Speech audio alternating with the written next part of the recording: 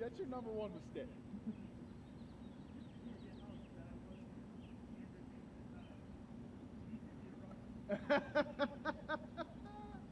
That's because I went, Andrea, tell Tyler to be a runner.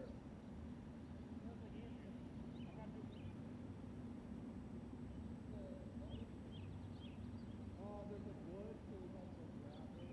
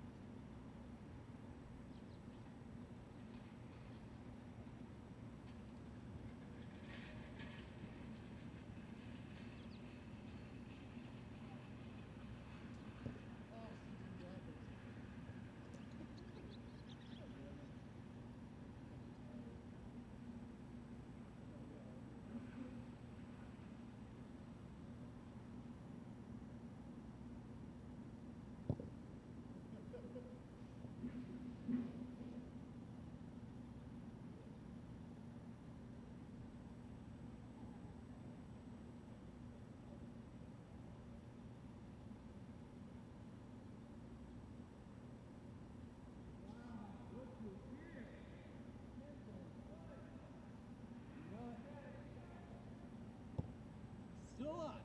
Still kicking.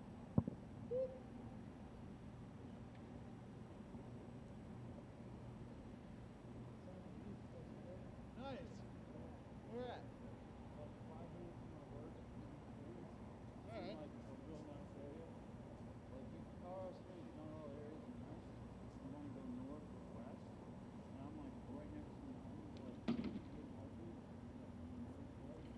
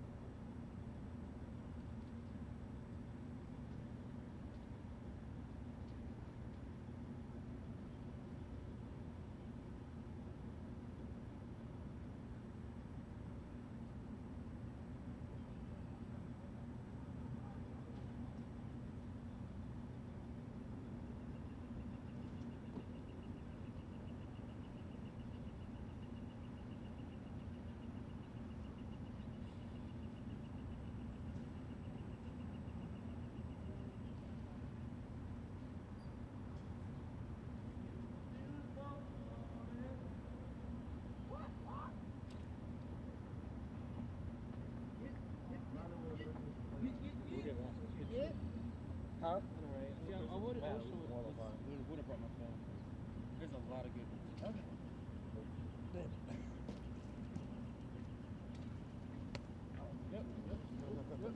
Yep.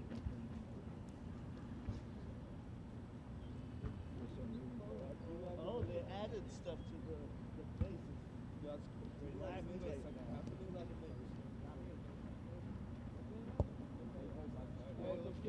they had to finish school play. I got it. I'll put it home for you.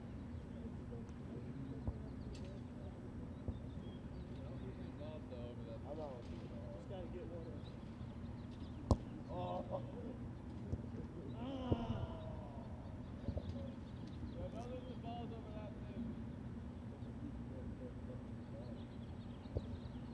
And he puts it through.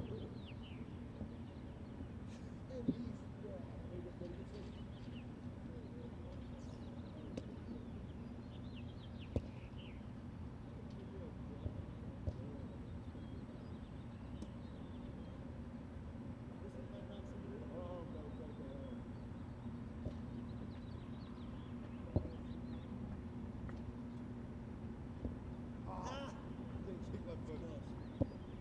keep me that ball on the ground. Kick it. No. What's the ball? Let me see that.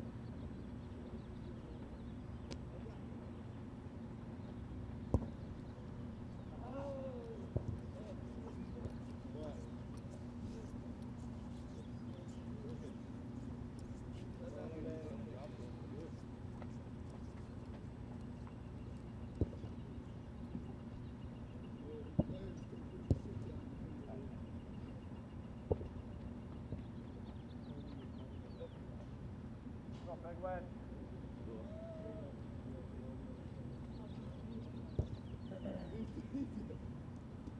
That got solid.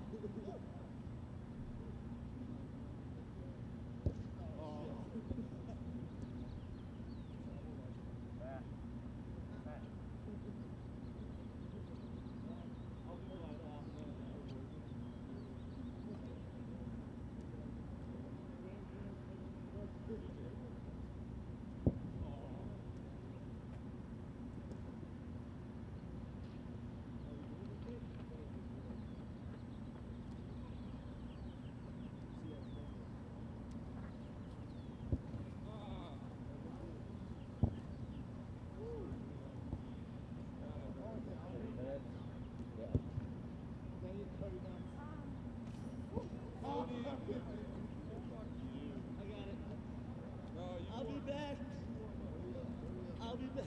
Got it.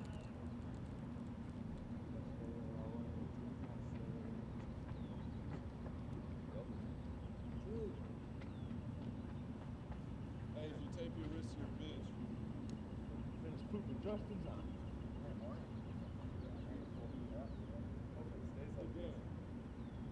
It looks like we're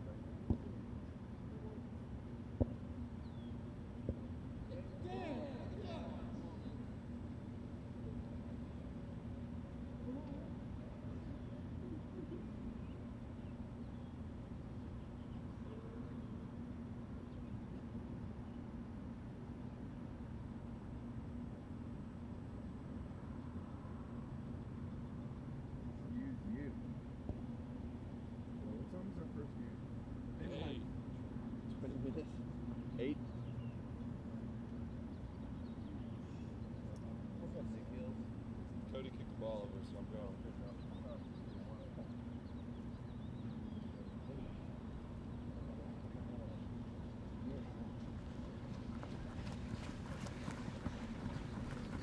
really bad.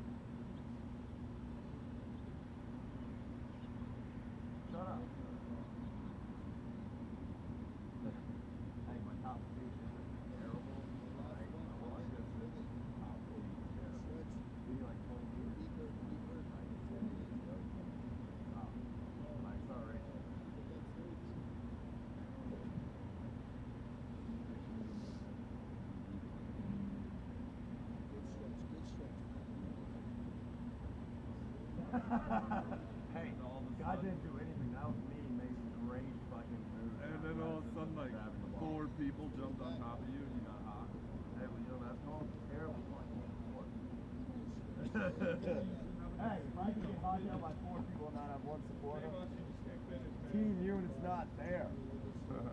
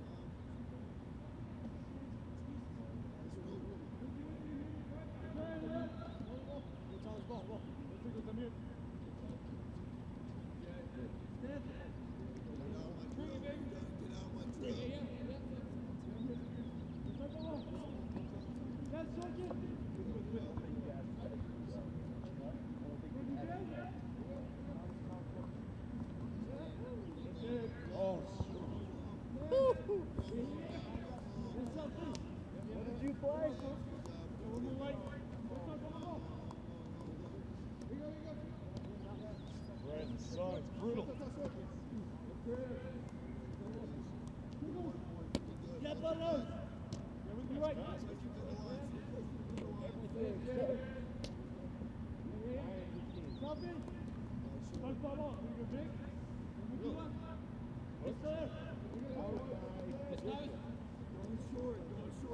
High school and college.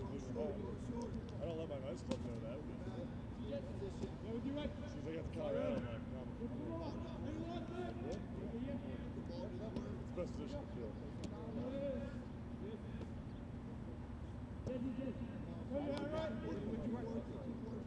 That was kind of, I got to college and position to play. I said it before I even thought about it. It's like, you played in high school? The guy who was playing was like, this is the greatest thing ever.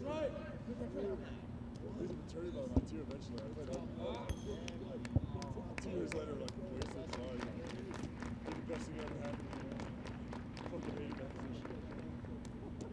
I liked it, man. That was back when you, all kinds of shenanigans out there.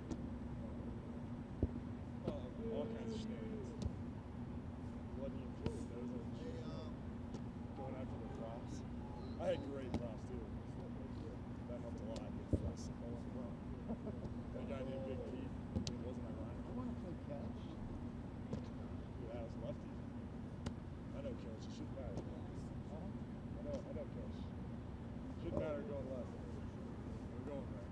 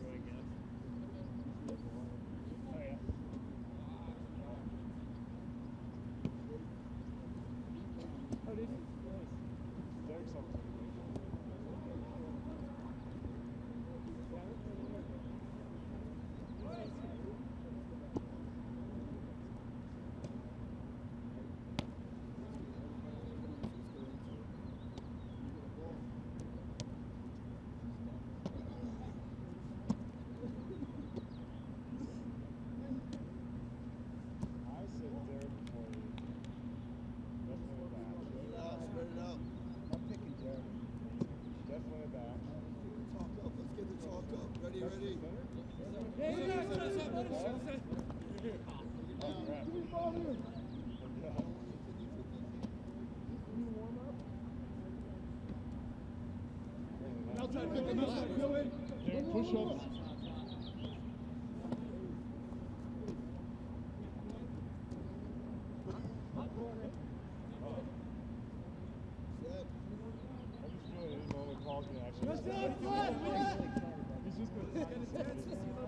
I know, it's conditioned.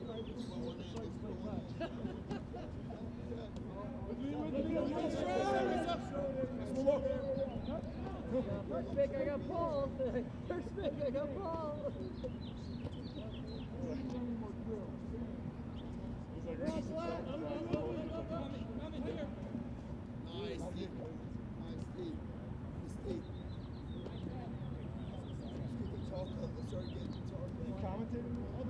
Let's help him on your inside. Wide. I think get up. I want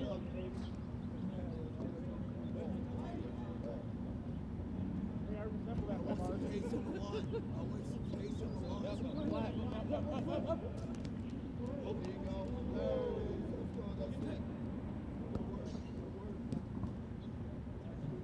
Go, boys. Get intense.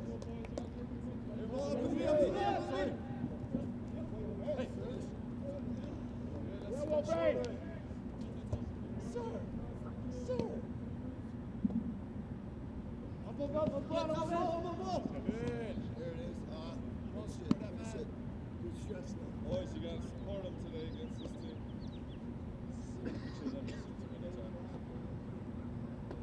We can fly. There it is. Finish. Boom. Good work. That's my way.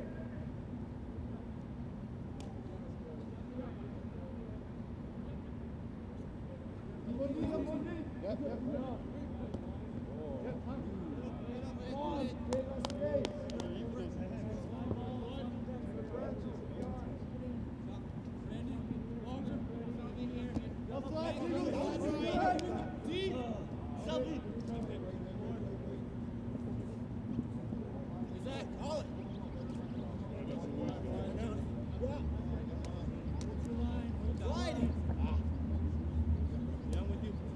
Get down. Logan. What? No butters yet, butters. Transition. Man receiving. Hold your line a little bit. One man. Give a little pull and a look, just like we're going to do in the games.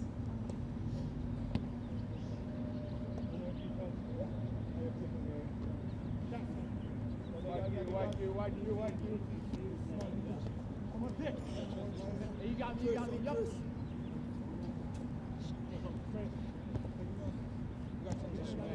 My pick here, my pick. Come on, man.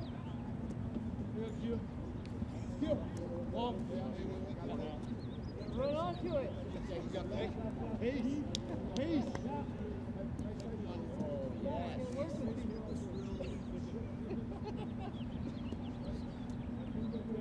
That's really stressing defense.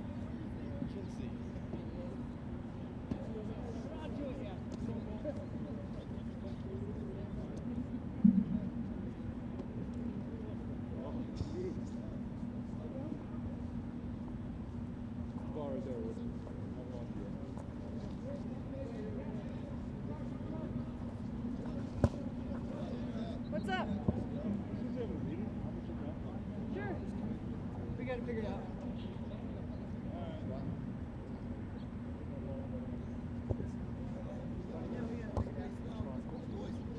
Let the ball fly. Rich, you're gonna put it back Ball on do the the work. Get there going. Show us the flat one.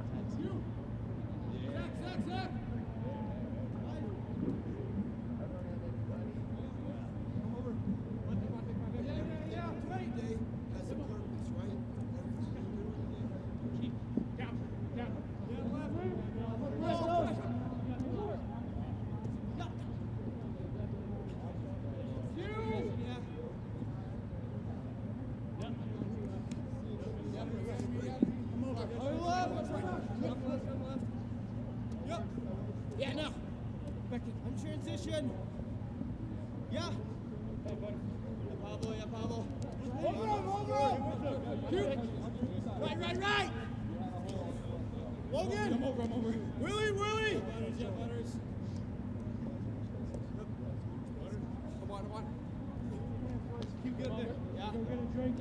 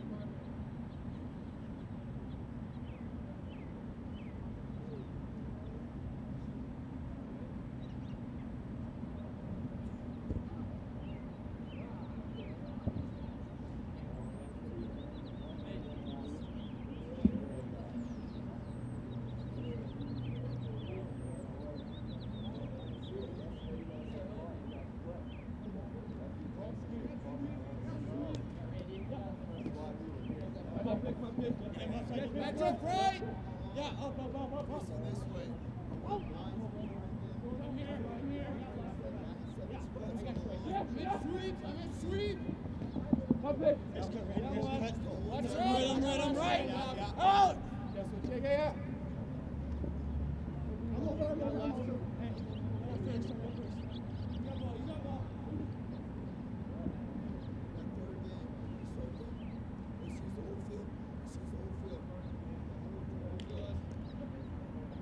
Fingers out.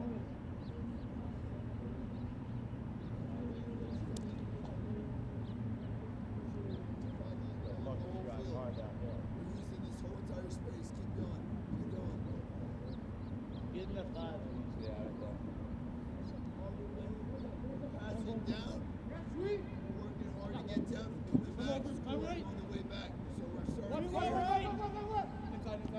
scoring in that corner.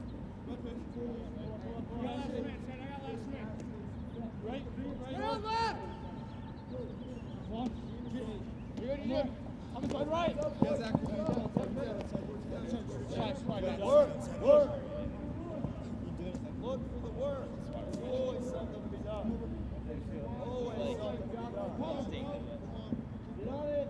Up. Going. Hold. Wide. Go score. Next score. Come on, let's go. Run. Back, DJ.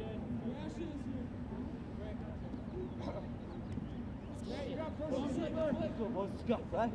Look for the On your work. right, on your right. Yes, Cody Watt. It's okay, fix it.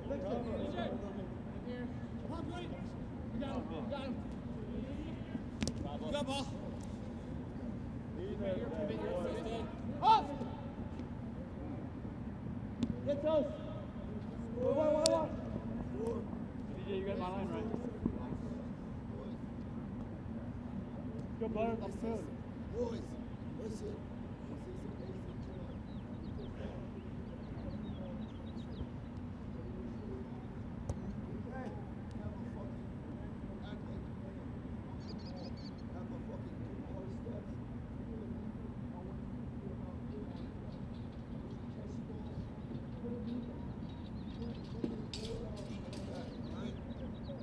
Game speed, let's go.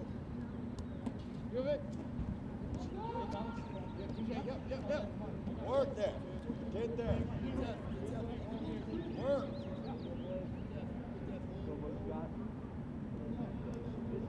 There it is. Get it out. Quit. Let the ball do the work. Score, boom. Outside. I'm up, Chase. Get too close. Keep going.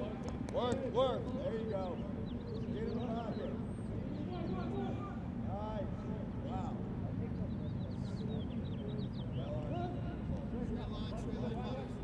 Get close. Good job. Go. Finish. You got small pushes. I'm one defender. You should be looking around me. Do it.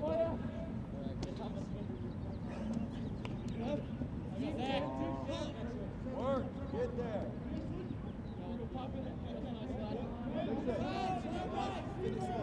Finish wide. Boom, good job.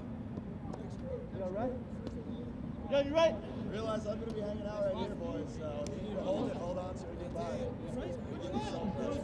They're not going to give it to you that easy, bro. Get those. Get it up. Nice, good work. You got mine again? Yeah. Switch ball. Yeah.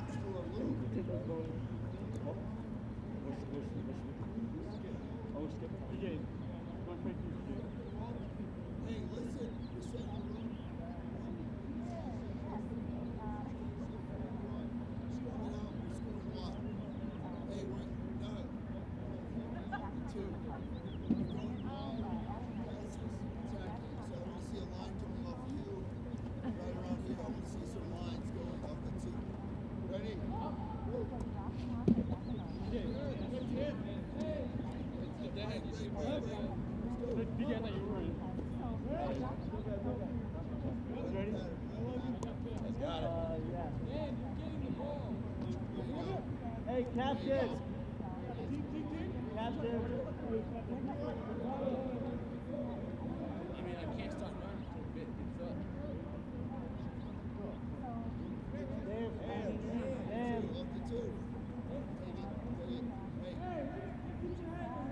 Come on, man. Oh, you got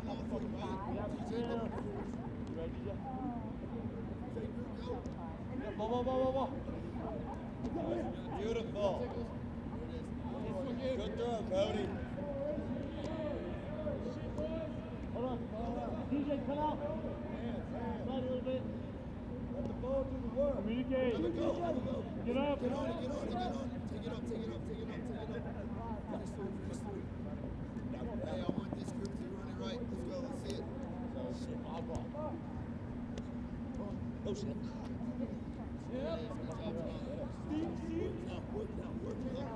Get there. Hey, I want to see a line, Dan.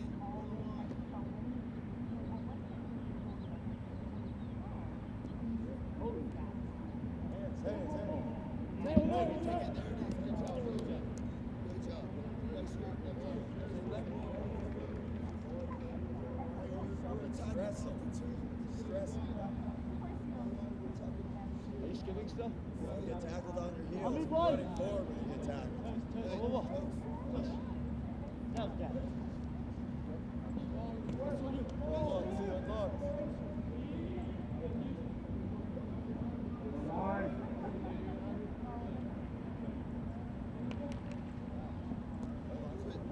There it is. Good job. Good job. Good girl.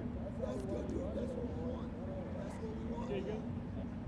Good job, Toby. Set your boy up for success. That's what the sport's about. Teamwork. One more. Yep.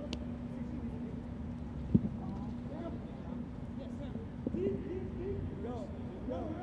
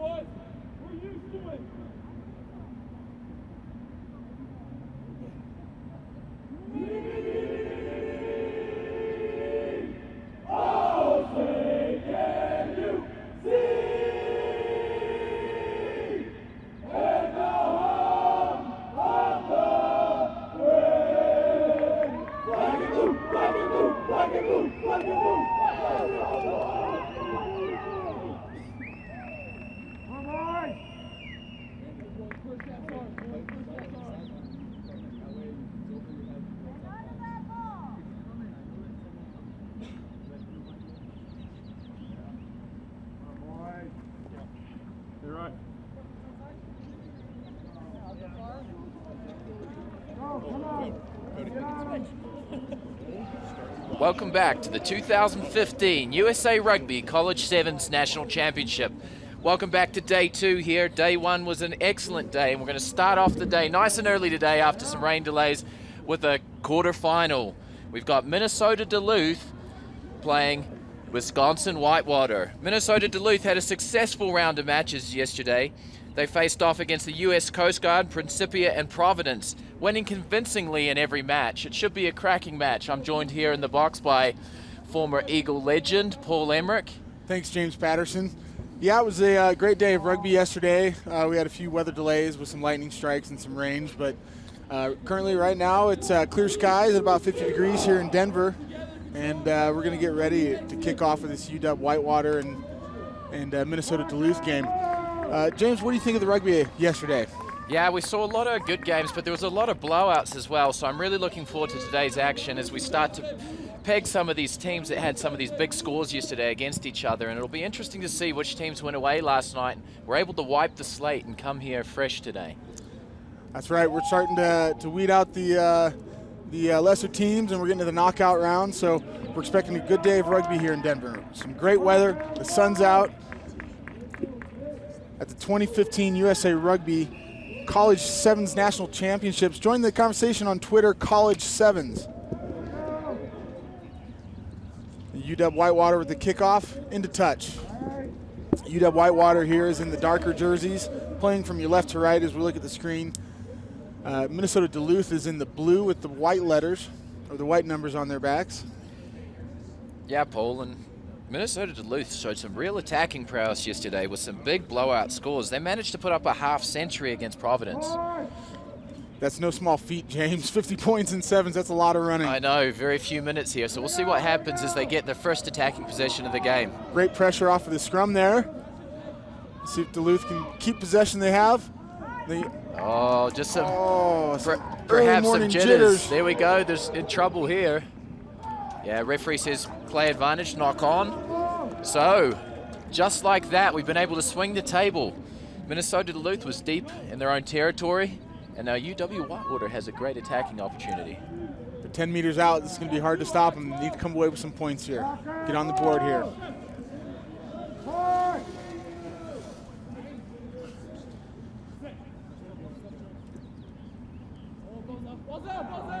Good pressure at the scrum here.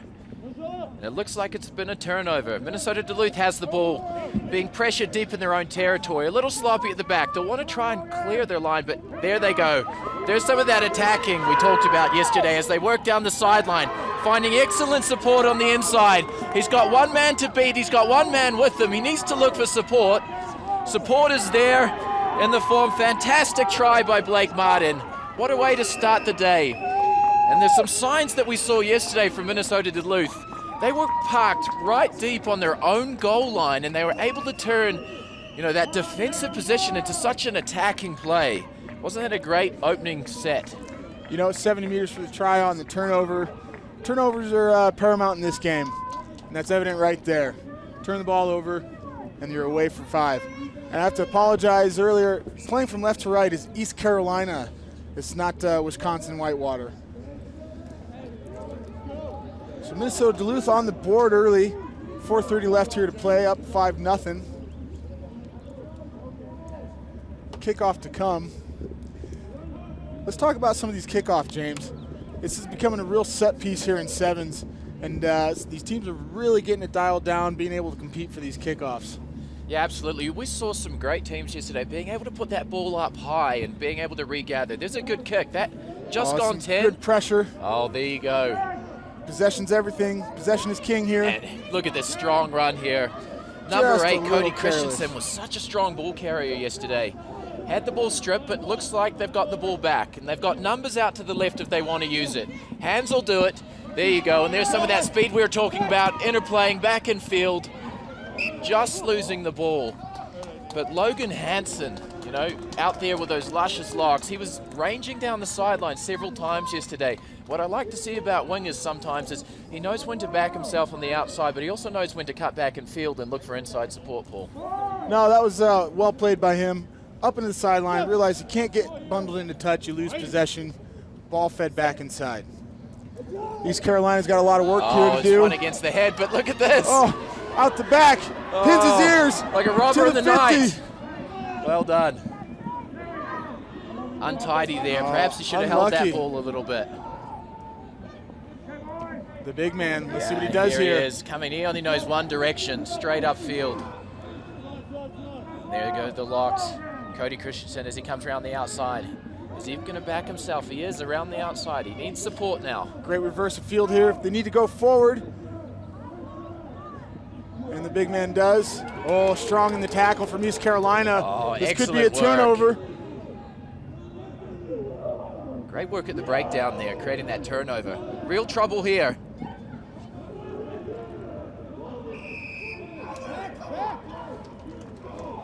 10 blue.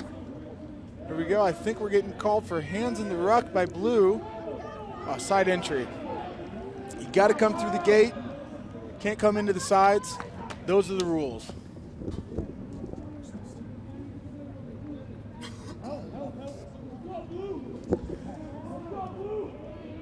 So East Carolina with the set piece here. Oh, the big man just knocked it down.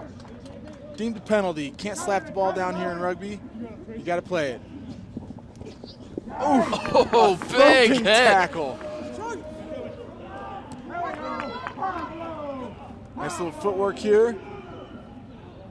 Gonna move the ball to some space. Hands will do it. Come reverse fields here. Good pressure and defense by East Carolina. Turned over again. Oh, and a clean poach. Nice opportunity here. Mismatch between the big man and small man. Oh, good defense there from Well Jake. bubbled up. And a clean poach. Looks like Jake's got the ball, attacking downfield. His numbers Gonna there, move it if they can again. use them. Steps He in. won't need him. Pins his Showed a ears. great turn of pace, Bolstad, yesterday, and he's got it again. Too much green room in front of him. He'll take that 10 times out of 10. Great try.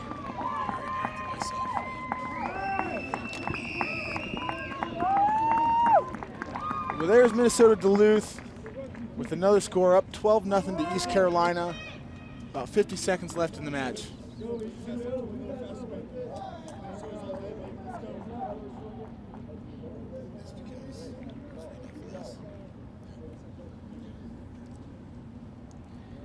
There we go, and what a way to start. Excellent play here. So Paul, talk a little bit about getting ready for the day 2. What do you generally do after a big long day, day 1? You know, what's important to get yourself in the right state for today? With the end of day 1, it's all about recovery, recovery, recovery. Get your food in you, hydrate, get off your feet. We were always doing contrast baths, hot, cold, just to get your legs fresh. A good sleep, and get ready for day 2. Well taken by East Carolina. Just smothering defense there from Hansen. Hansen coming back around, made the tackle and was able to create the turnover at the ruck. What a loose work pass. rate. Bit loose there. Well swept up by the big man, just throwing people left, right, and center. The big man does such a good job. He attracts a lot of attention, sucking in the defense. There's the speed merchant So on we the can- outside. So we can play wide, just like this. Well It's done. some good tactical 7s. Great stuff, and then over for another one. Logan Hansen, excellent job. Hasn't he been involved? He was involved on the left-hand side, made the initial tackle, was able to get up on his feet and counter-ruck the ruck that he was the tackle player at. And then got through a ton of work Yeah. on the outside, scored on the other corner. Absolutely, the sign of a great 7s player and excellent conditioning as they just extend that lead further, Duluth over East Carolina. And that's a big score right at halftime. They're going to go into the half here. 21-0 Duluth over East Carolina University. Good first half here. A little some morning jitters to start the game off, but Minnesota Duluth seems to have hit their stride already. Absolutely, and if you're East Carolina now and you're their coach, what are you saying to the players? I think East Carolina's done a good job of having good go forward and attacking. They've just been a little bit careless with possession. And Minnesota has capitalized off that a couple of times with some scores. Absolutely. It just seems like at the moment Minnesota Duluth players they're just getting through a lot more work, and that's creating a lot more opportunities for them. I like the way when they turn the ball over, they're very quick to recognize space, get wide, but also get deep to allow the ball to get to the space. They've done a great job of letting the ball do the work. Absolutely. We'll be back here in a second for the second half of this first match today on Sunday. East Carolina versus Duluth. Duluth's up 19 points to 0 at the halftime hooter.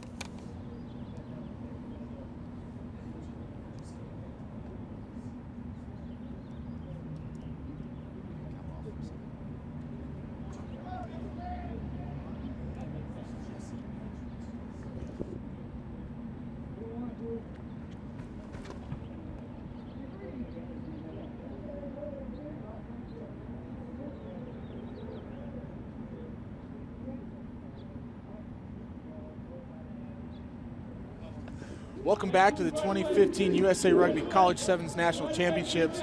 We're at the second half of our first quarterfinal here in the men's D2. We've got East Carolina playing from our right to left, University of Minnesota Duluth playing from our left to right.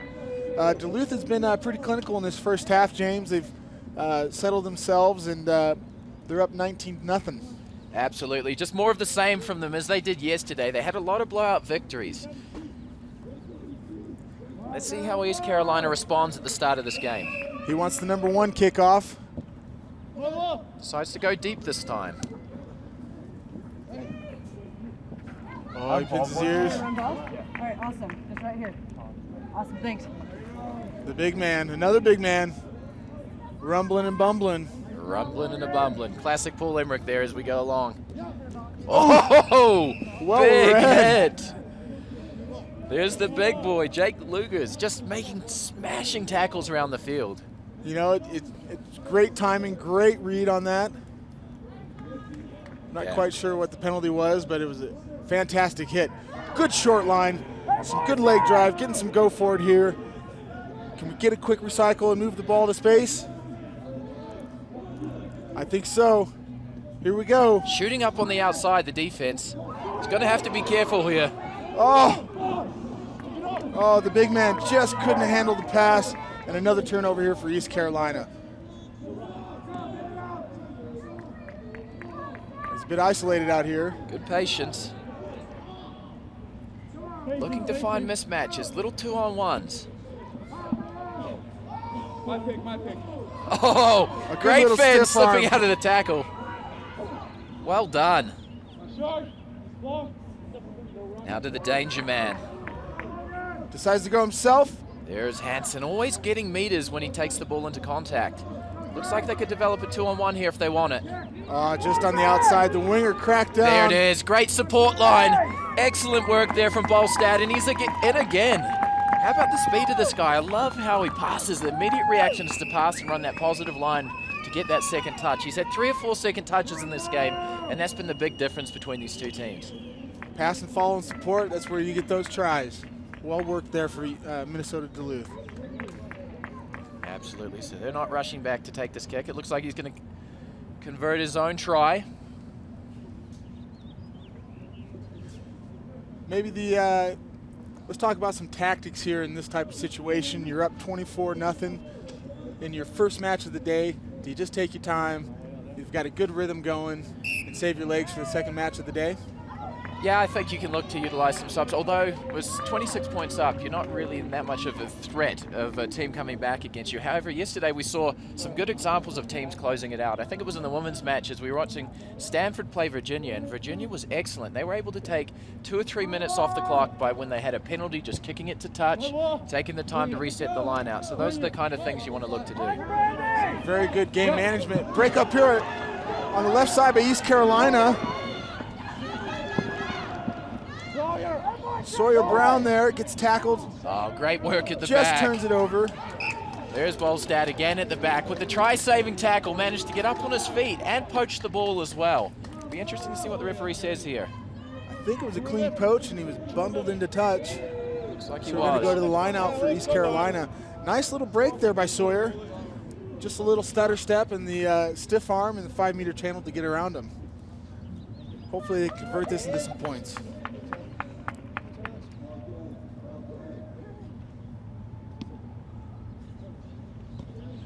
To the front of the line out.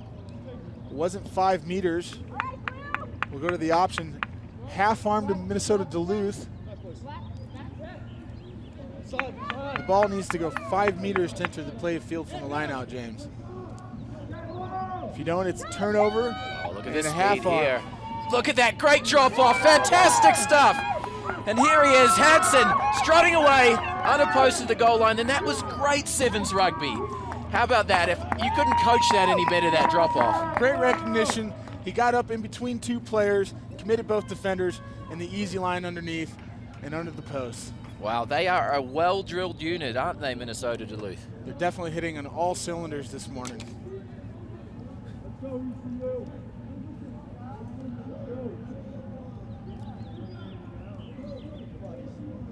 .230 left to play here in the second half. University of Minnesota Duluth up 31-0, conversion to come. And it's been all University of Minnesota Duluth this game. They've obviously kept the momentum from their good day yesterday. Yeah, they have, and that's, you know, we talk about it time and time again. You come out on day 2, sometimes you can come out a little bit flat, and in sevens tournaments you don't have that ability, do you? Every game counts. It's pretty much single elimination. They're short games. You have to be accurate in every sense, and if you're not, then you can start your day out bad. Good kick. Looks like it's going to go to the 10 meters. Pressure on there. And looks like East Carolina has the ball there. Real messy at the breakdown. Yeah, referee says offside. Play the quick tap here. East Carolina's had their fair share of possession in this game. They just haven't been able to take care of the ball and capitalize on it. Nice little break up the side here. Oh, look at the speed. Pins his ears. Oh, the old show and go. And Thomas La Miraglia with the score there. Great individual effort. Saw the gap, pinned his ears, and took it. Yeah, showed a clean pair of heels, didn't he, there in those flash orange boots. If you got boots like that, you better be fast. Exactly. Why did you used to wear boots like that? Never. I was never that fast, James. It was La Moralia, as I've been corrected. Great individual effort and some toe to finish off the try. Taking the quick restart. East Carolina, some good pressure. Heard the thumping steps of the line charging towards him there. And he got a little bit of alligator arms there. Yeah, he did. Just shortened it. So East Carolina making some corrections here, some good pressure here late in the game. It's too little, a little too late. Shoots out the back of the scrum. The big man, what's he do? Tucks it, shows. Oh, he's a little barrel on legs. Hard man to stop. 2, 3 University of Minnesota Duluth guys to bring him down. And the penalty. If we can take a quick tap here. Oh, they're not going to quit. Carolina wants it. Oh, slips down the sideline. He's Way a to hard seal it man to off. stop. Now, moments like this for East Carolina just show some great character. They know they're not in the match, but hey, we're going to go to work. We're going to get some tries, and we're going to start building some continuity. Great stuff at the end here for East Carolina. Absolutely. Caps off a pretty entertaining first game of rugby here. It's been all Minnesota Duluth so far. Fairly evenly contested. However, they just showed, you know, a lot of second touches and some individual brilliance from guys like Hansen. We saw the big guy involved there, Lugas. So it was, you know, really good to see. It was very clinical on Minnesota Duluth's part. East Carolina, they'll have a consolation game later today, perhaps, but advancing to the semifinals, your D2 national championships is University of Minnesota Duluth, 33-14 against East Carolina. We'll be right back after this with the next game in our lineup.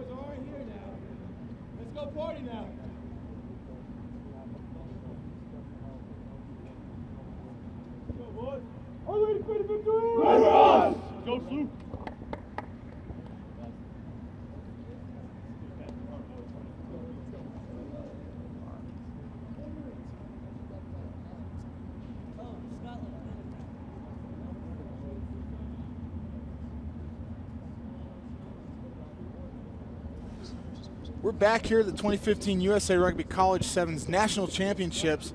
Second game up here is Coast Guard in the red playing from right to left. James Madison in the yellow and blue playing left to right. Notre Dame College, rather. Apologies for that. It's been a just finished up first game of a University of Minnesota Duluth defeats East Carolina University 33-14. And they're going to see who they're going to play here for the winner of this match. Good first game. James Madison has been having a good tournament so far. Yeah, interesting to see as well. And they got both men's and women's teams here, and they've both been doing well in the tournament, which shows the strength of the program.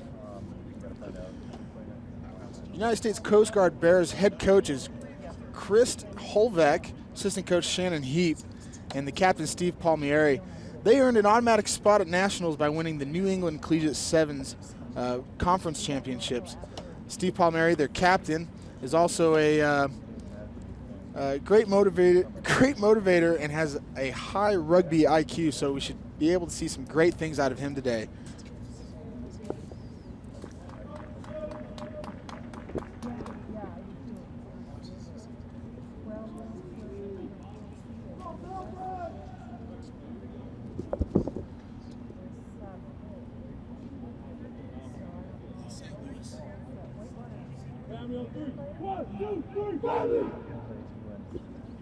All right. Well, I apologize. We're getting some bad game info here. It's St. Louis is in red, playing from your right to left, and left to right is Notre Dame College in the yellow and blue. It's an early morning, and we're getting everything sorted here.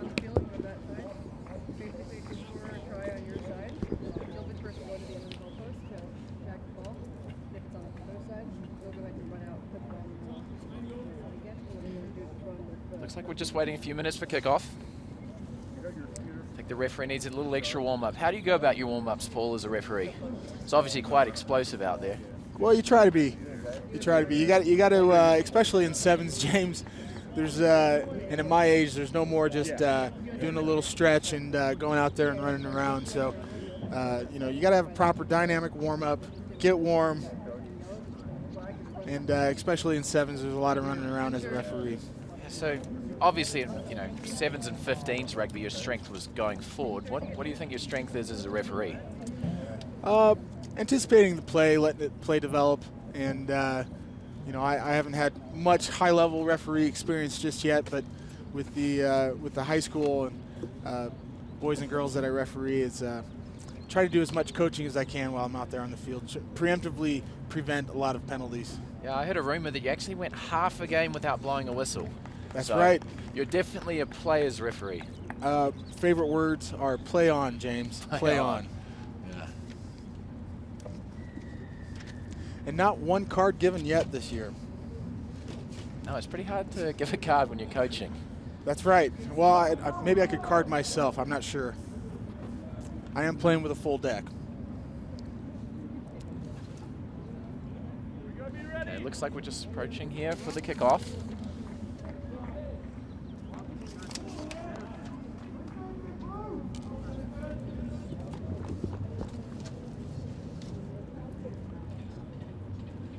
Again, we've got Notre Dame in the yellow and blue playing left to right, as you can see it on your screen. St. Louis Academy is in the red playing from right to left. Here comes the kickoff. Well taken by St. Louis, moving the ball early wide. Some probing runs. Looking to switch back on the inside, but good defense so far. Able to slip the tackle though as he gets upfield. They need to find support on the inside. Excellent cover defense there. They've got a good line out to the right here if they want to use it. Good ball movement. Ball's in front, looking for the switchback. It looks like that's a strategy of theirs on the outside. However, untidy at the breakdown pull. Turnover ball. He isolated himself. Notre Dame on the attack here. Strong stiff arm from number 2. Taken to the ground. Let's see what happens here. Number 7. Oh, see you later as he throws him off, ragdolling him to the sideline. Puts his shoulder down, gains some good yard forward. The fringe defense just not quite there. Good opportunity for Notre Dame here. Good cover defense again there. Tell you, playing defense on sevens is so tiring, James. You're just running back and forth, back and forth. Oh, how about that individual brilliance there? Fantastic stuff from the number 10, Marcus Tuopula. Very strong on his feet, very strong in the tackle, able to get his hands free, and a nice little offload for his teammate under the sticks. Yeah, you know what? St. Louis had a very good defensive line there, but that was just, you know, creating something out of nothing. There was a wall of defenders in front of him, and he managed to make 2 or 3 defenders miss.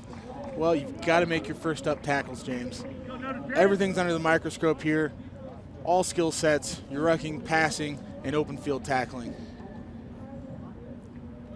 Absolutely. What a great morning for rugby here at Denver University in Denver, Colorado.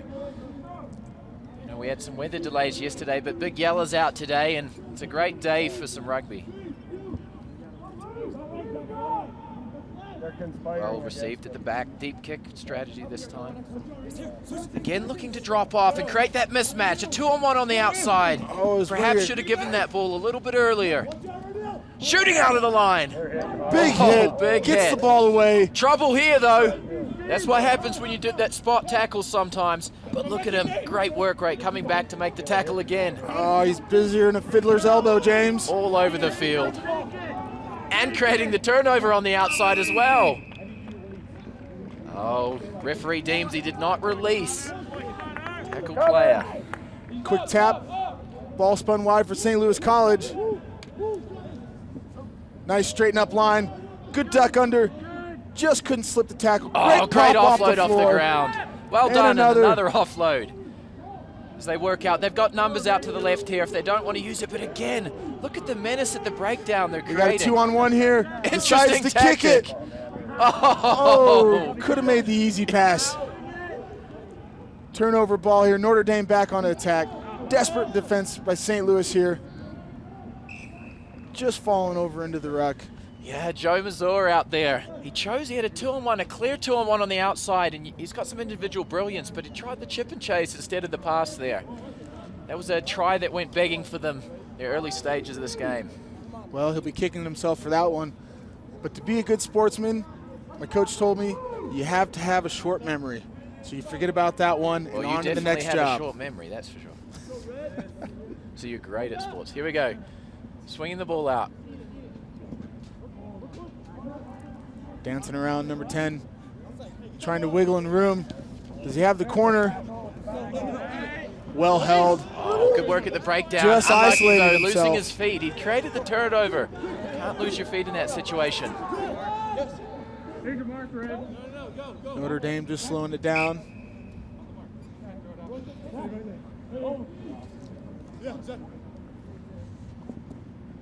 Play the ball wide early. A little loop there. Oh, good work at the breakdown by St. Louis. Yes, it creating hard. the turnover.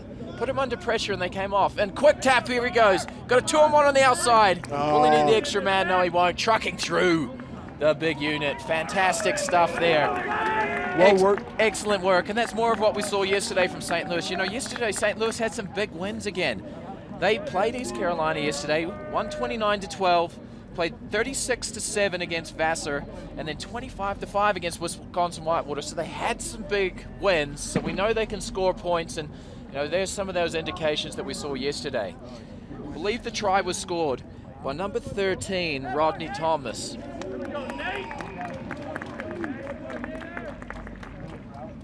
.150 left in the half here, 7-7.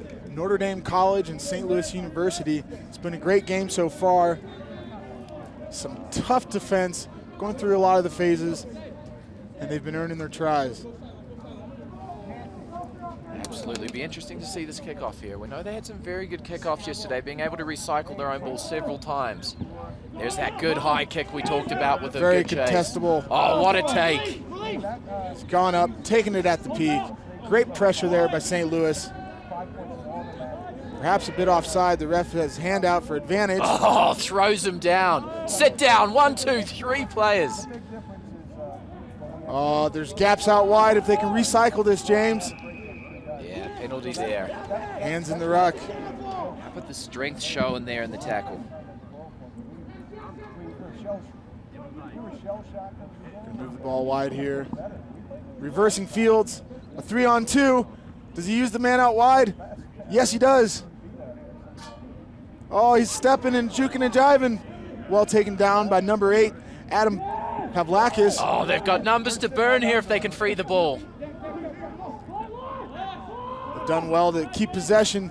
The ball's been moved away. 2-on-1. Doesn't use his outside. Pops off the floor. Just couldn't handle it. Unlucky for Notre Dame. They're mounting some great pressure, James, sucking in the defense where they've committed 3 or 4 defenders, and they haven't been able just to move that ball, the 2 passes into space. Absolutely. They've blown 2 or 3 clear 2-on-1s. It's one of the most basic skills in rugby, but you know, perhaps choosing to go yourself, definitely not the right option for Notre Dame on that series. St. Louis with a good opportunity before half ends to get some points on the board. Ball straight out of the tunnel. It's got to be hooked through the scrum.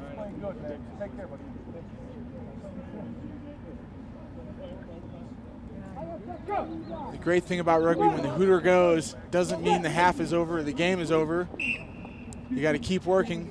Oh, we've got a half arm here for Notre Dame. Are we going to end the half or are we going to play? Play on, says the ref. Coming out wide, the in and out, steps in, spin move. Well recycled. Does he use the wide man? He does. The big stiff arm reaches. Oh, we're going to confer here with the ARs and the ref. Did he get it down without a double move? We're going to check touch. We're going to check the grounding. If we had a TMO, try awarded. Great individual effort there by number 15. Penalty. Oh, penalty given. I misspoke. St. Louis gets a get out of jail free card here. We're going to end the half here. Out of touch. 7-7. Notre Dame College, St. Louis University tied up at halftime. Yeah, we'll be right back in a few minutes for coverage of the second half here, the 2015 USA Rugby College Sevens National Championship.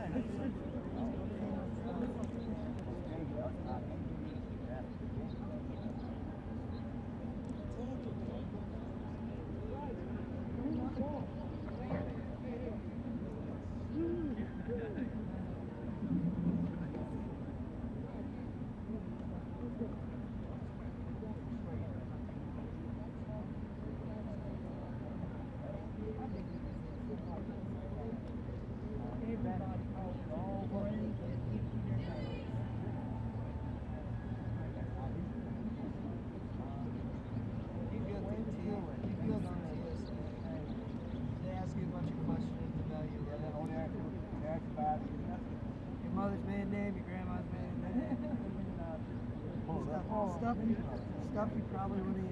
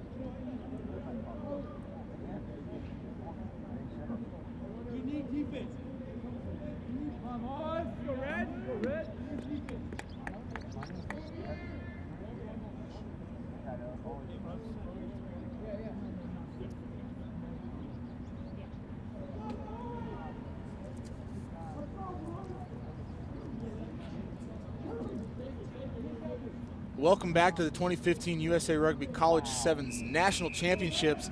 St. Louis kicks off the second half. We're tied here 7-7. Just a little too far. It did go 10 meters. We're gonna have a line out here to Notre Dame. Pretty well weighted kick. He wanted to put that up to contest it. just a little too far outside.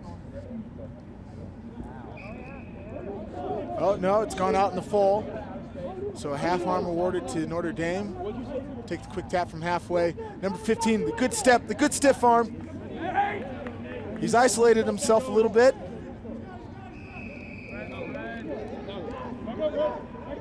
Off the feet in the ruck. 15 takes a hard charge in again. 3 St. Louis defenders to bring him down. Can we recycle the ball here? We've got another penalty for not 10 meters.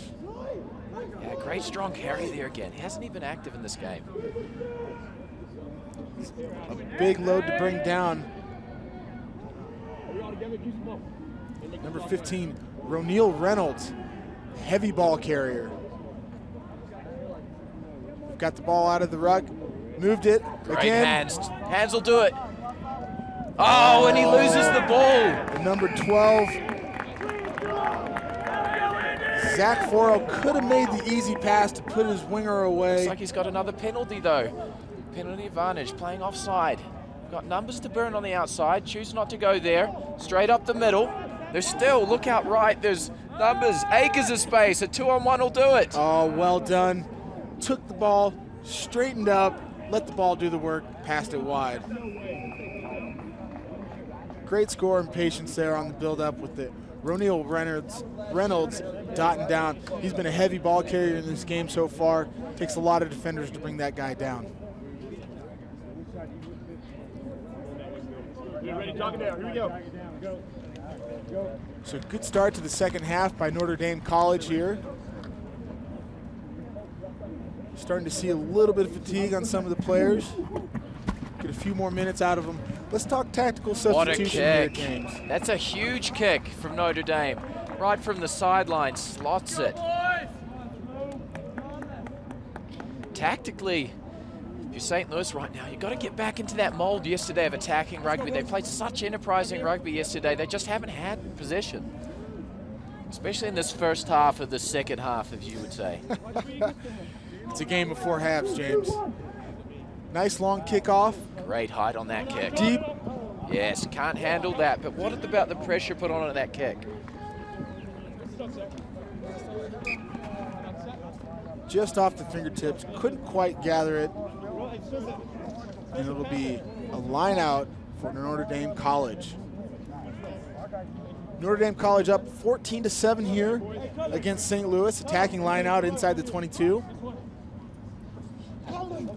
Just errant. Adam Pavlakis takes the errant pass. Oh, nice little shimmy. Some good yards gained. Got We'll numbers recycle out. here. Got numbers out to the right if they want to Not use it. quite sure what to do. We'll reset it here. Oh, great work. Stepping Great upfield. Excellent stuff there from Missouri. A little careless on the ball placement there. Looks like Caused that's a that ruck knock to on. be a little messy. Looks like we've got an injury here, quite a bad injury at that. Got a player rolling around on the ground. Don't like to see that out here, so they call the trainers out for some immediate attention. Time is off here in the second half. 3 minutes left to play. So far, pretty evenly contested game. It's anyone's game with 3 minutes left. If you're St. Louis, you've got to strike back here. I'm not sure. Did you catch a number of who's down here? We hope everything's okay. Looks to be either his left knee or left ankle, possibly. Injuries are never fun, James. You've had quite a few in your career. Yep, I have. Quite the laundry list. Are you into double digits for your surgeries yet? Somewhere close to that. A baker's dozen, we'll call it. I was always unlucky with injuries. Looks like he's getting to his feet here. And it is. That's unfortunate for St. Louis. This is the real danger man, Joe Missouri. He's obviously being assisted from the field, and he'd scored so many tries in yesterday's action. So that's a big loss for St. Louis. They'll really have to rally together now.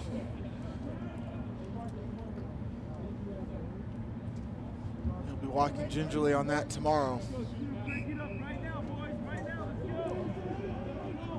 Notre Dame with the put in the scrum.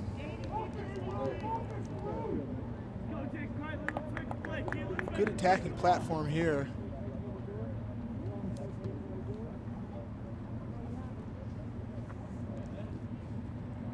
We'll continue play now. We've got the St. Louis player off the field.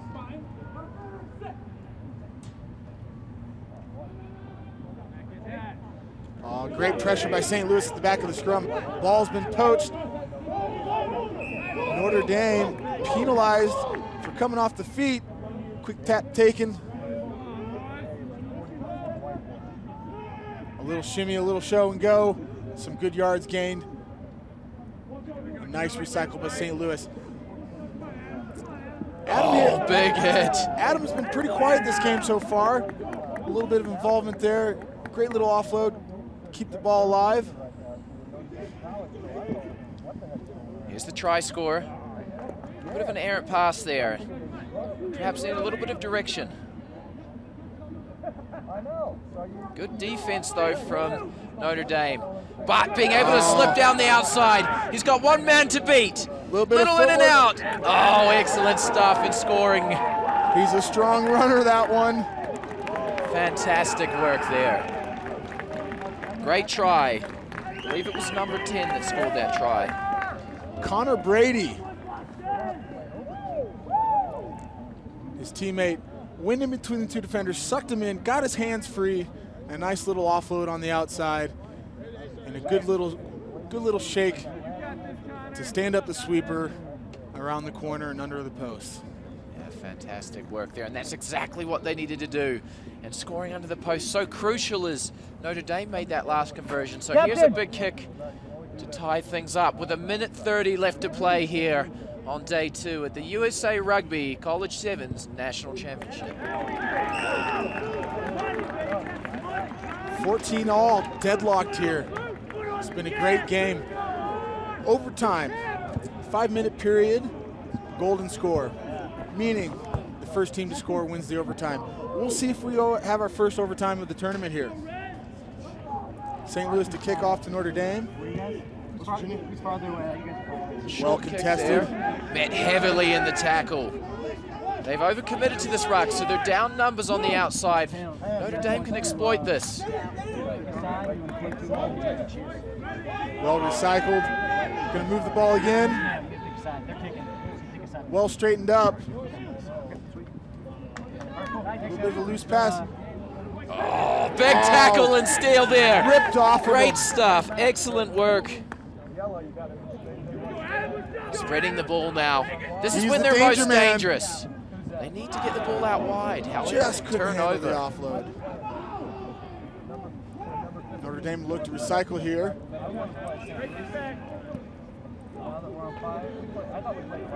13 seconds left. They'll get one more play. Last possession of the game. If they score here, they'll take away the victory. Otherwise, we're going into sudden death overtime. Looks like substitution coming on here.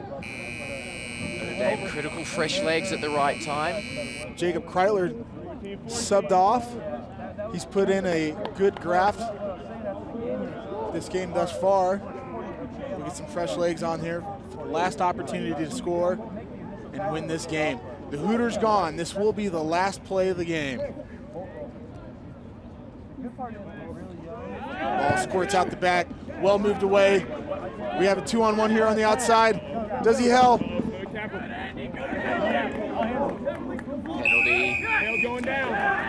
He did not release. Now St. Louis, they've got one opportunity as well. This could be dangerous. The big man with the ball, swinging the ball out. Trying to find support, not trying to force the play here, however. Over the top. Oh, Messy. hard pass. Well gathered. Adam here, the danger man. The big man goes forward, isolates himself a little bit. There we go. Received. They've got numbers out. He needs to go to the right. Chooses to go to the left. Connor Brady, perhaps the wrong option there. Desperate stuff here. Adam here with the show and go. Defend, the offload. Number 12 down the sideline. Steps in, too strong. Andrew Colton for St. Louis scores a try at the sudden death to steal away the victory from Notre Dame College. How about that? What a game. Absolute stellar rugby. Adam Pavlakis has been an absolute workhorse in this game. Such a big, rangy guy, got those long arms, able to get that separation and the ball free, and he's put away a couple of his teammates. He's been a linchpin for the St. Louis team, James. Yeah, fantastic stuff. And that's exactly what we want to see. That's what Day 2 rugby's about. Sudden death. It looked like it was going to go to overtime, and a crucial penalty for not releasing from Notre Dame on the left, and that's exactly what St. Louis needed. And you know, there's some of that prowess we saw yesterday from them. So the conversion to come. Conversion is unsuccessful. There it is. St. Louis jumps in joy as they've advanced at Day 2. Into the semifinals of the Division II National Championships. Absolutely. Paul, what a way to start the day today. 2 great games.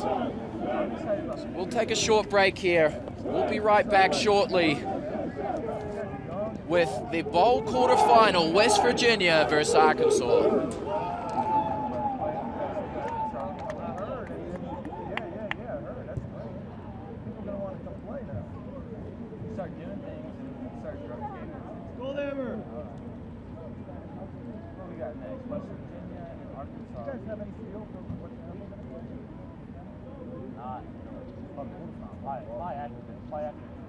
It'll be the plate semis.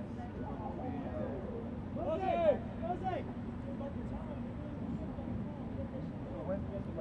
we have to check the board to find out?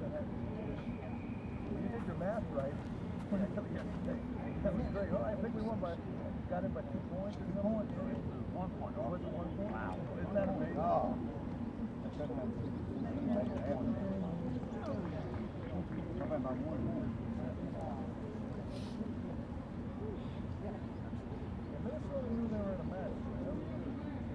If we had not let up a few late ones in the first half, and like you said down there, when we have a chance, but anyway, we know what it is. Different team now. Tell you what it was last night. We all chilled out.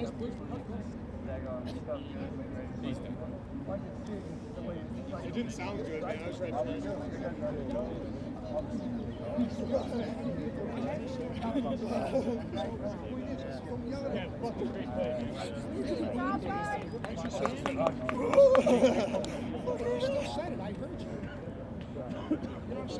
Joey, good tackle, man.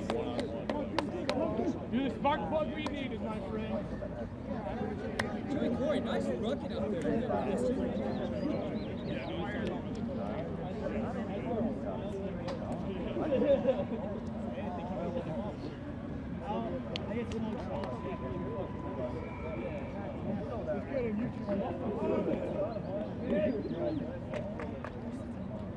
Back here, the 2015 USA Rugby College Sevens National Championships.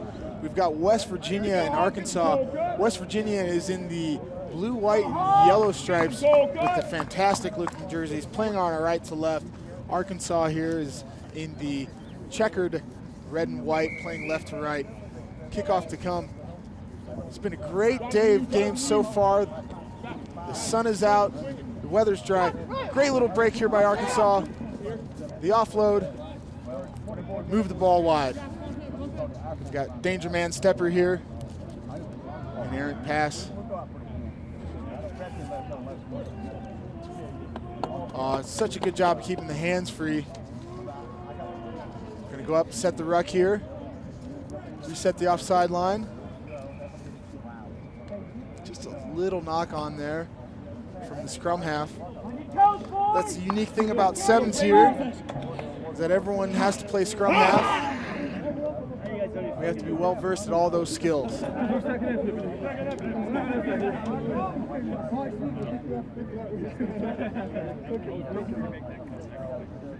West Virginia with the scrum and the put in. The ref not quite happy with the way the scrum formed there. We'll come back and reset.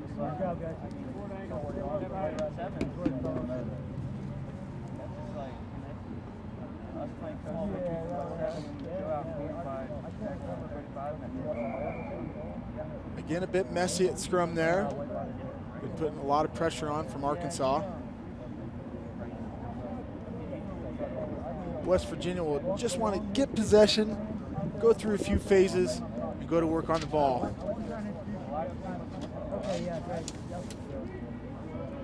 Oh, sneak down the blind side, pins his ears to the corner.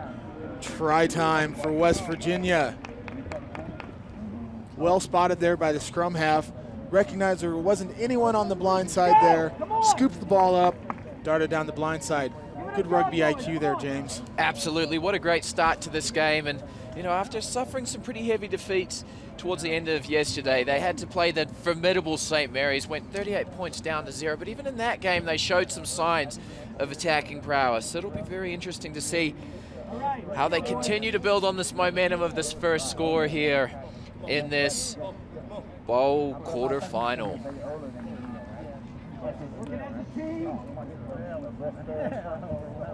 Conversion was no good for West Virginia. Ball tapped back, moved away from pressure. Down the sideline, just trying to do a little bit of a circus pass. I think the Harlem Globetrotters here aren't recruiting for passes like that. Just a little bit errant and careless with possession here. Deep into the Arkansas territory. You want to have a little bit more ball security that deep into your half, James. Absolutely, Paul. Ball security is critical, and this gives West Virginia another chance to attack. They're great attacking position here. They're lined out nice and wide as they move the ball through their hands. This is what you want as a winger. You do not want that pass as a winger. Now a real opportunity for Arkansas. A little bit wayward on the pass. Oh, and another knock on there. Play on, says the ref. Turn the ball back over. Kenny. Oh, there he goes again. The danger man. Scything through. What about the wheels on this fella? He's got pure jets. Nice little step. Saw the defense was coming up quick. Hesitated, a little step inside, and away he goes, underneath the sticks. The young man reminds me of a young Cooper Cronk, famous NRL player. Shorter stature, but the way he would address the ball. It's such attacking running style. And those short little legs make it very difficult to get around. He's got a good little motor on him. 3 minutes here into the first half. West Virginia to take a conversion. Up 10-0 against Arkansas. Arkansas had some good games yesterday. They've got some great players and steppers, and just a little bit disjointed so far. West Virginia taking their time. Conversion no good. We'll come back with a kickoff. For your Arkansas here, first thing you want to do is get possession and then keep possession and go to work on the ball. They need to score here to keep themselves in the game. Well taken, ball moved. A little step, a little jank. Offloaded again. Some great work here by Arkansas. They've got the defense. Just a little forward pass. They really had him on the rack there. The defense was retreating, and in 6s and 7s, just couldn't capitalize there.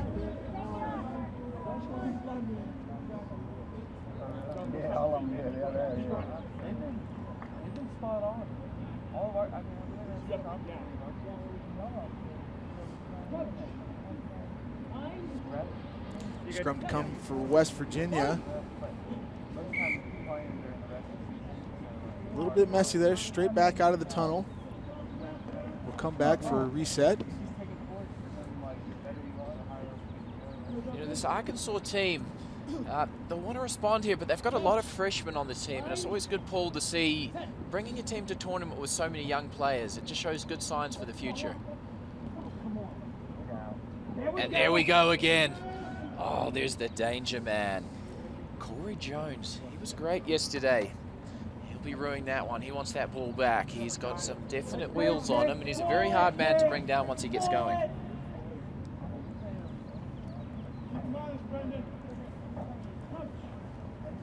Under a minute left here to play. West Virginia up 10-0. They'll be happy to go in with another score before halftime. Sloppy there. Little miss out pass. Play on, says the ref. Went backwards. Oh, the little sneaking show down and the line. go. And the offload. How about that? That was the old shape to pass. The defense just slides off and then just straight through the hole. You put that ball in 2 hands, James. It's almost like a magic wand. It keeps the defenders off of you for a little bit. Absolutely. Come on, boys. How about that? West Virginia coming out with some real prowess on day 2 here. Sorry, so let me just you watch the hold in the scrum. Yeah. Thank you. Just be careful kicking the ball through. Conversion is good. West Virginia I will watch that. Thank you. has the 17-0 lead. And you know, we saw that yesterday. West Virginia had that big win against Colorado State. Colorado State, you know, it has a pretty strong side, so they were able to put 40 points on them. You'd like to see this continue for them, especially if you're West Virginia. Interesting tactic there, the bat back. Arkansas will want to get a score here before halftime. They moved the ball very well. Yeah, this is better play by Arkansas as they move the ball out. Spots the Yes, gap. slides through Tips the his hole. ears. Look at the speed. He's running away from the support a little bit here. He needs to link up. He's got numbers on the outside, straightening up. Here's the danger man Jones as he gets out the back door. What an offload. And there is the try. What an answer, and how critical is that, Paul, before the halftime hooter? Well, Arkansas has been very good in attack. They've just been a little bit careless with possession at the breakdown. They've managed to execute their game plan there. And as you can see, when they're hitting on all cylinders, they're a very dangerous team. Absolutely, Joshua Latham there. Oh, when he goes off the post from directly in front. Oh, that's very unlucky, but 17 points to 5 here at the halftime break in this bowl quarterfinal at the 2015 USA Rugby College Sevens National Championship. We'll be back for the second half coverage here in a moment.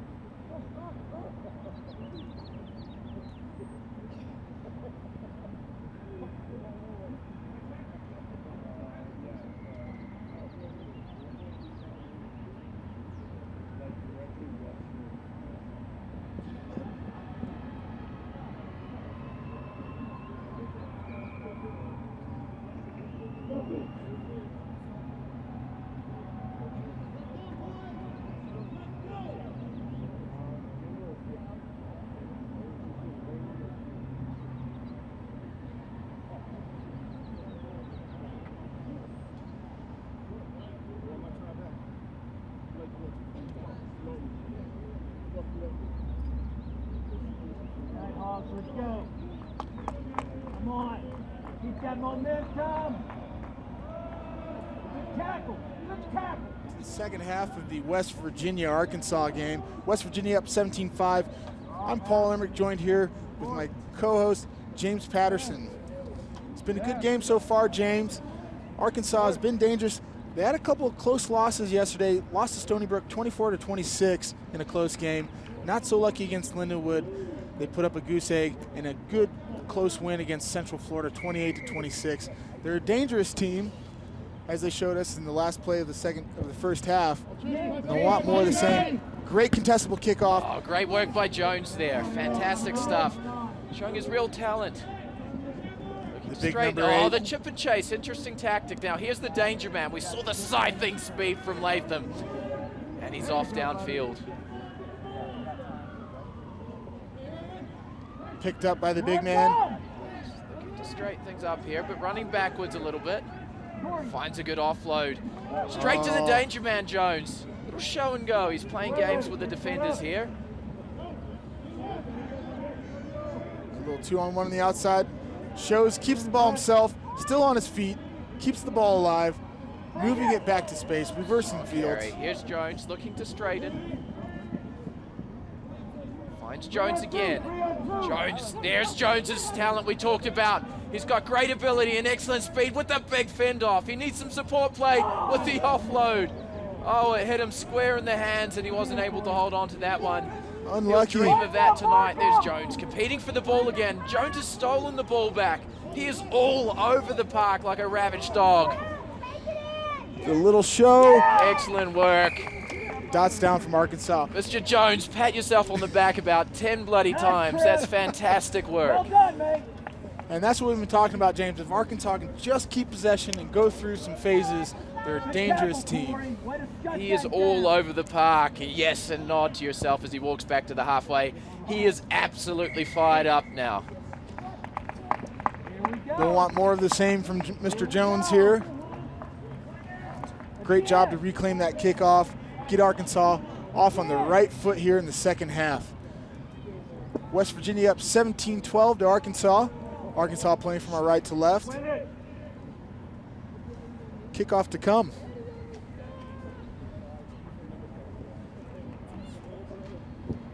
The big high kick.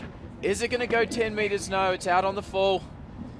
It will be a short arm penalty at the halfway. And what a great game. 17 points to 12. Still anybody's game. And hasn't West Virginia been silenced in the second half? Oh, the big hoof downfield. The old Gary Jones. There comes a little bit of jinking and driving. He'll look to link up with Jones, the danger man. Flicks back inside. A little bit wild, but it's cleaned up there by number 4. Good ball movement. Can they get into the 2-on-1. space? He had to check him with the pass. That's so disappointing to see. Whip backwards, play on. Oh. Paul, as Paul Emmerich would do on the sideline, as a good AR would do, he signals in the call for a knock-on. Paul, how much freedom do you feel like you're given as an AR on the sideline? Do you have the expression you'd like to have? Sometimes. It just depends on who's in the middle. Do you have, what's the dynamic like between the AR and the midfield guy? Is it like brother, sister, boyfriend, girlfriend? How do you deal with your relationship? Probably uncle, nephew. Uncle, nephew. Would be a apt description. Oh, you're a great nephew, Paul, and an excellent AR. Trouble here, shot out of the line. He's got to make the tackle. And around. Oh, look at the work there done. Excellent. Excellent interplay from West Virginia. This is more like we saw in the first half. Ball was taken down. Sneaking through. The try will be given. Fantastic work from West Virginia. They extend that lead at such a crucial stage when it felt like Arkansas was climbing back into the game with momentum. That close to the line. He's a hard man to stop. Yes, he is. Come on, boys. Yes, and there goes Jones yelling at his teammates saying, we've still got this, get to the halfway. Walking awfully gingerly back. If I was them, I would... A little bit more urgency within getting back. West Virginia will take the time here for the conversion. They'll want to run some time off the clock.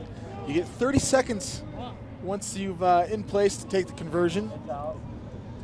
Apologize for the player's language there, as he was a little bit angry as he missed the kick, but...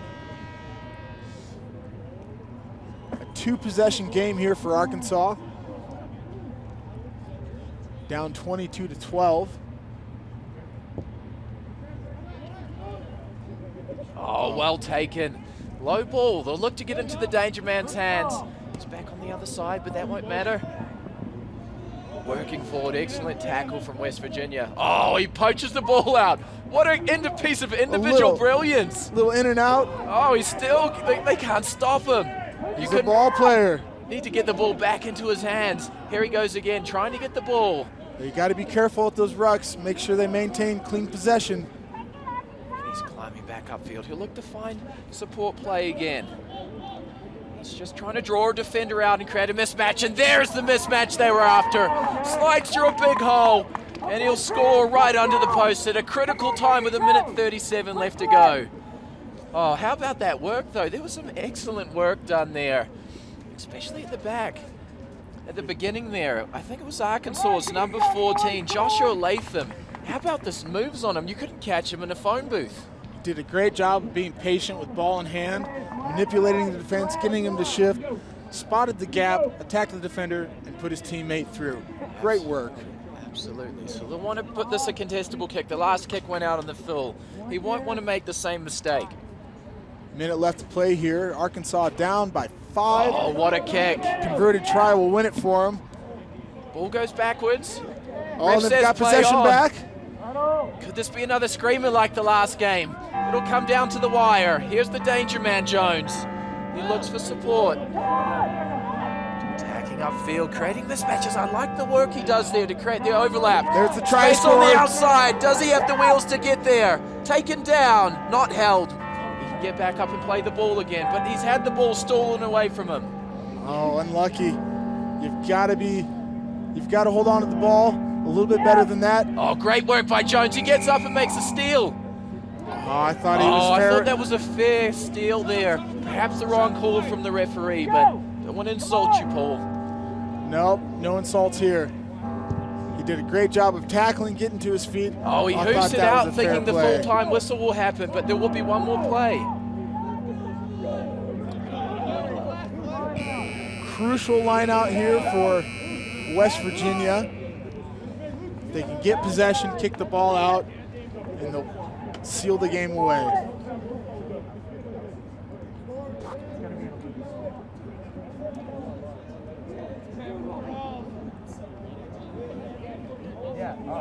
He'll just kick the ball out, and it's all over. Ladies and gentlemen, West Virginia 22 points over to 19 over Arkansas. What a valiant effort from Arkansas. They never gave up, but again, it was some of the brilliance of West Virginia. They've got some scintillating players in their team.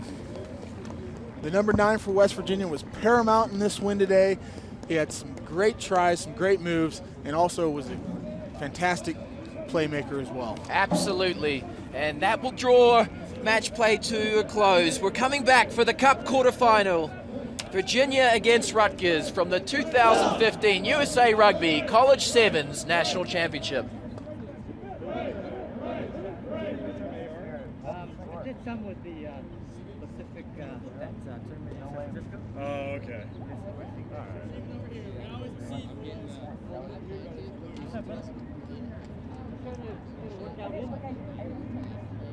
Right?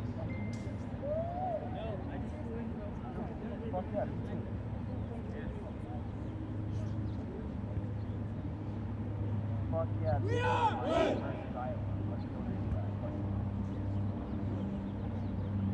Let's go, Red! All right, Miami, let's go now. All red, all red. Miami's better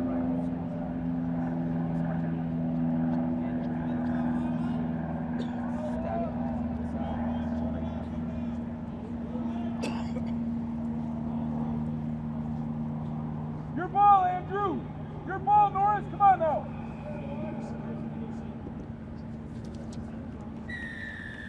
Welcome back to the 2015 USA Rugby College Sevens National Championship. We've got a quarterfinal here between University of Iowa playing in the black and gold and University of Miami of Ohio playing in the red and white. The Iowa Hawkeyes had a decent day yesterday. They went 1-2, had a strong showing against Cal Poly. They just weren't able to take down Arizona State in that pool. Showing some good initiative here, moving the ball well, a little step inside. And the big man, the big Fen, tries to go around the corner, recycles the ball, switching field play, just couldn't handle the pass on the ground. Absolutely, so a good start to the game as both teams are feeling each other out. I'm James Patterson, joined in the booth by the sensational Paul Emmerich. 7-star, 15-star, family man without a family. Excellent. Thanks, James. You're my family now, buddy. It's my rugby family. Oh, great stuff. And the ball sneaks out the back. Danger. Here it comes out the back door from Miami. And they will score to open up this Cup quarterfinal. How about that pass out the back? I believe it was number 8. I think it was. If we can't see, there's no replay up here. But regardless, what an opportunistic try from that scrum. Just a cheeky little out the back door, James. You like to see that. Those are the type of plays, if it comes off, you look like an absolute champion. And if you don't, Well, you probably got some strong words from your coach. Absolutely. If it was backyard rugby, every pass would be out the back door. But this is sevens rugby, and it's competition rugby. And it's the national championships. All on the line here. You can only go out the back door so much, Paul. Isn't that the truth, James? Conversion unsuccessful for Miami of Ohio. We'll take the kickoff. They look like they're going to try and kick short and contest. Ball goes long. Fielded by Iowa. A little step in, a little jink. He's through the gap. One-on-one with the sweeper. Pins his ears. A little step. He's got his partner there. Little show and go. Oh, well hesitated by the number 13. Grant Thompson dots it down underneath the sticks. Great job of centering that. Should be able to take a 7-5 lead here against the University of Miami of Ohio. How about that answer? Straight back. Blow to blow as 2 boxes in the ring. It's fantastic stuff to see here. They'll look to convert the conversion. Straight in front, pretty simple, and they go to the lead. That'll put a big smile on your dial, Paul. Well, these Iowa boys had a big day yesterday, and I'm sure they were disappointed, so they want to come out here and make a statement. Probably a little known fact about Paul Limerick. He is Iowa through and through. Born and bred on a pig farm. That's how I got so big, chasing down them pigs, eating them. Goodness gracious. You're a savage, Paul. An absolute savage. Careless play here by Miami. Speaking of the big boy. John, the number 7 for Iowa was paramount yesterday in a couple of their wins. He is a big man. We nicknamed him officially John Connor in the booth because he has legs the size of a tree trunk. A bit Terminator-esque. Ball moved, a little show, a little stiff arm. Can he slip the tackle? Oh, look at that. What a little pop-up. Excellent stuff. We've seen some great play today. Able to keep the ball alive and score in the corner there. Taylor Young dots it down for Iowa, and he'll also take the conversion. Great interplay, just keeping the ball alive off of the ground. Well-weighted pass. How about that? I go back to midfield with the Terminator. He took the ball into contact there and drew 2 or 3 players in around him, creating the overlap on the outside, and that was just a little bit of individual brilliance there, being able to pop the ball off the deck. Here comes the conversion from the sideline, and it is wide, very wide. So the score is 12 points to 5. 2 minutes 43 left to play in the Cup quarterfinal. You're starting to see that a lot more, James, with this balance between having the smaller, jinky guys, playmakers, balanced with some big guys that can just go forward and attract those 2 or 3 defenders. Absolutely. What a take at the back from Miami. Good kick. They'll look to spread the ball, Miami, here. They need to answer again before halftime. Good ball movement, waiting for someone to straighten. No one would straighten, made it a very difficult pass. Paul, when you see that you're your player and he's running across field, someone's got to straighten off of him or drop underneath him there, and perhaps that made it a little hard to catch that pass. I don't think he was expecting it. Well, I think it's 2 things. Either you stand wide enough to allow that guy to come across the field, or, as you said, you got to come underneath, straighten up, and change those lines of running.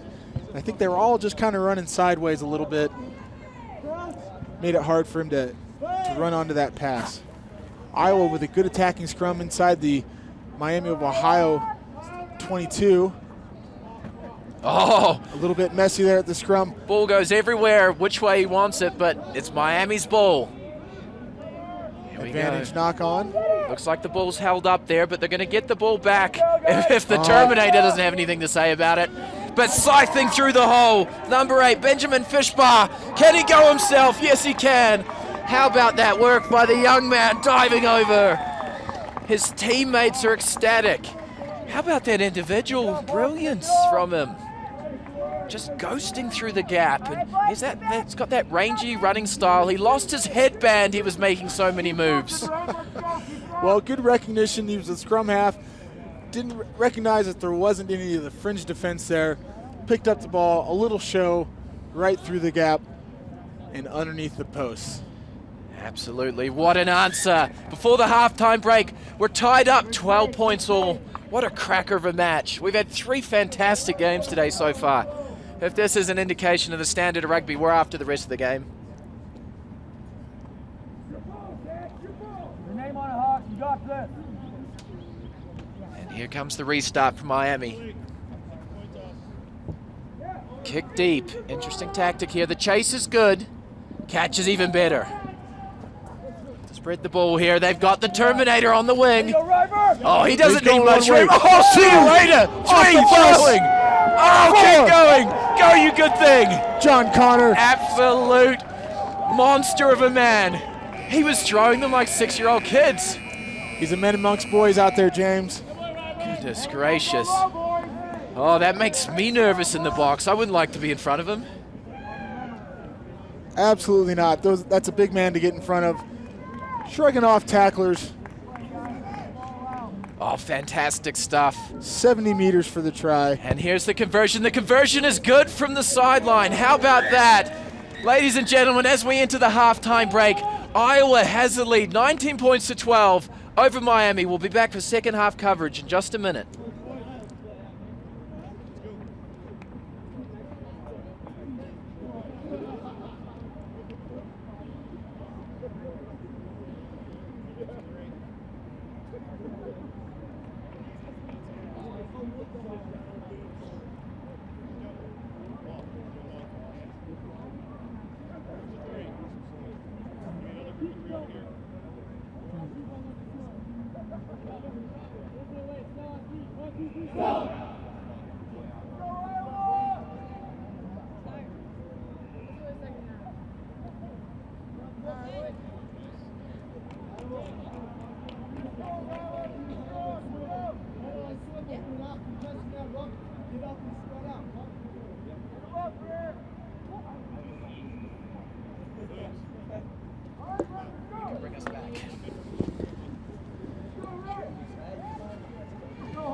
Welcome back to the 2015 USA Rugby College Sevens National Championship. I'm joined in the box now by Alex Goff.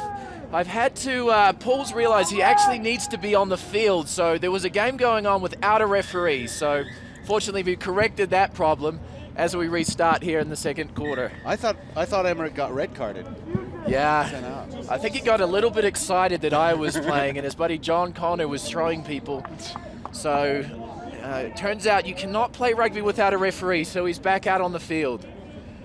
Well, so if you go ahead. How about this Iowa team? They're probably a little bit upset that they went 2-1 yesterday and didn't really get any further than the bowl, but they had some big dreams after that first win against Cal Poly, and they've come here to play this morning. Absolutely, and against a very good Miami side. So it'll be interesting to see. Miami had a couple tough losses yesterday, but they had a dominating performance against Sacramento State. And we all know the attacking prowess they have, but Iowa showed a lot of creative ability. Well, Lynch, we've seen him getting involved a great deal, trying to get Grant Thompson involved, but they do end up knocking it forward in that attack on the wing, and just a little bit chilly, in fact. So let's see how those fingers hold up in the chilly Denver morning air. But 19-12, Iowa leads Miami at the moment. Scrum down to Miami. Absolutely, and it looks like Benjamin Fishbar, the danger man, he's playing the scrum half. He's excellent as they look to work the ball. They were good at this yesterday. He's looking for the missed pass out to the outside there, and that's Jeffrey Stagg. Oh no, and he gets around the outside. Can he keep the ball in? No, he can't. And that's frustrating to see. As a winger, you need to know when to cut back inside. Hey, he completely ran out of room, and a quick line out for Iowa. Getting it out through Blythe and Dominguez. Oh, he's tied up. Got to get to ground. Good work on the outside there.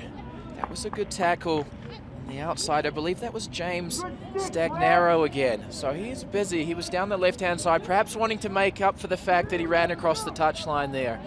So he'll look to get the ball back in his hands. It looks like they've had a little bit of a switch up here. A lot of subtleties in that breakdown area where you try to hold somebody up, you try to keep their knees off the ground so you don't have to release them, and get the ball out. You don't have a lot of time. Oh, the ball comes out the Iowa side of that scrum.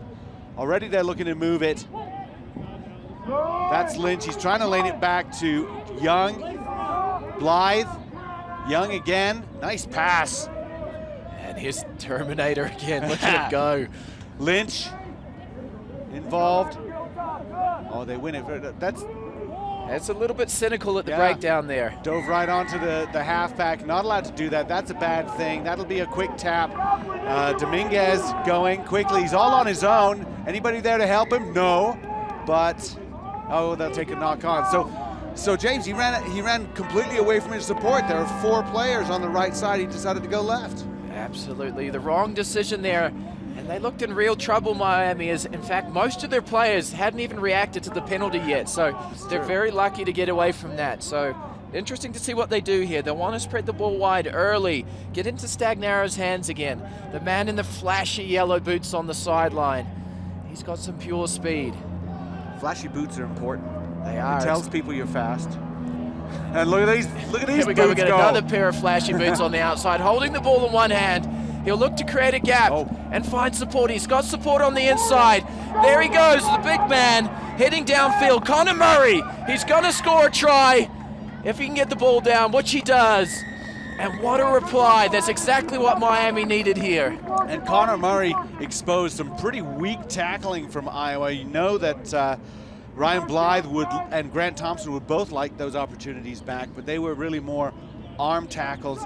And how difficult is it on the second day of a grueling tournament to turn up and really be firing this early in the day? I think, you know, I've watched international tournaments where it's just really difficult to do it. You know, we're blessed that the USA national team has been active late in the day on day 2 lately, but I remember the days when they were playing first thing in the morning on the second day. That's no fun. Yeah, there's 2 sides to this, Alex, is that if you play in the afternoon, you show up and you can be as nervous as a long-tailed cat in a room full of rocking chairs. Playing in the morning, you don't have a lot of time to get the nerves up, so it can have its benefits, but you've got to get switched on early. You also have to go to bed early. I'm not sure if everybody's conscious of that. Nice take from Miami on that restart. Good restart for Miami. Excellent work, sliding up through the hole. That's number 7, Stagnaro. We just talked about the danger man in the flashy boots. And mate, you can wear those flashy boots all day long with moves like that. Good close-up there of those things. Iowa a little bunched up in the middle. They left a gap back on the cutback and really didn't have the agility to go and cover it again. So That's put real pressure on Iowa here. They've been able to really change the momentum in the second half and starve Iowa the ball, and we all know how good Iowa is when they have possession. they need to make those tackles. They need to be in position to make those tackles. They've not been there. So, conversion to come. Crucial conversion here. It's a wide angle. Interesting to see how he goes. And it's not a bad effort here. Not a lot of wind out there today, but we all know how difficult the skill of drop kicking is. And if you look at the international level, how crucial is it to have a good kicker? We've seen it. USA has really developed into having a good drop kicker on their team. We're now down to the final minute, 24-19. Miami leads. So still, if Iowa can grab this, they can make something happen. Miami regains this huge take. Oh, great work. Can he find support? Support's on the inside. High tackle, no. Looks like one of those flashy blades crossed the touchline. That is one of the downside of wearing those flashy boots. It really gives the touch judge a good angle.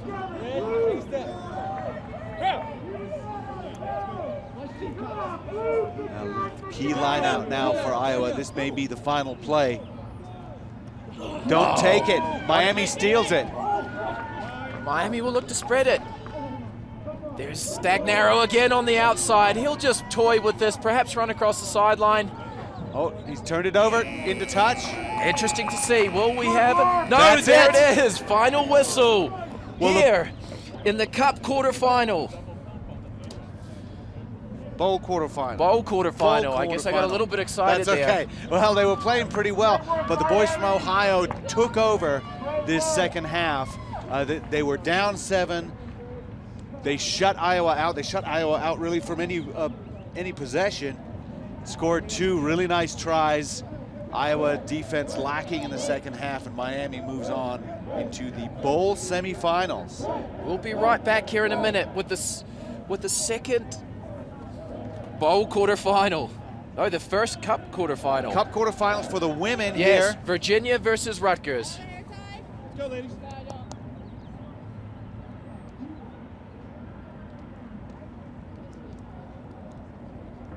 Ready to get back on the horse, Wolf?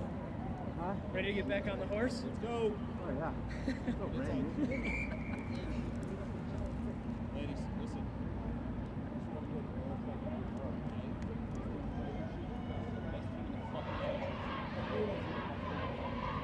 Play for each other. Play for the team. Play as hard as you can. We have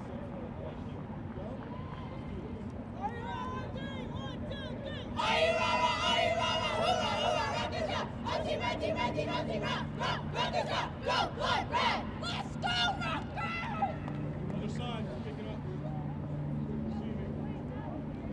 Welcome back to University of Denver here at the USA Rugby Collegiate Sevens Championships. We are moving on to the women's bracket, and we are here with the Women's Cup quarterfinals. They're already starting here. We have Virginia in the bright orange against Rutgers in red, and I'm Alex Goff with James Patterson, who's played a lot more tough rugby games than I have, that's for sure. And James, this one, it seemed like Virginia was going to run roughshod over everyone, and they had a really good start yesterday and then faltered a little bit late. Rutgers, they're really tenacious. They like the contact. They have a couple of players who not only can run through people but around people, so it'll be interesting to see how they can use that mix of athleticism. I think Virginia just a little bit speedier overall. Absolutely, and Virginia, the Virginia-Stanford game yesterday was one of my highlights of the day. Virginia said great dominance, and there she is again. Number 19 for Virginia. That's Harris Jones-Summer. She is an absolute threat, and then going over the line, scoring in the corner. Excellent work there. That's Zoe Schmidt.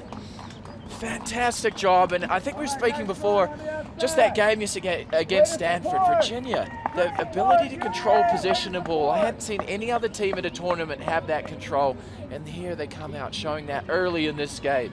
Well, look at the confidence they have as they walk back to center. They just like, yep, jump done. That's number one. That's how we do it.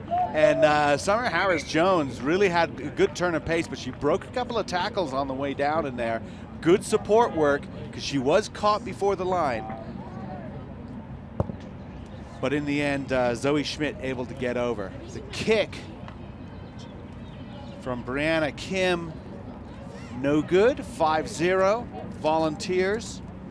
Oh, what am I talking about? Not volunteers. They're Cavaliers. Lady Cavs. Virginia, I always get confused with the different orange teams. It's all right, they're Function of well not at growing- home in Denver with the Well, blue and orange colors. We'll just call them the Broncos for That's today. right. That'll work. Rutgers receives, well taken. Oh, what a right show and through. go. Goodness. And the chip and chase for a support. How about that? It's a foot race to the corner. And the ball beats it to the sideline. Well, Kanevi Krenzen was on her horse. She was ready to go, but you don't see that an awful lot. That kind of kicking, and it was a nice kick from Kristen Ciano downfield. A lot of vision because she saw that there was space there. Not about outcome, even though it's a line out to Virginia. They're just a few meters away from the line. And Virginia wins it. There we go, charging upfield. They look to control the ball. They're very good in phase play here as they start to move the ball out of their own goal line. A little bit overcommitted in this ruck, so they'll have to find support, but she keeps her feet. They've got numbers to the right. Did very well to stay on her feet there, Difficult but that to we handle don't want to there. see. And then beats on the outside. We know the speed she has down the outside. That's Kristen Musselman. She's still going. Not held releases. Looks to the inside, can't find support. Well, she wasn't quite sure what to do there because she wasn't held and she ended up being spun around and on her feet, so she decided to release the ball anyway, just to be sure, pick it up, and by that point, that wasted about a second and a half. Somebody was on her. We have a little bit of an injury here. Injury timeout You can here. see in the background there, there's the real leader there. Number 9, Bree Kim. She's the co-captain of the 2014 Junior All-Americans. She is the real leader on this team, and you can see it in every breakdown of play as she muscles the troops to get them together. Well, Rutgers University is dedicating their performance at this tournament to the team's biggest fan, Lily Rose Kramer, who is a 5-year-old who's been diagnosed with stage 4 cancer. Lily Rose cheering on Rutgers, and Rutgers has been playing extremely well. Here they are in the Cup quarterfinals. There it goes. That's what we like to see as they move the ball out wide here. And they'll look to wrap around. Ciber Jones is busy. She's looking for a second touch. A little bit of confusion there as both the players lunge for the ball. That was Zoe Schmidt and Ciber Jones-Harris, both trying to get their hands on the ball. Nice tackle from Ashley Romeo. Sienna was in there too, forcing a little bit of franticness from Virginia, and that feeling, that idea of confidence, the way that Virginia was walking around after that first try, a little bit gone as they realize they're in for a dogfight here. Oh, look at that scrum. Comes back to Bree Kim again. Look at her. She's gonna play. She's got good feet, good transfer of the ball. She knows what she's doing, that's for sure. They've got numbers out to the right if they want to use them. Look to move the ball. There we go. There's the danger woman for them as they move to the outside, and we've got pure speed on the outside as well, and she tries the outside run. Chasing back in support. Ciber Jones. Oh, there she goes. Oh, she puts out the long fin, but she didn't need it as the defender fell over. There's Zoe Schmidt again. Well, the footwork, as she was putting the fence, she was just dancing a little bit around to the right. Zoe Schmidt, beautiful balance more than anything else, and good support work we saw. Peyton Iaris involved there, but a lot of support work coming in from Virginia to get that ball out of the ruck and continue to attack. And I think Rutgers, when they're exposed on that quick ball, ruck, and they can't get back in time. I think they want to go forward. Yeah, they do. 10-0 with the kick no good. And 2 minutes left in this first half of this Cup quarterfinal. Virginia leads 10-0.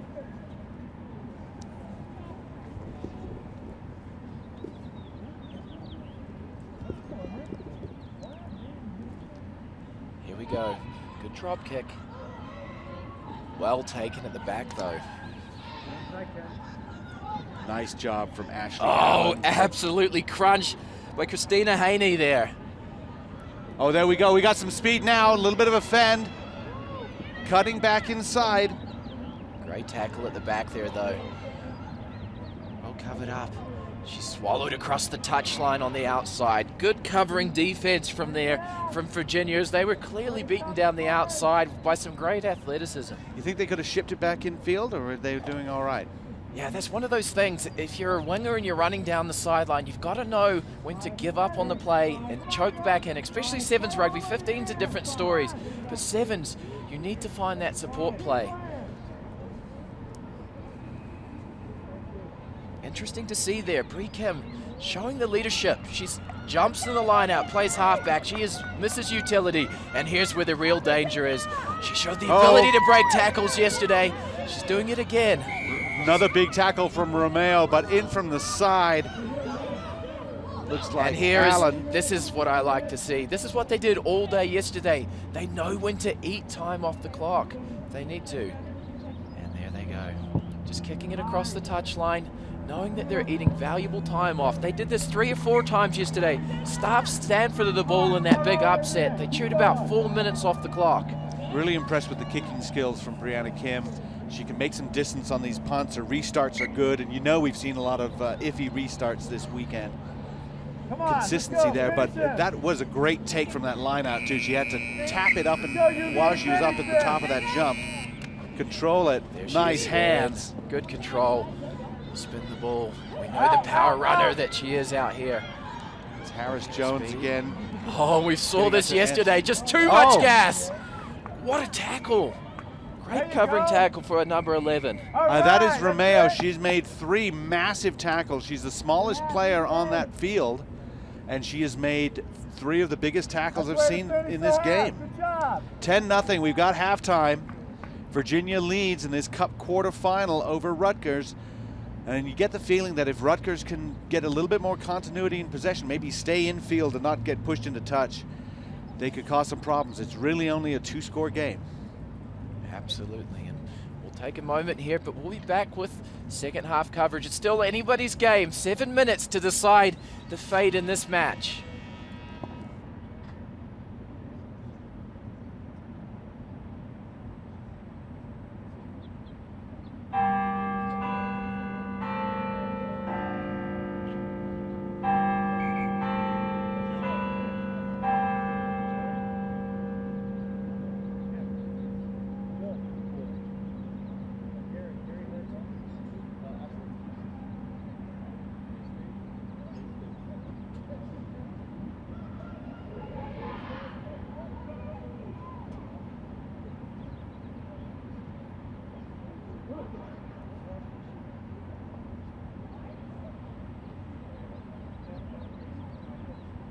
The 2015 College Sevens National Championship, and we're rejoined again in the booth here. I'm James Patterson along with Alex Goff, and we're here for day 2.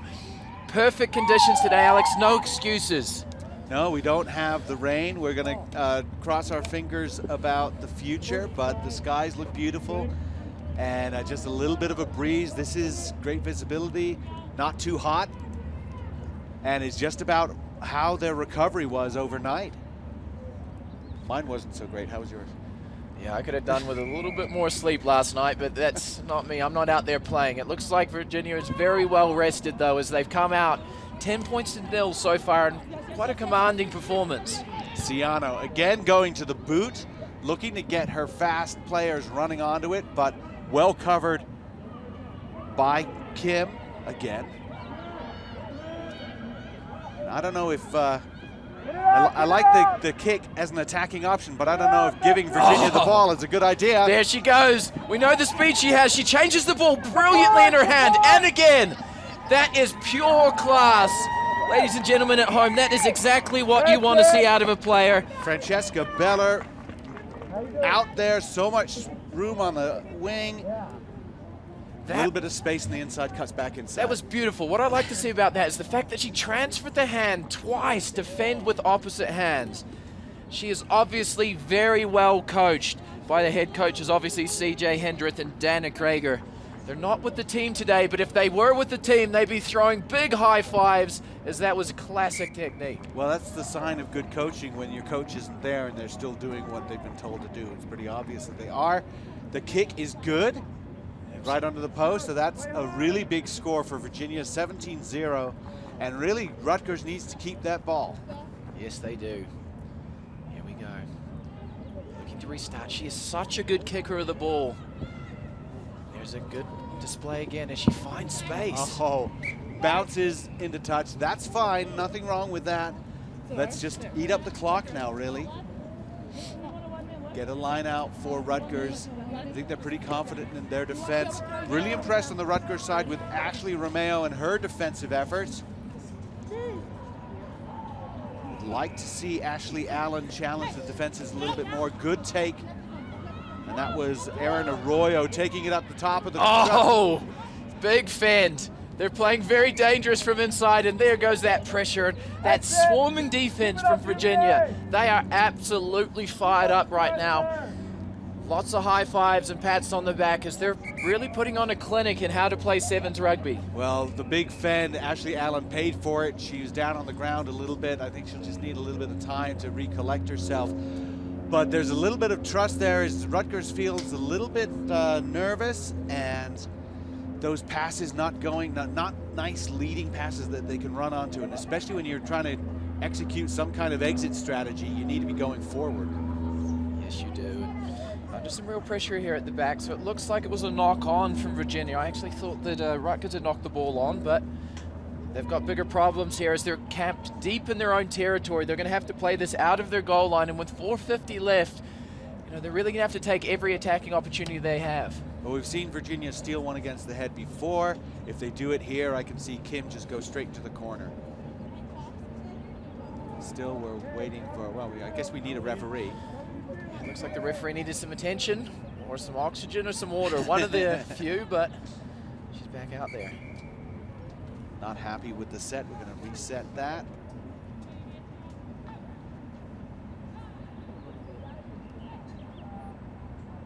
Big shove from Virginia. Trouble. Oh, and the there try! it is. Stealing the ball, and there's the experience we talked about. I believe I couldn't see a number on that. I think it might have been number 2, Amanda Rumsey, coming in, following on Kim's tackle. But what a great tackle. Go in, grab that arm, she drops it, and so the prop is peeling off. Your loose head prop is able to peel off and just chase after it like a flanker. She did a fantastic job. Gotta love that kind of try. There's this signature kicking style she has. She really approaches it from deep and low, focusing on the drop, and she did. Slots it through the post. Absolutely dominant performance so far by Virginia as they take the lead. 24 points to 0 with 4:47 left to play here. Well, it's not just athletes. They've got some good skill, and they understand how to score from a defensive point of view, and they understand how to score from long range, and they understand how to score as support players.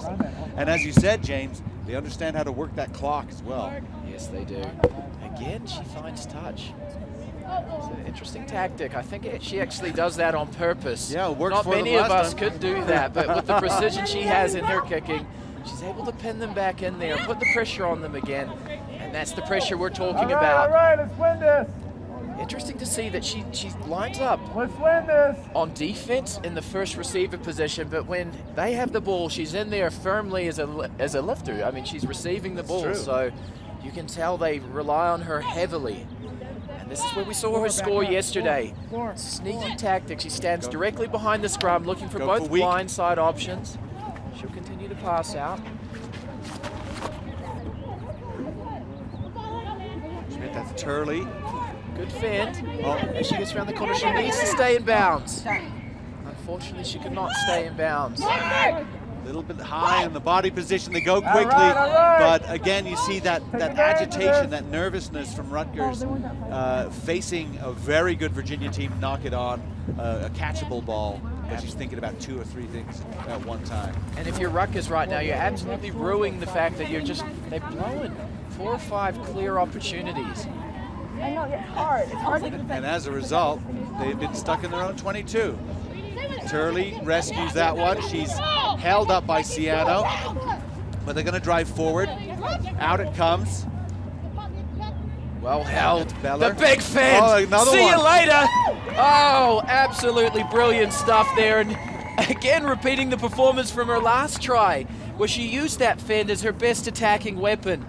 Fantastic stuff to see from Francesca there.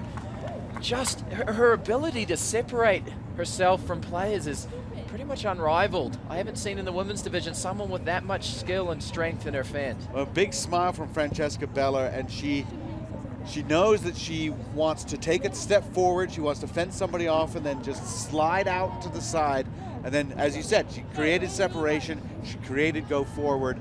And then from that range, no one's going to stop her. Absolutely. So, again, just dominant performances. They're inching towards the half century here.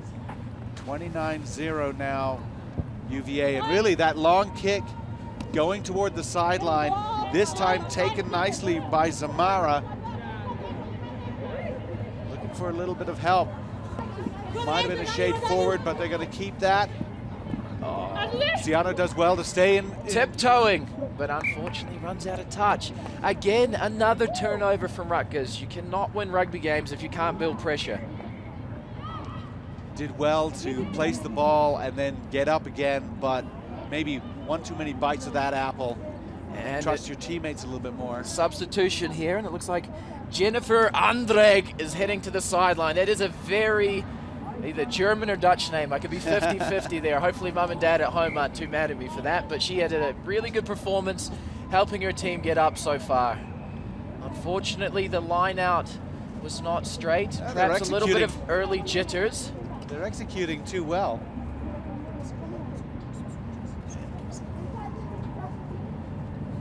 Throw in by Prevet.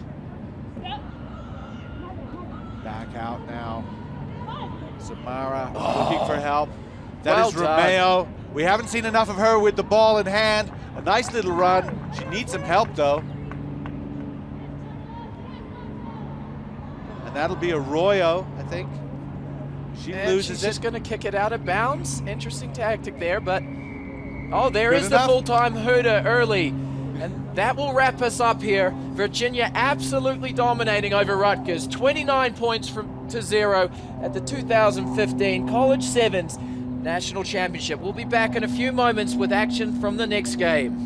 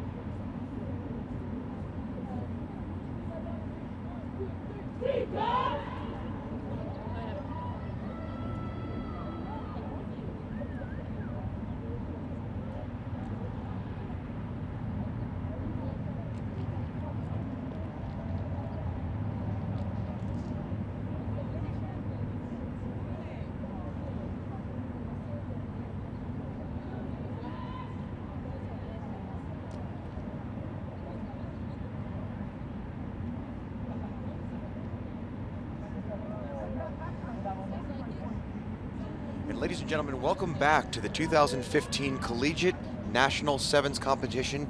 Out here with a beautiful day. This is Kurt Weaver, and I am here with Miss Kittery Wagner. Some of you might know her as now Kittery Ruiz. Hello, everybody. Kit, of course, made her name playing amazing rugby for our USA national team with the women's 15s. Any sevens in your background, Kit? There sure is. Way back in 2009, played a little bit of international sevens, but hung it up for the 15s game. So you know what's going on out there. Kit, right off the World Cup, doing an amazing job over there in France, beating up players all over the world. Kit now a little bit in retirement, but still certainly has that spark in her step. Doing what I can. I think I've hung them up for now, maybe take over in that coaching role. Wonderful. We're here with Central Washington versus California. Should be a cracker of a game. Central Washington, of course, one of our newest varsity rugby programs in America, doing a great job. Coach Denham out there just absolutely getting the players into shape. Cal starts here early, of course, taking the kick, looking great. Got some speed on the outside. Nice tackle there. Cal with space out wide, of course. Cal, a team that loves to be able to spin the ball, but runs hard. Absolutely beautiful. Number 4, Jess Lewis, looking great in there. Of course, early on in this game, it's about possession. Stretch the field a little wider, show what you have. And look at that speed around the outside. Little missed pass there. Cassidy Meyer with the pickup. Great job there. Beautiful recovery, and referee letting this play. Of course, ball went forward, but she wanted to play a little bit of advantage.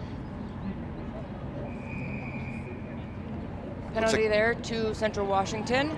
Looks like probably entering from the side is what it looks like from this angle. Central Washington, such a dangerous team with ball in hand. This is where Cal's really going to have a challenge. Down in their own half, nice long stretch of run. And of course, Central Washington took third actually to Cal in the Oregon State Sevens that happened in the fall. It was when they were just getting started out as a varsity program. Beautiful run on the outside, rumbling, stumbling, and she makes it in. Tri-time Central Washington, great run there. Beautiful, beautiful. So, and to note here, Katie Dowdy is their assistant coach and seems to be teaching them pretty well. She herself played quite a bit of international sevens. You know, the international flair is certainly showing on this Central Washington team. Being able to spin the ball that wide, seeing the space on the outside, and just pinning the ears back, going for the try. Absolutely wonderful job. Cassidy Meyer here going for the conversion. This is a long one. Nice strike. Just a little in front of the post. Just a bit outside. Cassidy Myers, of course, amazing player for both Central Washington and as well getting some minutes for the USA. She's been brought into some national team camps as well. Likely going to be a collegiate All-American this year with her play. It also looks like she has a sister that is on this team as well. I don't think she's on the field right now. Nope, she is not. Cal with the quick line out. Referee says play on, likes what she sees. Looks like Cal's got some room to run on the outside here, but Central Washington just closing down with defense, forcing Cal back inside. Great loop on the outside. Oh, trying to keep that ball alive. Well, you always gotta love the hop step. We've got a stepper.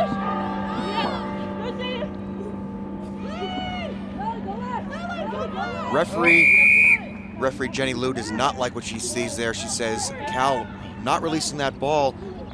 Central Washington on attack once again. Oh, great step there by number 12 from Central Washington. I believe that's Rosa Pena.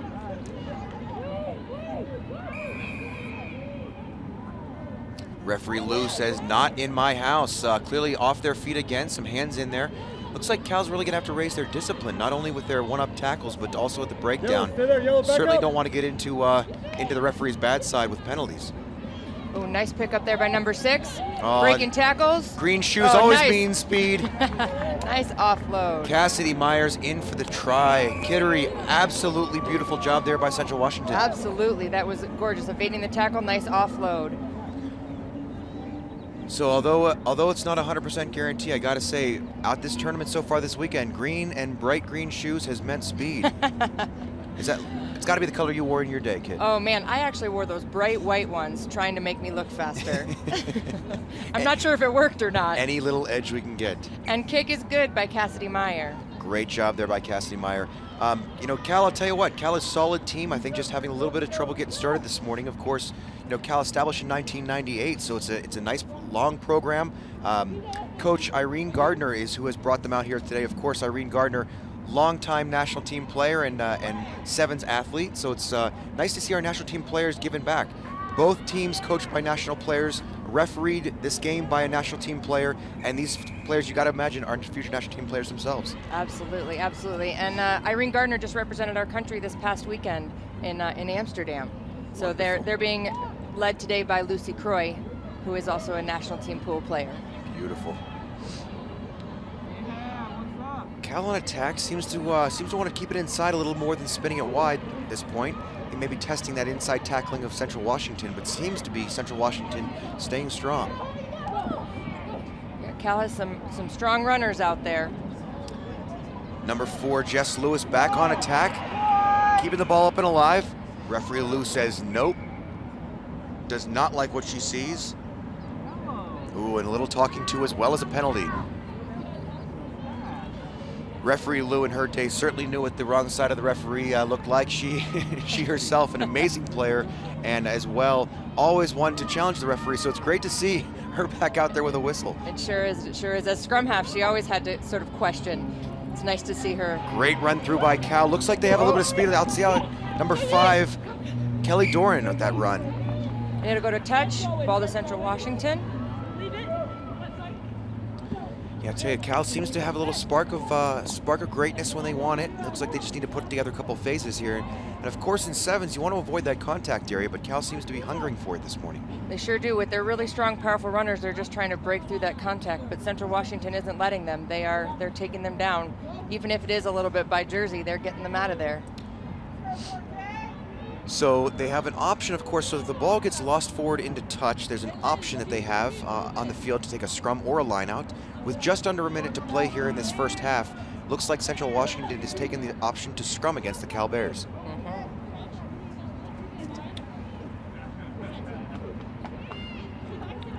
Solid scrum by both teams. The ponytail whips around there by number 14 on Central Washington. Oh, and we could be off to the races here. There it is. The head goes down the step. Do we have the whole gas? Oh, brilliant pass. Oh, you got to love that kind of pass. Does she have it? Could she go all the way in the corner? Oh. Looks like we're going to have a little conference before we can make a ruling. Oh, looks like ball went to touch. Into touch. Wonderful run down the side there, kid. Absolutely beautiful. Again, our green shoes out there has that nice draw on the defender with a little quick offload to the outside. You know, running and passing at pace like that, kid's never an easy technique to learn.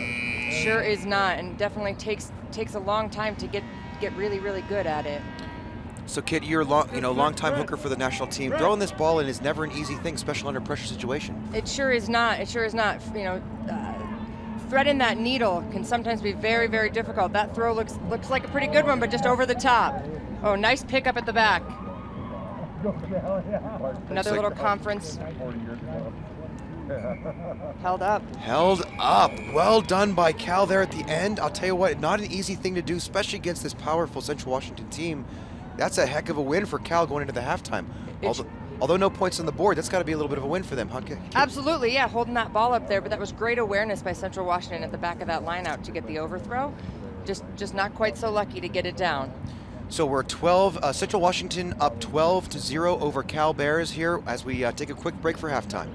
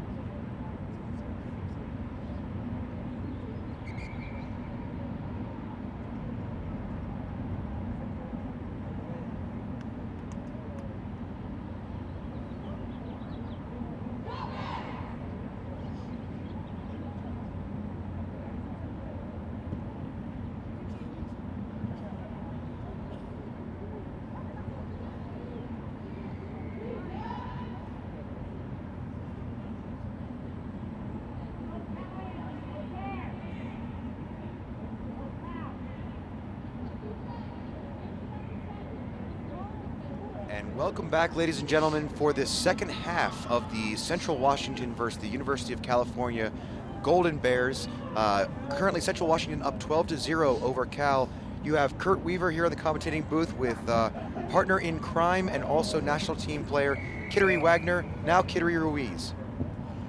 Welcome back, everybody. A beautiful high kick. Rumbling, stumbling. You got to love when the big players play sevens. Nice, powerful run there, but unfortunately, Cal again on the wrong side of the referee. Looks like they're just having trouble with discipline at the breakdown.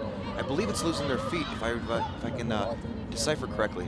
Oh, have a little bit of an overload out there. Oh, but she opts to cut back in. Oh, that one goes Cal's way. Finally, they get the penalty. They're off to the races. They see blood in the water. They want through. Oh, brilliant run through. Number 4, Jess Lewis. Absolutely brilliant run there. It slips right through her defenders. Saw the hole, took it to the house. That's what you got to love when a player just absolutely trusts and backs herself. Absolutely, absolutely. Just put her head down and go. And I think she's going to take her own kick. No? Oh. That's okay. Lots of players out there today. I know, man, and there's a lot of blondes out there. Sorry, everybody. I'm terrible. You're doing great, Kidder. You're doing great. Just like on the field of battle, you are always one to take up the challenge and do a great job. Oh, man. Although the conversion is not made, it takes us to 12-5. Central Washington up over these Cal Bears. But in a game like sevens, Kid, it's easy to all of a sudden swing the game, huh? Absolutely. It's anybody's game. We can score. It's easy often to score right away, right after this comeback, especially when these Cal Bears are up and pumped since they just scored. You got to think momentum is a big deal as absolutely. Well. Oh, nice. Beautiful inside ball. Cassidy Myers just can't keep her hands on the ball. Referee Lou says it went backward, though, so Central Washington's still on attack with some space to run on the outside. It's our try scorer. A little bit of mishandling there. Ball goes forward. We'll have a scrum to Cal. So Cal in the attacking half, clearly with some good space to run. Let's see if they can stretch this ball wide, play a little bit of Cal ball, get that in the corner. number 7, CJ Whiteside out here just waiting for this ball. I'll tell you what, CJ, I've seen her run a couple different times. Absolute burner when she gets that ball in her hand, and she's got lots of room on the outside here. You got to think they're about to get the ball in her hands. Nice clean scrum. Nice direction of traffic there. Man. Oh, and although the ball goes back, still the ball up and alive. Jenny's going to call that a forward pass. Referee Lou right on the mark. We'll take a scrum to Central Washington. So you might see when the ball gets knocked out of the hand like that, not always something that would be called a knock-on, up to the referee's discretion there. But of course, that being a forward pass, of course, can't do the forward pass there in rugby. No, absolutely not. That one went the way of football. No blocking, no timeout during downs here in this sport. That's right. It's all go, no stop. This is where winners win and champions are made. Absolutely beautiful on the outside. Look at that pace. Oh, nice support there. Brilliant offload, although it doesn't go to hand, but Cal now back on attack. Turns back the other way. Can she get the ball? Looks like it's free and clear. Referee Lou does not like what she saw. Looks like hands in that ruck is what she's calling there. Of course, no hands are allowed to be playing that ball once that ruck is formed after a tackle. Central Washington here taking their time. I think they feel that they're up a few points, want to slow the game down a little bit. Could be this altitude getting to them. Absolutely. We sure do have a leg up out here once we go back to sea level. Oh, brilliant offload through contact. Big, nice. Powerful runners.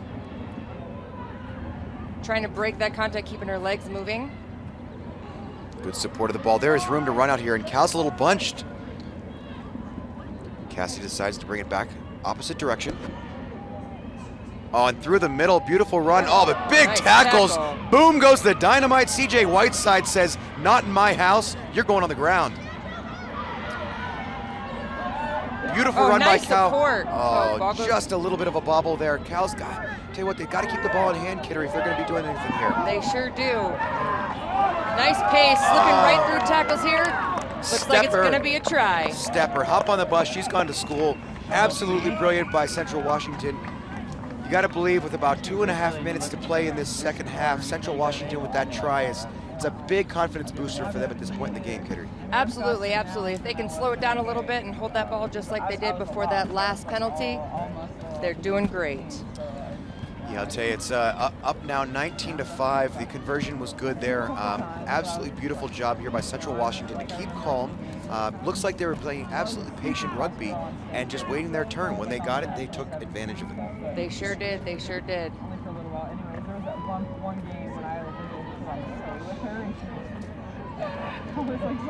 So you've got here with Kurt Weaver and Kittery Wagner, now Ruiz, doing a great job on the commentating. Little overcooked on the kick there. Oh, but she's going to run it out. CJ Whiteside says it doesn't matter. We want the ball and we want to run. Referee Lou says forward pass. We'll bring it back down here. Yeah, unfortunately, just another little mistake. Those are coach killers right there. I tell you, Coach Gardner and Croy are going to be a little bit upset about maybe just some of the basics and the ball not going to hand here and there with Cal. You know, it's definitely a steep learning curve out there. Yeah, both Cal, long proud tradition, around since 1998. They've competed in all 4 collegiate national sevens championships we've had, finishing 4th in 2013. So they've got to expect a great finish here. And this, I'll tell you what, beautiful job there by Central Washington. Out the back of the scrum, referee Lou says, try time. Beautiful hard work down there by Central Washington. With just under a minute to play here, Central Washington goes up 24-5 over the Cal Bears. Central Washington, again, one of our newest varsity sports or varsity collegiate programs, doing an amazing job over there. Still in their first year, but clearly seeing success with these players. They sure are. It looks like they actually placed second behind Cal at Oregon State Sevens tournament to get their bid to nationals. Beautiful job here. Cal, although the conversion's not good, we still have a few seconds to play, and referee Lou says we're going to play it down to the death here. Oh, beautiful job there by Central Washington going quickly. Cassidy Meyer says she wants to play.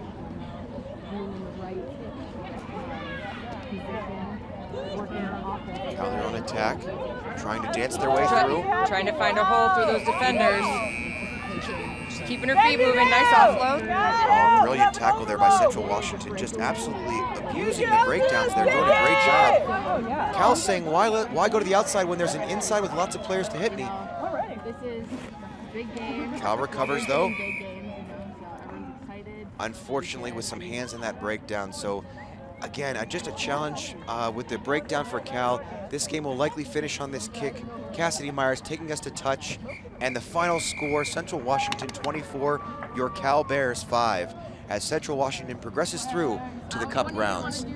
Absolutely great job out there, Kittery. What do you think? I think it's beautiful. It's great, beautiful day here in Colorado after yesterday, when with all that lightning and everything. But this is a great game. Can't wait for the next game. Up next, you're going to see a couple different amazing teams. You're going to see UC Davis versus Texas Longhorns up in just a few minutes. Stay tuned, ladies and gentlemen. Thank you.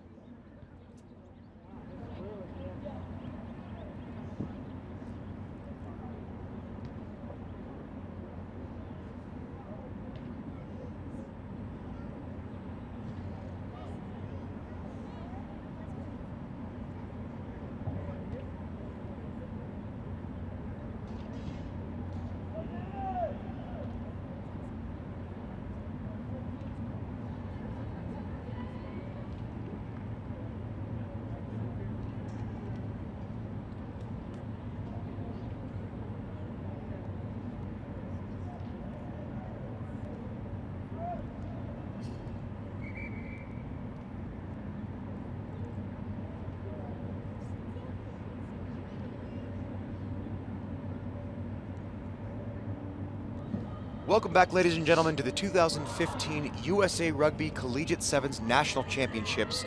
You've got Kurt Weaver here in the booth with Kittery Wagner, now Kittery Ruiz. Kittery, congratulations again. Thank you very much. It's been a big year for you, kid. It has. Bought a house, got married, changed my name, holy moly. I'll tell you what, there it is right there. Coming off a World Cup year, I guess it's the only thing to do after a World Cup. Right after that, you hang up the boots, you have to find something else to do with yourself. I can't wait to see the knitting that comes out of this project. Oh, man. So, Kit, we're here with UC Davis in Texas, Texas in white with the kickoff here. Referee Amy Barrett from South Africa, actually, in on exchange, going to be taking the whistle in this game. Texas starts us off, looks like a good recovery with the ball. Of course, UC Davis tough in the breakdown, brings it right back to their side. Oh, nice hard running there. Beautiful job there. Number 5, UC Davis. Oh, looks like she's got the speed and the wheels to get it. Oh, beautiful nice tackle. Brilliant tackle there. Cover tackles like that, never an easy thing to do. But I'll tell you what, the Texas Longhorns look like they've been practicing. They sure have, Kurt. I had the opportunity to work with them not too long ago down in Texas, and they sure are working hard. Unfortunately, didn't get a number of that player, but what a great cover tackle. Looks like these outside wings are going to have a nice challenge all day long. They sure are. Line out here, thrown in by Wendy Sun. Beautiful. Nicely taken. The kick to relieve pressure does not relieve pressure, puts it right back in the heart of the Lion. UC Davis looks to flip the ball around. Oh, and unfortunately, running into their own player, causing a bit of an obstruction there, says referee Barrett. Sun with the quick tap. Tell you what, smothered defense from Davis looks great. Honestly, Davis, their one-up tackles should be good if they can keep this up throughout this 14-minute match. Oh, does she have the pace on the outside? Oh, nice offload. I think that was to Rachel Kitchens. Davis had a good, solid year, not a great one, but a good year. Went 4-2 in conference play. Referee Barrett there says UC Davis offside there at the at that last breakdown. So, of course, after a tackle happens, team needs to get back onto sides. What that means is onside is going to be that last foot of that breakdown. So there's a line across the field. They have to be back behind that last foot before they can advance back up again. Kidder, you seem to be familiar with being offside in your day. Maybe once or twice, especially when I was wearing that number 7 on my back. That's right. Had to remind myself always to be a step or two back.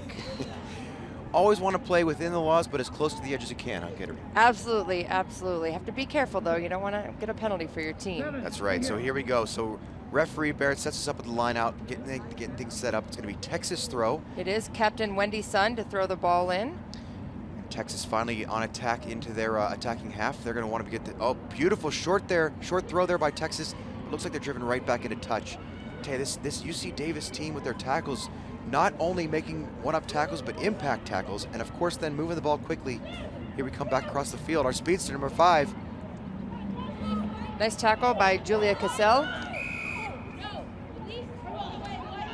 White not releasing that tackled player, so of course after a tackle must release the player that you just tackled and the ball in order to allow it to be played.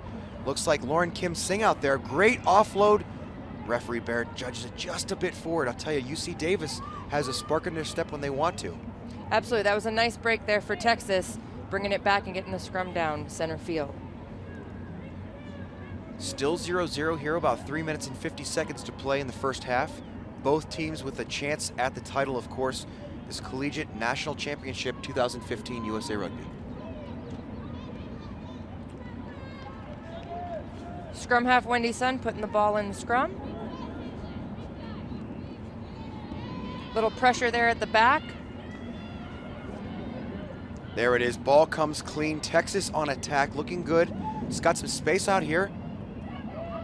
Oh, and a bit of the stiff arm, didn't quite get her on the outside, but we've got Nice some room to offload. run. Can she stay in? Nope. Beautiful tackle again by Davis. I'll tell you, they're just putting in their tackles. Quick line out by Davis. Wanting to go fast, but I'll tell you, Davis is not getting the ball 5, so of course the ball has to be thrown in at least 5 meters in order for it to be a playable ball, and Davis did not get past that 5-meter point. So this will be a free kick to Texas. Texas here on attack in their half with the with still a chance to win this this 2015 championships National Collegiate USA Rugby Sevens. Looking great in attack, wanting to do, moving it wide, absolutely beautiful. Room on the outside with numbers. Texas finally with some chances on the outside. Again, caught by UC Davis's tough tackling. Man, UC Davis, there's some great tacklers out there today. And they certainly have to put that that talent to the test here. Texas knocking on the door, no one's letting them in. Absolutely not. Shut down again and again. Looks like they have some space out wide if they can use it. More impact tackles from UC Davis as Texas tries to get on attack. Unfortunately, Texas not getting much love on the outside there. Plenty of room here on the short side. Bit of confusion caused there with the Texas team, and I think this is just due to the UC Davis absolutely brilliant defense. Referee Barrett, I believe, was playing an advantage. Offsides. Again, offsides with Jacqueline UC Acosta Davis. takes the quick tap. Oh, and there's room to run. Give her some space and let her go. Trying to thread that needle again. Find a hole in the defense. The hole is not there. No, I'll tell you what, Texas on the outside now, wanting to get some space, finally getting some breakthroughs in the middle, but again, UC Davis shutting down that outside. Uh-oh. Yeah, it looks like a player came from the wrong side of that tackle and the breakdown, so of course can't do that. I don't care how green your shoes are, absolutely has to be on sides before you play that ball. Absolutely. Texas ready to run here, of course. You know, Texas, a couple of collegiate All-Americans doing a great job. Talented freshman scrum half, Mika Cole, unfortunately unable to join the team this year due to a knee injury, but I'll tell you what, she was an impact player for them all season long, had a great season. Unfortunately with that injury, they're certainly going to be missing her today. They absolutely will, although Wendy Sun is trying to fill those shoes out there. Jacqueline Acosta again with a quick tap to Rachel Kitchens. There we go, beautiful. UC Davis just doing hard work in there. You know, on our notes here, we say that UC Davis team loves to wear Crocs as a team. Clearly, they are closing this down like alligators. Oh, and does Texas get in? Try time, Texas! Beautiful. Finally, after all the knocking on the door, someone lets them in. Great job there by Texas, taking their time, putting together about 82 phases there before they put the ball in. Looks like that was a little teamwork between Hane Islam and Casey Reynolds out there on the corner. Beautiful job there by Texas. Only about 10 seconds left to play in this half. You got to believe the kick is likely going to take us into the halftime. UC Davis down 0-5 with Texas winning this match so far. Number 3, Hollis Scheffler taking the kick. And as the end buzzer goes, the kick's just a bit outside. Referee Barrett says, let's have time for the kickoff. Referee Barrett says, we want rugby, we're gonna play. We sure are, all the way into this. So although the time has gone down to 0, the referee on the field keeps the master time, of course. It's one of those unique sports where the time does not stop when the clock stops. We want more rugby. Absolutely, let's keep it rolling out here. And Texas with the kickoff, a low kick. Brilliant collection there by UC Davis. Of course, you can collect the ball with your feet just like soccer, being our parent sport. Oh, brilliant offload back inside. Davis on attack, gathers, spins it wide, a little bit of room to run out here, but they decided to try the loop-de-loop. Oh, brilliant, through the middle, rumbling, stumbling. Oh, absolutely beautiful. Hop on the bus, we're going to school. It's try time. Beautiful breakthrough there, head down. They wanted to try before halftime. Beautiful job there by UC Davis. I'll tell you what, it's not easy at the end of halves to come out, give your impact, but that was an absolute beautiful run there. Unfortunately, don't have the player's name, but we got to say high fives to all around. Davis now with a conversion to come heading into halftime, just leveled at 5-5 against the University of Texas Longhorns.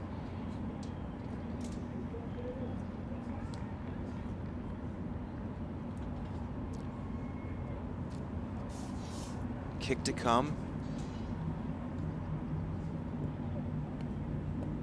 Oh, and unfortunately hitting the post does not give you any points here in rugby union. That's only Aussie rules football. Ladies and gentlemen, amazing game here at the Cup quarters, heading into the Cup rounds. This is a beautiful game. Both teams still with a chance for a national title. 5-5, UC Davis, Texas. We'll be back after the break.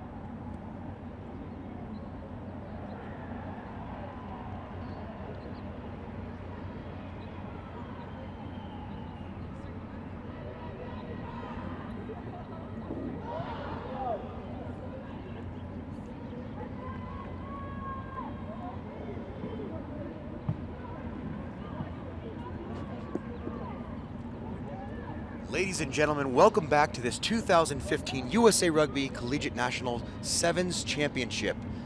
Absolutely beautiful day out here at Denver University in beautiful sunny Denver, Colorado. Unfortunately, not the sun that we had hoped for yesterday, Kittery. Absolutely not. I think we had 3 lightning delays yesterday, but hopefully today we can keep it with this beautiful sunshine and play all the way through. Just a quick delay here while I get the second ball off the field. You know, we don't play with 2 in rugby. No, we don't. You have Kurt Weaver here in the commentating booth with your Kittery Wagner, now Kittery Ruiz. Congratulations, Kittery, again. Thank you, thank you. About to kick off here, UC Davis and Texas level at 5s, heading into the second half of this Cup quarterfinal. absolutely brilliant job here by both teams. One-up tackles seem to be the key on the day, but Texas right out of the gate. Oh, unforced error there by UC Davis. Again, on the run, has a little bit of room to run on the outside. This was our number 3, our try scorer. Absolutely brilliant job last half to put the try into at the death of that half. Referee Barrett says, come on back. Of course, referee Amy Barrett on exchange from South Africa, top referee from South Africa over at the United States. Couple weeks, she's refereeing the Sevens this weekend, and then of course our club national championships next weekend. So really getting to see a bit of the country, as they say. Heard she might make it up to Aspen. It's beautiful up there. She might need to take her little oxygen tank with her, though. It's pretty high altitude up there. Yeah, and I'll tell you, the altitude affecting players all weekend. We've seen this, players coming from sea level up here to, of course, the Mile High City. And it does impact players, especially in this game of 7. Such a tough game of sprinting, tackling. And as this scrum gets us moving, UC Davis back on attack. Ball comes out a little sloppily, but still with room to run. Texas on recovery. Beautiful recovery there by Texas. Looks like they have some space out wide if they can get it out there. Again, UC Davis just, you know, in the words of Cheech, it's they keep it knocking, but they can't come in. Beautiful tackles out there by UC Davis. Still with the offloads, looking great. Texas still alive, has some room to run on the outside, and of course, orange scrum cap must mean speed as well. Absolutely, that's Katie Hollowell. She subbed in at halftime. Tell you, Texas just doing the hard work out there, and you know you gotta liken it just to the toughness of Texas in general, but just doing the inside hard work, trying to bring it through, seems to be the hard way. But I'll tell you what, they seem to have some success here. Coaches Gary Gordon and Kai Neville here with the UC Davis team. We talked to them earlier. They said, of course, 4-2 in conference play and fell in regional playoffs this year for their 15s team, but they felt good about their 7s chances. Looks like there's some confusion out there as to what the referee is called. Looks like we'll have a scrum down. Yeah, every once in a while things just get to a boiling point. Time to calm it right back down. Get a scrum to reset things. Looks like scrum to UC Davis out there. Referee Barrett whistled time off. Look like there's going to be a substitution there for Texas. Some fresh blood comes on the field. All right, and we're back. UC Davis 5, Texas 5 here to level score. About 4.5 minutes to play in the second half of your 2015 USA Rugby Collegiate National Sevens Championships. Ball comes out the back, although unfortunately came directly out. Of course, the ball has to be hooked in rugby, so as that ball gets rolled in there by the scrum half, one of those front row players will be hooking it back with their foot. Kit, you know all about that, being a national team hooker. Absolutely. Need to make sure that that ball comes straight in down the tunnel, right down the middle. Seeing this set piece, that doesn't look like an easy thing in there, kid. It does not, and it is not. Definitely different 15s versus 7, but it's a lot of work in there. It's the one place you get to go one-on-one against your opposite at every scrum. Attack, and unfortunately, just around the back of the player again. You cannot block for your player, not American football here. Nice quick tap by Wendy Sun. UC Davis holding on to the ball in there. Another quick tap by Wendy Sun. Does she have support? Oh, unfortunately, right into the tackle. She could have gone left, she could have gone right. She said, I'm going through. Beautiful recovery there by Davis, but still, again, nice tackle by Rachel Kitchens there. Tackling, referee playing an advantage for a high tackle, so they have an advantage to play. Unfortunately, referee says that was a forward pass. Comes back for the advantage, so UC Davis still on attack here with this ball. Unfortunately, that was a tackle gone wrong. Yeah, it looks like she actually called that one a high tackle. So UC Davis will have the ball in hand again. Quick tap. UC Davis leader Caitlin Reed, unfortunately not able to join the team due to injury this tournament, but she's had a great season as well. Likely on her way to Collegiate All-American. Beautiful run through. Oh, and you got to see the show, the go, and now does she have the gas in the tank to make it the whole way? Beautiful cover tackle there by Texas. Yeah, absolutely brilliant, but can she get out of the way? Referee's playing an advantage. Gotta think there's maybe some color coming out of the pocket there with the cards. Oh, referee says, nope, we're okay playing on.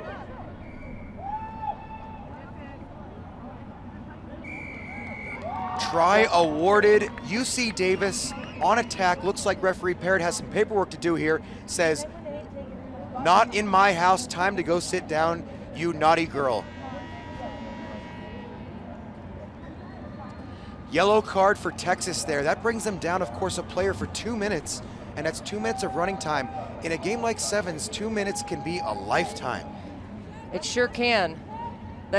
This player will sit out the rest of this half. It means the rest of this game. Yeah, so only a minute and a half to play. That player's now off for the rest of the game. UC Davis now up 10-5 with a conversion to come. And the conversion is good. I'm sorry, conversion went wide. So we are here at 10-5, UC Davis over Texas Longhorns. Just about a minute and a half to play. Minute 17 seconds left in this half. You gotta like UC Davis's chances here, but again, a game like sevens, it could turn on a dime. Absolutely. One step and it can go either way. Yeah, I tell you, that conversion is so important to UC Davis, and unfortunately went a little wide there. Nice option on the kick, though, to put it out, maybe drain some more time off the clock, take some time to put a line out together. Again, Texas down a player, so they're gonna have to compensate for that player being sin bin and yellow carded, so has to fill in the line out. Some confusion trying to get that figured out.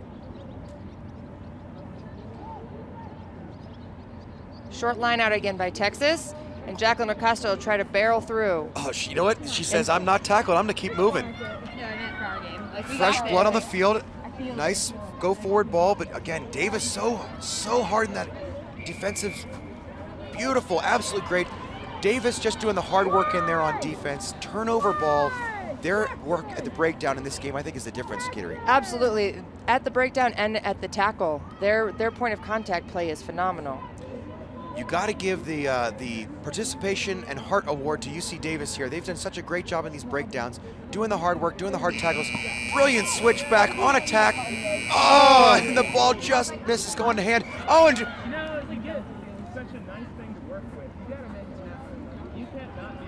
unfortunately, that was a forward pass there by UC Davis. Referee Barrett says that was a forward pass. Judges that the scrum still needs to take place, though, so Texas, one more chance here, Kittery. Yes, time has expired, but the referee is letting them play on one more play. Let's see if they can take this one down there.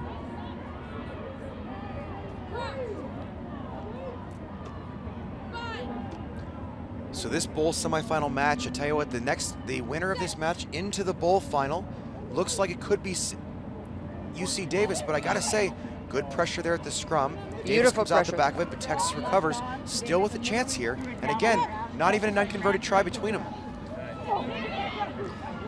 I'll give it to Texas. They sure are trying to get it down there. Little overload. Oh, and she slips the tackle with room on the outside. Can she get the ball away? Cannot offload, and again, UC Davis right back in there. They'll break down. Decides to go strong side with some room to run out here. Again with Texas, why go to the outside when I can go right through the middle? Absolutely. That seems to be the theme of today, just trying to barrel through. Oh, there's room behind. Can she get around the outside? Oh, it's the spider monkey tackle up on the back around the neck. Yep, and that will be a high tackle called there. Texas gets another chance. Beautiful offload. UC Davis playing a little bit softer defense here. I think they're patient. Trying to bide their time a little bit. Oh, and referee Barrett says holding on UC Davis again. It's the hard work at the breakdown. They've won the ball. No time left. You got to believe they just kicked a touch and take a W here. And they do. Ladies and gentlemen, your University of California Davis Aggies, absolutely a great job here, going up 10-5 over Texas in this bowl semifinal match. You're going to see the Davis players again in the bowl final match coming up at 2:20 p.m. this afternoon. Make sure you tune in. See your Aggies take on whoever the winner of the next game will be, Air Force versus North Carolina. And again, great job there by Texas, great job by UC Davis.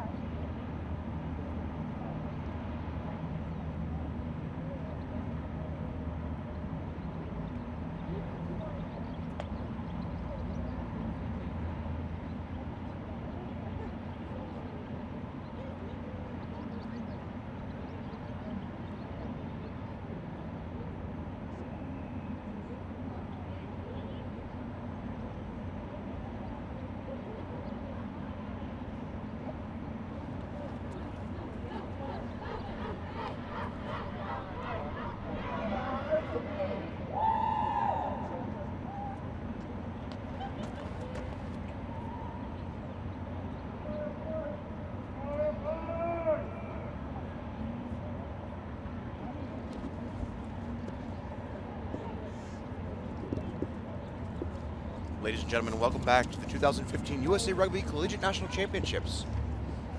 Up next here, you have your Air Force versus North Carolina.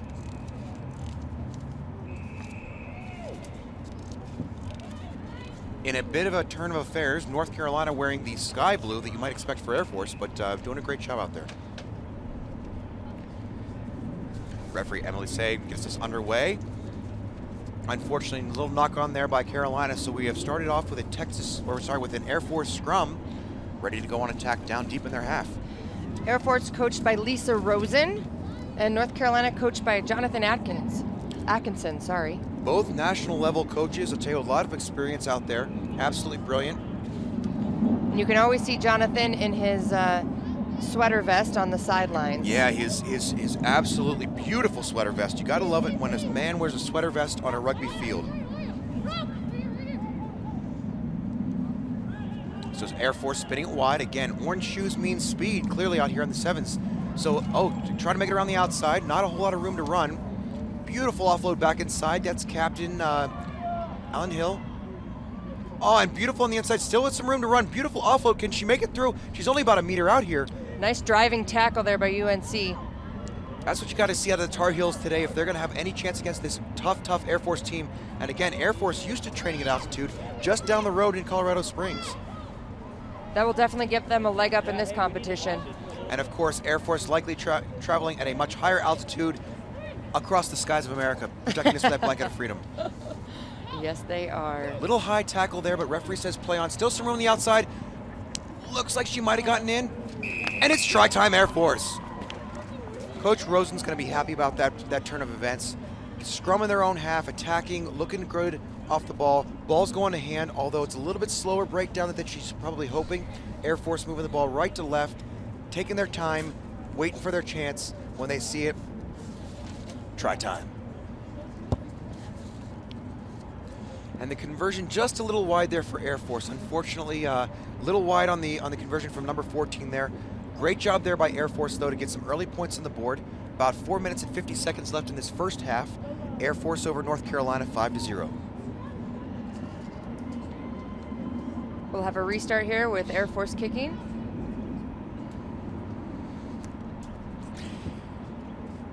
Ball looks a little short.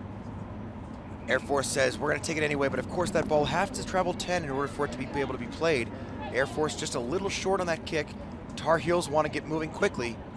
Coach Atkinson's going to like this urgency. Looks like they have some room out wide. Oh, beautiful distribution Nice there. pass. 3-on-2 on the outside, now 2-on-1. She says I'm going to back myself all the way through. Looking great back on the inside. Beautiful pass there.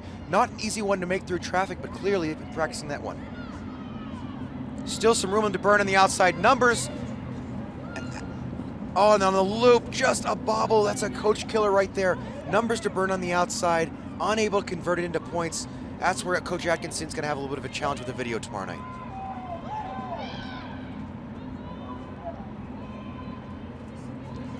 Great job Air there Force by ball. Air Looks Force. like there's some space on that outside. Oh, Beautiful. Lydia Hill, I'll tell you what, that's Captain Lydia Hill. She's been a stalwart for Air Force for a couple years here, captaining their 15s team, captaining their 7s team, and again, purple shoes, you gotta believe she knows what she's doing. good look down there. There was no sweeper back at that point. Just a little too much. So the long kick goes down into the try zone. Air Force, of course, kicking it down there. The Tar Heels downing it there, so it's gonna be a 22-meter drop here for the Tar Heels. Looks like Coach Rosen is making a substitution.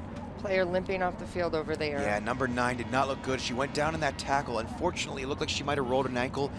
Hopefully it's nothing serious, of course, because rugby being a very, very safe sport out there. Rare times that we get injuries on the sport, of course. Sometimes it happens. Oh, great Nice block there block. by Air Force. She's got the ups, clearly an Air Force player. And the counter rock. Captain Lydia Hill on the turnover and the distribution. Air Force with room to run on the outside. Beautiful. They are sure not making it easy for their kicker today, scoring out there in those corners. They aren't, but they say we'll take points when we're on offer. Absolutely beautiful job by Air Force in this bowl semifinal game. They're gonna love this 5 points they put in the corner. I gotta say, that's a team try. Absolutely. Looks like North Carolina is getting a little winded out there. I see some hands on knees. The altitude might be getting to them already. Yeah, I'll tell you, Air Force again, just down the road, but even higher than Denver. Air Force up about 7,000 feet at the campus. Beautiful campus up near the mountains of Pikes Peak in Colorado Springs. And clearly taking advantage of that extra oxygen they have in the lungs today. Doing a great job and showing no signs of backing down. About 1 minute and 50 seconds to play in this first half. Air Force now up 10-0 over the Tar Heels. Kittery, any idea what a Tar Heel is? I have no idea. Isn't that awful? We're going to do some Googling here at half, folks. We'll get back to you on that one. Oh, brilliant tackle there by Air Force. I got to say, though, referee did not like that one. Said the challenge was a little bit high on that tackle. Of course, tackles must be at the shoulders or below. No contact with the head or neck is what they want to see in rugby. Unlike American football, we want to have our players' safety number one. Backing herself again. That was a nice breakthrough. Tar Heels on attack, and they've got Look room at to the run out space here. out here. Numbers, if she can just get a hold of the ball. Beautiful offload. Oh, again, a hard and crunching tackle from Air Force. Clearly something Coach Rosen's been working with them on. I would say Coach Hartzell, but another coach killer there. Just ball not going to hand. Tar Heels with an amazing opportunity on the outside, 3-on-1, room to run. You got to like their chances if that ball goes to hand. Unfortunately, that's a little mistake, son, Kittery. It is. It's a little mistakes that bring it right back here to this scrum and gives Air Force a chance to run with it a little bit. Good defense there by Air Force, playing a little bit of a jockey defense so that they can't beat them around the outside.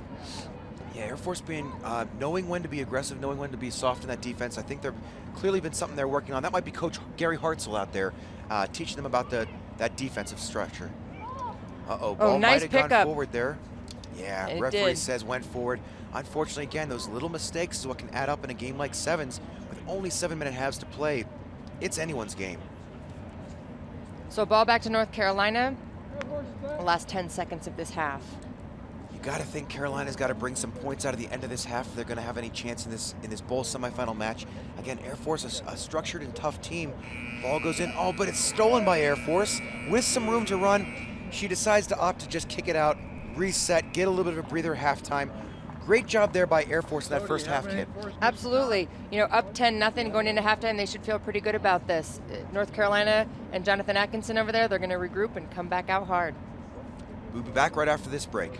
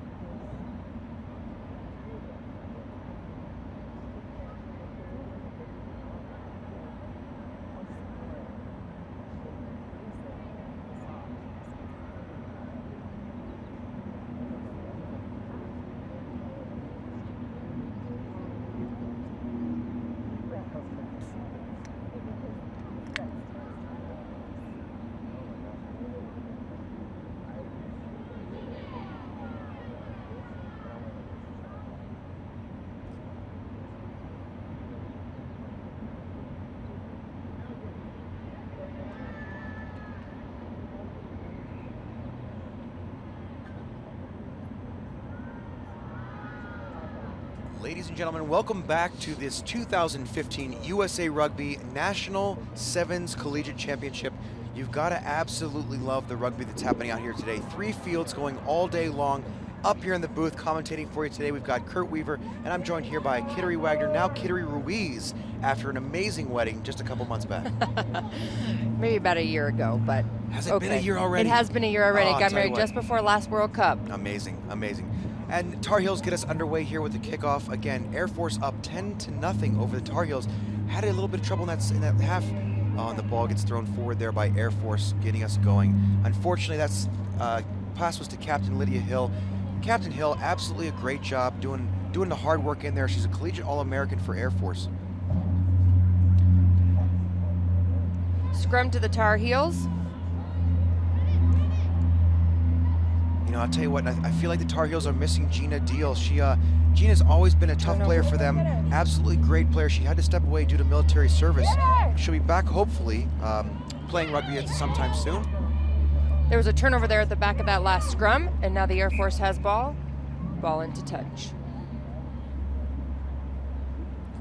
Great technique there by line judge, getting that flag up high. Of course, where the line judge marks the line, that's where it went out, and that's where the other team's gonna get to throw that ball back in.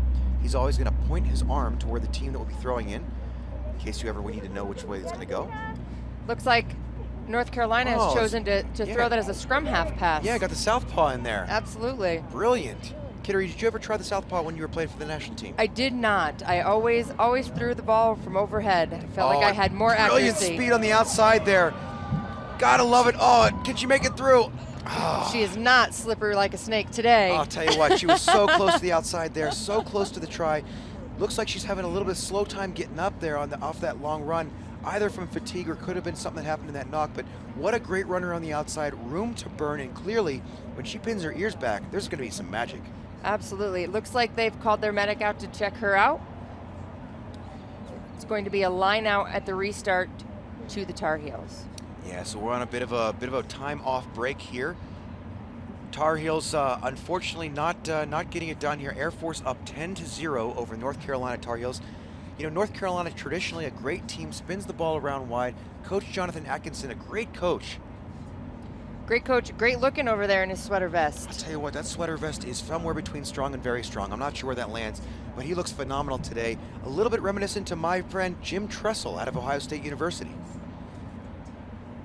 Looks like they're going to make a substitution here and take that player off the field. So as we're back underway here, it looks like she's at least walking off there. Coach Gary Hartzell has a hold of her. Always in good hands with Coach Gary. And Tar Heels will get us started here with about 4.5 minutes to play in this half. Great line out there by Tar Heels. Stolen by Air Force. Over there. Air Force on attack, but it looks like she's got hands all around that ball. She just has to get it to ground. Unfortunately, ball is held up in goal. Means there's not a try. Of course, unlike American football, not enough just to get it in the end zone. You actually have to put it down. That's where the term touchdown comes from, Kit. It sure is. It sure is. And it looks like the Tar Heels were able to not allow that touchdown to happen. Well done on the Tar Heels there. That's a great defensive stand. They've got to take some pride in that. Hopefully that can be part of the thing that lifts them up here. But Air Force still on attack. Oh, and that short side wide open. Oh, and that tackle just slips off. As cool as the other side of the pillow. Air Force in for another try. Absolutely brilliant job there by Air Force. Absolutely beautiful. Again, a kick from the sidelines. These guys are not making it easy for her. Yeah, look at the urgency on the kick. No waiting at all. Although they're up 15-0 over the Tar Heels, they say we want to keep this pace high. We do not want to take the boot off the pedal. Kick short. We'll go to a restart. Air Force kicking off again. About 3.5 minutes to play in the second half of this bowl semifinal at the 2015 USA Rugby Collegiate National Sevens Championships. Air Force has to be proud of where they are here. I gotta say, Air Force won the Piper Cup and their automatic qualification to this tournament. But in addition to that, they also won the Horsetooth Sevens. Very nice. Never been there, but I gotta say, that sounds like a fun time. I have been to Horsetooth before.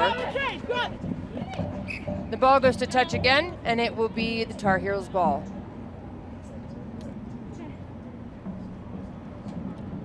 As you see, number 8 from the Tar Heels there, ready to throw the ball back in. That's number 8, Katie Lutton. Katie, of course, wearing some kinesio tape there on the back of the leg. That is all the rage with the kids, and certainly something that they were wearing for recovery these days. It sure is. Where was that when I was playing? We used a little spit and duct tape, Kittery. Absolutely. Some dirt stops bleeding. It's perfect. Right. That's right. Looks like they have some Tar space Heels, out here on the right. Brilliant switchback. Unfortunately, just not using that space in the players. Beautiful switchback, though. That is sevens all the way. Referee Emily says, keep it playing, get back 10. Oh, beautiful one-handed take there by number 23. Nice cleanup. These guys are picking that ball up well. Lindsay Oliver coming back in attack. Oliver retains the ball, pulls it out, distributes it a little bit wide. Look at all the space out here. Beautiful room to run. Number 4, Mary Runsfer. Oh, that's a tough tackle coming out of Air Force. The flag goes out from the assistant judge on the side. That means something went wrong. He's going to want to see that called back. But I'll tell you what, we're not going to slow down their attack. Beautiful run there by the Tar Heels. Number 14, Tavoya Whitworth. Oh, but unfortunately, after the offload is caught. Oh, the Tar Heels with another small mistake. They did not release the ball when she got back up.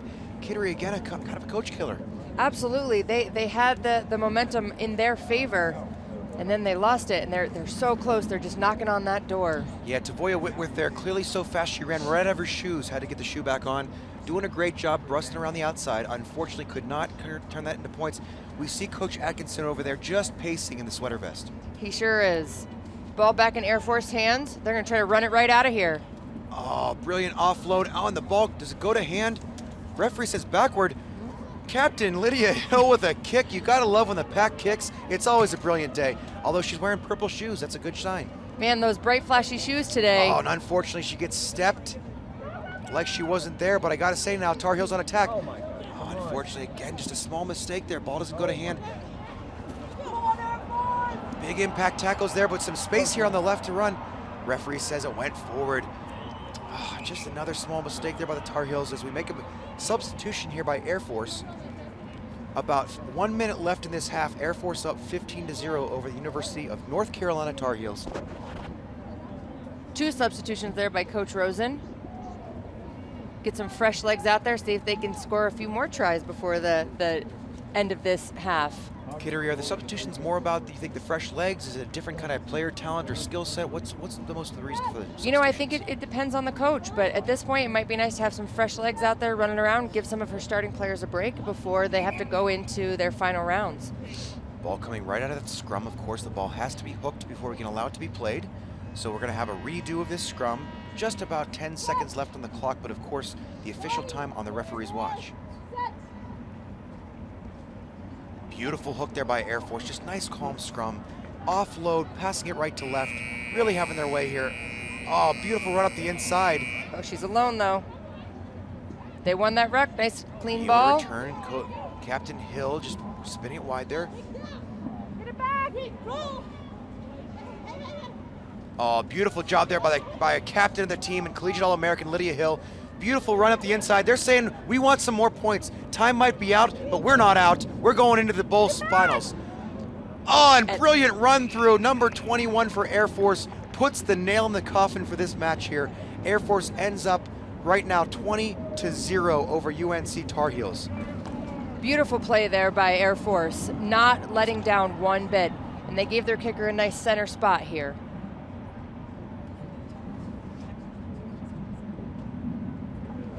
And the kick is good. We will end this game 22-0. Great Air job. Force over North Carolina. Ladies and gentlemen, tune in at 2:20 to watch Air Force take on the other winners of the bowl semifinal there. Absolutely going to be a beautiful game of rugby, and stay tuned for USA Rugby 2015 National Collegiate Sevens coverage.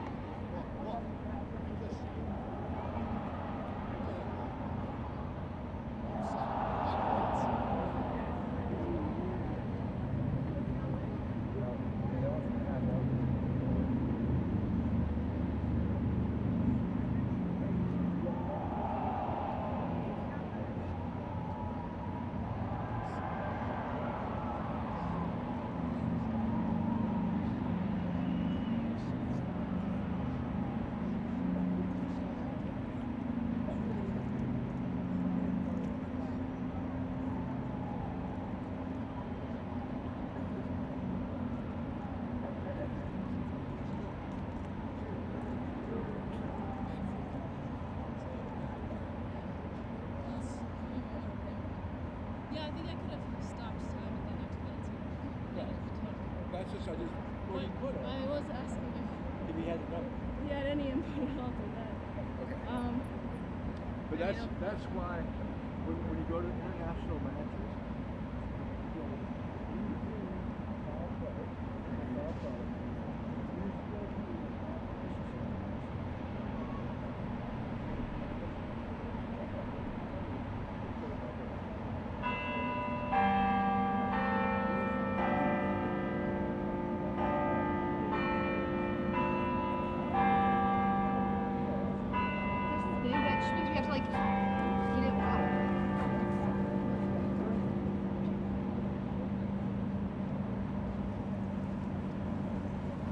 idea is you're never going to get it all.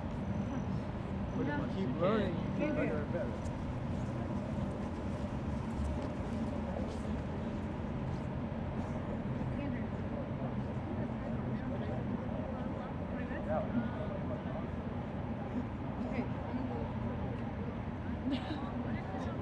Yeah, I'm gonna walk probably to find ball kids, but.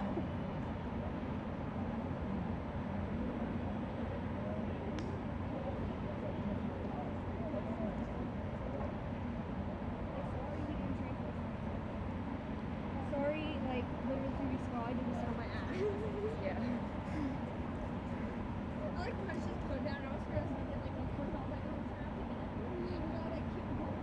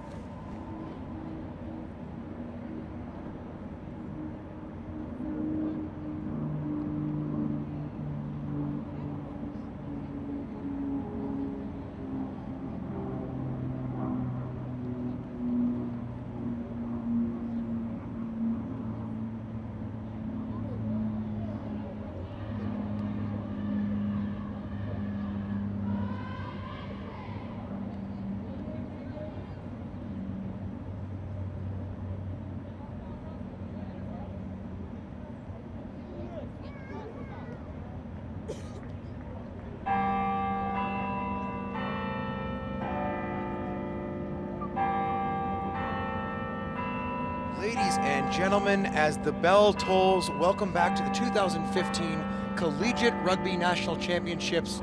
We are here with a cracker of a game coming up for you. Absolutely beautiful day here. Denver University, Denver, Colorado, Mile High State. Montana State versus James Madison. James Madison in the purple gets us going. Montana State bringing it down, rolling forward. Kurt, it looks like this JMU team is full of freshmen. Looks like 9 out of their 12 girls. Absolutely brilliant to see that. You gotta love to see the pathway in American rugby working. Of course, our youth and high school teams just exploding right now in American rugby. All the excitement being built from our women's national team doing so well last year at the World Cup. Kit, you were there. I sure was, and what an awesome experience it was. I got to play my last match against New Zealand, which was just a fantastic adventure. And speaking of New Zealand, that's the pickups that New Zealand does just like that. JMU is so talented in those little things like releasing that ball and coming forward. Referee Pierce Mara says absolutely not, in from the side, Montana State. He wants to see back in through the gate. Oh, and JMU, absolutely beautiful. Number 5 from JMU, Emily Fulbrook, right through the middle and in for the try. Absolutely brilliant running there by Fulbrook. Sure was. Trusted herself, backed herself, scored that try. Kick from center field. And beautiful kick. Looks like we have number 7 there for JMU. Margaret Rich on the kick. Great job by Rich. And of course, colorful shoes usually means good kicking. Good kicking and speedy. And as we get started here, JMU looks confident in attack here. Ready to kick the ball off again. JMU up 7-0 over Montana State University. Montana State University, one of those programs that's finally making a run at it and doing a great job so far. Had a great spring and fall season. Absolutely great job last year. Wonderful to see them here at the Collegiate Rugby National Championships. It looks like here that JMU is missing Captain Kayla Cook. She is studying in the Dominican Republic currently. I'm sure they'll be missing her today.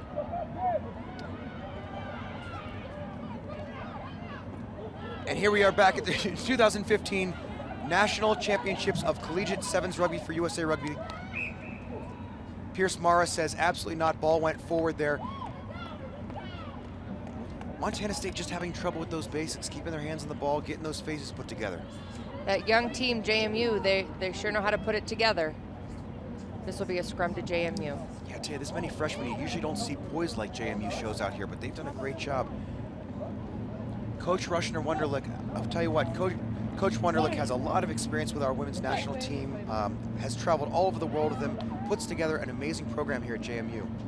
Absolutely, she is assisted by a gentleman by the name of Elvis brilliant, Savelli. Absolutely brilliant through the middle, and that's number 7, Margaret Rich.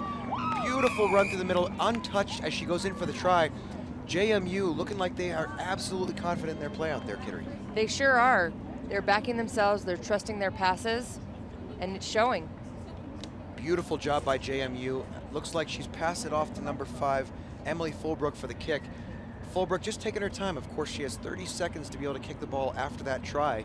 And if she's taken all 30 of those seconds, give her team a little bit of a break. Smart to give herself a break there. They're up 12-0. Certainly an interesting kicking style that JMU players have, but clearly worked the first time, missed the second, but hey, we're gonna see as we can move on in this game. James Madison up 12-0 over Montana State, as we're about 3 minutes and 29 seconds left in this first half. Talking to Coach McKenna earlier today from Montana State, he said they earned an at-large bid to nationals after competing in the Piper Cup. You might remember, of course, Air Force taking home that Piper Cup, but Montana earning their bid here to nationals. Nice high kick by JMU. Referee Mara says ball went backwards. Beautiful tackle. Beautiful not job finished. there. Oh, just goes forward again. And unfortunately, when the ball gets knocked forward like that and a player in offside position gathers it, it's a penalty. Pierce Mara clearly reading the law book today, brushed up on his laws. JMU scrambling a little bit. Ball gets bobbled around. They seem to have recovered it.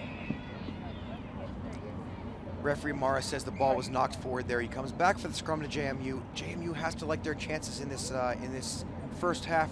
Attacking scrum deep in that Montana State half.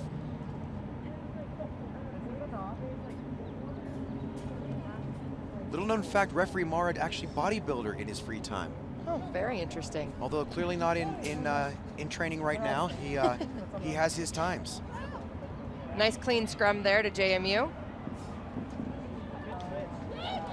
Beautiful there by Nice Margaret. offload. Oh, absolutely brilliant. As cool as the other side of the pillow. Number 5, Emily Fulbrook in for her second try of the match. Brilliant job there by JMU. They are simply having their way with this Montana State team this morning. They sure are. And now Margaret Rich to kick from the backside of the post. The referee tells her no. Yeah, that's something that they do in social rugby, Kittery. This is the Collegiate Rugby National Championships. USA Rugby's Collegiate Sevens, of course, 52 teams out here this weekend here at Denver University, and they want to see it done the right way. Of course, all these players with a chance to play for our national team at some point. Absolutely, they sure do. This is the pathway. Start playing for your college team, get looked at, and work your way on up. That's definitely the way it happened to me. Yeah, Kittery, I tell you what, such vast experience in the international field. How was touring around the world playing rugby? Man, it was awesome. Yeah, I have seen more countries, I've had more wonderful experiences. Rugby has given me a lot, given me my wife, a bunch of friends, gotten to be reffed by wonderful referees like Kurt over here. Oh, it looks like JMU tried to switch fields and then went back to the way they have been going. Great field there by Montana State, finally on some attack ball, good weaving through. Hopefully they can get the ball to hand and spin it wide. Some space and room to run. This seems to be the trend today though, Kurt, wanting to just pound it through the middle. Yeah, I'll tell you, some room outside. Oh, but through the middle, through the middle she goes. Around the outside, but oh, JMU fierce on attack, like a lion on its prey, brings it right down and forces the knock on there by Montana State. JMU so quick to get that tackle, she ran right out of her shoes. Headed back to go get that. We're now down in Montana State's half. I think this is the first time this game. Yeah, Montana State finally maybe with a little bit of spark in their step, showing that they can run the ball when they want to. Referee Mara allowing for the shoe to be put back on. Of course, 2 shoes is optimal for rugby in this day and age. Absolutely, especially on this turf, you don't want to be slipping around in your socks. Yeah, back in our day, there was usually only 1 shoe available or potentially no shoes, but now they're allowing 2 shoes for every player. Absolutely, and some pretty sparkly ones out there. There are some sparkly ones. Montana State, oh, just with a chance. Referee Mara says it came directly out. He's going to give another chance for JMU to put that ball in that scrum. As time expires here in the first half, currently James Madison up 19-0 over Montana State. But of course the time is on the referee's watch, not on the scoreboard. So we'll wait to see what referee Mara says. And JMU opts for the long kick there. No sweeper back there by Montana State. See if they can capitalize on this. Oh, and it looks like there was a player in front of the kick there from James Madison, so it's a penalty to Montana State with a chance here at the end. They're going to want some points in this half. Oh, and referee Mara, a little harsh there, sir, but that's okay. He says it was knocked forward by that player trying to play it. He will not be on anyone's Christmas card list this year. Doesn't look like it. So we'll go into the half now with JMU 19, Montana State, nothing on the board still. We'll be back after a short break.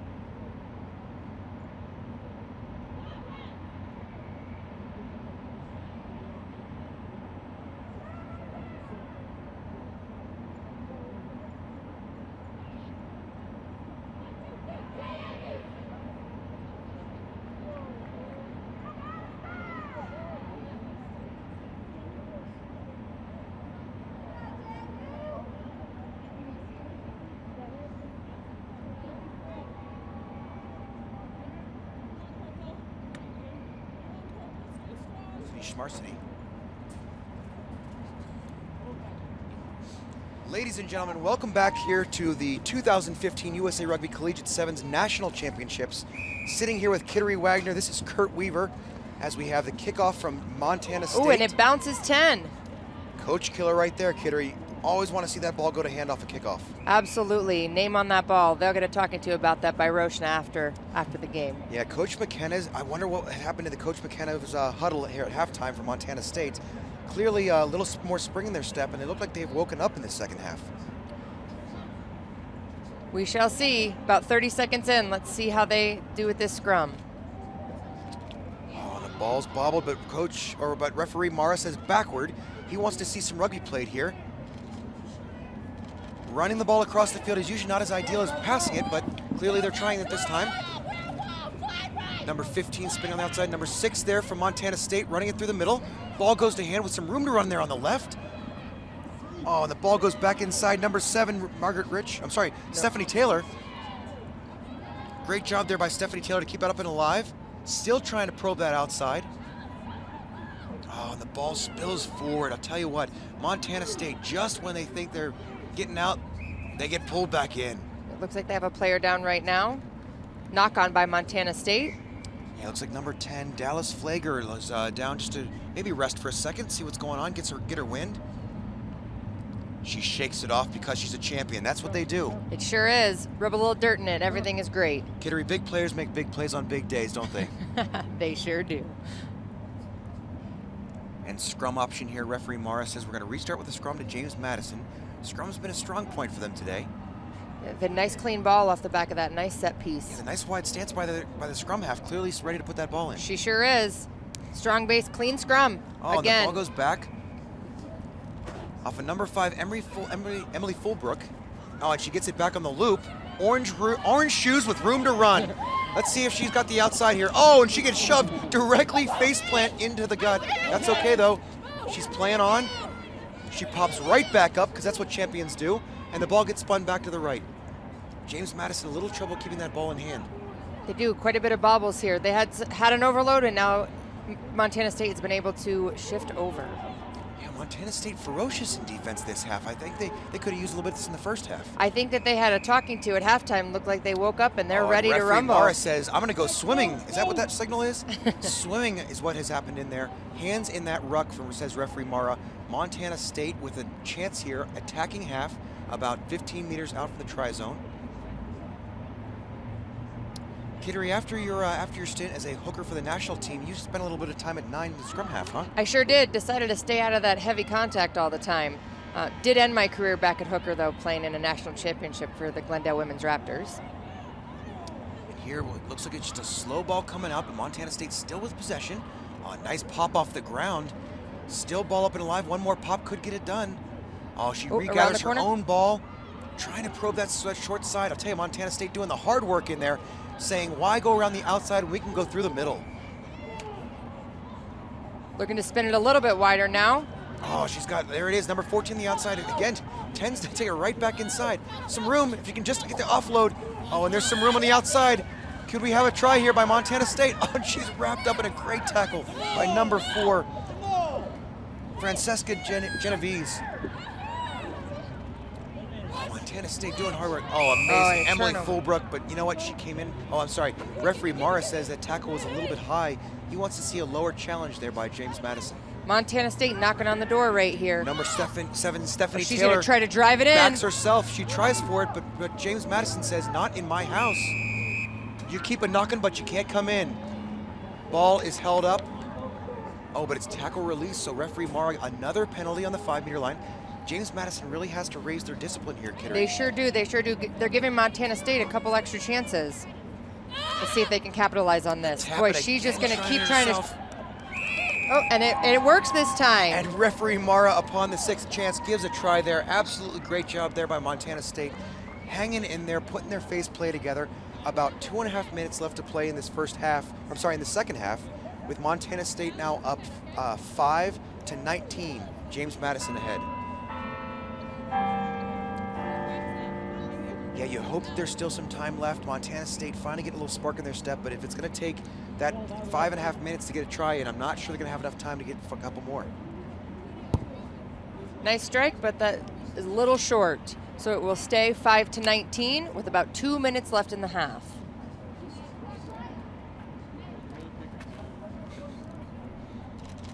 That was number 14. Don't have a name on that number, but that's okay. Oh, ball to ground again.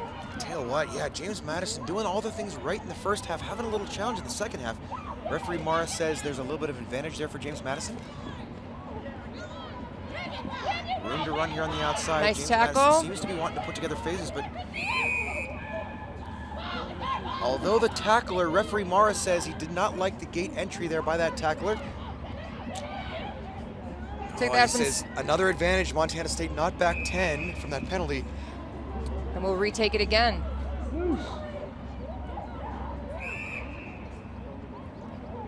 She has to take that penalty from the mark that the referee sets and not from the other side of the field.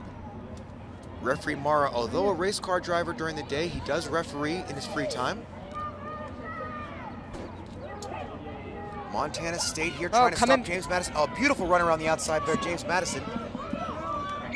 Oh, and referee Mara says did not release the ball. He is imposing his will in this match. He sure is. That was a nice tackle by number 7, Stephanie Taylor, Montana State. And Montana State wants points. Only about 45 seconds left in this half. Referee Mara says it went backwards. Play on. Montana State now having a little trouble holding on to that ball. Yeah, I tell you, that thing must be slippery as a greased pig out there. Having trouble keeping their hands on the ball. Not wet like yesterday's weather, Kittery. They must just be having maybe a little bit of nerves out there. Maybe a little bit of nerves. Is a big game for them. You know, yesterday definitely really slippery. Today a lot better on that weather. Let's keep our fingers crossed that it stays this way for the rest of the day. So James Madison with a lot of room at the top half of this field. No one's out there. Got to believe they're going to be going to that wide side. And there she goes, number 6. Ready to rumble on the outside, looking good. Oh, impact tackles. Montana State not giving up on anything, offering no quarter. Oh, and beautiful run through the inside. Slippery like a snake. Beautiful job. And she will dot it down. Try time, James Madison, to close out this match. Absolutely brilliant. James Madison goes up 24-5 over Montana State University with a kick to come. I believe that's going to be the end of the half, and of course we have number 7, Margaret Rich, ready to put this conversion over. Man, beautiful play out there by JMU, not giving up, capitalizing on all that they are given out there. And you got to say, pretty comprehensive victory there by James Madison, although a little stalled in that second half. Looks like they put their thinking caps on, regathered, put a couple points there in late. They sure did. They sure did. So coming up next here on Peter Barton Lacrosse Stadium is going to be Texas Tech versus Humboldt State. We'll be back after these brief messages.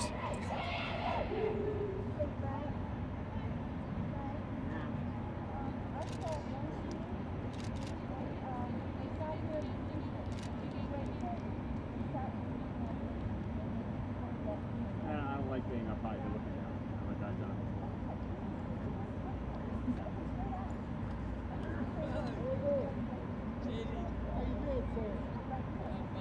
Good. Yourself? Oh, yeah. Oh, I'm sorry. Gotta keep going.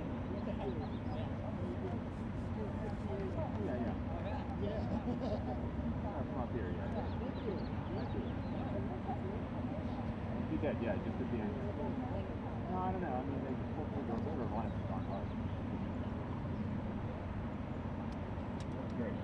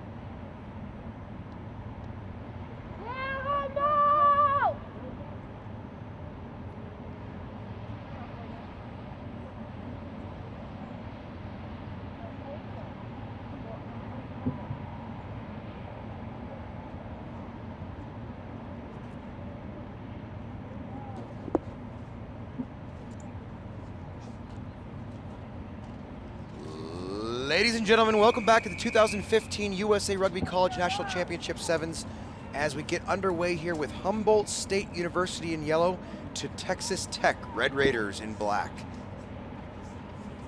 Humboldt State, of course, from Northern California, way up there in the trees. Beautiful place if you've never been there, Kittery. I have not. Guess I should visit sometime. And of course, you have Kurt Weaver up here in the booth with Kittery Wagner, now Kittery Ruiz, after a wonderful wedding up in the mountains about a year ago. Absolutely, absolutely. Looks like it's going to be a line out here to Texas Tech. Oh, and the old southpaw throw in, but Humboldt gathers, doing a great job there. That's number 8 from Humboldt, Kayla Molson. Kurt, we've seen a few of those southpaw throws today. Can she make it? That will go into touch. Oh, and off of Texas Tech, going to be Humboldt's throw in. 10 meters black, 10 meters. And of course, lifting up by the shorts, a traditional thing in rugby, helps get them up in the air a little further. Texas Tech Slipped that tackle. spinning out of those tackles. Great job there by Texas Tech. Space out wide, but trying to take it all by taking herself. it all by herself. Number 13, Tony Armstrong. Absolutely brilliant run there by Armstrong. Can she go all the way? And she does. It's try time, Texas Tech. Beautiful. That was Tony Armstrong, Southwest All-Conference team. Great job there by Tony Armstrong. Kid, did you ever have a long run like that when you were playing for the national team? I've had one, and then I definitely didn't score off of it because I didn't think I was fast enough. Didn't have the fancy shoes then. What's amazing is the distance that those players run, the absolute hard work Tony Armstrong does in there, and I'll tell you what, now they're right back at it. A game like Sevens, so quick and so anaerobic. It is. There's no downtime. Just going, 7 minutes straight. I'll tell you, the first time I played Sevens, I said, oh, this isn't going to be anything. It's 7 minutes. Man, I ate my words. Such hard work out there by these players, and it's been a long weekend of rugby. Humboldt now down 0-5. Texas Tech ahead after that try. Conversion was not good. She hit the post, but that's okay. Humboldt regathers here and right back at it, hoping to get some early points. Trying to break those tackles again, just trying to run it right through the middle. I'll tell you what, Humboldt having trouble getting the ball in the hand. Great little chip ahead there by Humboldt. Welcome to regather. Great job there by number 13 from Humboldt. Beautiful. Absolutely beautiful catch. Jasmine Fenniskull, great job, and it looks like she's backing herself. Brilliant job. Try time Humboldt State. Absolutely brilliant individual work try there by number 13. We believe it's Jasmine Fennigal. Fenixhigh.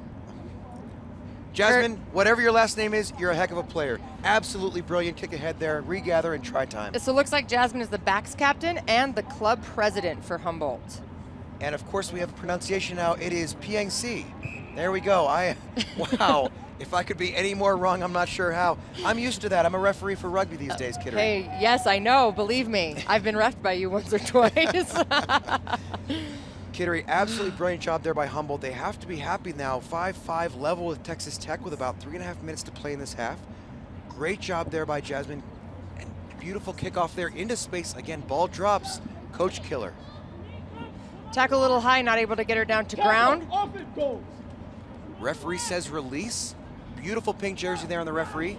Oh, and rumbling, stumbling. She's not Nice going down to offload. ground. Beautiful offload there by number 3, Ashley Moore from Texas Tech. Right there to Tony Anderson again, doing the hard work on the inside, but 15, Janae Coleman, speedster all weekend. Cannot wait to see Janae with a little bit of space on the outside. But a great kick and gather out there. Referee says all is well. Number 5, Rosangelica Ramirez. But Humboldt recovers, steals, and it's back now to Texas Tech. Number 2, Shelby Olchel. Ucatel, sorry Shelby. Oh, Tony Armstrong, you gotta like Tony's chances. Tony is a player, she's a stepper, she's a slippery eel, and right in for the try time. Absolutely brilliant job. Tony Armstrong has been doing this all weekend long. Man, it is great to see her trust her speed and back herself scoring those tries. You know, you see Tony Armstrong play like that, and she's already been named to the Southwest All-Conference team. You have to believe she has chances for the Collegiate All-Americans. It would be great to see her make her way up the ladder there.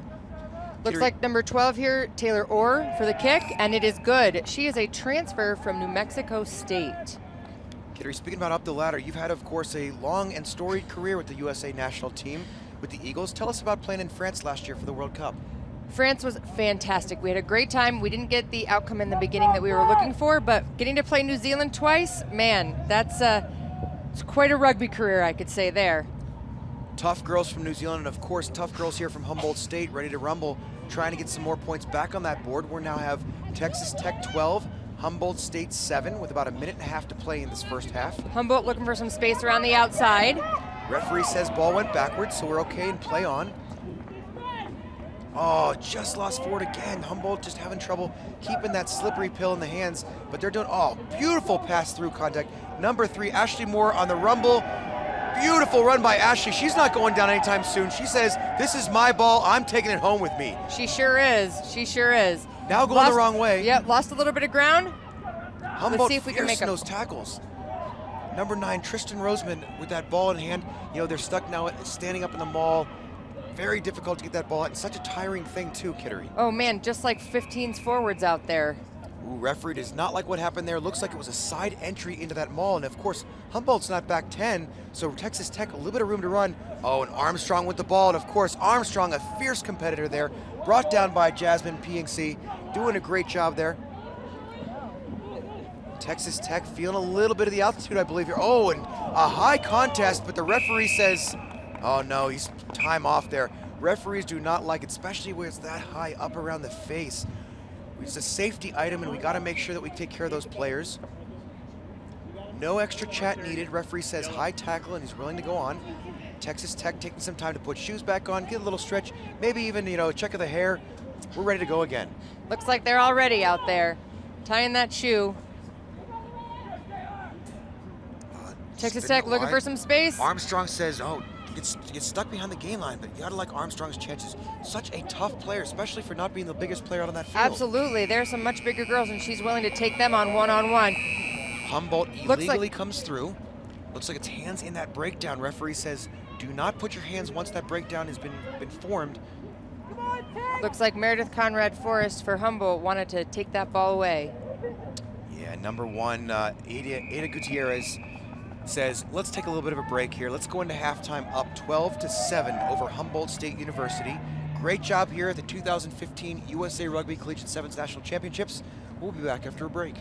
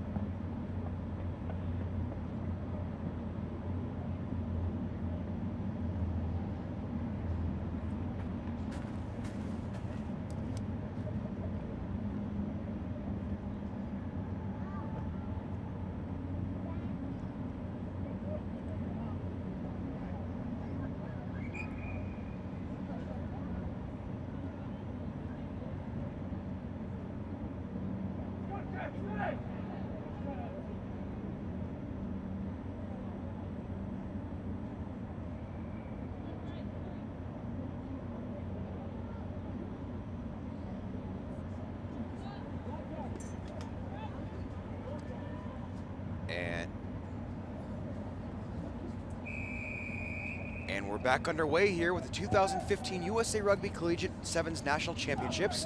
In the booth here you have Kurt Weaver with USA Rugby All-Star National Team player Kittery Wagner, now Kittery Ruiz, after an amazing marriage about a year ago.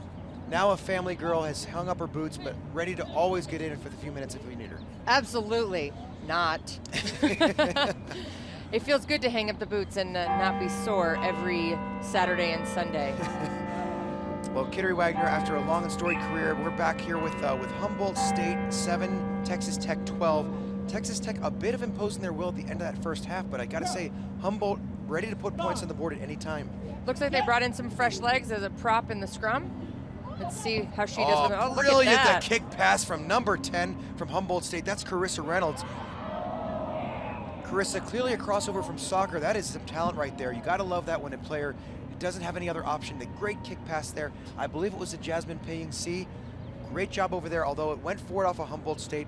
We're going to come back here with a Texas Tech scrum. Texas Tech, of course, coached by Coach Vanessa Fritz. Talking to her earlier, she was talking about the the Collegiate National Sevens in 2012 when they competed last in this tournament. Of course, they did a great job this spring with qualifying, played in 3 Sevens tournaments, including a second place finish behind University of Texas at the Texas Sevens.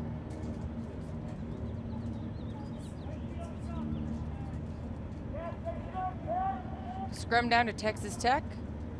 Kittery, what are some reasons a scrum would be reset by the referee? There are quite a few reasons.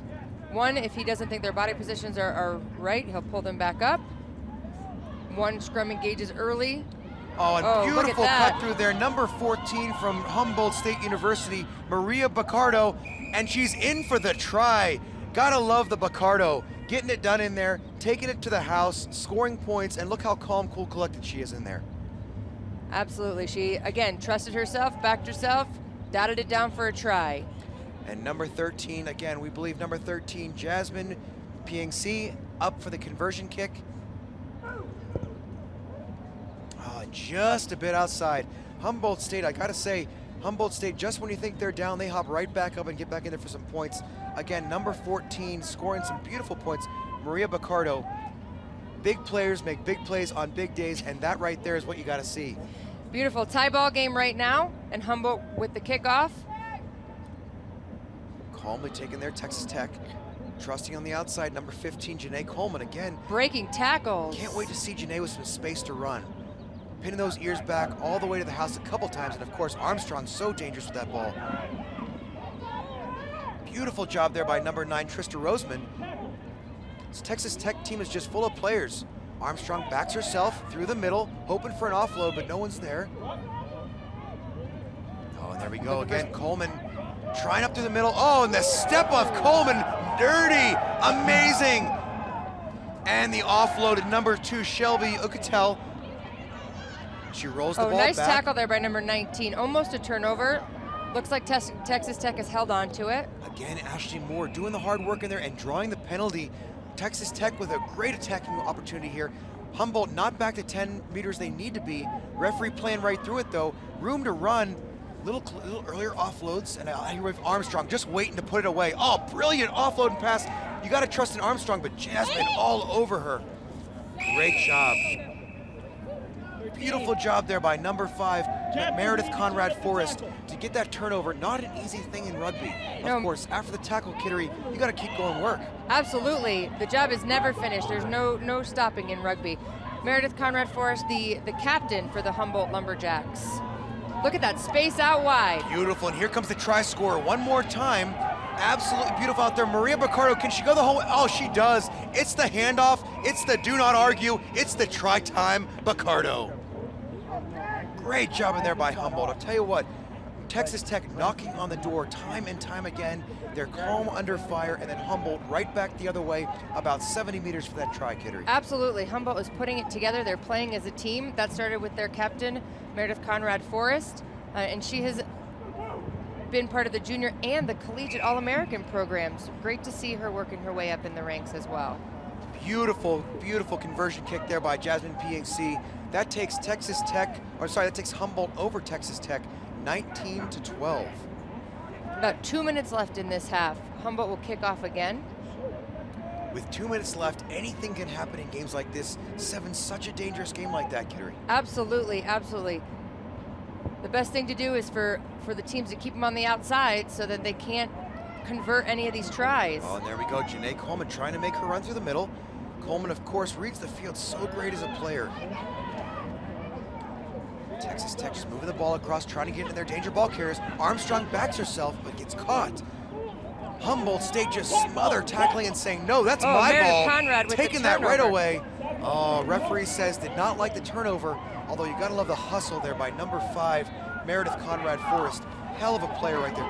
Oh, a beautiful run through the inside. Ashley Moore says, not in my house. This is my pill. I'm taking it to the hole. Absolutely. It takes 3 players just to take her down. Great job there by Ashley Moore. What a hard runner. And then she sets up her other players on the outside, just having trouble. There we go. Look at that offload. Oh, and Janae Conrad with some space to run. Can she get to the outside? Kidder, she just has such trouble getting out into open space. And I'll tell you what, there it is at one more time. Meredith Conrad Forrest doing absolutely yeoman's work in there. Not only bringing the players to ground, but the big turnover ball, drawing a penalty, and then running it herself. Clean turnover there. Oh, and here it comes, Ashley Moore back the other way. She says, my ball. Absolute great job in there, Ashley Moore. Beautiful ball placement. Oh, and here we have Armstrong on the outside. You've got to like her chances. Can she trust herself and back herself? Can she go the whole way? And she's caught like a thief in the night. Again.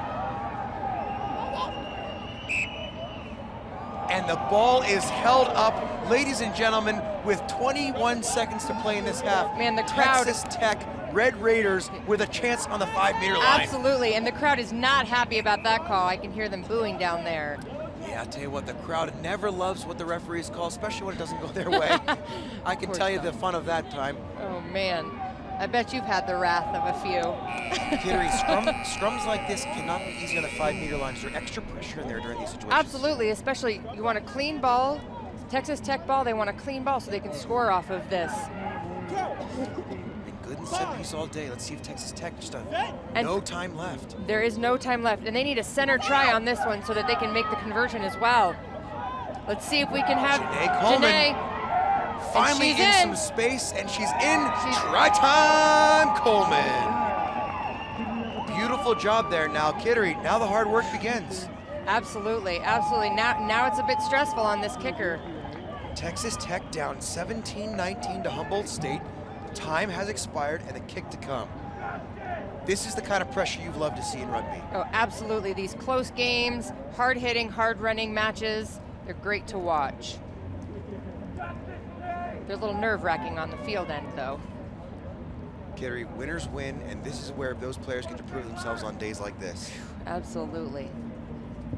Great drop kick, and it goes wide. Ladies and gentlemen, Humboldt State takes this game 19-17 over Texas Tech in an absolute nail-biter. Great job to both teams. Texas Tech, unfortunately, their day has ended, but Humboldt State progresses on into the next rounds of games. They sure do, they sure do. We'll be right back in a few minutes with West Virginia and Wisconsin.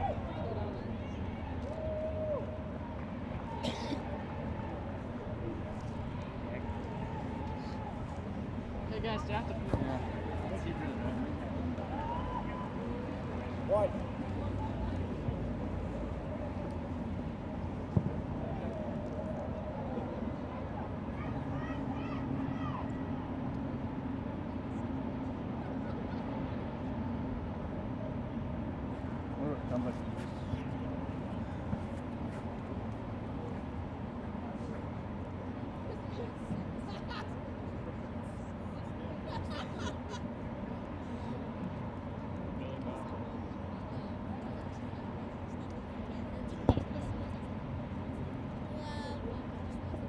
Go JMU!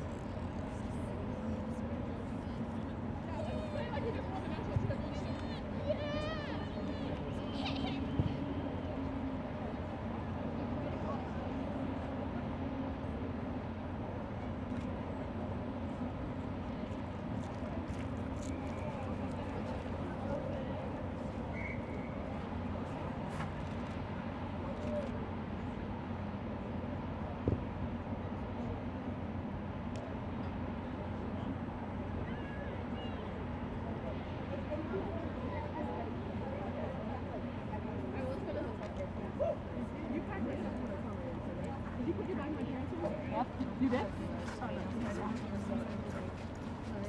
Yeah, we're all on the way.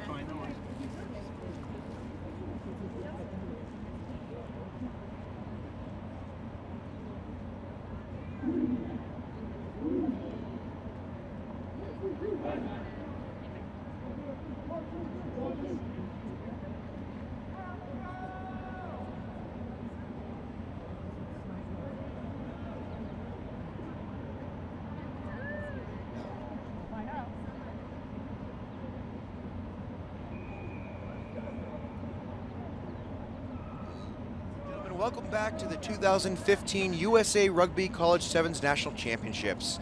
In the booth today, you have Kurt Weaver, joined by USA National Eagle player Kittery Wagner, now Kittery Ruiz. Hello, everybody. Welcome back. This is West Virginia and Wisconsin kicking off here. So the early kick goes into touch. Referee Val Griffith, another national team player out there as referee, sets the mark for the free kick. Going quickly. Oh, and I'll tell you on the outside there, they're tough around the middle. Referee Griffith says just a little bit of a knock forward in there.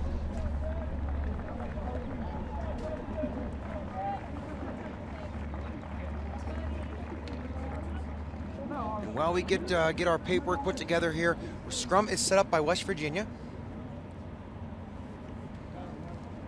Wisconsin in the flashy all-white kit today. West Virginia looks like they got a little bit of Rocky Mountain High there on their jerseys. Beautiful gather there by Wisconsin. Good platform, ready to launch. The backs are out, ready to run. Oh, beautiful fake ball. Ball's tipped backward by West Virginia. Looks like we're gonna have a battle in the rugby field as well as a battle of the colorful boots out here. Number 10 from Wisconsin, rumbling, stumbling. The great step back in, and he looks like he's a slippery player. Absolutely brilliant offload there to the legend. Number 7 from Wisconsin goes in for the try. Beautiful play, beautiful offload out there. Early points for Wisconsin, very important in this match. Absolutely brilliant. You gotta love what their chances are then. West Virginia clearly looking like they want to run, but just a little bit of bobble of the ball earlier on in that match.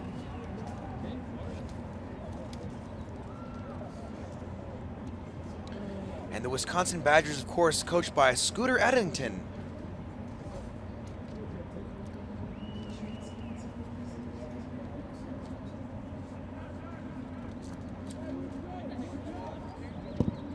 And the conversion kick looks like it is good. Wisconsin up a little early, 7-0 over West Virginia. About 4 minutes and 55 seconds left to play in this first half.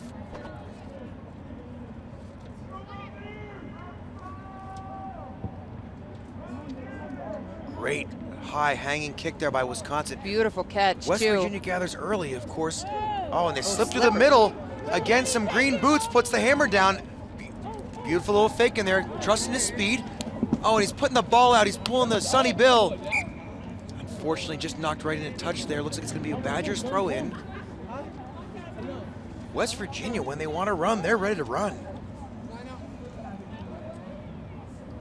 Let's go, Craig. Your ball, Craig.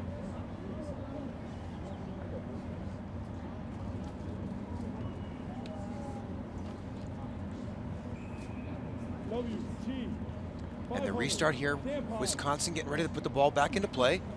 Off the line out, deep in their own half, but willing to run the ball. Wisconsin trusting themselves. Looks like they got some speed on the outside, and it's the Kareem Abdul-Jabbar back to the inside. Beautiful pass there. Beautiful turnover there by West Virginia. Looks like those country roads are ready to take them home. They sure are. Looking for some space to run. Referee Val Griffith says no. Does not like the tackle release there by Wisconsin, and Wisconsin opts for the safety of a line out. Interesting. That's the first of these I've seen since I've been up in the commentating booth. Most players have been taking the tap. Yeah, it's an interesting technique there by West Virginia, especially being down 7-0. I wonder if there's a set piece, super tricky move they just want to throw in there. They may have some sneaky, slippery line out happening here. I guess we shall see. Something up the sleeve. Gotta like that. And ball comes back, although Wisconsin recovers again. Just so strong in those set pieces for Wisconsin. They've been strong all weekend, but really strong in this match. Number 7 again wanting to run the ball. Man, they're rumbling, stumbling. Strong runners out there looking for some space on the outside. This great ball movement back and forth trying to spread the field. Right through the middle. Beautiful job there. And oh, he gets caught from behind though. Brilliant tackle by West Virginia. Not an easy thing to do, but clearly have been practicing all season. Caught from behind. Referee Val Griffith says play on. Oh, orange boots and a scrum cap means try time. And there it is, number 7 in for try number 2. Brilliant job there. His support lines are absolutely beautiful.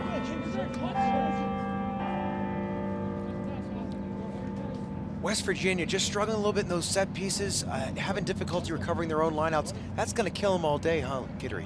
Yeah, it will. That's the heart and soul of the game, of those set pieces, especially for me in 15s when I was playing back in the day.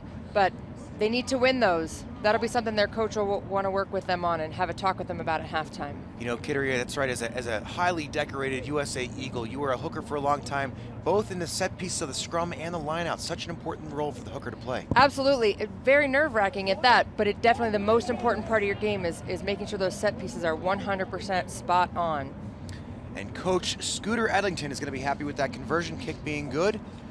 Wisconsin now goes up 14-0 over West Virginia, with just about a minute and a half to play in this first half.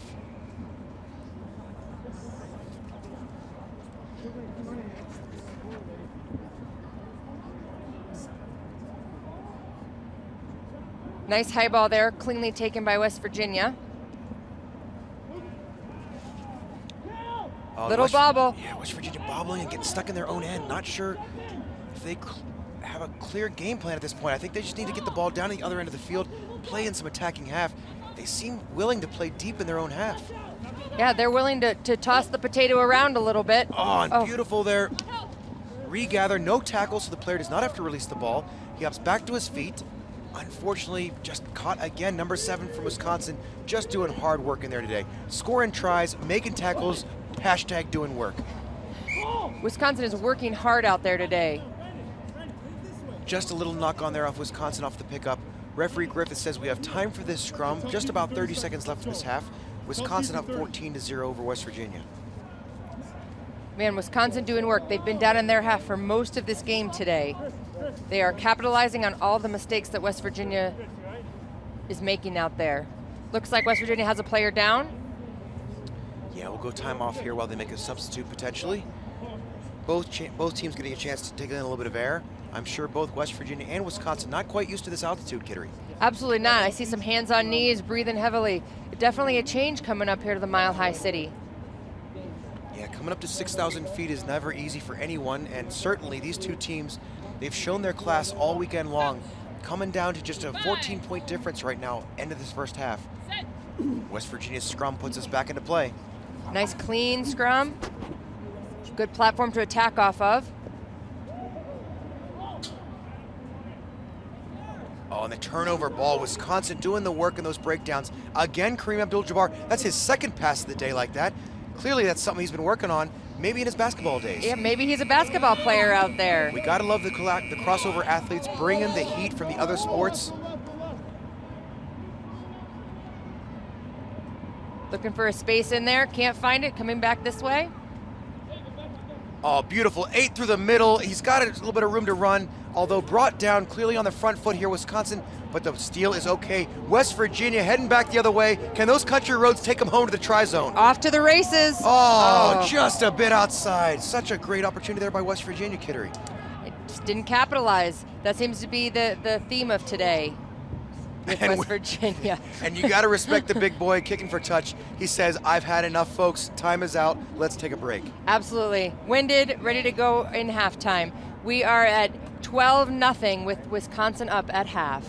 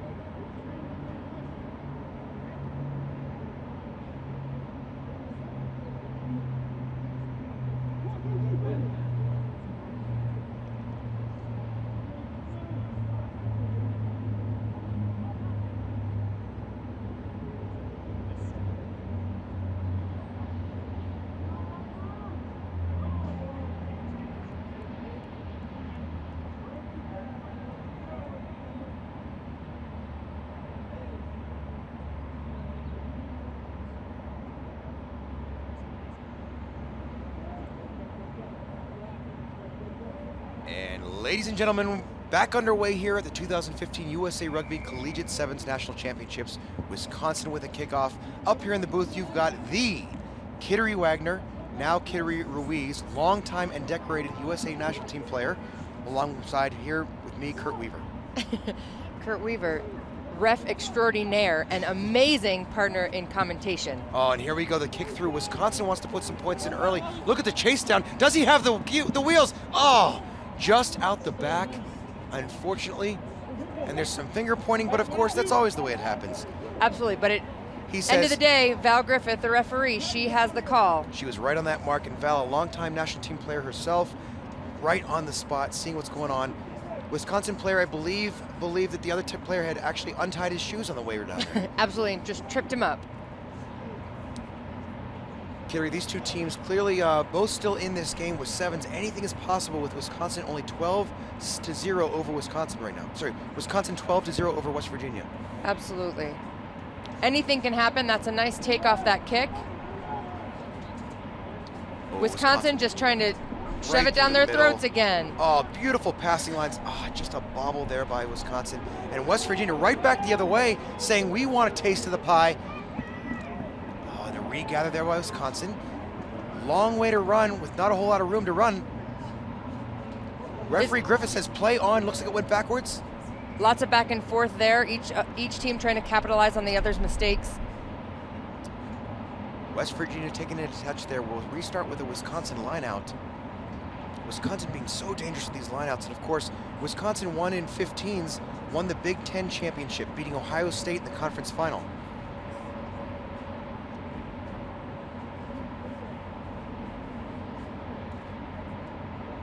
Taking their time on this restart. Wisconsin, nice, easy, smooth like butter, puts the ball right back in. He's getting the wave through, but nope. Wisconsin right through the middle. Val Griffith with the offsides call there. Oh, the drawn pass, the slow and go, absolutely beautiful. Rumbling, stumbling, stop, collaborate, and listen. Here he goes on the roll, but no tackle called by referee Griffith. And can he be driven in? And of course he has to get the ball all the way to ground before it's a try. I mean, it looks like they piled all of them in there. Looked almost like a 15s maul to me. It did, and referee Griffith says held up, so it's going to be a scrum here to Wisconsin. So important for West Virginia to stop that try. Great job and great defense. I thought he was in for all money, but clearly West Virginia had other thoughts. West Virginia is not giving up here. They are coming out hard. They are going to stop them right on their try line.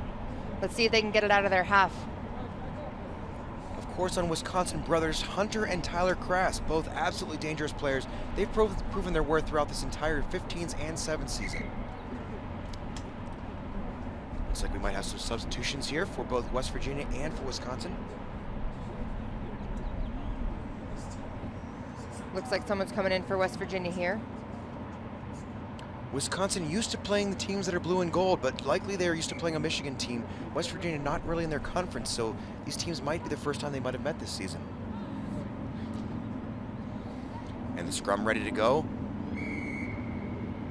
Ooh, early drive call from referee Griffith, but they tap and go. Once again, held up right at the try line.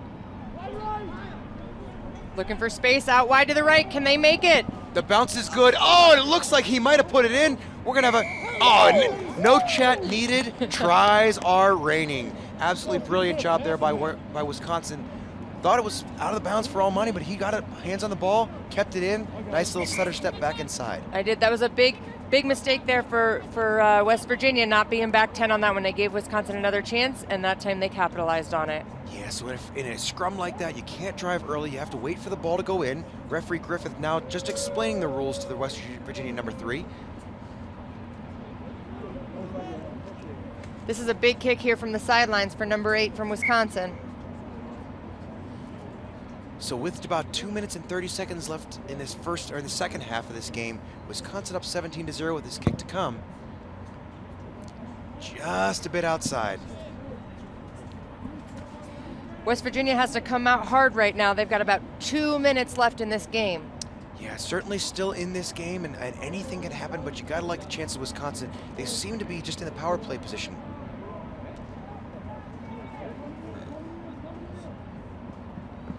As we get restarted here with Wisconsin's kick, West Virginia gathering at the back, ready to run. Oh, beautiful step there by Wisconsin. Look at him go. Oh, beautiful, absolutely. The cheetah, the ears are pinned back. It's gonna be try time, West Virginia. Beautiful. Just like I said, they needed to put the pedal to the metal, and they did. It looked like he never got out of second gear. Brilliant job there by West Virginia. Where's that been all game, Kittery? I know, and they're on the board now with only 1 minute and 30 seconds left. They need to hustle it up. They need to rush this kick. I don't know what they're waiting for. The altitude must be getting to them. Oh, great kick. Just misses. West Virginia back on attack here with about 1.5 minutes left in this game. Absolutely. Looks like there's a bit of urgency out of this West Virginia team, knowing they don't have a lot of time to score a couple more tries. Yeah, I know. No, number 8 or 9 just had that long run. I can't blame him for walking back, but he's got to get back into this game if they have any chance of pulling this out. Oh, an unforced error there. The ball goes directly into touch. Of course, going to be a free kick at half line for Wisconsin. Wisconsin likely wanting to slow this one down. Absolutely. They're up 17-5. Take your time. Run that clock out. Looks like they're making some substitutions. Give some of their starters a little bit of a break.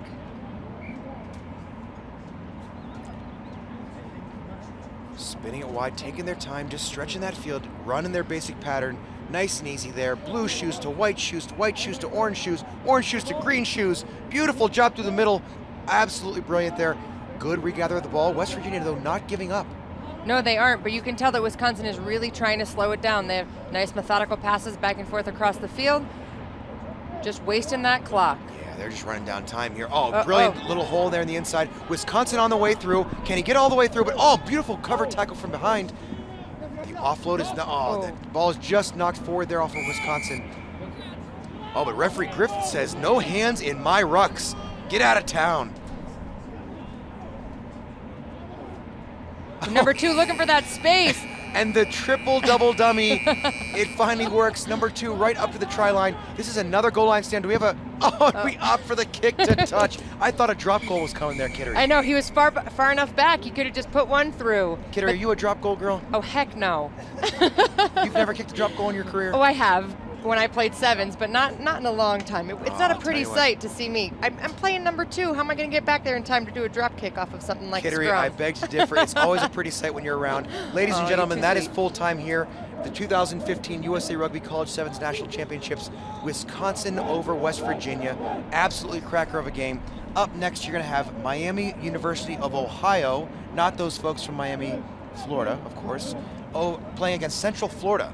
So this is going to be a battle that they are probably used to in different formats. Miami will be in your red. Central Florida will likely be in the gold and black. We'll be back after a short break.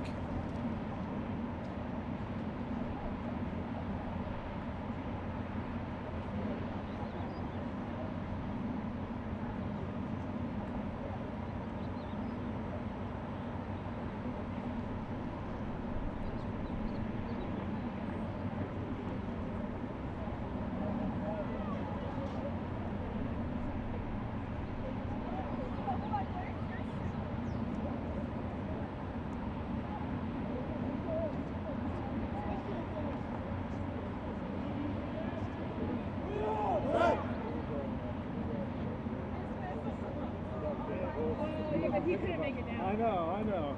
I was thinking, here it comes. Somebody knows. Pick it up quick.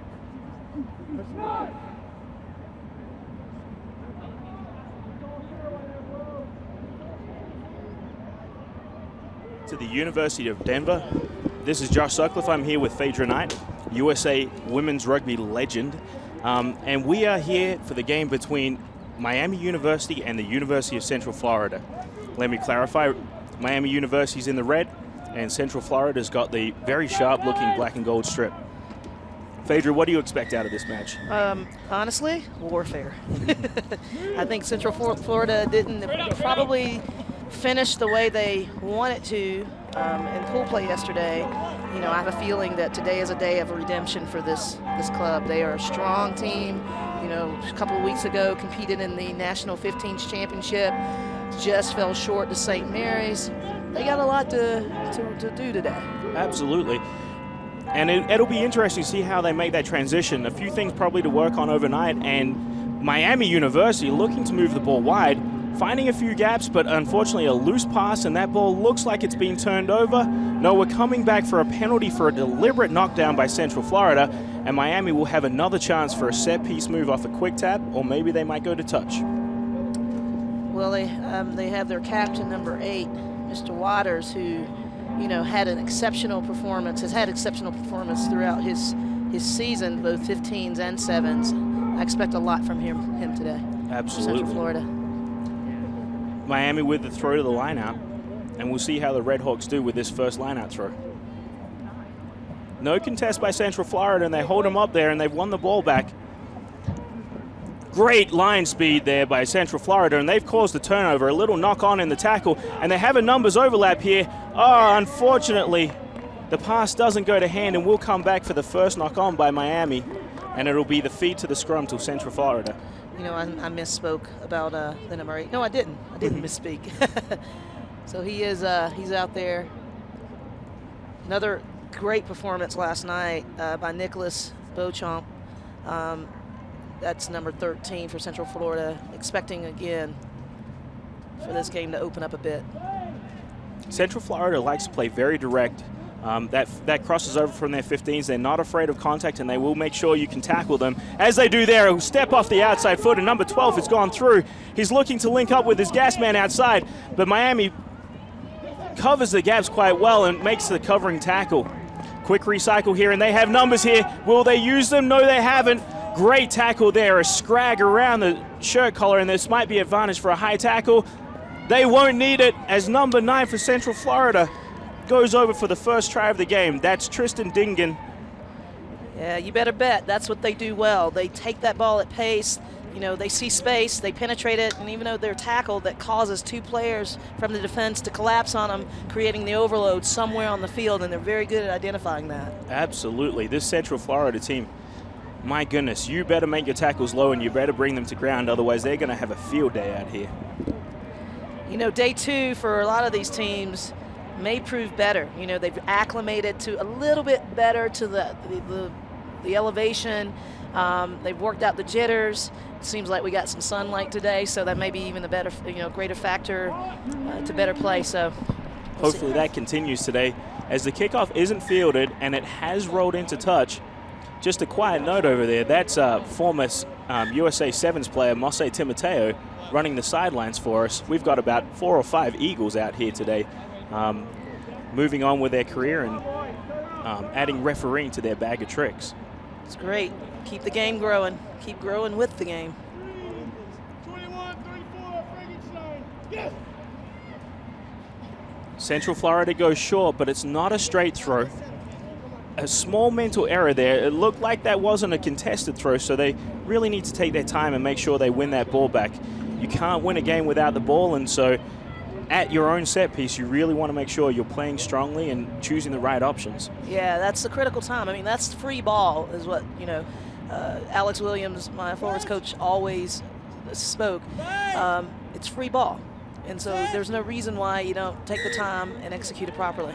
An early shove there by Miami. They got a little bit overeager. They know this Central Florida team is physical, and they tried to put the push on a little too early in that scrum, and Central Florida says, don't argue with me. I'm going all the way. That is number 12 there for Central Florida. Daniel Irion.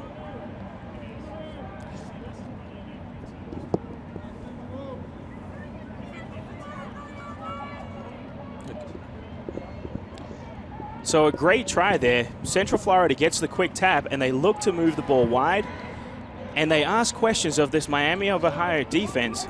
And Miami right now isn't answering the challenge in this contact situation. No, they're not. Yesterday, Lindenwood gave this UFC team a huge physical battle and actually ended up edging them out. I think UFC learned a bit from that match, and they're taking it to this Miami team. A scrappy kickoff there. Miami with a great offload and a behind-the-head pass. That's a Josh Sutcliffe pass. That is a Josh Sutcliffe pass right there. Miami keeping the ball alive in contact, no tackles or rucks, and they're looking to stretch this team. A sloppy pass there, but Miami of Ohio looks to clean it up, and a huge hit there by the Central Florida player rushing up on defense. Miami hacks the ball through in 5. Will he have the ability to keep this ball ahead of him? Oh, into the post, it cannons off, but it's still a try. Well, that was bad luck for him. Hope he's okay, but good luck for his teammate and for his team, consequently. So, good stuff. There seems to be a conference. We're making sure. I spoke too soon. Unfortunately, I guess the 5 for Miami of Ohio knocked the ball into the post, and so we're going to come out for a scrum 5. UCF feed. Impressive skill level here today. Awesome fitness. We got Coach Chris Brown from the assistant for the men's sevens team on hand, and I know he's enjoying what he's seeing. It's always nice to find a little bit of talent here at the 2015 USA Rugby Collins Sevens National Championships. If you want to join the Twitter conversation, make sure you use that hashtag College Sevens. Your teams need your support. A penalty here to UCF, and they're taking it quickly. That's the second early push by Miami, and full contact rugby right now. They're standing up in the tackle, and this could become a maul, although UCF is being smart here. Now it's a maul, and they have to recycle the ball quickly, and they won't do it. I got to say this. I'm a sevens player. I love it, but you cannot you cannot call those things mauls. Those are not mauls. Right, and I think this is one of the things that as these players get more experience, the UCF players will learn to hang out and just wait for that to stall out. Right. And it's not anything at that point. Exactly. I think the referees, they love to have a part in this game, but I think you should have let that one play out. Yeah. Keep it moving. Going down the short side here, off the scrum. And Miami of Ohio looking to give a bit of their own medicine, but UCF turns it over off a loose pass, and they'll look to break out here. Great counter ruck by Miami, but they might get penalized for going off their feet at the ruck situation. Phaedra, the ultimate no-no when you counter ruck there. Yeah, you got to be able to hold your weight, keep yourself up, keep your shoulders up slightly above your hips, and drive the legs in those rucks. This UCF team seems to be breaking the first tackle every time. And we've got an advantage here for a loss forward. And Miami of Ohio looks to break out. A behind-the-neck pass. These passes have been a little scrappy and loose. And UCF will clean it up in their own 22 and look to break out quickly. Well, they're just trying to kick it out to touch because time's expired, but that was a risky kick. Super risky kick. And they will take a 14-0 lead to halftime, and we'll see how it comes back in a few minutes.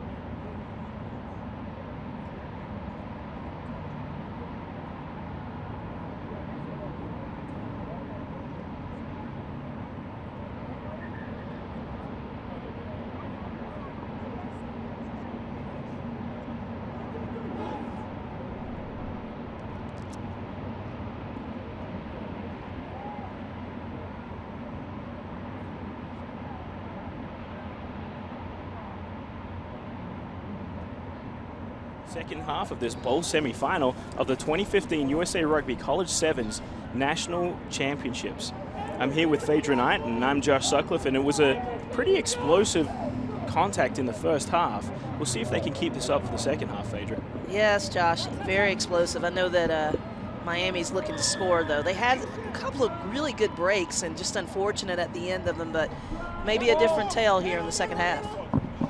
Central Florida allows the ball to bounce off the kickoff, and it's anyone's ball. Looks like it could have been a slight knock on by UCF, and we've got advantage here to Miami of Ohio, and they've got a numbers overlap. Are they going to need it? I don't know. He's been pulled up just short. Miami quick recycle, and that's a try to number 7. Jeffrey Stagnaro scoring the first try, and that is the way to come out in the second half to close this gap. I call it blazing saddles. That's how you want to come out. I mean, the best way to start any half is to score. You put the opposing team on their back foot and gives your teammates the confidence to keep carrying on. And it looks like that conversion was successful. So it's 14-7, and we have a real game on our hands with 6 minutes and 30 seconds left in this second half. Yes, we do. Go either way. You know, it's one of those things for the teams to get up for this bowl semifinal. They've got to flush the first day, and it looks like both of these teams have done a good job of refocusing and saying we're coming out to play today. Yeah, you know, sevens is a game where there's not a great deal of superiority between Team 1 and Team 12 if you're playing in a 12-team format. So any given day, any given moment, just as you see right now, it can be a game changer. Central Florida with the great footwork in contact. He comes in, he goes out, makes 2 people miss, and he's going to score underneath the posts. That's number 15 for Central Florida, and they say, you know what, Miami? You can do it, and we can do it too. Yeah, we can do it a little better. We'll get between the posts.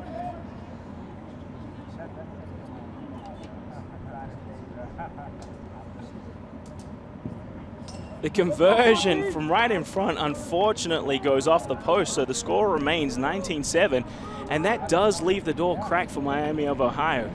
You got to think a 14-point lead is hard to overcome in 5 minutes, but you know, now it's less than 2 tries. Yeah, less than 2 tries, and obviously 5 minutes or 4 minutes in sevens is an eternity, as we both probably know from playing. Much can happen, and when you're taking balls off the kickoff like that, hey, you make dreams come true. And a great offload, and a second great behind the head pass. I can't even call that a behind the back pass. And Miami are hot on attack. A ruck there, no ruck formed, and we're playing on, says referee. Miami looking to stretch this ball wide, and they found some space out there. How much gas does he have? The pitch inside to number 2, who recycles the ball. That came off the legs of Miami of Ohio. They're looking, another football pitch, and it looks like they're going to score underneath the posts. That's some good stuff. I mean, that's just great ball handling. You know, the traditional rugby pass is awesome if you can execute it, but if you can do a little shove pass as accurate to hands, doesn't matter how it gets there, the fact that it got there is what counts. Absolutely, and here we go, a 5-point game, 19-14. And this is a ding-dong battle in the second half. One team scores, the other team comes straight back. I mean, you've been in plenty of these games. I mean, how hard is it to keep getting up and trying to score here? Well, when you have the momentum pumping, you know, and when you have your teammates up with you, it's not as hard, you know. It's one thing to be blown away, but when you're going back to back, you just keep going. It's great. A great exchange. These kickoffs have been critical so far, and it's tapped back by UCF, or a little knock on, so UCF has the advantage, and they couldn't find the free man who would have been off to the races if they had found him on the short side here. And we'll have a scrum here to Central Florida, so they'll still retain the ball, and you can see them right now. They're doing this smart. They're slowing things down, walking to this set piece, and just eating up that clock. Yeah, that's good. That's just good training, good awareness where you are, where the clock is, and just management of conservation of energy, really. A patient push there by Miami after giving up a penalty in the first half, but Central Florida has the ball. They're going to look to move it wide, and let's see, this pass doesn't find the hands, but it does find the man off a nice bounce off this beautiful turf here at the University of Denver. A great tackle out wide, and Miami will look to contest the ruck, but they haven't stayed on their feet, so Central Florida gets the advantage and will look to break away here. Can they find the men out wide? They've got a 3-on-2. And he steps back inside, but he's beaten 2 tacklers, and here he goes. Has to find the support now. Central Florida a little bit off the support, and Miami has turned it over. And this turnover ball is when you really need to attack. If you have the energy, you've got to get back behind the ball and provide some support there. It's one of the hard parts about sevens with only 7 people on the field. Yeah, you can't think of yourself as working in units of 1. You have to work in units of 3 to preserve that ball. Sometimes it's easy to watch the ball carrier run because it looks so good, but you got to be there with them. Central Florida with a turnover, and they'll look to put this game away with a try here. They've got a numbers overload, but they're not going to use it. He's slowing the game down, allowing his support to get around him, and then he took the tackle there, quick offload, and number 14 tries to dance through the contact area, but he hasn't been successful, but Central Florida retains the ball here. Oh, 1, beautiful 2. dummy. That's number 5, just going to walk it in, virtually untouched. Christian Rosie. Little stutter step, throws off the defender, breaks through another. And you got to think, 24-14, he might have put the game away here for Central Florida, and they should be moving on to the bowl final. It does look like he spent apparently running all that way, or he might just be eating up the clock here, waiting for the referee to tell him, you better take this shot. Just makes me wonder if he's a soccer player, pulling out some dramatics a little bit, just to burn off that clock. The conversion is successful, so we go out to 26-14, and with a 12-point lead and only 30 or 40 seconds left to go, it's going to take a small miracle here for Miami to come back. Yeah, and they're going to eat this clock as much as they possibly can.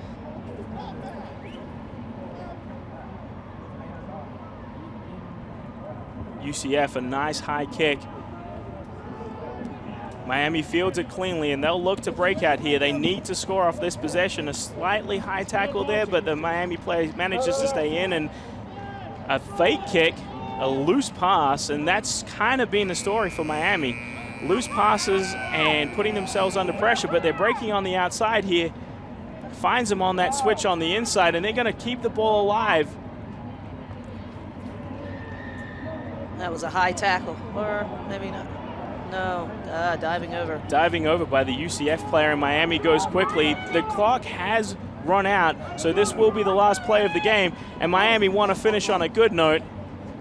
Heavily contested at the breakdown there, but Miami wins it back, and they're moving the ball wide. It's even numbers, so it's going to be footwork that gets them through, except when you offload to nice support backing up, and Miami finishes with the try at the death. You gotta honor that. That's just not giving up, sticking with it, supporting, keeping the feet moving, and UFC didn't make it easy for them. Absolutely not. I mean, it's been one of the keys to any sevens tournament is the ability to keep running at the end of a game, and Miami there kept it close.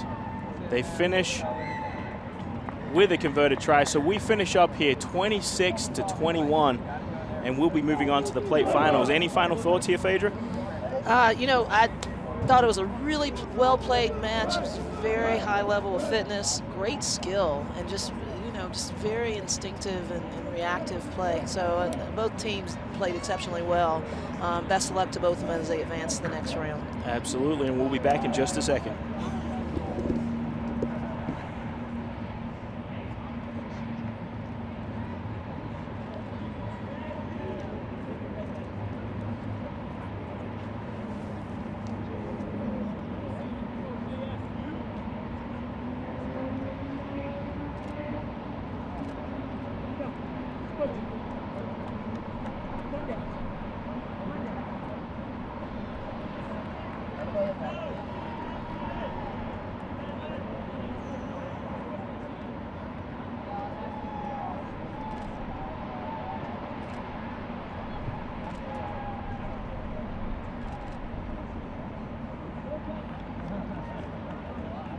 University of Denver as we move on to the plate semifinals here in the men's Division I bracket of the 2015 USA Rugby College Sevens National Championships. And we're looking at San Diego State, the Aztecs in the white jerseys with the double stripe across the middle, and they're going up against Arizona State. So we're looking at a Southwest contest here, and Arizona State looks to clear with a long kick downfield, and it's going to be hard for these San Diego State players to get back and support it. No need for that, though, as they return fire. And that ball's rolled into the end goal, and we'll restart it with a 22. My name's Josh Sutcliffe. I'm here with Phaedra Knight, and Phaedra kicking at the start of this game. Yeah, that's not something we've seen a lot of this weekend, at least accurate kicking, but it's looking very well.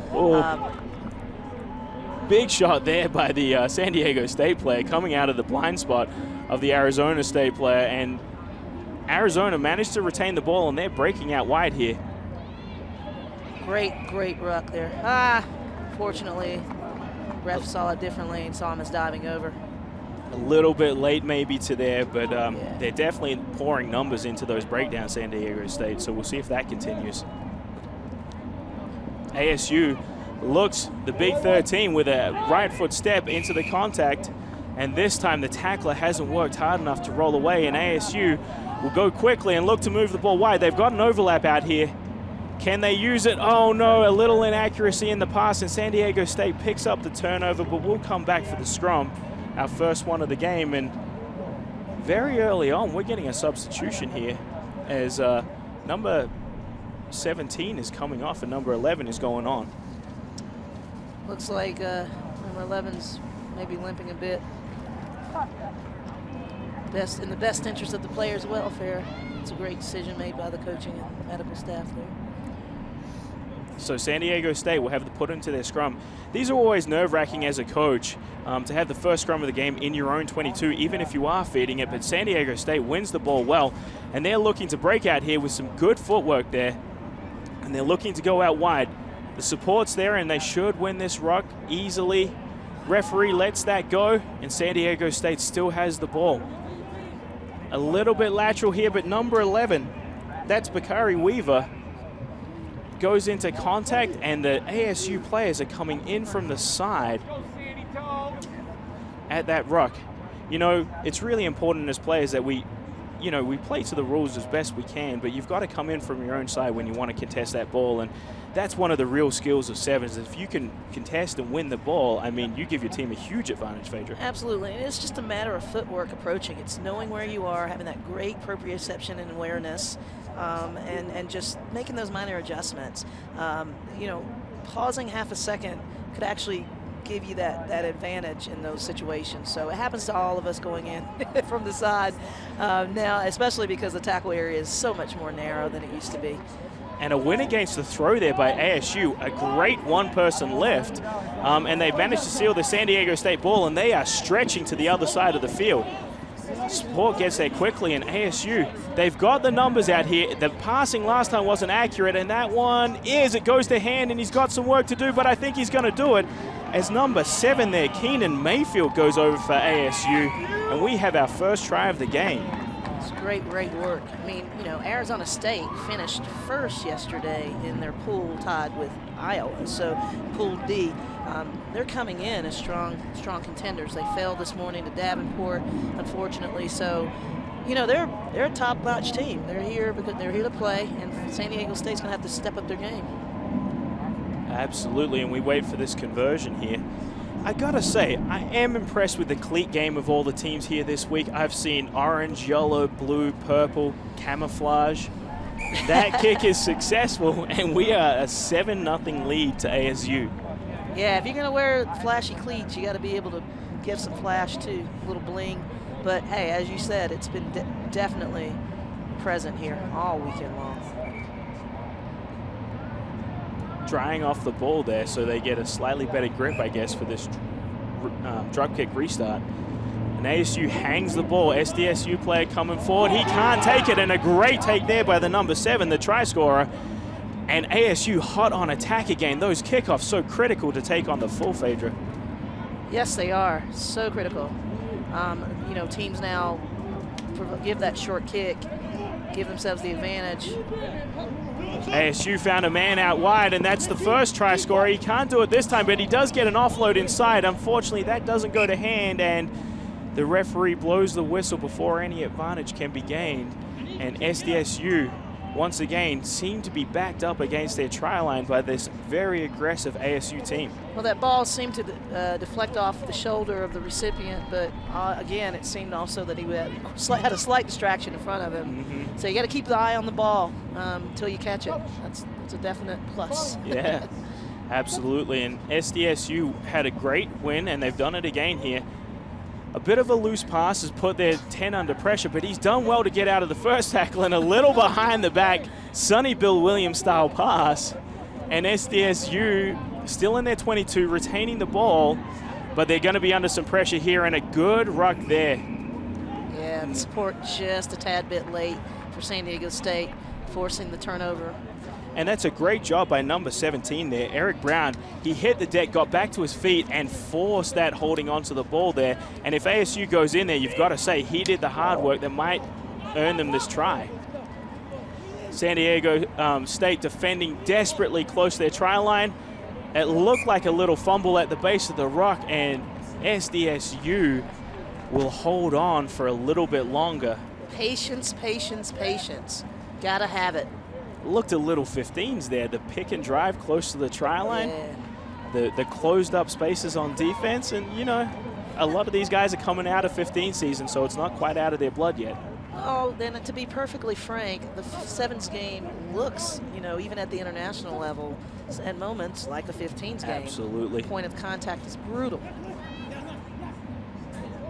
A breakout here, but ASU over the ball again, this time illegally, and it looks like it was because that player wasn't holding their weight over the ball. His head was touching the ground, so you've got to think he wasn't on his feet there. Yeah, drop the hips. Dropping the hips is always a solution in most cases in this game. And that ends our first half. A really tight tussle here in the first half. ASU up over San Diego State 7-0. Well, we'll be back shortly. Second half.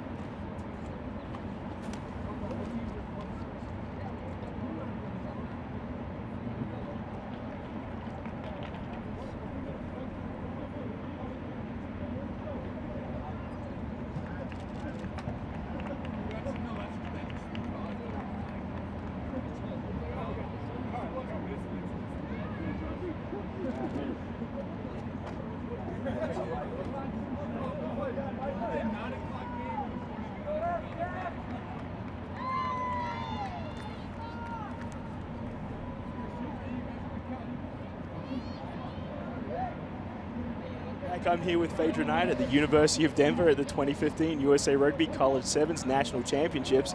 And we are well into a great contest here in the plate semifinal between ASU kicking off in the hoop jerseys against San Diego State in the white jerseys. And Phaedra, a close first half, and we'll see what happens in the second half. Yeah, very close. I mean, Arizona State has been very dominant with the ball in hand, much more than this San Diego State unit, but things could change in the second half. Absolutely, and San Diego State have to retain the ball at the contact. ASU have been really good at getting their hands on at the breakdown, but they found a little man on the outside there, and he tiptoes down the sideline, steps back inside. That's number 15. He's off to the races, and give it up, ASU. SDSU's going on underneath the post, and the way to start the second half there with a great breakout from their own 22. Phaedra, that was missing in the first half. So missing, but tremendous. That number 15 has calves of Josh Sutcliffe, I said. He's in there. That would be number 15, Ari Fink, streaking around down the sideline, completely ignoring that last comment by Phaedra. As the kick goes over, and we've got a tie ball game right now, 7-all. And I got to say, my calves would make me overbalance down that sideline. There's no way I'm staying in bounds there. So, Ari, you've got one on me there. That's awesome. Left me speechless. So SDSU heads back, and they've been trapped in that 22 the whole first half. And you got to think that their talk at halftime must have given them something, because they found a man unmarked down the short side. And that's a great kickoff, and SDSU are back on attack. There's our Josh Sutcliffe again, making his way. Fortunately, his support wasn't there in a timely fashion, and ASU is walking away with it. ASU strong over the ball, and I believe that was our try scorer from the first half who caused that turnover, Keenan Mayfield. And ASU steps inside. The defensive wall was breached there, but number 15 at the back with a great tackle, and SDSU takes the space over the ball but doesn't take the ball away, and this is a huge overlap. This is a 3-on-2. Back inside, found his support, and number 15 goes for the line. Can he reach out there, or will he be held up? Waiting for the referee's call, and it looks like held up. That's some good defense. I mean, you never give up. Even when that offensive player passes you, you get into the passing lane, you can make a difference. Absolutely, and you know what? As he went in there, he sort of rolled over the ball carrier, flipped him on his back, and, you know, that's a pretty good move. Probably a judo artist. Yeah, judo, something, wrestling, I don't know. Maybe it's all the backyard shenanigans. He has older brothers or something, but whatever it was, he definitely stood up there. Well, that's just the beauty of our sport, right? I mean, rugby is a melting pot for every other sport. You know, other than soccer, everything else probably emerged from it, so.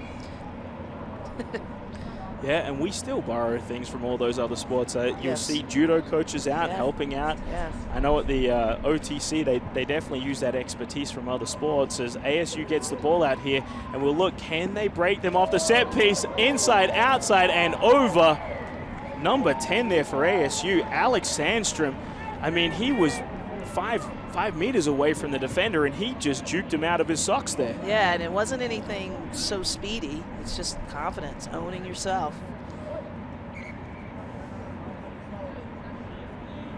SDSU looks to huddle and regroup. They know they let in a soft try there, and they've put themselves up against it as this kick is over and successful. So that takes it out to a 7-point lead. ASU 14, San Diego State 7.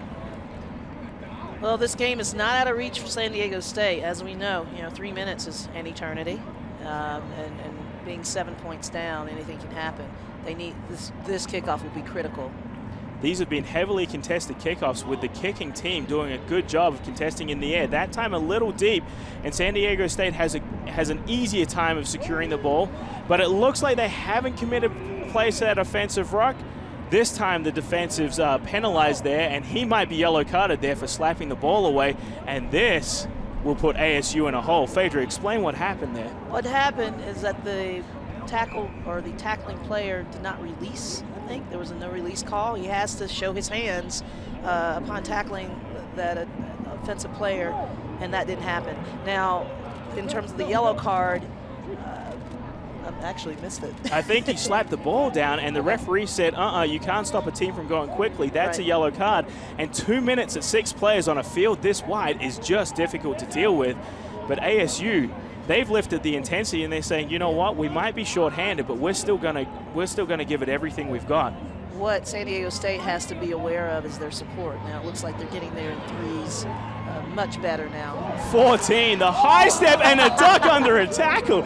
I haven't seen that in years. And San Diego State here, Arizona State has the numbers, so they have to get the support there. San Diego State arrives, and they clear the ball from this ruck. They've got a 4-on-2, but he steps inside and into a huge tackle by Keenan Mayfield. I've called his name too many times. He's a try scorer and a hitter. San Diego State got the advantage here as they wing it out. They wing it out, and it's a forward pass, so it's not a try there. The referee calls it back and will pack a scrum to ASU. See, those are moments when you got an overload, you got a 2-on-1. Take your time, square up with the goalpost, and just give a good pass out. Take your time. There's no rush. I think, and you were right. There was some desperation about SDSU there, and you know what? ASU doing the smart thing. There's about a minute to go in this. They're a player down. They're just taking their time, soaking up the clock. They have to win this ball back. The scrums have been even, so we'll see if SDSU can put some pressure on. It's hooked back. ASU needs to do the calm thing. Runs back to his support, but his support didn't come in from their own side, and SDSU, this clock is running out. This might be their chance to tie up the game here. I mean, they got a break here for sure. They will not, Arizona State will not probably get their 7th player back in. And that's a second yellow. Their deliberate professional foul is the only thing I can see. for a player coming in the wrong side of the ruck as their other player comes back. So they'll still be at 6 players for this last play of the game. Well, San Diego State here again, critical moment. They need to take their time, set this play up, although there you go. They go around to the short side. He's got to work hard to try and even this up because it is now ASU 14, SDSU 12. If this kick is successful, we go to overtime. Well, looks like our jobs aren't going to finish. I'm not going to be able to clock out. Oh, no. But the kick is to come, and this isn't the easiest kick as a drop kick. You know, you have all the variables, the wind, the surface.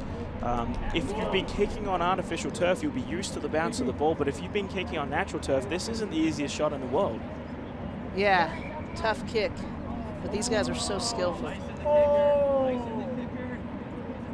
And the referee here getting the ASU players out of the sight line of the kicker. The kick is unsuccessful. Will we have a kickoff here? It looks like we might. Our scoreboard clock has expired, but I don't think we stopped it for those yellow cards. So we might have a minute left, and SDSU, this kickoff, we've said it all game, are critical, but they have to win this one. Yeah, these boys have to turn on their turbojets, get that in there, and receive this kickoff, take it back. And if I'm ASU, if you win this kickoff, you've just got to get the ball out. A short stab kick, it's in the air. ASU wins it. It'll be a contested ruck here for sure. And the San Diego State player is on his feet over the ball and looks like he secured a turnover. This is a dogfight. This is a dogfight right now, and San Diego State are going to get penalized there for the 7 not releasing. But a failed kick.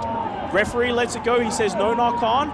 Not back 10, I think, will be the advantage call here. And SDSU have one chance. A show by the 10, but he doesn't fool the defense, and it's been knocked on by SDSU.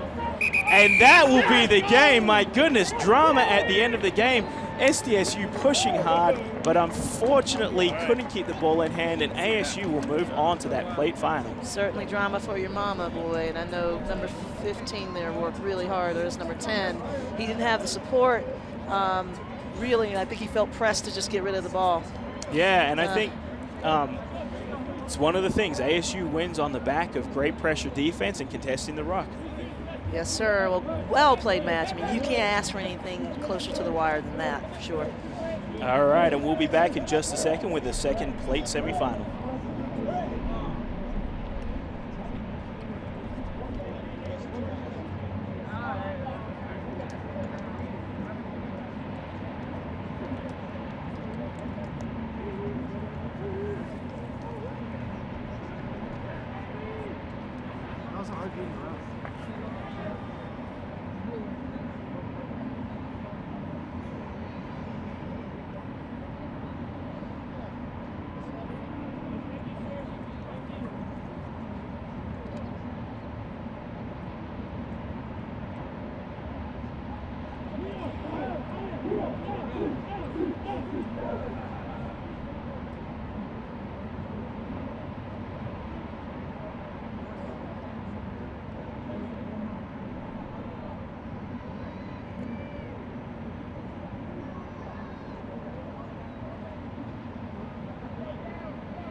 University of Denver. I'm Josh Sutcliffe. I'm here with Phaedra Knight, and I'm still buzzing from our first plate semifinal.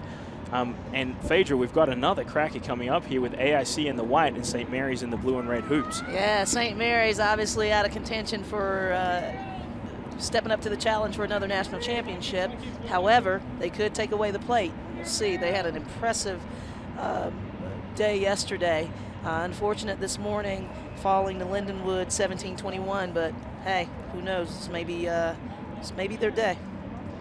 And AIC obviously is a smaller school out of the Northeast in Massachusetts, and they want to make their mark on this tournament as they look to develop a reputation. That kick doesn't go 10, so a costly error at the start.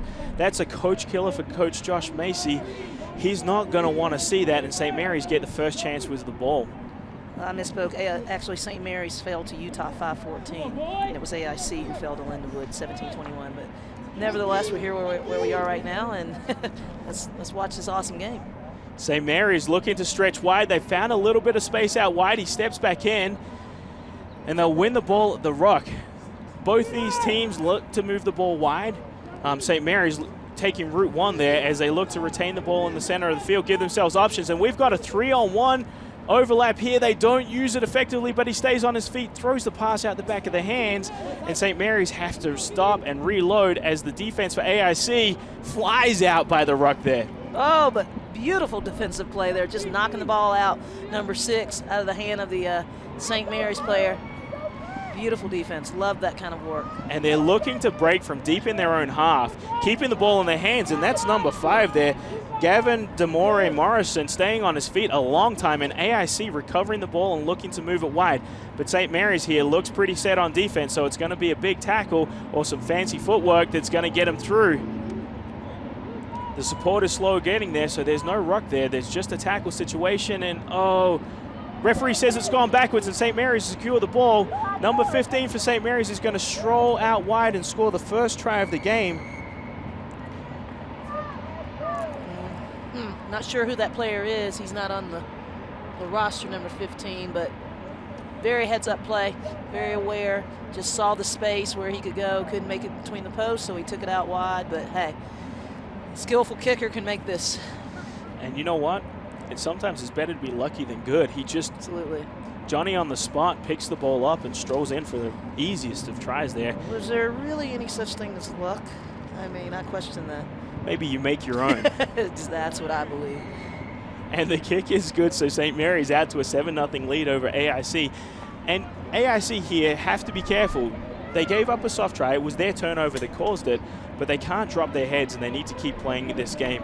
Yeah, I mean, this game just got started. 7 points is, you know, virtually nothing in the sevens match. So, yeah, they have to turn it on. A short kick here. Well done. One in the air by St. Mary's, and he's going to tiptoe and stay in. A little knock on by the 2 there. Yeah, that was beautiful athleticism by number 11, Thomas Wallace. Actually, one of my favorite players on this St. Mary's squad. Impressive, impressive fly half. And, you know, St. Mary's have had some injuries over the course of this weekend. Their roster's a little depleted at this point, but they're going to look to play hard. And AIC, once again, has the feet to this scrum. It's a solid platform. The ball comes out cleanly, and AIC have the room to work with. Correction, that's Kingsley McGowan, number 11 for St. Mary's. I think that was a little word into the booth there by USA Rugby Men's Sevens assistant coach Chris Brown. He might have his eyes on Kingsley McGowan, but he might need to take a look at this number 5 for AIC as he beats the sweeper, and he's going to truck it all the way in. That number 5 is Gavin Demore Morrison, and he looked very powerful streaking down the outside there, Phaedra. All right, so yeah, number 5. I don't think that's exactly who we think it is, but nonetheless, that was an incredible run, very powerful run. And yes, I agree with you. Coach Chris Brown probably does have his eyes on it. I've got to say, it's really impressive to see how much athletic talent there is across all these teams. We have over 50 teams here across the different competitions, and there have been some true athletes out here on the field. Yeah, it would be a very difficult decision for me as a head coach or assistant coach of a national side to be able to choose even a pool of players to invite out to a camp or something of that nature. I agree with you. So much talent, so much fitness. It's great. Very, very impressive. And I apologize. Apparently, we're looking at number 5 is Corey Mumson, streaking away down the sideline there. So I apologize to you, Corey. I got that one wrong, but we've hopefully corrected it now. St. Mary's wins that kickoff, a little flick out the back of the hand, and they're looking to use the width of the field, a beautiful double cutout pass, and St. Mary's off to the races out wide. Yeah, but great cover defense by number 6 for AIC. He just turned around, had that recognition on the defense, and created the turnover, really. Almost punched the ball out of the hands, cornerback style in football, as AIC has a loose ball carry and St. Mary's gets the advantage of a turnover. St. Mary's settling things down. They're going to look to use a bit of footwork, take the ball into contact, and is the support there quick enough? The referee's going to say diving over by number 9 by AIC there. A little overzealous on that. Got to get those hips down, and it'll make all the difference in the world. And wow, high tackle there. Number 15 just kind of rolled out of it, and he's going to take it to the house. That's just Actually, it's that second try of the match. The man unknown, but number 15 for St. Mary's. And you've got to say, when you target someone high, you run the risk of not making your tackles. And, you know, AIC got burned there by a little bit of inaccuracy on defense, and they've got to bring those tackles down. Yes, sir. And that's just been a theme of the weekend. It's a theme of American rugby, I think. Something we can focus more on is hitting tackles low, going for the legs. Rugby players are really powerful. They have very powerful legs. And, you know, if you go up top, you may lose that battle. And I've got to say, Phaedra, I've seen you do that a few times where you just run through the arm tackle, you keep the legs pumping, and, you know, you give all the advantages to the ball carrier instead of taking them as a defense. Absolutely. And you run the risk of penalizing yourself. St. Mary's, a mental lapse there. It looks like their free kick for being in front of the kicker. So AIC get the free kick at halfway, and they will get the opportunity to set something up on attack. We were talking down together and they just started walking, so The secret play with the number signal given behind the ball there by number 13 for AIC, and they look to have created a little bit of space in the wide channel. Good ruck retention here by AIC.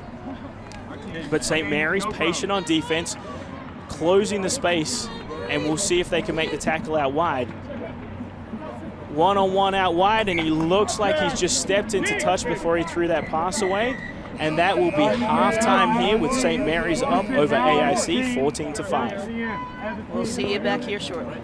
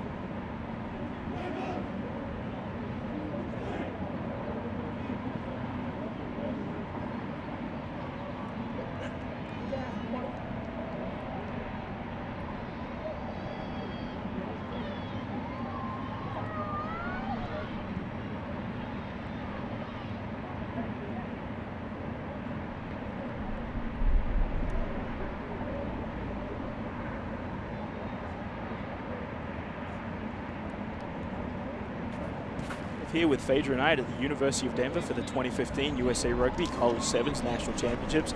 We are in a heavily contested plate semifinal here, and it looks like the players have got their messages at halftime. Phaedra, if you were the coach of one of these teams, what might you be saying? Keep playing. Come out as if this game just started and play as if you're playing in a cup final, really. Mental error there. And the coach, Joe Reevy, will probably be disappointed with that. I mean, a kick going out on the full for the former All-American scrum half is going to make him want to tear his hair out. Yeah, that's, you know, that we've seen a lot of that this weekend, just misjudging the width of the field on these kickoffs. A lot of balls have gone out to touch. Oh my goodness, fancy footwork by number 9 for AIC there as he makes 2 or 3 miss. But I tell you what, St. Mary's contesting the ruck, but they're not staying on their feet, and they've given up the penalty, and that was a good quick tap move there by AIC. Let's see if they could do something from the right-hand side of the field. They're moving the ball wide. They're not drawing as many players, but here we come. We're coming back against the grain. AIC takes the ball into contact, and they get the support there quickly, and they're going to go to that short side again. Lots of running angles, lots of differing lines, but not much forward momentum, and it looks like they got caught with an obstruction there. And St. Mary's now has an opportunity to really run and go. St. Mary's has an overlap here. He doesn't use it, and he steps inside 2, and he's off to the races. Let's see if he has the wheels to get there. He's going to come back to his support, Can he find them there? The AIC player needs to get to his feet before contesting it, and he doesn't do that. And we might have a yellow card here for the 6 with a professional foul. And that 6 looks like it'll be Adrian Ray getting yellow carded for the professional foul, trying to slow the ball down. Yeah. And sometimes you just compound your error. You can, and in place, well, 2 things. The location of where that happens, and then the momentum that obviously St. Mary's had going played big roles in that yellow card. Really crucial for AIC. St. Mary's, the number 3, picks it up and he goes over. It looks like that ball was ripped out, but the referee says it goes backwards. St. Mary's still have the opportunity to get the ball. Sure do, and AIC is playing with 5 players because one of their players is down on his knees, and really big chance taken there, and it did not work into his favor, number 9. And number 8 for St. Mary's strolls over off the missed pick, and that's Chris McDonald, and he will stretch the lead to 19-5. And right now, AIC has to hang tough. I mean, it's only a 2-score game with the kick to come, but with only 6 players, that's a tough thing in the second half. It is hard, but it's almost, it's the same as playing defense with a sweeper. You can do it. You can contain. You got to run softer lines defensively. Offensively, you just got to be smart. You got to recycle quickly. There's no resting on the floor, but there's no resting anyway in 7. So you just play your game as if you have 7 players, and you just move, talk, move, communicate, get your head up. They're not out of this game by any means. Not out of this game, but and only 14 points down because the conversion was missed. So we're only 2 tries away here, and the subs are starting to come in. So let's see if those subs start making an impact. That's a high-hanging kick there. Well won by AIC, but they didn't flood the area around the tap back, and St. Mary's get to move the ball wide. Got to have urgency to have that ball in hand. It's key. AIC tries to hold the St. Mary's player up in the tackle. It looks like they're going to give away a penalty for coming in the side at the ruck. I'm not sure I saw a ruck there, so I thought it was just a tackle situation, but St. Mary's doesn't wait to find out if they were right or wrong, but a great spot-up tackle there by the AIC number 3. But the pass got off by St. Mary's, and they're looking to keep this ball alive as much as they can, knowing that they've got the numerical advantage. And that's a pass out the back by Kingsley McGowan, and another pass out the back. Oh boy, St. Mary's, 1 pass out the back, a 2nd pass out the back, and we go over for another try. And all that is, to me, is just knowing your teammate, knowing exactly what they're going to do, anticipating those back behind the back passes, and those inlines and outlines. You got to say, they probably play a bit of touch out there in Moraga in California. What do you think? I believe they do. I know in 15s they love to play that wide open game, but they're bringing some of those 15 skills to the 7s pitch today. Yeah, and it's working to their advantage. They're up 24-5 with the converted kick. We go up 26-5, so you've got to think now AIC should be getting their player back. It looks like he's strolling back out onto the field, but that 2 minutes definitely hurt them with conceding 2 tries. Another high kick, but he looks like he's pushed that a little bit too far. Yeah, once again, we've seen it so many times, that ball going into touch on the kickoff, resulting in the free kick. And sometimes you just got to adapt to the surroundings. We have blue and white lines on the field, but you got to spot where you're going to put it and choose a landmark on the field and make sure you put it on top of that landmark. I'm just going to call it a little bit of insanity. Do the same thing over and over again. That's AIC right. here getting some quick ball. And let's see if they can stretch this St. Mary's defense. They've done a good job when they've kept the ball in hand, but it's just that ability to retain it in the contact situations that they've struggled with. Well, they're doing a great job. Let's see if they can make the best of it. Little fumble back there. Forward knock. And it's just that accuracy around the passing that's letting them down. The passes are bouncing, and then there's a fumble, or they're just gone behind, and they're getting put under pressure by a very speedy St. Mary's defense. And well, yeah, and you can't, you always have to focus in on what you're doing. You can look up at the defense all day long and continue to have those mistakes made. Look to your support player and just follow through. It will work out. That's a harder thing said than said. It's harder said than done, for sure. A lot easier saying that up in the booth, but AIC get the turnover. It's punched out the hands by St. Mary's, so it's actually knocked back by St. Mary's. No knock on by AIC there, but St. Mary's do have the ball, and they are looking to find players in space.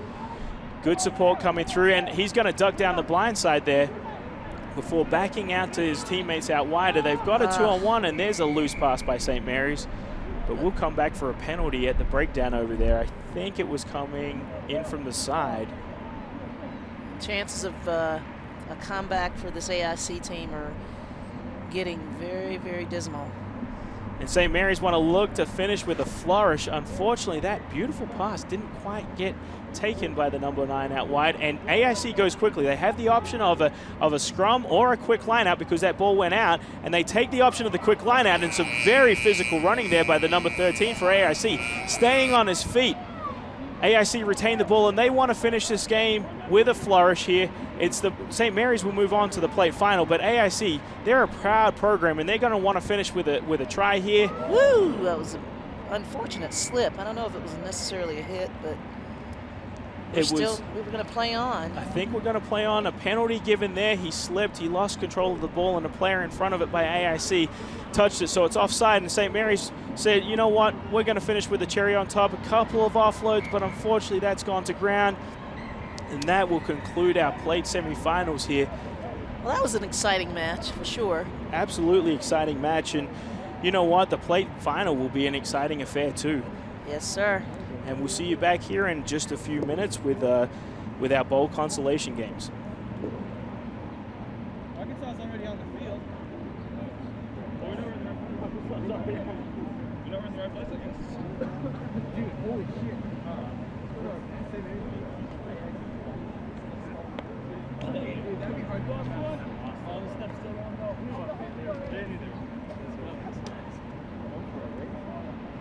Oh. Who is the captain?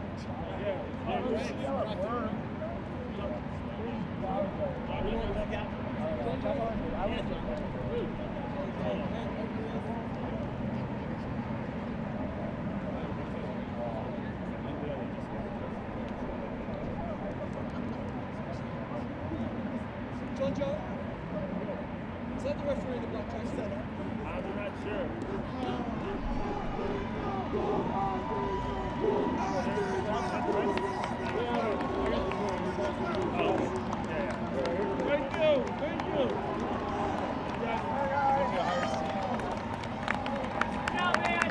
Thank you.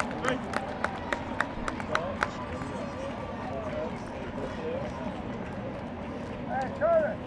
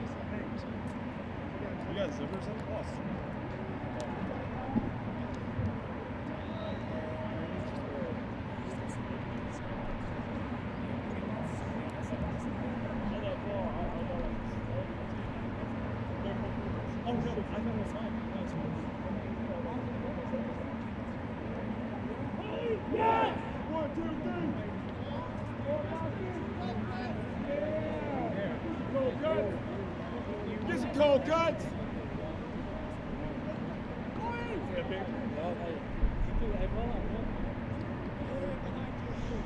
Welcome back to the 2015 USA Rugby College Sevens National Championships.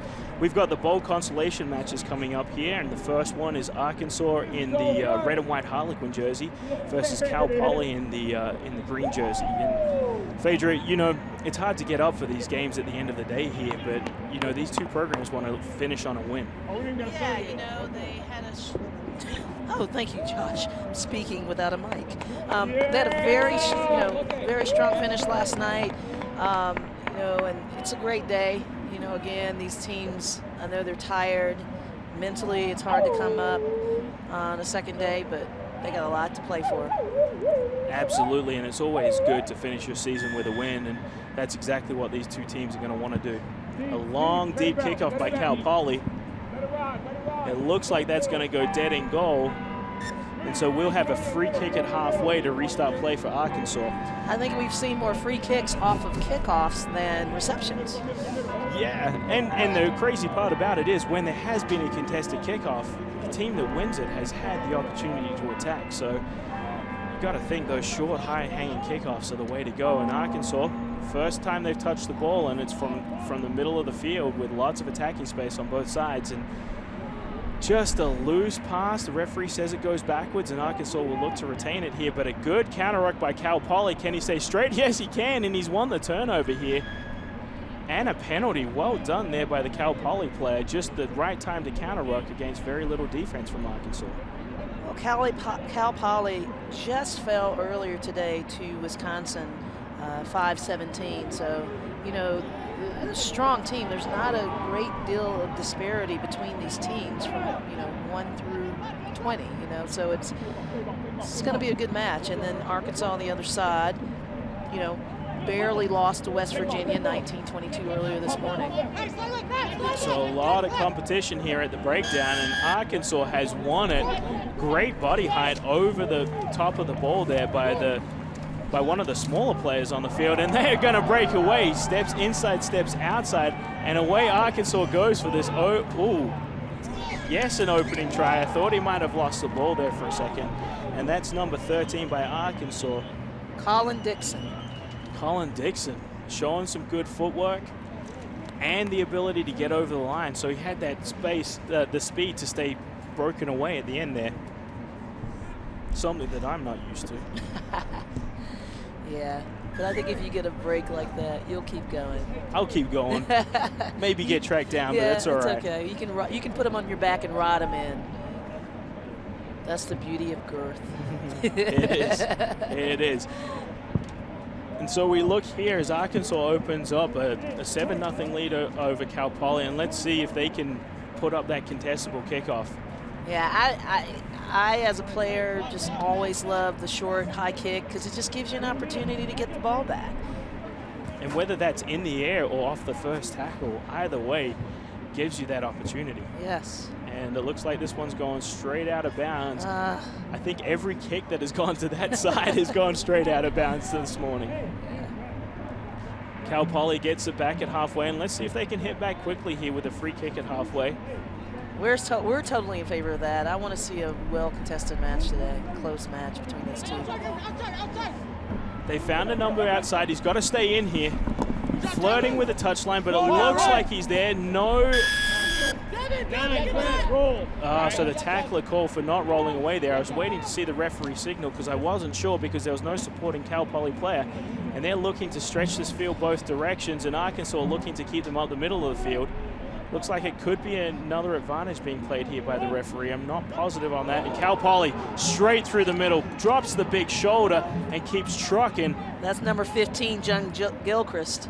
He'll be a go-to guy for this Cal Poly squad. And number 4 fighting in the contact and getting over the try line and dotting the ball down. I couldn't tell from this angle whether he was going to make it there. Well, that's a big Christopher Dempster. This Cal Poly teams, they got some big boys. They're going to be hard to stop. And they do hit back off that kick, at the free kick at halfway, and you're seeing the errors off those kickoffs really lead to points. Yeah, I mean, it's a common theme both in the 15s game and the 7s game. You have to win those restarts. You have to win your own scrums. You have to win your kickoffs or catch the ball, right? You just can't take those moments for granted. Now, pissed. And we're tied up here, 7-all. I hate turn. 4 minutes into what, their 5th game of the weekend, and fitness does play a part in this, so we'll see if this big Cal Poly team can carry it on for the next 10 minutes of the game. Lovely high-hanging kick, and much better able to put pressure on this. They weren't able to contest it in the air, but they have set their defensive wall and pinned Arkansas back in their area, but a nice switch there. Just to note a correction really quickly, and this is insignificant, but could be significant. Michael Mitchell scored that first try. And a penalty won there at the breakdown. And you got to say, Cal Poly's big bodies over the ball at the breakdown are really starting to give Arkansas some fits over there. And we'll see if they can continue to counter ruck, but they've got to get their support there, and Arkansas might have won a turnover themselves. Yeah, they did. I mean, that support has to be there immediately. You got to be right there with the ball carrier. And a little error as the number 15 for Arkansas, John Gilchrist, took a look up at what would have been a one-on-one battle and just didn't catch the ball. So Cal Poly gets the feed to this scrum. Fitness, fitness, fitness. We talked about it all day. Altitude is probably a factor, and being the 5th ranked game of the weekend, but you got to be there. It's awareness too, Josh. It's just being turned on in every moment to know where you need to be in the next moment. Cal Poly takes the direct route and an offload in the tackle, and it looks like number 5 is wedged up against the post and scoring it just behind it. Our view was obscured there. And that's number 2 for Christopher Dempster. He almost got wedged up against that post, but fought his way to get the ball down over the try line, and it's a 12-7 lead into the last minute of the first half with a kick to come. California knows how to produce good rugby players, that's for sure. And it will be a hotbed for rugby this summer. San Jose's Avaya Stadium becomes the home of international rugby July 18th with a doubleheader featuring Canada taking on Japan and the USA Eagles in a World Cup preview match against Samoa. Tickets are available at www.ticketmaster.com. And that should be a great couple of weeks of rugby out there in Northern California, with the week before up in Sacramento, another doubleheader. So if you're heading out for a holiday this summer, why not make it a rugby holiday and go to 4 games for the price of 2? Arkansas wins the ball, and they've got the last chance to use it. And 13 here, I think he's out faking himself there. Well, he's certainly quick. Moving the ball wide and trying to find the space. A nice switch back in, and there goes the hooter for the last second of the half. And Cal Poly coming back in defense, picking up the ball and picking up the turnover, and they'll look to have the last say and extend their lead at halftime. It's on the ground, it's a little sloppy, but Cal Poly still retaining the ball and finding a bit of space out wide. It's a one-on-one here. He tries to hurdle the defender, but the support comes through, and it's a nice offload. Cal Poly retains this ball, and they will have a big overlap, a 3-on-1, a 2-on-1 now, a dummy and go by the number 4, gives it to 6. Oh, selfless play. I mean, that was just a beautiful team effort from the start of that play to get that ball there. And I think it was Dustin Mollard throwing that beautiful shield pass to number 6, John Murphy, to go in for the try as the last play of the half. And we are 17-7 here, Cal Poly over Arkansas. And, you know, it is one of those things. If you can give that last pass and take the last defender out, it makes the next player's job so easy. Absolutely. You know, providing an assist, as we call it in basketball, to me is one of the greatest things you can do. It's selfless play, and it was actually, like you said, it was a smart move. Kick isn't good, and that will end the first half. We'll come back in just a second. Cal Poly 17, Arkansas 7.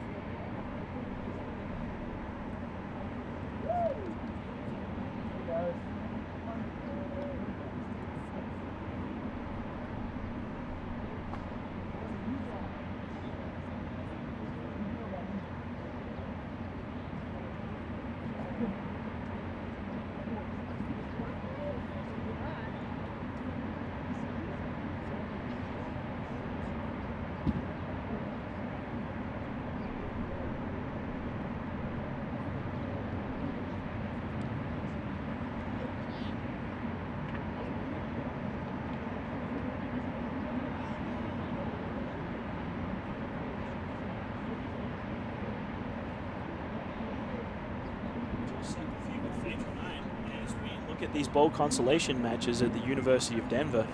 And it's been a great weekend so far, but you know what? There's plenty of rugby coming up. We've got USA v Harlequins over in Philadelphia. We've got USA v Wallabies coming up in Chicago as well. And Phaedra mentioned it earlier, but we've also got the Pacific Nations Cups happening in Northern California. So as you plan your travel this year, make sure you plan it around a rugby event and come see some high-quality rugby right here in our own USA. I mean, it's awesome that we can go right here in our own country to watch a match. Coming up really soon is NACRA Sevens this summer. Come to Cary, North Carolina for the 2015 NACRA Sevens Championship to see which countries will represent the North American and Caribbean region at the Rio 2016 Olympic Games. Visit nacrasevens.com for more information.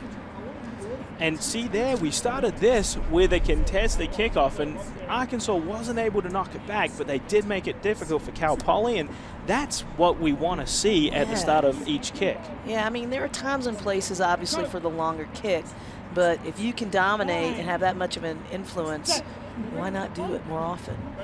Cal Poly clears the ball from the scrum. They've got a deep backline out here, and it looks like the 5 is going to hold on to it, take it into contact, and we're going to look to reset here and stretch coming back the other way as Cal Poly draws and pass, but it's a loose pass to number 4, the man who delivered that pass, and that one not quite as good, and it's gone forward, so it'll be an Arkansas feed to the next scrum. Great pressure there by number 13, Colin Dixon, who actually dotted down the first try for Arkansas.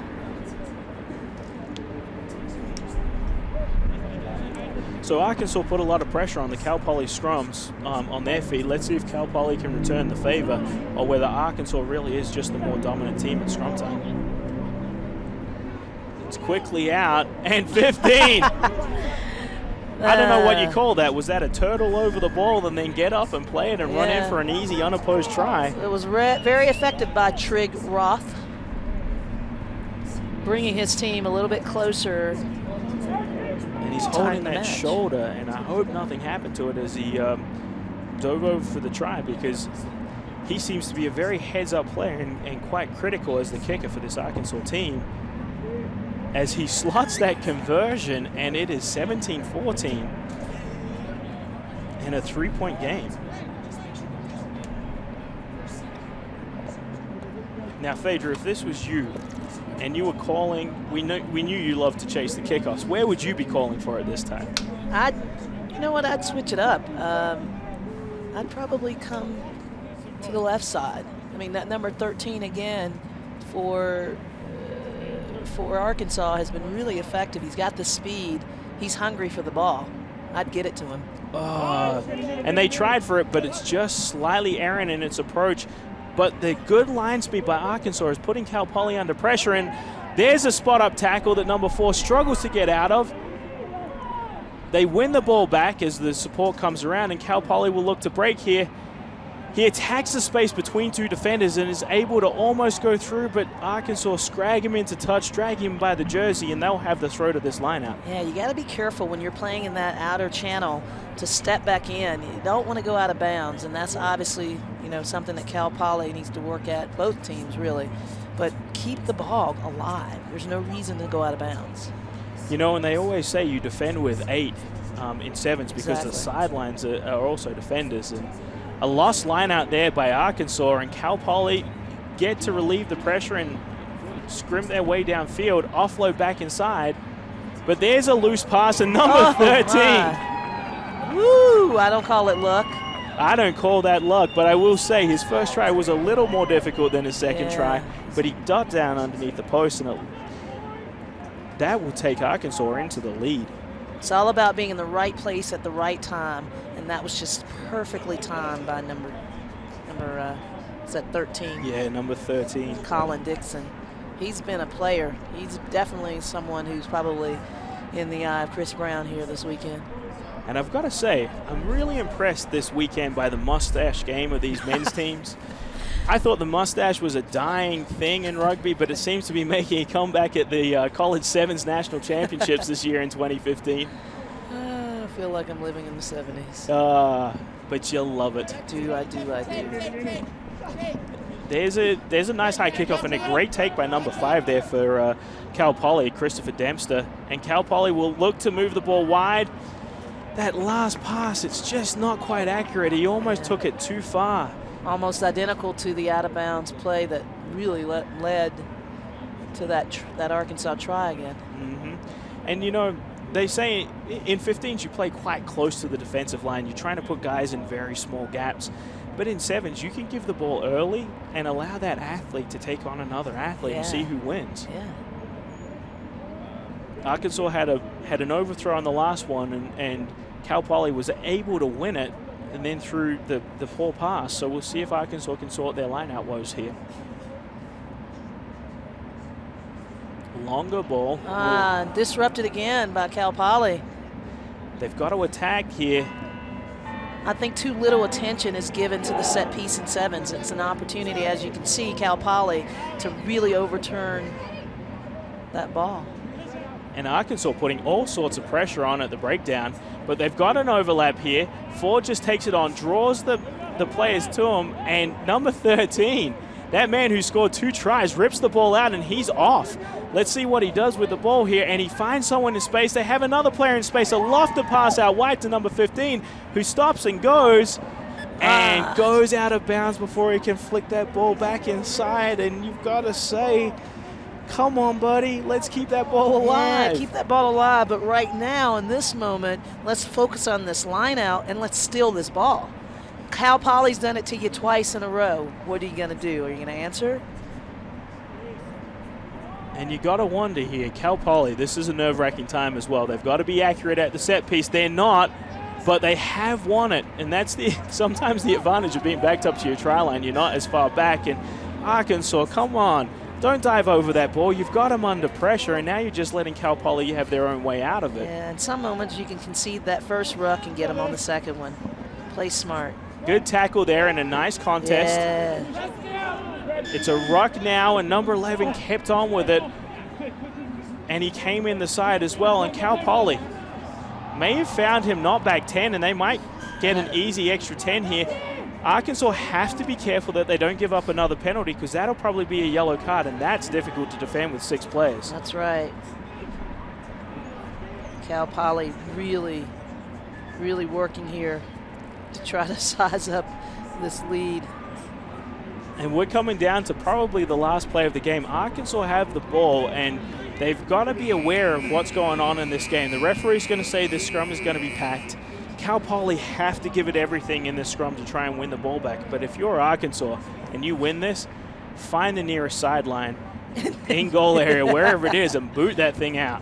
Hey, if you got to run it out, run it out. I think that would be a penalty, right? No, that'll be fine. There we go. He comes out the back and he soccers it off the field. Arkansas wins against Cal Poly 21-17, and it was a brave fight back and a good end for this Arkansas team. Well, my game, I mean, we haven't done this really consistently this weekend, but my pick, my man of the game, is definitely going to be number 13, Colin Dixon. What do you think? I agree with that. He was all over the place. Yeah. I mean, offense, defense, and to be fair, set piece. Yeah, absolutely. Well, look, it's been a pleasure chatting with you and talking these games through, Josh. We're going to close it out here for now, but we hope you'll join us when we return. Absolutely.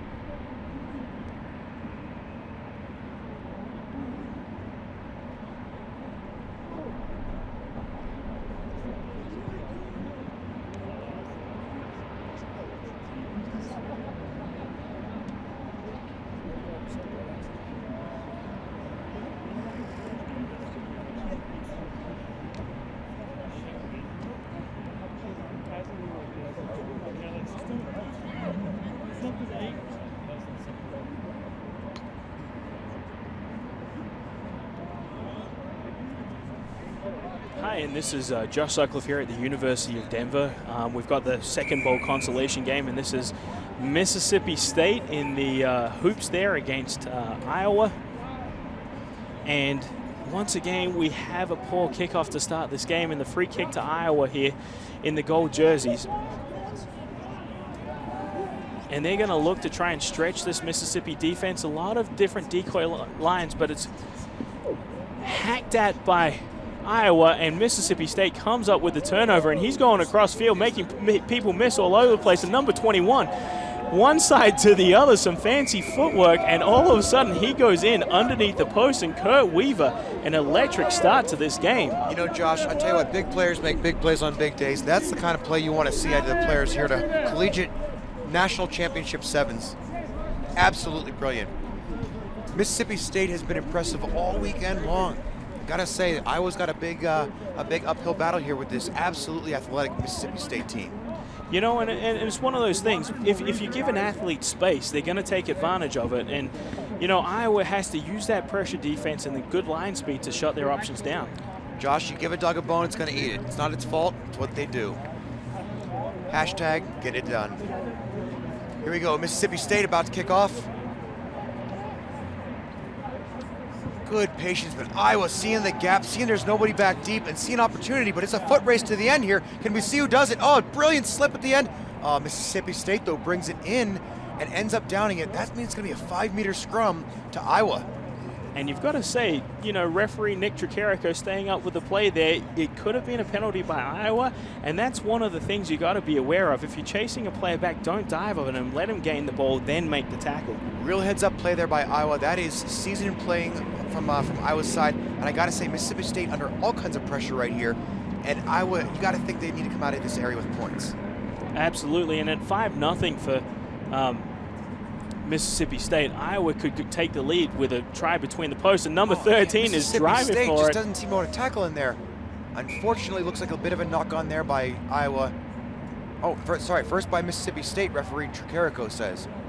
And I think what it was as that Mississippi State player went for the ball and the offload came, he got a little touch there, and that's what actually caused the ricochet off the Iowa player. Yeah, referee Nick Tricarico. Passions are knitting and long distance running. And wearing red cleats, apparently. Yeah, clearly. Iowa looking to attack here, and the 10 steps back inside, and he's driving for the line. Mississippi State doing everything to hold him up. Beautiful strike there. Look at that, holding him up, not and down. He's got it down. He's managed to wiggle his way down to the ground. That slippery eel, well done, you good soul. Iowa are the try. 5 points on the board for Iowa now tied with Mississippi State University with a kick to come. And I tell you what, I thought he was buttoned up like Nick Tricarico's top button.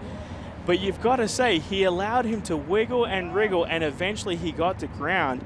And that number 10 is David Henney, and I think we are locked up here at 5-0. I didn't see if that conversion was successful. Yeah. We'll get a look back at that. But I believe it was not successful, Josh. Right in front of the post. That's points you absolutely have to have in these collegiate championships. And you've got to say, at 5-all, this game is it's a cracker, Josh. It's an absolute cracker. Look at that kickoff. Iowa gets to contest it. Mississippi State takes it. Beautiful play on in. athletic play by Mississippi State. That's the kind of thing that differentiates a team. Iowa over the ball, and they've won the turnover, holding on there. Referee Tricarico says, I didn't like what you did there, did not release the ball quick enough. Of course, Tricarico currently into bodybuilding as well as his knitting. Always look to have calves like you, Josh. I don't think he'll get there. He started off too far behind, but Iowa looking to attack down this wide side. They're finding the space and then the pull out, and they've got an overlap here if they're able to move the ball quickly and put on some footwork, but so much is happening so far away from the defense that they're not actually causing it to move. And a little chip over the top. I like he's backing himself. He's trying to, little arm on arm. And it's a try. It's a try time! Ladies and gentlemen, that's one of the tries of the tournament, I gotta say. Absolutely brilliant play from Iowa. Did we get a number on that, Josh? That was number 12. I don't have his name, but whatever it was a great heads-up play. And you've got to think right now, if I'm the coach for Mississippi State, I'm going to say, let's not play 7-up. Let's have a sweeper back, because I really can't believe that 2 tries have come from the fact that they haven't had a sweeper back there, Kurt. Amazing. Mississippi State just keeps killing itself without that sweeper back.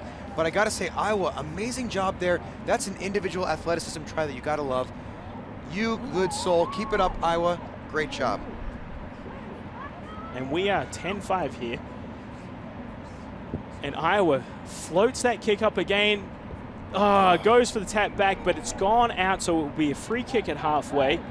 Great athleticism again by Iowa to try to keep that in, but of course, once it crosses the plane, that ball's pretty well out. Mississippi State on attack. Oh, defend. The big stiff arm, and he's regained his feet, and the tackler hasn't rolled away here, so the referee penalizes here in number 10. Rumbling, stumbling, I don't care if you're a brick wall, I'm running through you. Number 15 clears the ball for Mississippi State, and they've got a numbers overlap here. They're not going to need it as number 9 beats one tackle, and he says, you know what, I've got enough speed to go all the way. Josh, speed kills. Oh, speed does kill. Speed kills, Josh. Absolutely brilliant. And I think that was number 6, Clinton Davis. You know, Davis has been a standout all season for Mississippi State, looking great there. That's the kind of speed you absolutely need in sevens, and he clearly showed right there why Mississippi State is in this match. So inside the last minute, a conversion to go ahead here for Mississippi State. He's successful, so it's 12-10. And this has been a great first half. Both teams seem to know what their strengths are. Mississippi State, you've got athleticism, and Iowa, you've got a heads-up team. And so we'll see what continues as this game goes along. Josh, if we have to go off just the color of shoes, looks like Iowa edges them out with just a little bit more orange and green than the normal team. Although I am proud to see a lot of black cleats out there. Yeah. That warms my heart. Yeah, way to go, Mississippi State. Old school. Old school. Hashtag old school. Started trending right now on Twitter. And you got to say, great win there by Iowa off the kickoff. He went up high and retained the ball quickly as Nice Iowa patience. looks to find some space here. And Mississippi State has made the adjustment. They've got a sweeper back there, so they won't be able to just nudge a kick through. But Iowa patient with the ball in hand, and their support is great as he offloads. He's isolated now, so Iowa has to get on their horse and get there to help him. And he looked like he's tried to wriggle over the sideline, but he hasn't been successful. And Mississippi State putting on the footwork. he's a stepper. Inside, outside, He's a stepper. dancing feet. Take him to the dance. He is the guy you want for a date. Brilliant. Mississippi State keeping the ball alive here, and their support's coming. Room on the outside. Oh, the bun might be too tight. There was room on the outside, Josh. And it's a penalty there for not releasing as the player tried to get back to his feet and contest the ball. And Josh, we're out of time in this half. 10-12, Mississippi State just up by 2 points. And number 10, he's done it all day long. He's like, easiest way is to run over the top of people. I'm going to do that and dot down for a try of my own. That is number 10, Alexander Schultz, dotting down as the last player of the first half. Schultz been great this tournament. He's absolutely a power player. He knows his role in this field. He's going to go through things instead of around them. Absolutely. And you know, Mississippi State has the kick to come, and then we've got a halftime. But for a match that's been very close, we'll see this conversion sneak inside the upright. Great strike. And so we're 19-12. Iowa did make one of their conversions, so it's 19-12 Mississippi State at the half.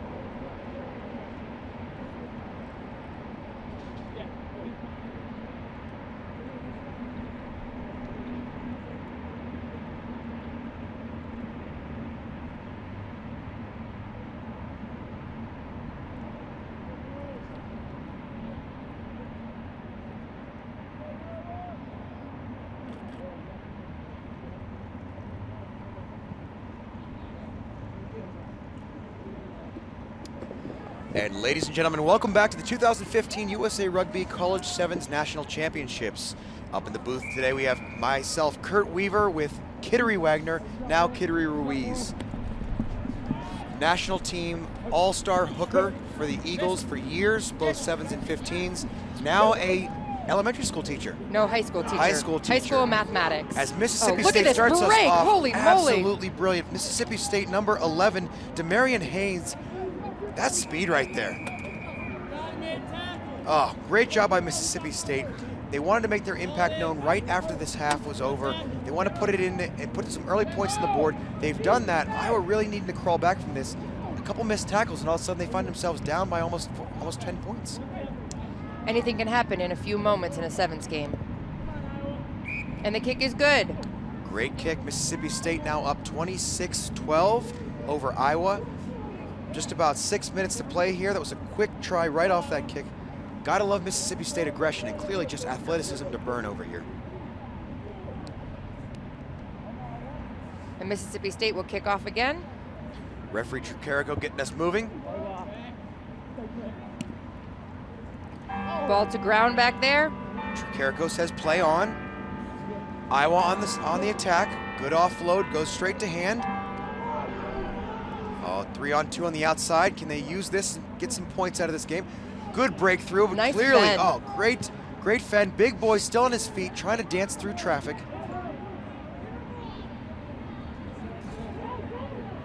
Trying to clean up some sloppy ball over there. Yeah, reminiscent of that Hawkeye football that we know and love, that up the gut, but clearly Mississippi State wanting to run. Tricarico just says, let's slow it down. Got a little sloppy out there. Let's reset things, go from a scrum.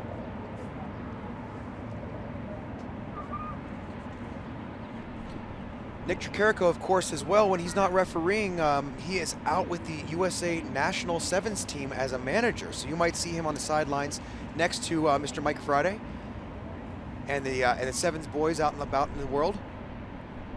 So when he's not jet setting, comes back with a whistle, helps us out with some refereeing. Very nice. And a scrum to MSU. Great dancing through traffic, met by the big boys. I was saying we're not done yet here, still work to do. Little space on the outside. Oh, room to run and the take will it? to take it. Oh, beautiful. Sliding right through. That slippery eel, number 21. Great job in there. Number 21, Terrence Matthews from Mississippi State University with the try. Absolutely brilliant dance there. He's clearly got the speed and the power to get through those tackles and then finish it off. Mississippi's trying to put that nail in the coffin right now, Kurt. That's right. I think they call Terrence Matthews Mortal Kombat because he finishes them. Beautiful. And we'll have a kick right in the center. Kit, these days, we're now deep in the second day of training. How are these players feeling at this point? You know, most of them right now in front of us look pretty good, but I would bet that they're tired and sore. After a long, long day yesterday with 3 rain and lightning delays, I'm sure that they are exhausted. Yeah, and just the body maintenance has been so important for tournaments like this. It sure is, especially if they want to make it all the way through to the finals. Yeah, some would call it a war of attrition, some would call it magic. We call it the beautiful game we all play here. Collegiate Sevens National Championship Rugby here. Great look by Iowa. Once again, no sweeper back for Mississippi State. This one unfortunately didn't go to hand for Iowa, but Mississippi State sees an opportunity. There's a bit of chum in the water, and the Sharks are circling. Little sloppy ball down there. Ooh, and the knock forward from Mississippi State, then played by a player in front of that ball. Of course, that player then being offside. Referee Tricarico wants to see a reset of the ball here. Penalty to Iowa.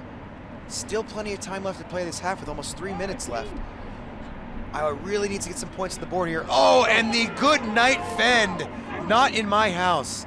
Absolutely brilliant, but the turnover and then MSU ball. comes up with it. Number 7, Jesse Barrett, brilliant turnover there. Oh, and out to the speedster, Terrence Matthews, our try scorer, in for a second one.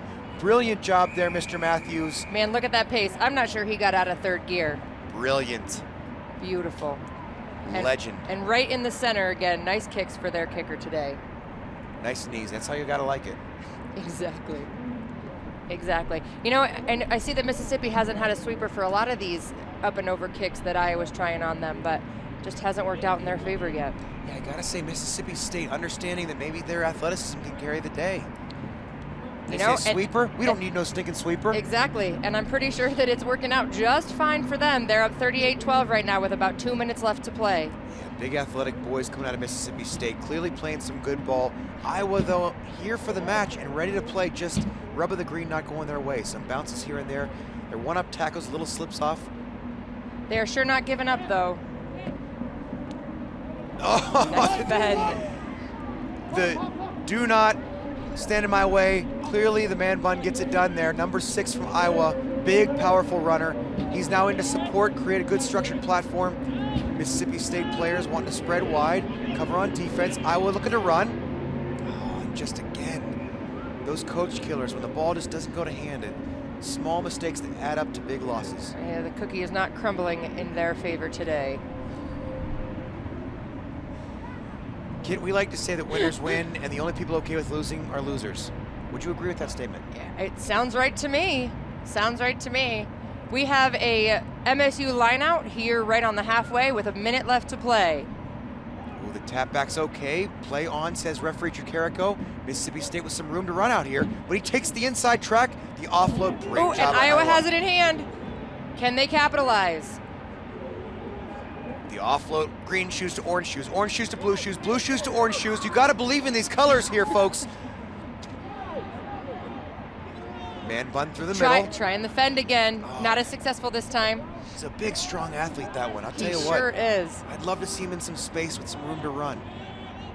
Little dance in there. Oh, good step there by 7 Oh, from nice Iowa. Looking step. to see, Oh, smell again. a little green grass on the outside. Good offload through the middle. Man bun back into the speedster. Speedster going through. Number 9 for Iowa is going to head in for the try time. Although a late consolation try, you got to think that this is pride for this Iowa team coming out of now a 17-38 loss to Mississippi State University. And they did not give up though. Well done there, Iowa. That's the last alarm sounded. The hooter has hit.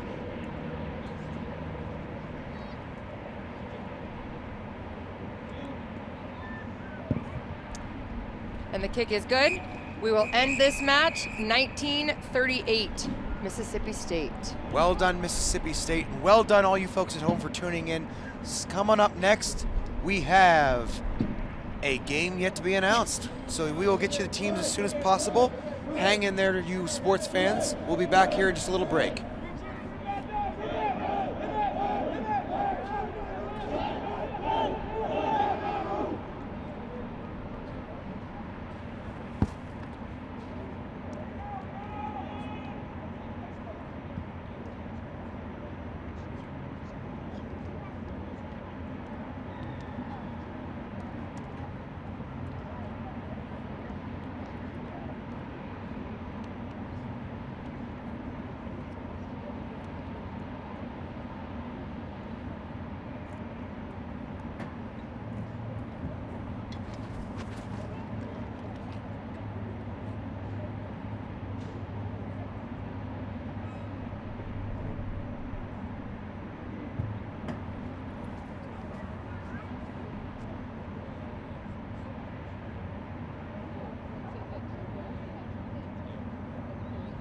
Are we all done on this field?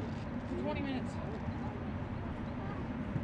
I think at 2 o'clock it starts up again on this field.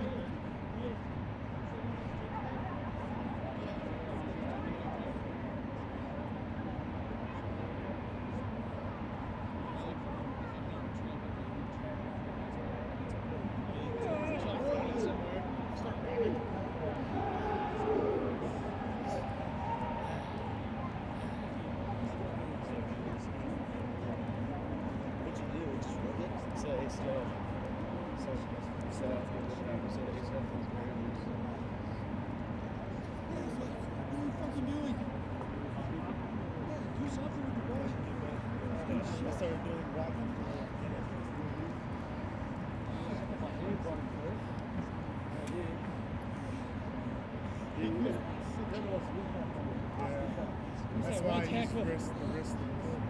One tackle at the beginning, I did not expect the guy to be that fast.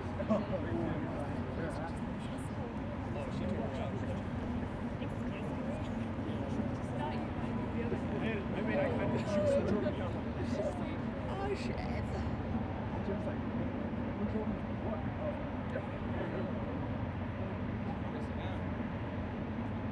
That truck go good? Yeah. On the way.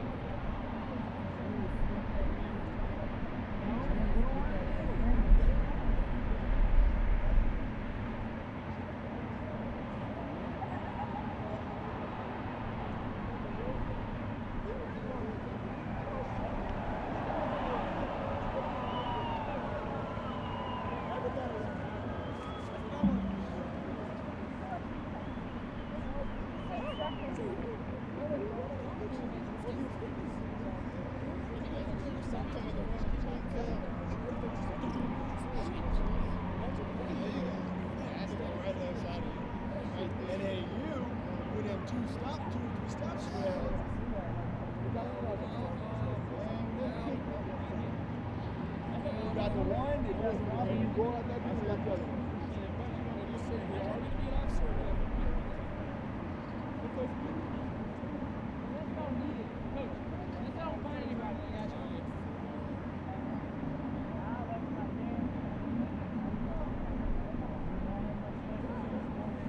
Huh? See ya.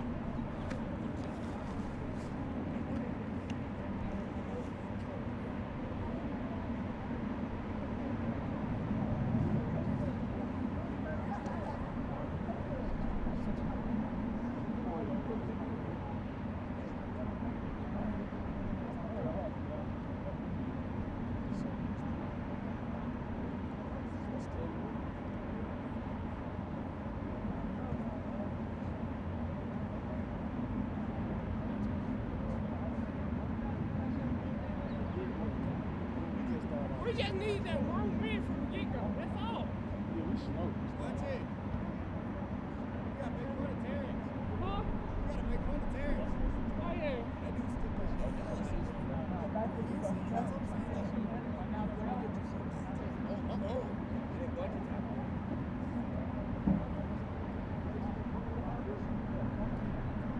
I'm always running that support. You see how tired I'll be.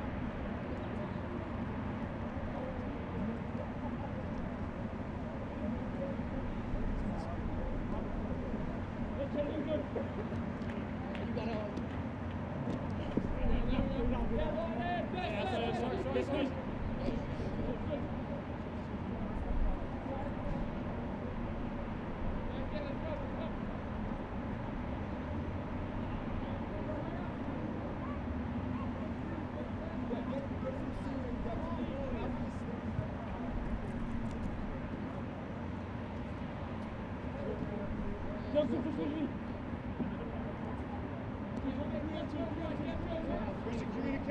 Yeah, pocket. Yeah. No talk, boys. Yeah,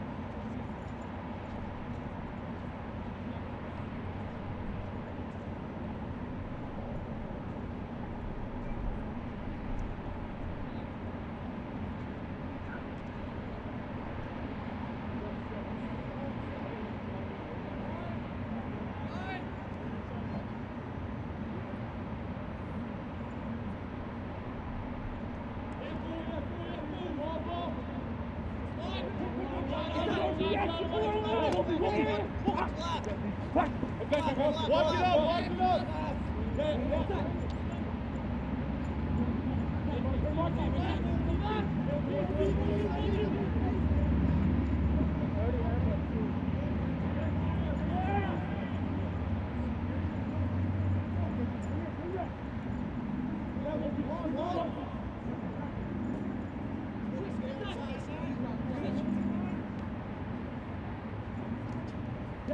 Yeah!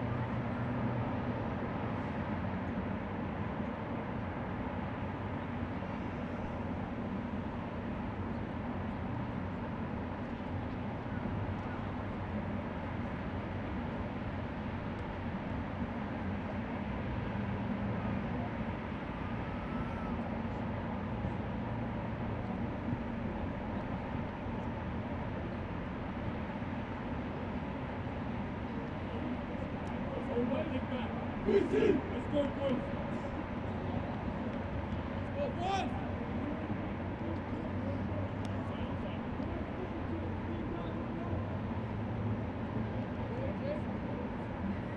back to your 2015 USA Rugby College Sevens National Championships. This is Kit Wagner. I'm up here in the booth with Jamie Burke, most capped Eagle in the country, and we are here watching the Shield final between Vassar and Providence College.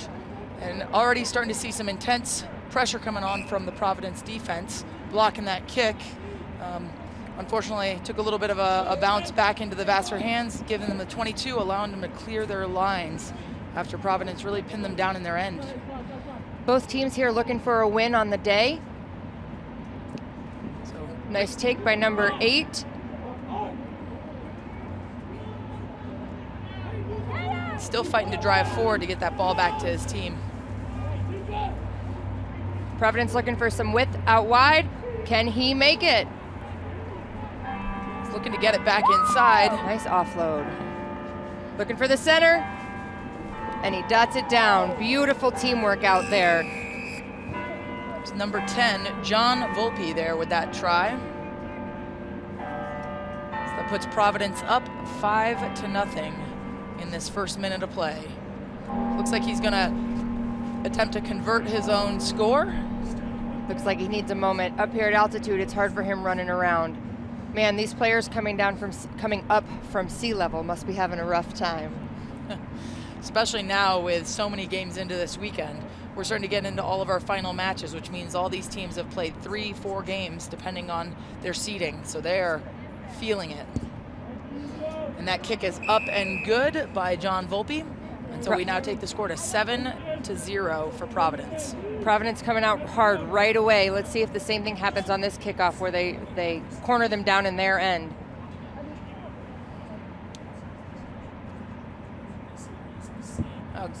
Going again deep with the kickoff, trying to get them back in their end.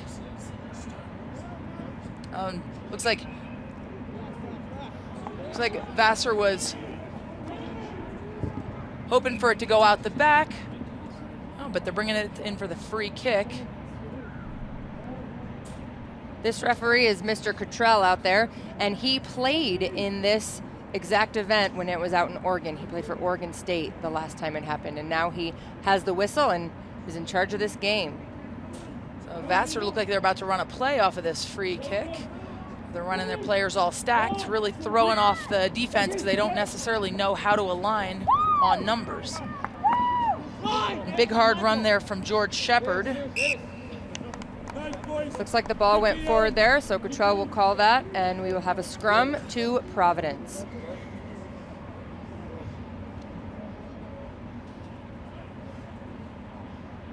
Looks like the scrum half, number 9, Daniel Tracy, will be putting this ball in. Oh, we have it held up there in the middle.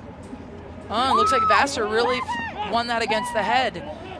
Turnover ball is so dangerous in the game of sevens because you've got your offense so far back that you can really try and get some attack going when everyone's not prepared. Absolutely, but it looks like Vassar's having some trouble here in the backfield, just hot potatoing that ball around. Oh, and we've got the AR has flagged, looks like some sort of foul play here on the near sideline. So we'll have to see what they come back to on that. Having a little chat with Nick Cottrell now.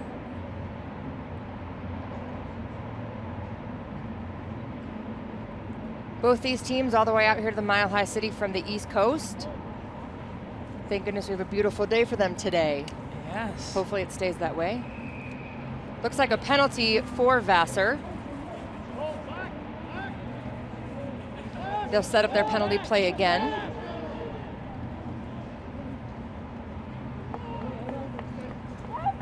Quick change of field, looking for that space out wide. And getting good support from Vassar. Oh, he goes nice to try and get block. the little chip and gets the ball bounce. And in for the diving try there in the corner. So that's gonna bring the score to Providence 7, Vassar 5. Good teamwork out there, good ball movement by the Vassar men. nice score there from Nick Graham out of Redondo Beach, California. Looks like he's going to kick his own conversion as well. Scored off of that nice little kick that bounced back into his hands. And the kick is wide, so keeps the score at 7-5 with 5 minutes gone in this first half of this Shield final. Vassar to kick off again.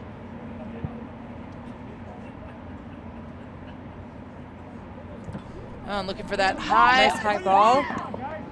Good clean take by Providence. They're looking to get some space, see if they can move this ball. And that's number 10, John Volpe, trying to get something going for his attack.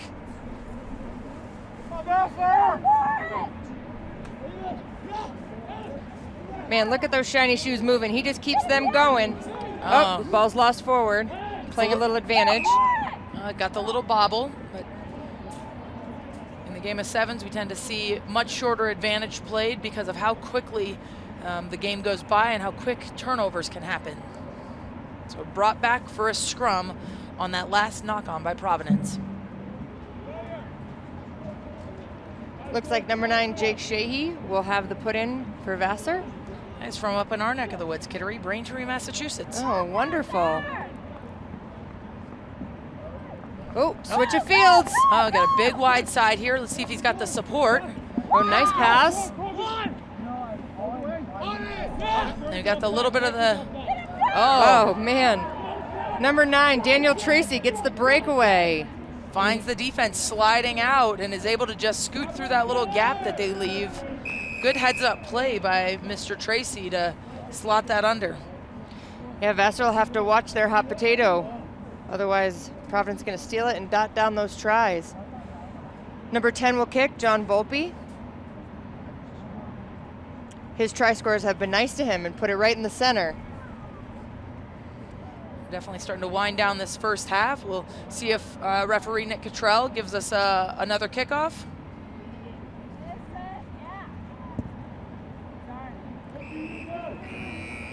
Looks like still a little time on the clock, so we'll go to this kickoff. See if anyone can get any more points on the board before we go in for our halftime break.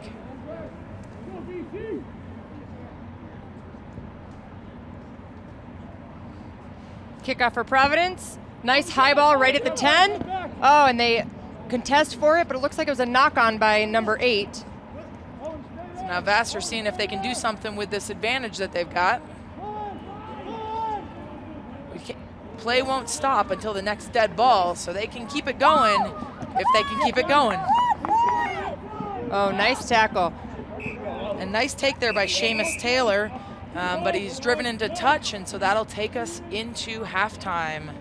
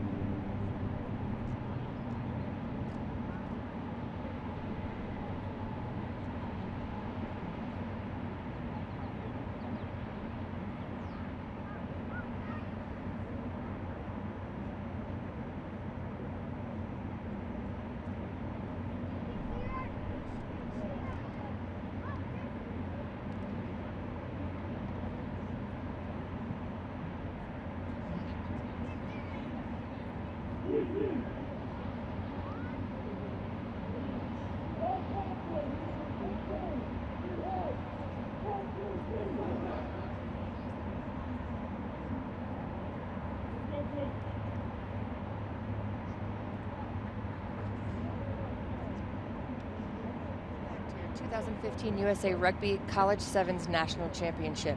Right now we're in the Shield final. Just got out of halftime of Vassar versus Providence, and Vassar is kicking off. The score is Providence 14, Vassar 5. Been a pretty back and forth match here. Most of the scores coming off of capitalizing on mistakes from those turnovers. Nice high ball right at the 10. They're going to contest for it, but Providence comes down cleanly with it. Oop, looking for space through the middle. And he's doing a little dancing out there. Oh, and he gets a little bit of a bobble there, but luckily catches the ball. Oh, and Vassar comes up with it. A little bit of a lucky grab there by number 10. Nick Graham going in there. There goes the uprights. Uh-oh. Uh-oh. We have a situation on the field. This could be a little problematic. Where do you think you kick the conversion from at that point? Maybe someone has to stand on the other side to be the other side of the upright. Well, let's hope that they can set these back up. Looks like we have our field crew out there right now trying to get this under control. Anything can happen in these crazy games of sevens, isn't that right, Jamie? It looks like it, although I don't know that I've seen the uprights fall over as part of it. That's true. I've seen that happen more in 15s where they get driven over by a scrum or a maul. Yeah, this might be the first for me too. First time in sevens ever seeing the uprights end up on the ground. It's like our trusty USA Rugby grounds crew out there trying to remedy the situation. Are they just going to hold it and let them kick that way? I mean, as long as the uprights are upright. Uh-oh, coming back down again. Oh, man. So many people on the field right now trying to help with this.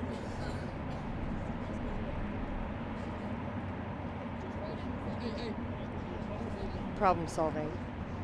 See how many people it takes to put up an upright. They're getting there. They're getting there. We got about 6 people. Upright is upright. Hence an upright. Oh. Now, can we let go of it? No one else touched the upright. It's a delicate situation. All right, so what's the restart going to be on this, Jamie? What was the call before that started toppling? That's unclear. I think the referee called it for unsafe situation, which I would contend the metal pole coming down into the try zone counts. But it'll be interesting to see what his restart is. I would most likely assume that it would be a scrum to Vassar because it was Vassar's ball going forward, but it's unclear. Looks like there's still a meeting happening in that try zone down there trying to figure out what's going on with the pole. Must be a safety concern. Want to make sure that everybody is as safe as possible playing out here at the 2015 USA Rugby College Sevens National Championship. Got any interesting things to say about the situation or about the upcoming games going on? You know, tweet at us using hashtag College Sevens, and that is the number 7. It looks like we have. Looks like we are in fact back on, starting with a scrum to Vassar. But we do have quite a number of the field crew still out on the field just to be on the safe side. And ball is into the scrum. And it gets out.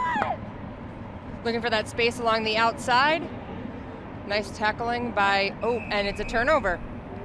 Oh, no, it looks like we've got called for hands in against Providence. Oh, little gravity pocket there for number 10. Trying to spin the ball out. Hopefully they can stay away from the uprights. Let's see if he can turn it on and take that corner. Oh, trying to center it. And we have number 7, Eric Quinson, getting in there for the try. This is gonna put Vassar at 10, Providence at 14. So keeping the game nice and close. See if number 10, Nick Graham, can convert this try. Outside the 22, fellas, please. We should make sure to tell him not to hit the uprights with this. Well, looks like it's wide right a little bit. So it'll keep that score at 14-10. It's anybody's game. We have just over 5 minutes left in the second half. Vassar with a quick high kickoff. Providence looking to try and spread it wide. They've got some decent width. Nice pace out here. But he just steps on the touch line. So he had some decent pace and some spacing, but just got that touch line. So it's going to be a Vassar line out.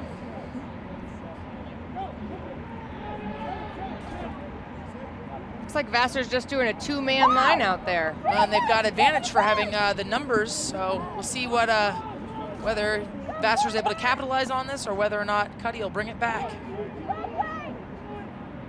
Providence sure has that really hard-up defense that they're playing, trying to shut down Vassar before they can get anything started. And in a game like sevens, it's definitely a good strategy to get the pressure on. As long as you've got the discipline to keep your line intact and get up in their face hard, you really can make ball movement challenging. Looks like a knock on by Vassar. Scrum will go to Providence.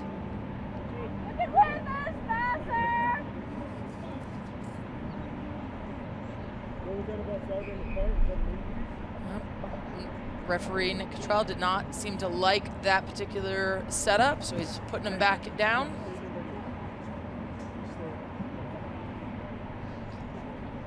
Looks like Scrum half would rather be on this side to put that ball in. Stolen by Vassar, and they're off to the races. A little bit of a miscue on that pass. And results in a little bit of a knock on when he goes to pick the ball up. So Stephen Yuka trying to pick that ball up after it gets passed behind him and just gets a little bobble, giving Providence another opportunity here in their yellow zone. Providence keeps knocking on that door. It's still a close game. 3 minutes left, 10-14. Providence trying to put another one in to solidify their lead a bit. That's a deep big strike. Yeah. Oh, coming back weak.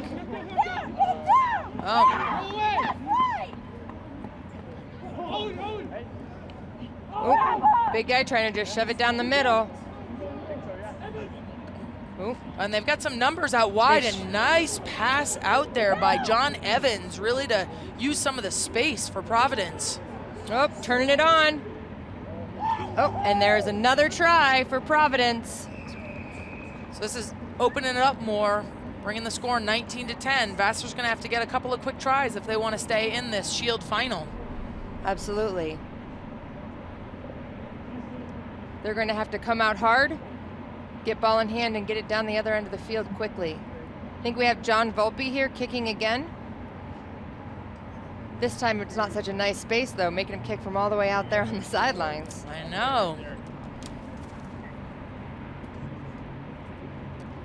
Vassar's gonna have some urgency coming out after this kick. Hopefully they're not too winded from their run around here the last 2 days. Big kick. And goes wide, so keep the score at 19-10. It's still a 2-score game. Vassar's gonna have to get a couple of quick tries if they want to stay in this. Let's see what the kickoff looks like coming here from Providence. They've had a variety of kickoffs. They've gone deep, they've gone up and unders, they've gone a little bit of the mid-range. Looks like they're going deeper again, see if they can pin them back in their end. It's worked in the past. Ooh, overshot that tackle. Oh, and there. Looks like we're getting called for the thrown forward by Vassar. He's getting a little hot potato over there on that sideline. It sure is a little frantic maybe, getting a little concerned about the time left on the clock. I would say Vassar actually got a little bit lucky there because if that ball had stayed in play, they're dancing around their try line. Any turnover probably would have resulted in a Providence try. Looks like we're looking to the sideline for, we're looking for a ball. That's what we're looking for. So it'll be to scrum down to Providence. We have just under a minute left, although it is at the time on the referee's watch that we go by. So there might be a little more than that minute left. Oh, Vassar steals it. Oh, but a little miscue on that pass, throws it to a Providence player. but Vassar's able to win it back. They've got a little bit of space. Big boy looking for some space out there. Jeff Matthews taking it in and setting it back to his teammates.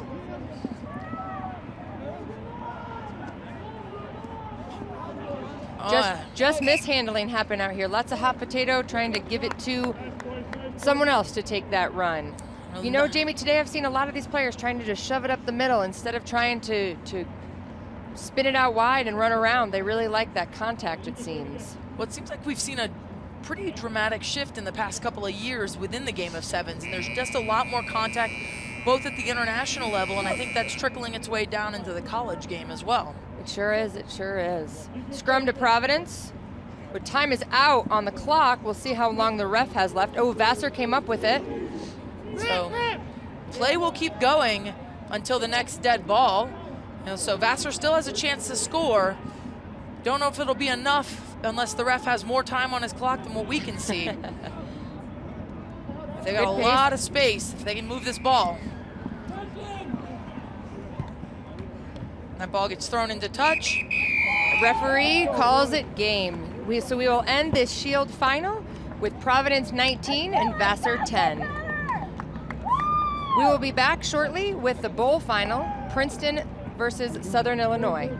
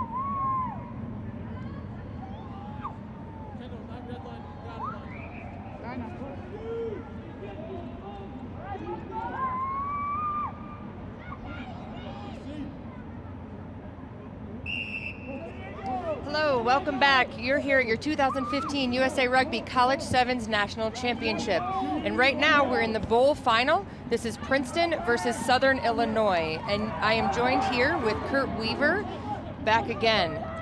Kit, great to be here. I gotta say, another beautiful day for a game. Absolutely, this weather has held out for us and it feels great. So referee Cody Cuxman on the whistle today, and it looks like Princeton's got us started. Vassar in the red, Princeton in the blue. Sorry, I'm sorry. That's okay. Wrong paper here. Southern Illinois in the red, Princeton in the blue. Cuxman says holding on.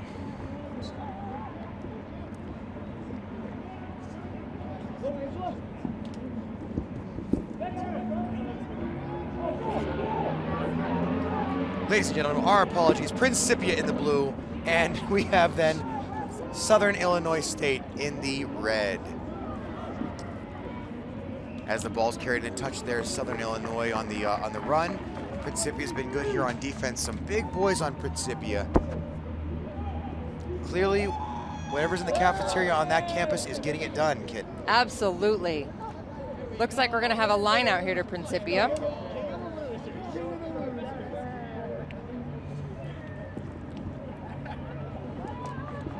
Great take there. Principia on the run here. Again, big boys, but they can clearly run the ball. And although a tackle, not held in that tackle. Turnover ball here. Southern Illinois has an opportunity. Referee Cuxman says that the player did not roll away. Quick take by Southern Illinois. Looking for some space out there. Oh, and he finds it. Through the middle. Great job, Southern Illinois. Absolutely beautiful. That's one of those tries that I tell you what is going to have Principia wondering what happened there. Referee Cuxman wants to just check something, and try it is. So they get on the board early. With only 2 minutes gone. Those of you who remember Principia from years past, the Principia won the Division II Collegiate Sevens last year, coming out of Atlanta, I believe, is where the event was. Nope. Greensboro, that's right, Greensboro. Coming out of Greensboro, they did a great job winning the D2 championships. Principia, always a strong team, and clearly, like I said, they are growing some big boys there at Principia. They sure are. And they can move themselves around that field, too. Ward Patterson doing a great job with that team, educating them not only on the 15s, but on the 7s. All right, and the kickoff goes deep. Back to blue shoes. Gotta love that number 2, Curtis Wittenberg. Brennan, sorry. Hey,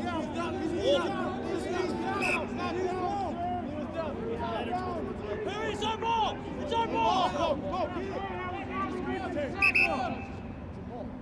Well, it looks like Southern Illinois thought that that one was going to be a penalty. It's going to be a scrum down to Southern Illinois. So an interesting call there by Cuxman. You might not have understood what went on there. There's a maul that went to ground and the ball was not immediately produced. So referee Cuxman says it's a turnover scrum. Ball's going to go to Southern Illinois here, and we're going to have number 17 putting the ball in there for Southern Illinois. Bo Beniak. Sorry, Bo. Bo Beniak. Good distribution there by Bo. Over to number 10, Carson Pierce. Pierce sets up our try scorer, number 7, I believe it is. Absolutely wicked in there with the step. Good sized boy and good sized athlete as well. Yeah, working to keep possession of that ball, even in contact. Oh, a big rumbling, stumbling number 8, Marco Orzoko. Referee Cuxman calmly says, holding on too long, does not like it, and the beautiful blonde locks of number 11 from Principia, Nicholas Hathaway. You good, sir. Still not happy out there. Yeah, another penalty to Principia. Referee Cuxman stacking up the penalties like it's Christmas. So Southern Illinois is going to have to be careful here so he doesn't pull out any cards. Yeah, I'll tell you, those repeated infringements get dangerous in games like this. Oh! The pass that never needed to happen there. Absolutely brilliant. Marco Orozco. There we go. Marco Orozco. Marco, and Southern Illinois comes out with it. Looking for space. Oh, nice step. Dancing through, back to green shoes, number 12. You gotta love the chances here. Just keeping his legs pumping, and he gets the try. Anthony Barini, absolutely great. You slithery snake all the way through. Brilliant with the green shoes. He proves why he's got the green shoes on today. He's a try scorer. Absolutely. Great work out there, Southern Illinois. They're capitalizing on all the little mistakes that Principia is making. You know, and I'll tell you what, Principia today looked good throughout the day, but they're right now hands on hips, hands on knees. This altitude is just getting to them. Absolutely. Nice kick. Kick is good by Mike Widener.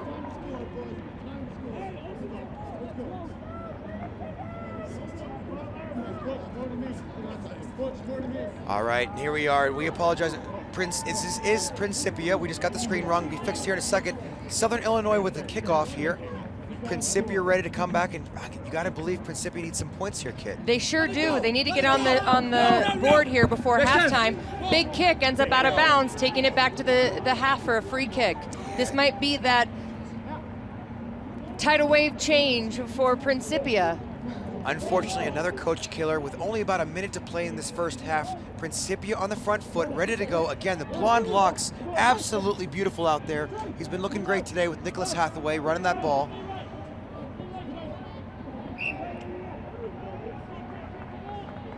And referee Cuxman says just a little knock on in there. Got to be a scrum to Principia getting it going. Principia's got to be happy to finally get some field territory down in Southern Illinois' half of the field. We need this to be transferred into points, though, if they're going to have any chance in the second half. Absolutely. I'm wondering if that number 6 is taking his time tying his shoe to bide some time since the half is almost over. Yeah, you got to like the slow down move. Good thinking, absolutely. I feel like you might have done that in your national team days. Oh, maybe once or twice. Scrum to Principia lost turned over to Southern Illinois. Southern Illinois is going to look to take it down and score another try before half. You know what? I think they want to put the nail in the coffin here. Put some points up before half. Nothing more demoralizing than that one, especially when you're taking one against the head on the scrum. Absolutely. You know, set pieces are so important, even in the sevens game. And there's your buzzer for halftime, but of course the time is kept on the field and time keeps moving till the next time the ball is dead. Oy. Ooh, big tackle there by Principi, but ball stays alive. 3-on-1 on the outside. Can they do it? Back to number 14, looking very strong. Absolutely brilliant. Ryan Flynn, you good player. Well done, sir. Absolutely brilliant try there by Southern Illinois. They're going to be so happy going into halftime with a couple of extra points on that board. Just like you said, Kurt, they needed to put that nail in the coffin, and I think that definitely was one of them at least. Great play out there. Great overload 3-on-1. Yeah, I'll tell you what, you can just see number 12 from Principia just making the walk across there. He's looking pretty tired. Kenworthy Christoph. And number 9 here from Southern Illinois with the kick. Oh, and it's good, ladies and gentlemen. Mike Wiedner, you good kicker. Well done, sir. Looking brilliant out there. Southern Illinois heads into halftime, 19-0 over Principia. And we'll be back after the break.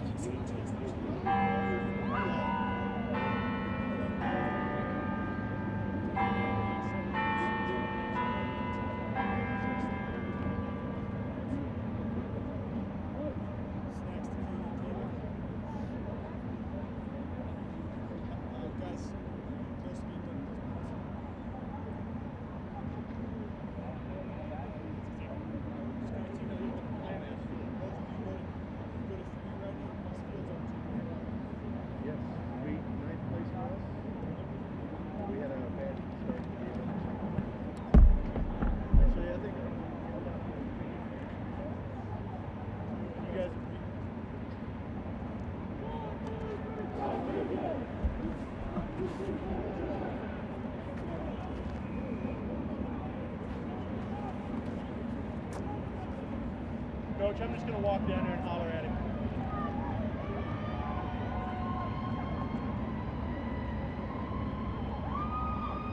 Ladies and gentlemen, we're back. The 2015 USA Rugby College Sevens National Championships. Great matchup here today with Principia and Southern Illinois. Currently, Southern Illinois up 17-0 over Principia. Here on the mic today, we have Kurt Weaver, myself, with, of course, my partner in crime, my PIC, Kittery Wagner-Ruiz. Hey now, no hyphenation No here. hyphenation. No, it's just Kittery Ruiz these days. Kittery, a long-time and decorated national team player for USA Rugby. She's played both 7s and 15s for the Eagles. As this kick goes through the edge, again, unforced error by Principia, Kittery. Absolutely, absolutely. It's these little tiny errors that are just hurting them so much in this game. And Southern Illinois is just capitalizing on all of them. Great offloads through contact. Oh, and referee Cuxman says just a bit too forward for his tastes. Cuxman just coming back from South Africa, likely could be a little bit altered from the Southern Hemisphere influences. He might be. How's he doing up here at this altitude? Yeah, I think he's doing okay. So down in South Africa, we have 2 referees we actually send down there every year. It's a grant program that USA Rugby runs to develop 2 young referees under the age of 25 every single year, sent down there to become better referees. It's a wonderful program. Man, look at this scrum collapse over there. Yeah, I believe you call that a yard sale. So as this scrum goes to a yard sale, Principia gains the penalty and finally gets a little bit of ball at the front foot. Oh, beautiful. And Nicholas's blonde locks, can they take him the whole way? They do. Ladies and gentlemen, the Pantene has worked today. Beautiful job there. I was going to say give that man a haircut, but clearly it's working. The Samson locks are beautiful. Well done. Nicholas Hathaway, great run there. Absolutely beautiful on the outside. Trusted his speed, pinned the ears back, and he's gone. And he will take his own kick, and the kick is good. Well done, Principia. There's the points they've needed all match. Absolutely. Still plenty of time left on the clock here with 5 minutes and 15 seconds. Yeah, it's still anybody's match, and if Principia can keep playing like that, they will have no problem coming back. You know, the hands have come off the hips. They're standing up straighter. It seems like the oxygen's flowing to the lungs. Maybe they just needed a half of a warm-up. Absolutely, and maybe their halftime talk just pumped them right back up. They look ready. Kit, my favorite halftime thing was a little bit of Mandy Moore on the radio. What was your favorite halftime? Gummy bears and just time to breathe. Oh, brilliant, ladies and gentlemen. You have seen magic here in Denver. Absolutely brilliant play by number 20 from Principia. That is not a number we have on our roster here, but absolutely credit to you, sir. Brilliant pull right out of the air. Man, that was awesome. The one-handed grab. Whew. Amazing, absolutely amazing. Call him David Copperfield. That was magic. That is, I think their halftime just pumped them right back up. Look, they're fired up now, coming back up on the board. Yeah, I'll tell you what, Coach has got to be doing something right over there. Either it's the right elixir in those water bottles, or he's got the magic tongue with his speech at halftime. Absolutely, maybe some yummy gummy bears over there. See, the gummy bears get it done, don't they, kid? They do. A little sugar pumps you right back up at halftime. Ladies and gentlemen, we have 12-19 Principia on the comeback here with Southern Illinois. Still plenty of time left to play. Just under 4 minutes to play here in this half. Nice take by number 10 from Southern Illinois. This is better for Southern Illinois, getting their flow back. Yeah, they're trying to pump themselves back up, keep themselves in the game. Great tackles again by Principia. Again, they look like a team inspired. It's great to see them back in this game. I think there was danger for 2-on-1 out there. Oh, and the little kick forward. Unfortunate bobble, yeah. Little kick forward ended up being a little knock on. Maybe a good idea when the game's a little more open, but a tight game like this, those are the mistakes that could cost them the match. It could. Principia is now able to capitalize on Southern Illinois' mistakes. How the tides have turned. Kid, certainly you've been in matches that are this tight and that has a lot on the line. What sort of things do you use in mental visualization? Is it a ponytail holder? Is it the special shoes? What is your magic? My magic, I'm a very calm before every game, so I don't have one of those fire you up, pump you up thing. I'm a little superstitious. I definitely wear some of the same socks and sports bras and that kind of thing, but I'm not one to get all fired and crazy. Well, I appreciate you doing the laundry before you sit next to me, Kit, and that's a wonderful one. Ladies and gentlemen, this game coming down to it, just about 2 minutes, 38 seconds left on the clock. Principia on the front foot. Oh, look at that. Nicholas around the outside. Hathaway says, put the team on my shoulders. I'm taking it downtown. Beautiful. Try time, Principia. Beautiful. Ladies and gentlemen. He just saw that corner and said, I'm taking it. Kit, that's magical right there. It is. This Principia beautiful. team, I thought they were down and out, but they are back. Man, just like we said, it can change on a dime. This is the showcase of a great team that has won championships. They know what it means to be down, and they know how to claw their ways back. Kick a little wide. Just a little wide, so down just 2 points between these teams. But they have 2 minutes left in the game.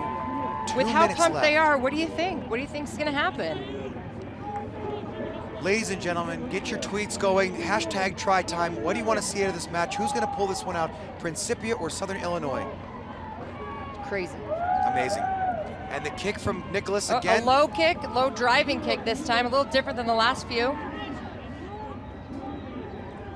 Oh, the great open run, but guys, nice tackle. Again, number 13 out of Principia. Great tackles there. Trevor Marunda.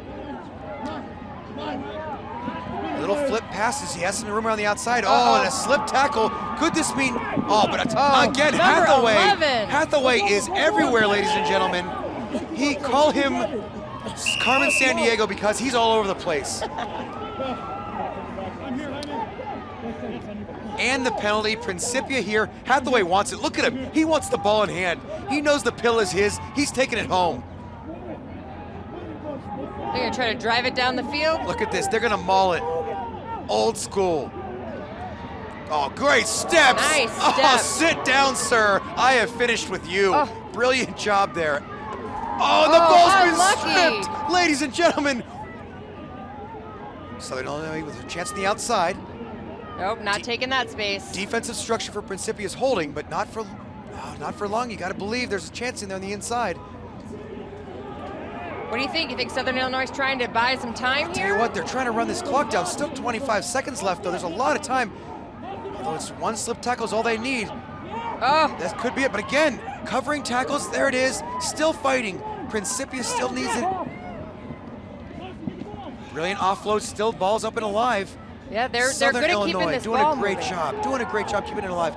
Oh, and the kick through. Does Hathaway have the gas to get through and stop this try? Oh, you got to believe it's a knock on there. And that is it, ladies and gentlemen. Referee Cuxman blows the final whistle. The horn has sounded. The lady has sung. It's all said and done here at the Collegiate Sevens. Principia ends up falling to Southern Illinois. You can see the elation in these folks. They know that they have beaten a national champion team from years past. Well done, boys. Absolutely well done. Kittery, any final thoughts? Man, what a game. Could have been anybody's match down to that last final whistle. What a great bowl final. And Southern Illinois takes it. We'll be back here in just a few moments with the Shield final with James Madison and Humboldt State, the next women's match.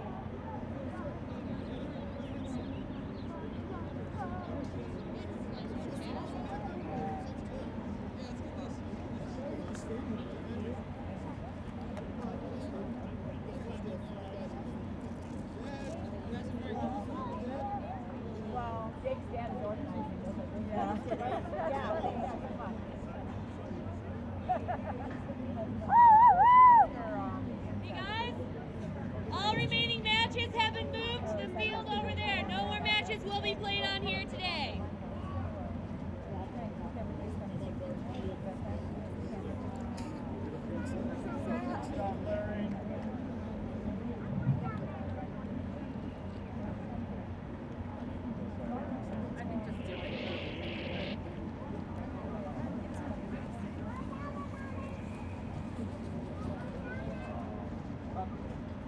Actually, could we have you stand here? We're going to be clearing those guys out pretty quick.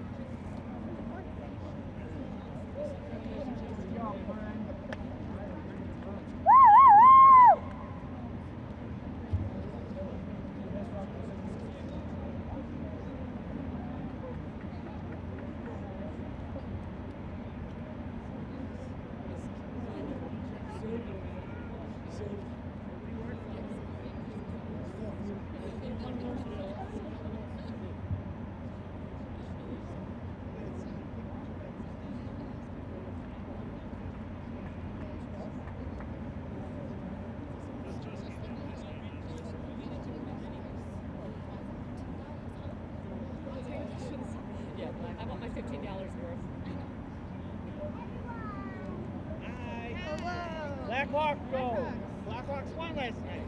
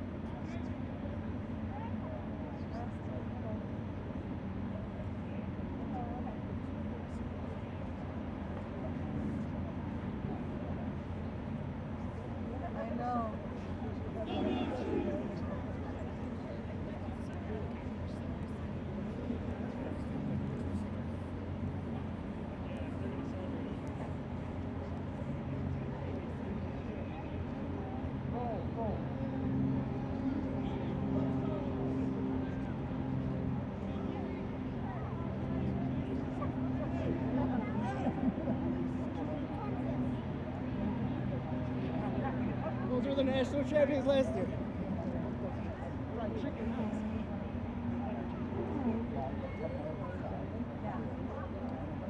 Go! Lacrosse!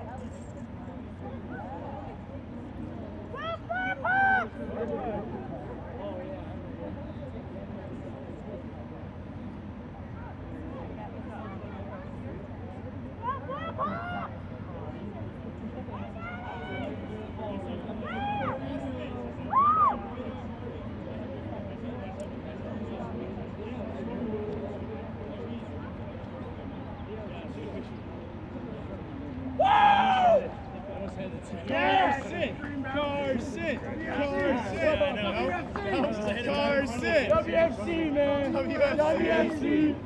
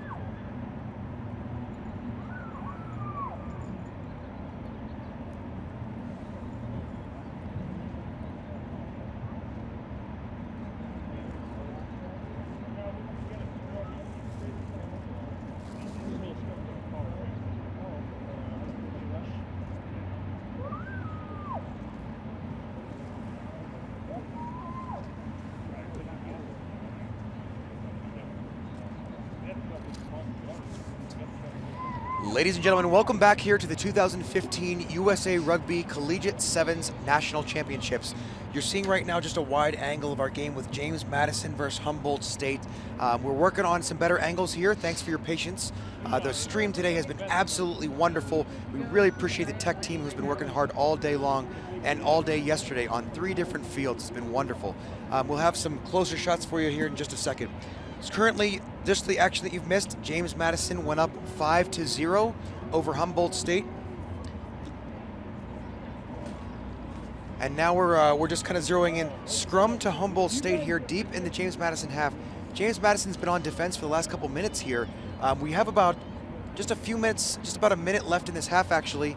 Humboldt State with the ball on attack. Referee Lou looking inside, trying to see what she can see.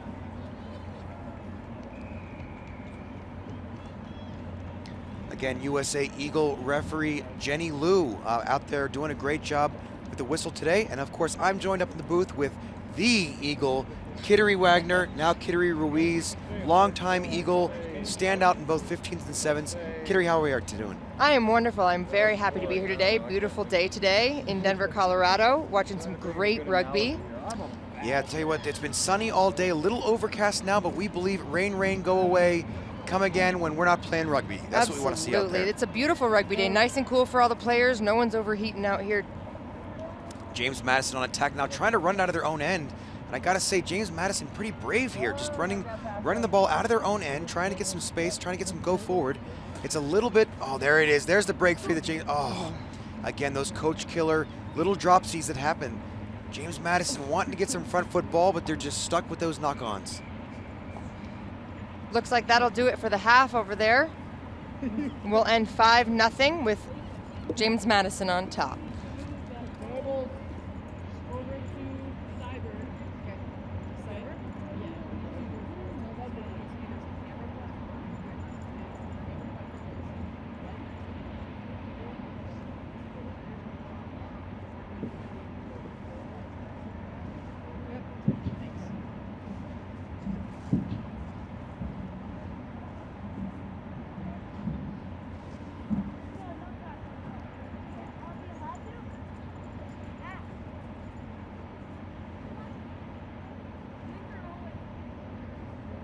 Excuse me? Are we allowed to come on?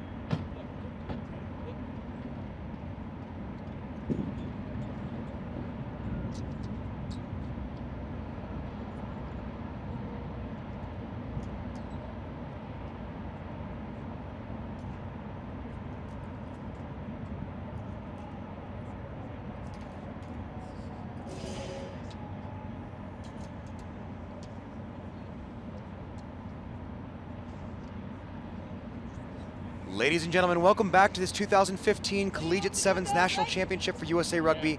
The kick gets us back underway with Humboldt up 5-0 over James Madison. Must be my Southern Hemisphere trip. I was reversed last half. My apologies there. Humboldt State again. There's Jasmine on the run. Jasmine doing great work on the outside there. And of course, number 14, absolutely brilliant. Try scorer all weekend long. Little sloppy in there. Referee Lou just wants to slow it down. Says there's a little bit of a knock on.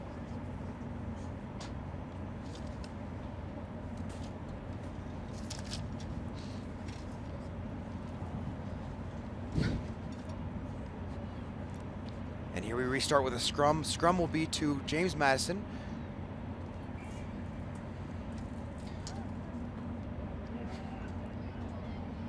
Number 14, Leela Bell, has just been such a dominant force for this Humboldt team. She's been scoring so many tries, and I'll tell you what, she had a great season in 15s as well.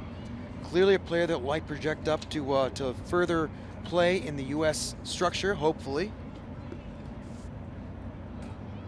Looks like they're going to come back weak side. Oh, and great run there by number 2. Absolutely brilliant runs. Jordan Ludke, that was number 2. And there it is, a try again, Humboldt State. I'll tell you what, Humboldt State absolutely just having their way with James Madison right now. In a turn of events, James Madison's been strong absolutely all weekend, doing such great work in there. And James Madison now down 10-0 against Humboldt. Yeah, James Madison has had to be on defense for all of the first half and already much of this half, even though we're only 2 minutes in. And the conversion is good. What a great kick there by Jasmine. Jasmine's been a heck of a player all day long. She runs, she kicks, she scores, she hashtag gets it done. Well done, Jasmine. Humboldt now up 12-0 over James Madison. Jasmine with the re-kick, or with the kickoff. Oh, nice little short kick there. Unfortunately, just doesn't get that 10. Referee Luke comes back and gives the mark. There's James Madison's trademark, just go forward ball. They're wanting to go fast, they're wanting to play hard.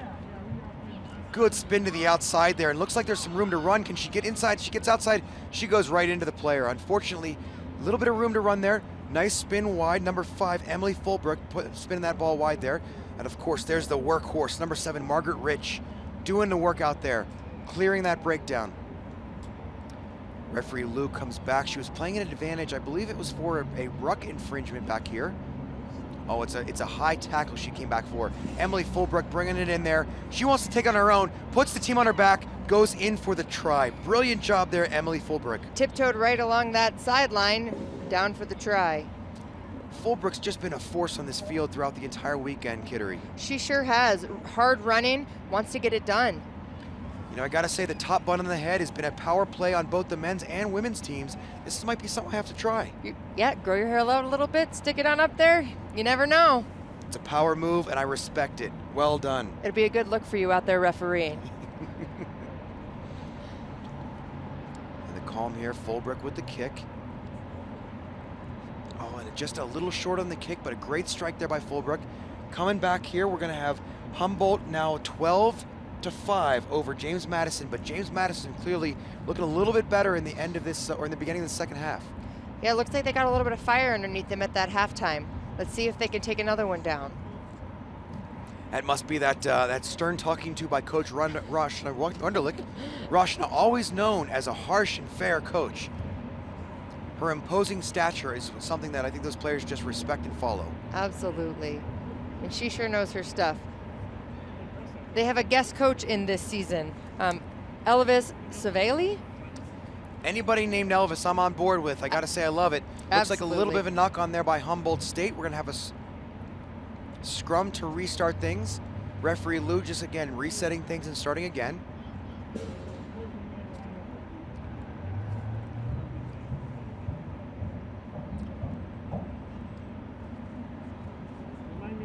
In talking to Coach Wunderlich, it's been great to find out a little bit about this team. Of course, a young team in certain ways, but doing great work.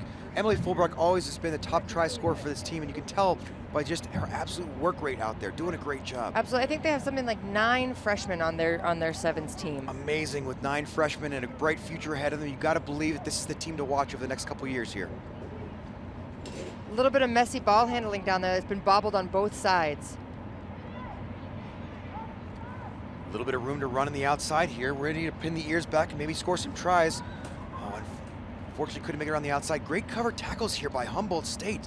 Not giving up easily. I'll tell you what, they're in there to play rugby.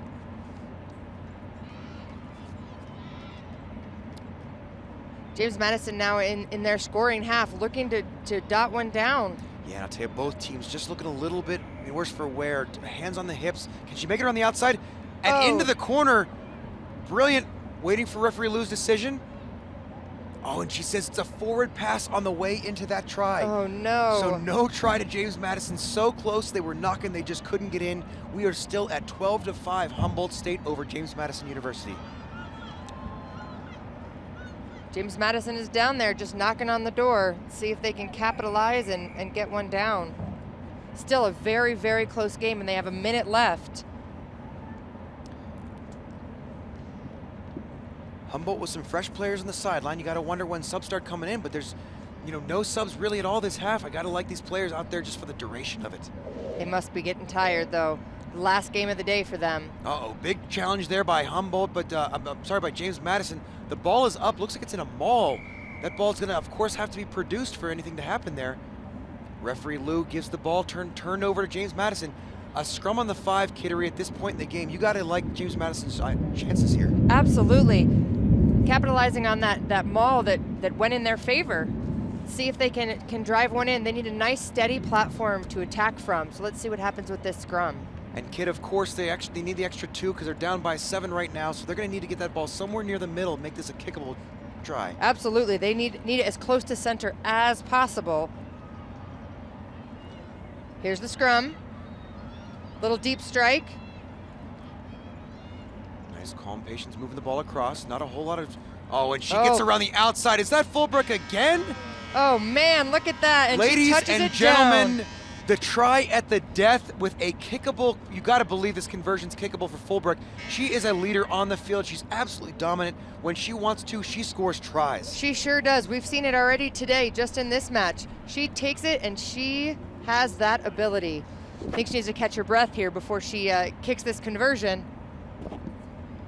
She has the time. She has 30 seconds. She has to 30 kick seconds for this kick. We're going to have it. And it's good. And it's through, ladies and good. gentlemen. That is rugby. That's championship rugby right there. The kick at the death right there to bring the score level 12-12. Humboldt State University and James Madison University. Unfortunately, ladies and gentlemen, we're not going to be able to go into overtime here because there's been a bit of a lightning delay again. The Denver weather, somebody needs to call Zeus and talk to him. The lightning is raining down. Oh man, not again. I know, I know. So we'll take a little bit of a break here and we'll come back to you with some more information. Not sure if this is going to be played into overtime. We will come back with some more data for you, but hang in there, championship fans.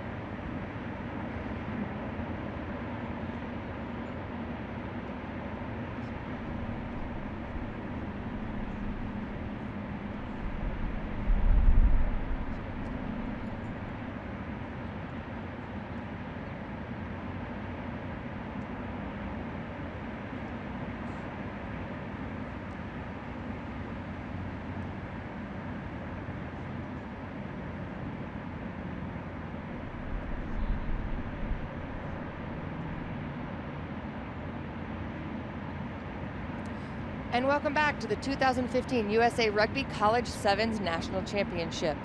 Right now we are watching going to be an overtime match between James Madison University and Humboldt State. They are currently tied 12-12. So welcome back after this lightning delay that we had.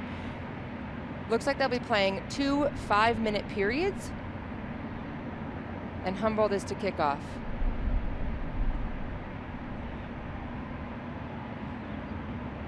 We have Jenny Liu reffing this match.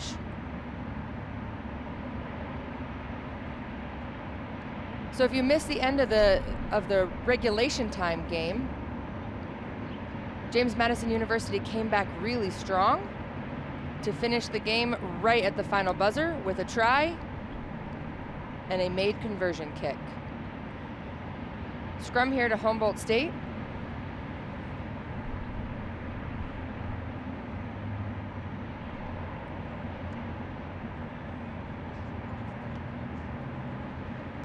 Good clean ball. Oh, bobble a little there.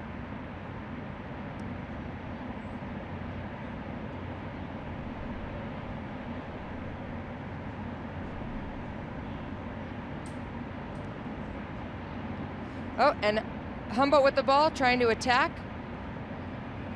Jenny Liu says no. Oh, and we have a player down. Looks like a player from James Madison.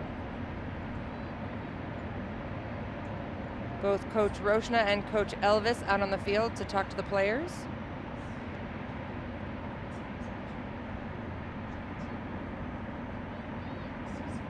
Quite a day of rugby here in Denver, Colorado at the University of Denver. It's, for the most part, stayed a very, very nice day, just except for that little bit of lightning we had. This game is for the Shield final. And again, it's James Madison and Humboldt State. Still a tie ball game.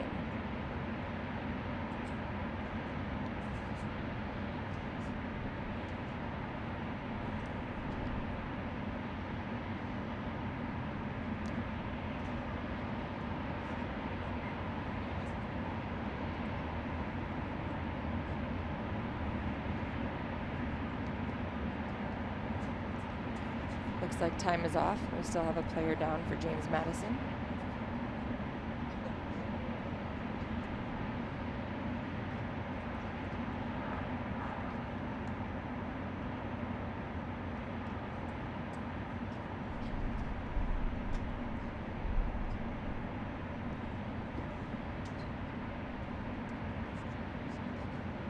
All right, looks like that player is back up and ready to rock and roll.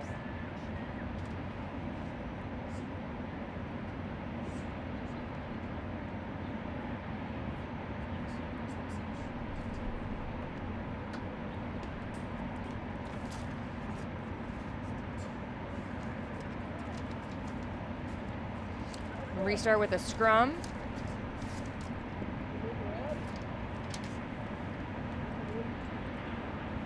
Humboldt State is trying to attack out wide.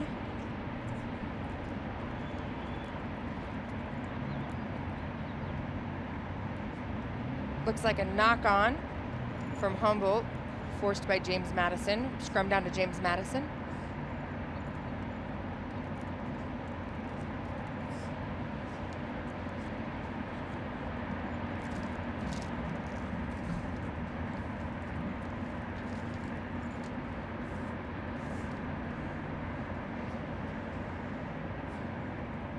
Scrum down James Madison. Looks like quite a fight in there.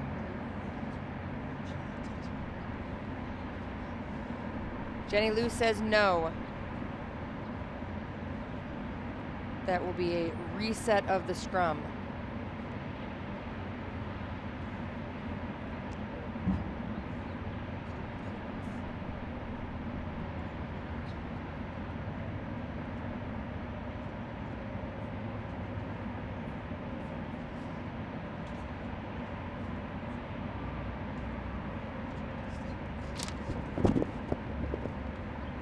Humboldt trying to attack through the middle.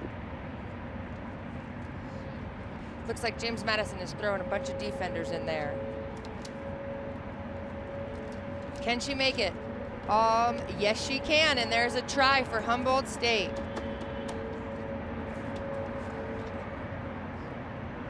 Great ball movement there by Humboldt.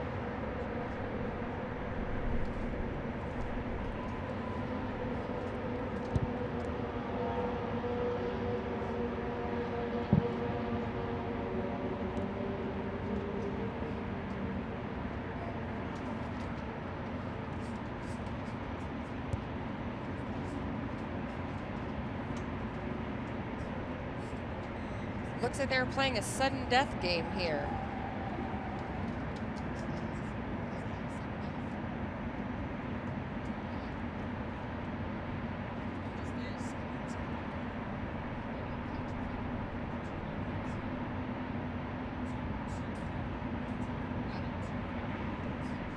So I was wrong. That was a sudden death overtime, and it looks like with that try, Humboldt State takes it over James Madison University.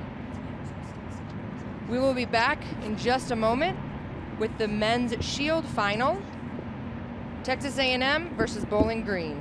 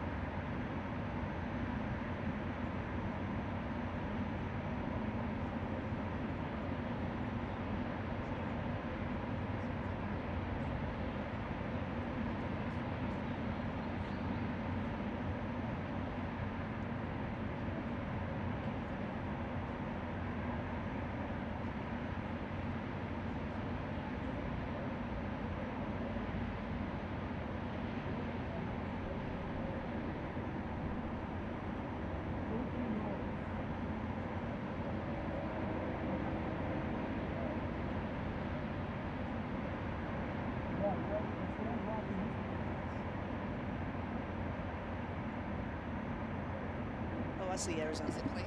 Yeah.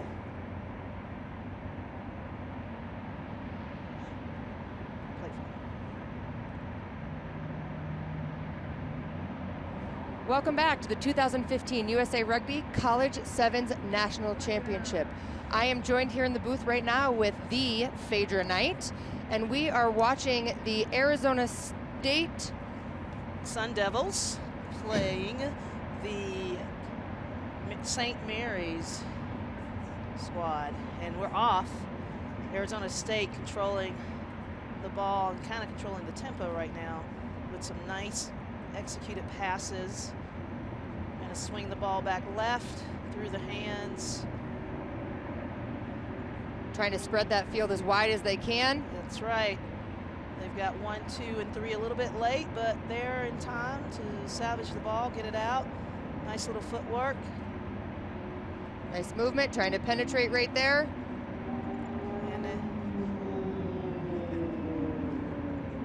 Oh, and big turnover there, key turnover. Very vulnerable Arizona State with no sweeper back, obviously, because they're just transitioning from offense to defense. Nice saving tackle there. And that's just incredible heads-up work. Didn't look like St. Mary's had enough gas to get all the way through. Nah, they didn't have very much support either, but we're still going. That looks like A little sloppy with the ball movement right now, bouncing around. Oh, but looks like we have some space. And again, Arizona does not have a sweeper back.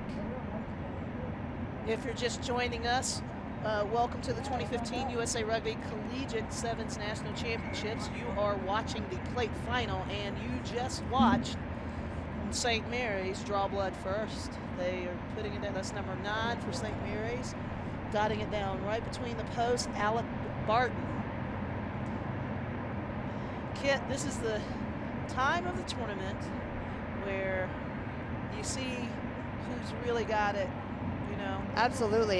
They're getting worn out. They've had a couple rain delays over the last 2 days. They're starting to get worn down. So you get to see who really has it and who's starting to get a little bit run down. Well, yeah, you know, it's the 6th match of the weekend, and I tell you, 6 sevens matches over the course of 2 days it definitely digs to the soul of a person. Absolutely. You hope that they have had a good recovery last night before today's big day. That conversion was not made, and so St. Mary's with the kickoff to Arizona State. with a little breakaway here. Can he? Oh, he's nicely caught from behind. It's a great ankle tackle there. We have hands in the ruck. I can't tell what that was. Definitely a penalty to St. Mary's. They'll take a quick tap and spin it wide.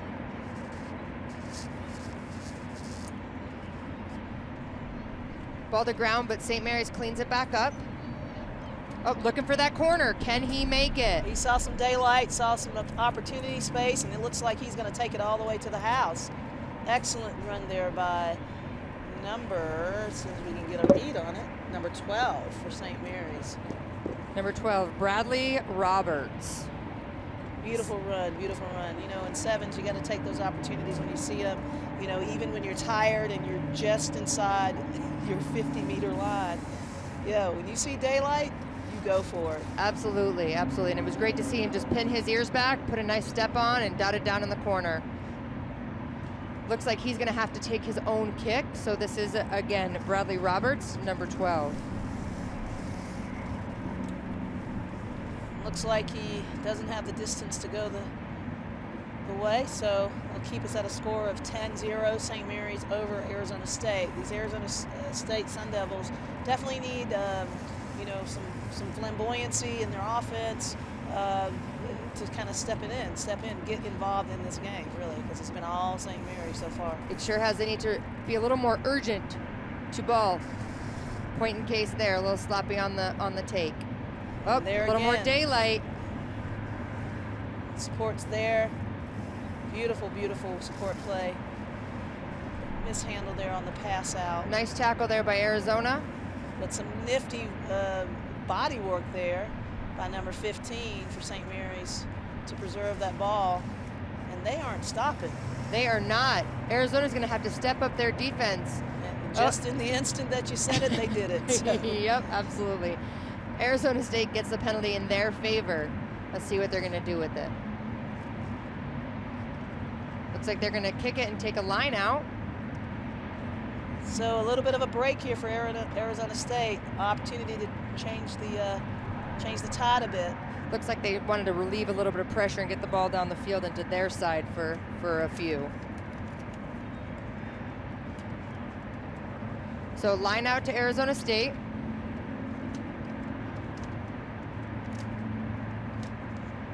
Cleanly won, and spinning it out wide, back to the races.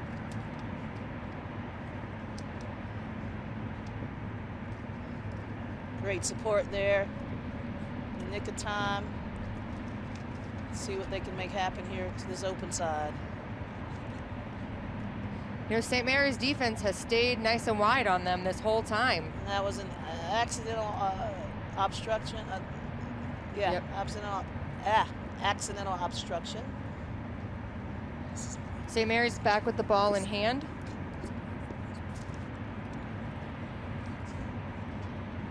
Trying to penetrate, look for that hole. And he slipped that tackle. Can't slip that one though. Great throw there to the wing. Now if he can maintain his composure, stay in bounds. Way to get back up, absolutely. He's going to take it all the way, I believe. Oh, yeah. Oh, it's ruled a knock-on. Oh, no, that was number 8, Christopher McDonald. That was great individual effort, though, on his part to keep the ball alive when the support wasn't there, get back to his feet. You know, it's just unfortunate he kind of bobbled the ball forward. It's going to be a scrum down to Arizona State. Let's see if Arizona State can capitalize on this and get the ball out of their half.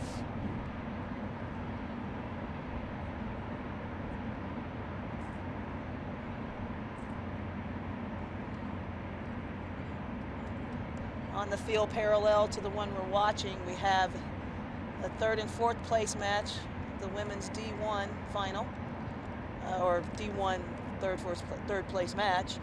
Virginia versus, I believe, I think that's Princeton. Actually, it's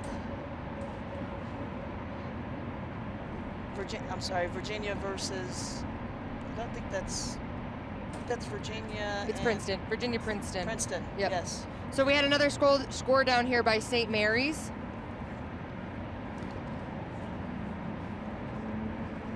And we will end the half 17-0 in favor of St. Mary's. St. Mary's is running away with this match. We'll be back after halftime.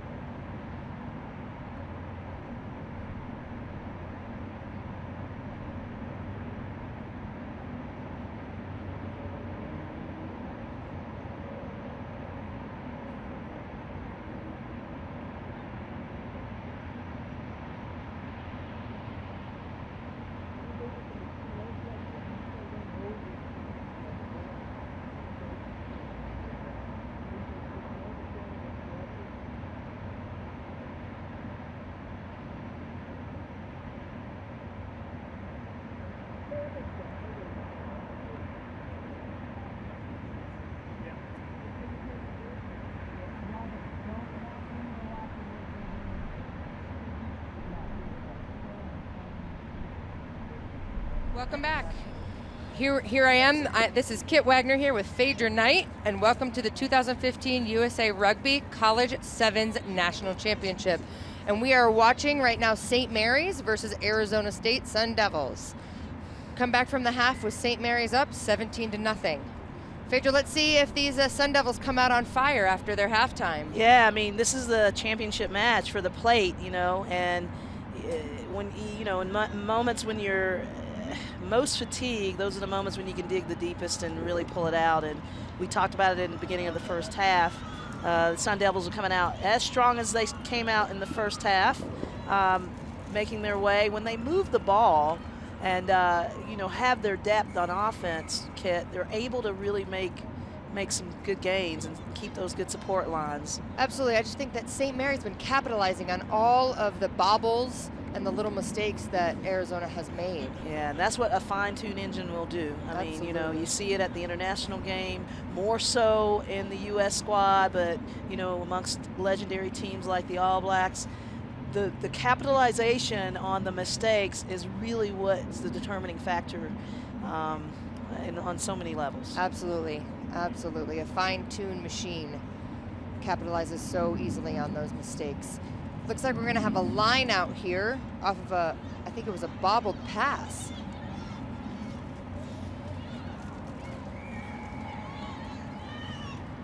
Looks like our referee's having a chat with our AR. Looks like the line out will go to Arizona State. Well, they're catching a break here.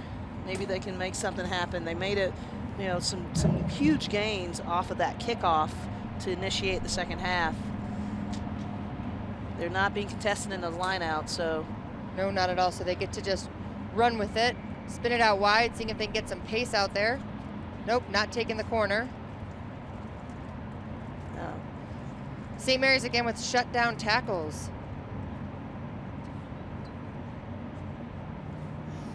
Nice little chip kick, but just a little too much. Went straight out of bounds, so they're going to take the line out. St. Mary's will have a line out at the point of where the ball was kicked.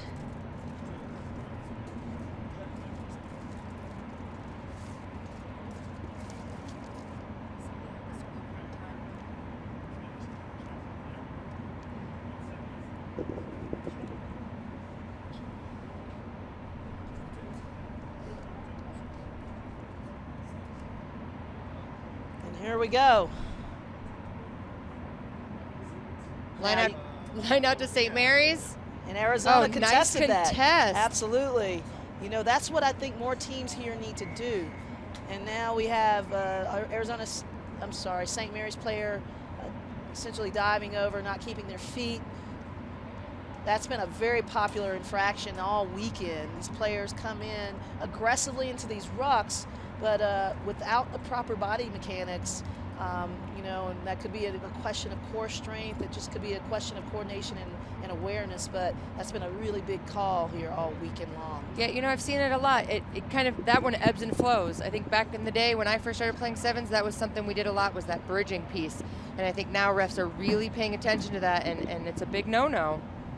Yeah, kid. And that's just discipline, you know, body awareness. You're so eager to go in there and compete for that ball. You just got to make sure you're in the right position when you do so. Absolutely. Scrum down to St. Mary's. They're all the way inside their try zone right now, and they're going to run it out, or try to at least. That's some gutsy movement, I tell you. It sure is, but it looks like they had to touch it down inside their try zone, so that'll be a 5-meter scrum to Arizona.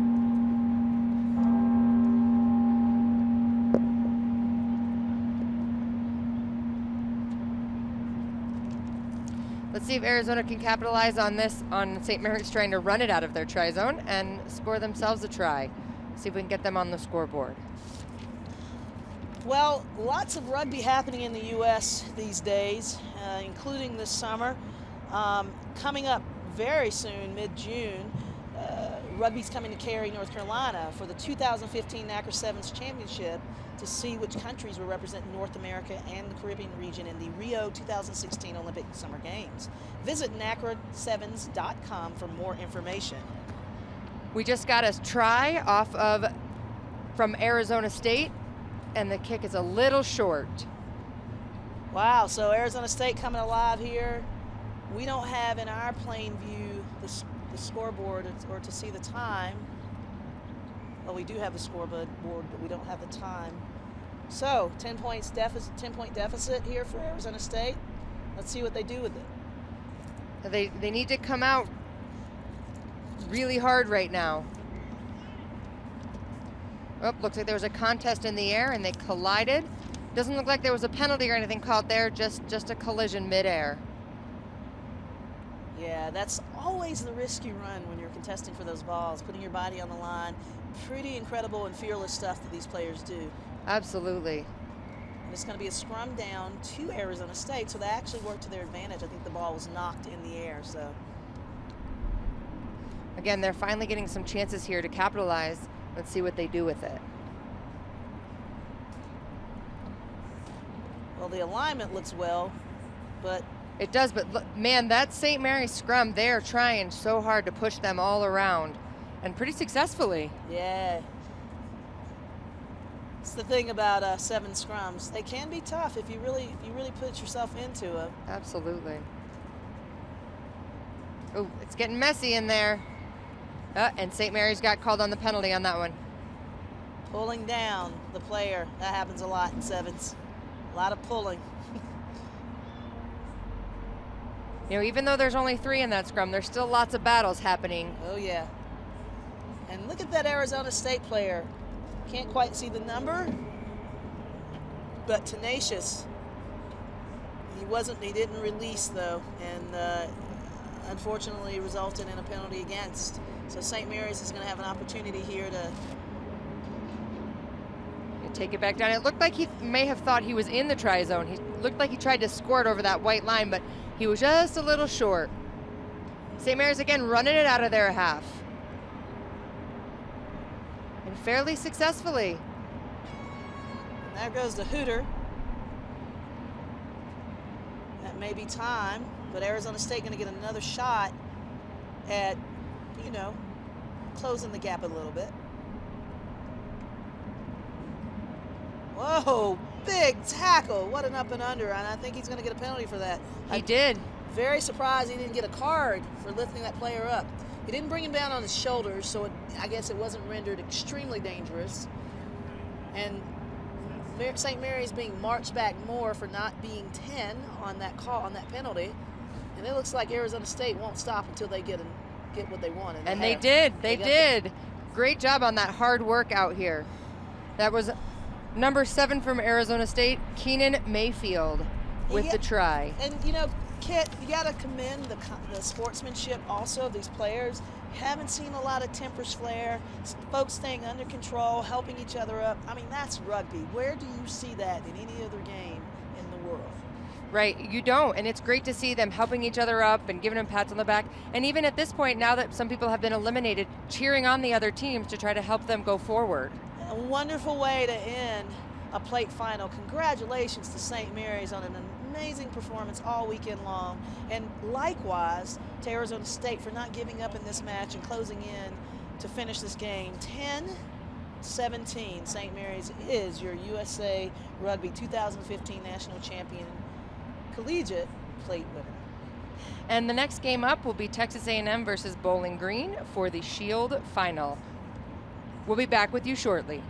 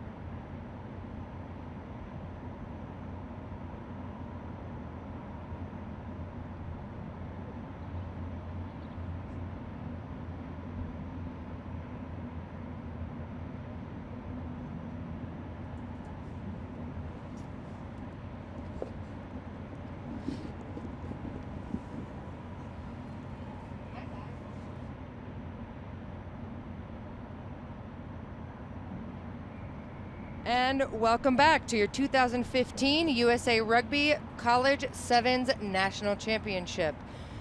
Teams on the field right now are Bowling Green versus Texas A&M.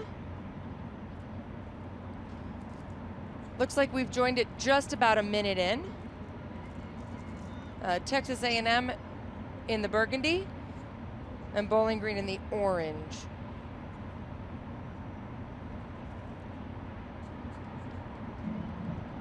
Oh, and Texas A&M with a breakthrough. Can he make it? And he does. Good chase down by the Bowling Green player.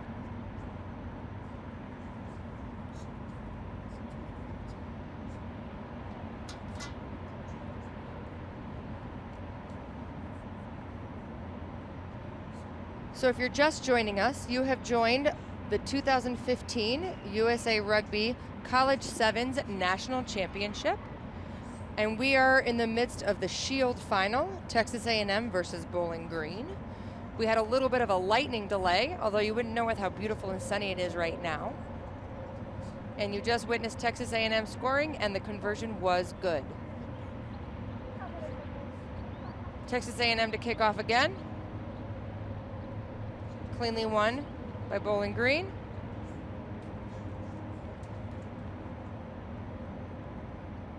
Looking for space through the middle. Nice offload.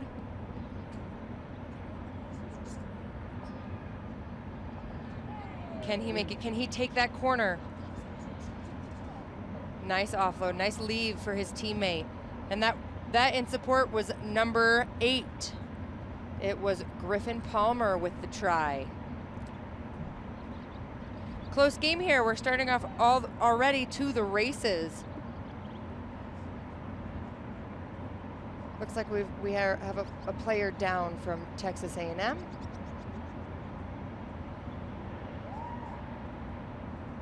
And we have number 10 from Bowling Green, Nicholas Ross, kicking it the extra points.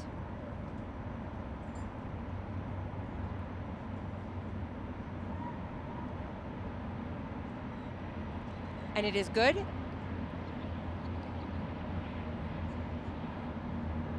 Looks like we'll have time off for an injury on the field.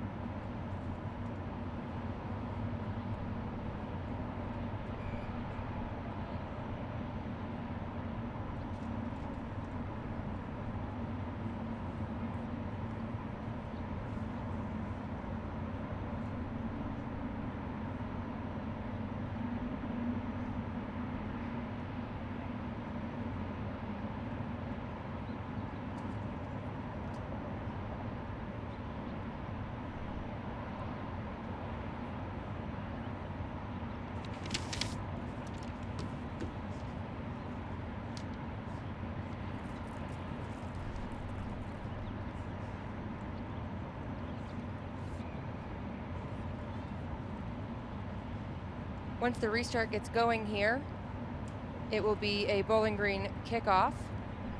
We are tied 7-7 with about 3 minutes gone in the half.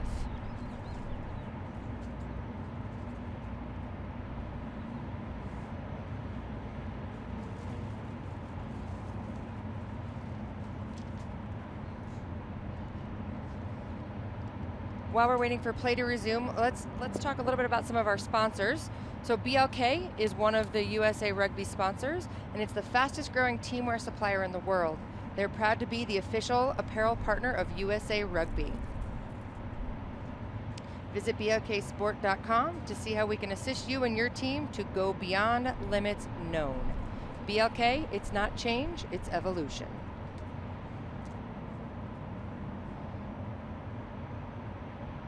Looks like all the players are still just huddling up, waiting for this injury.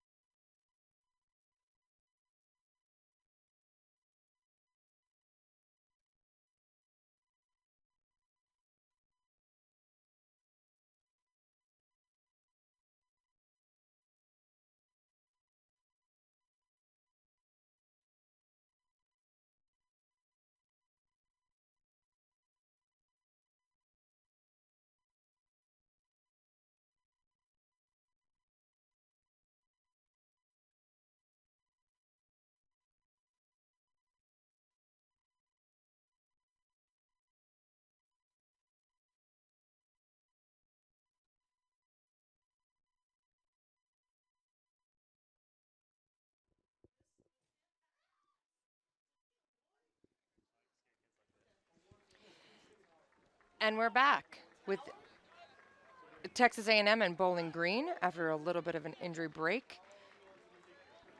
See how both these teams fared over their downtime. Looks like a maul on the far side of the field. Bowling Green offsides. Start cleaning up because we don't need this table, right? We don't need this. A&M with the quick tap. Looking to find some space out wide.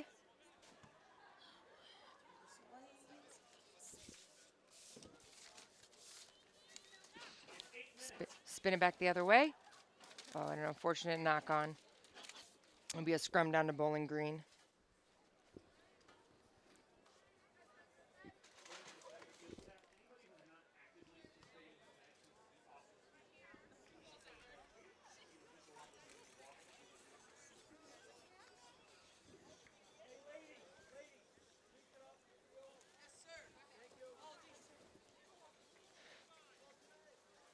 Scrum down, Bowling Green.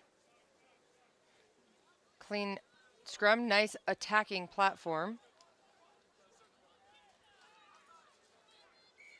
They make it around the corner. Nope, referee says that was a forward pass. We will have a scrum down to Texas A&M.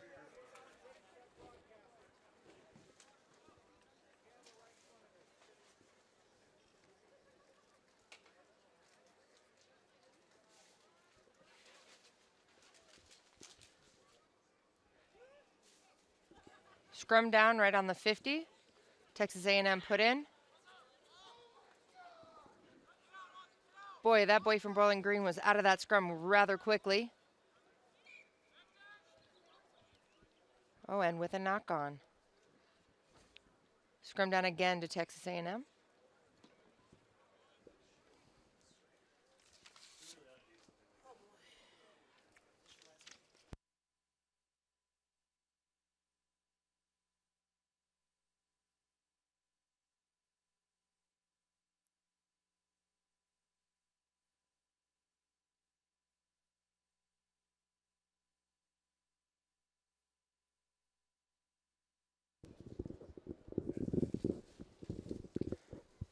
Scrum down to Texas A&M.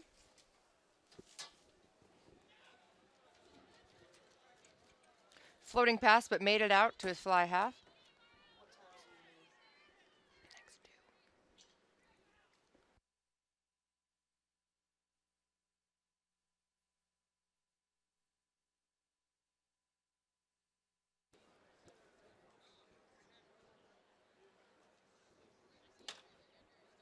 So it looks like we have about 45 seconds, maybe a minute left in this first half at a tie ball game, 7-7.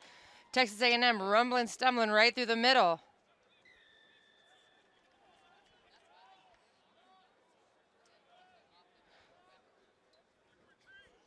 Looks like a penalty to Bowling Green.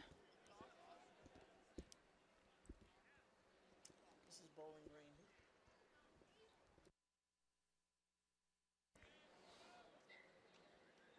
So, Princeton, Virginia, played.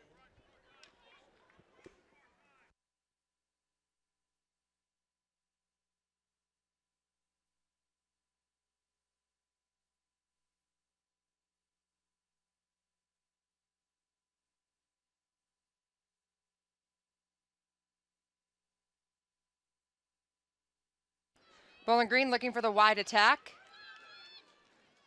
And he has some pace. Can he make it? Sure looks like it. Number 12 for Bowling Green dots that down. Mario Macas. Right in the center. Should be a nice kick.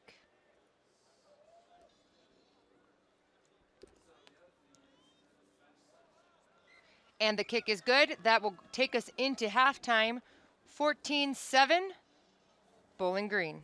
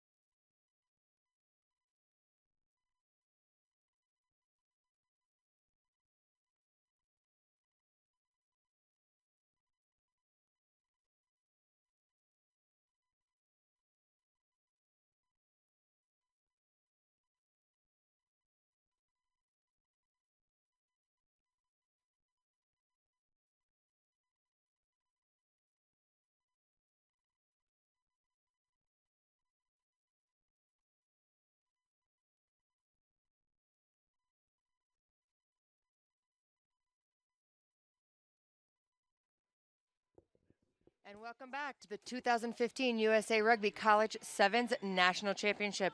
You are watching Texas A&M and Bowling Green battle it out right now. Looks like that did not go 10, so the referee says free kick to Bowling Green.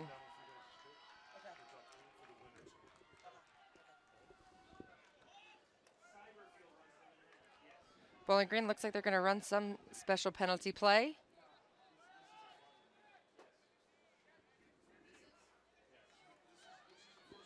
Good pace, support right there. Quick 1, 2, 3, and the ball is out. Spinning it back wide.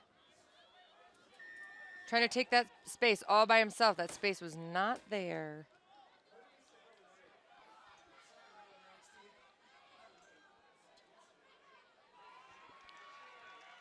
Bowling Green with a little bit of mishandling there. The referee says that was a knock-on. It will be a scrum down to Texas A&M.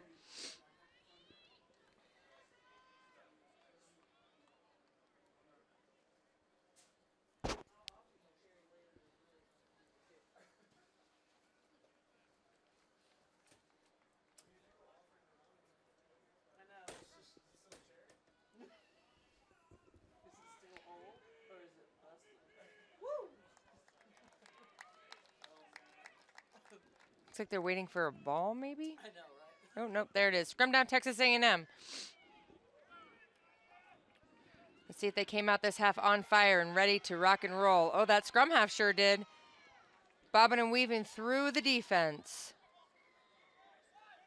Penalty not releasing, it looks like, on the defense.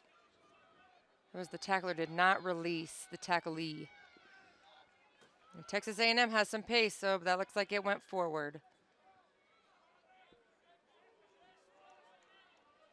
Not back 10 on Bowling Green. That gives Texas A&M another opportunity.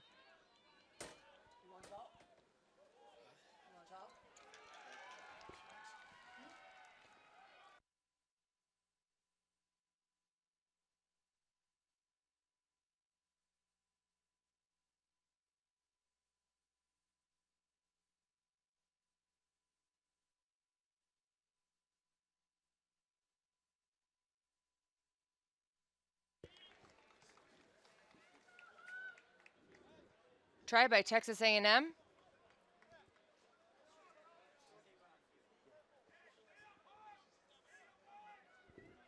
See if they can tie it up here.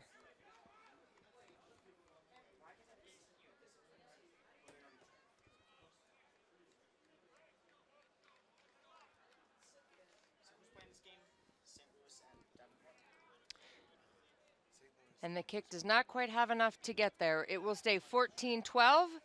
Bowling Green leads. Texas A&M is ready. They're ready to kick off. Bowling Green still drinking water. Off to the races. Texas A&M is on a mission. Nice high ball. Looks like this one made it 10.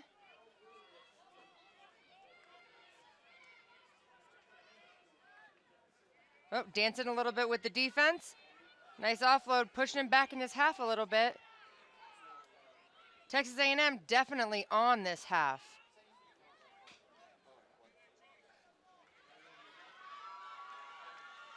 Oh, Bowling Green has ball in hand. Penalty to Texas A&M for a high tackle. About 3 minutes left in this half. You are watching Bowling Green versus Texas A&M. Bowling Green is up 14 to Texas A&M's 12. Looks like Bowling Green is going to take a line out off of that penalty.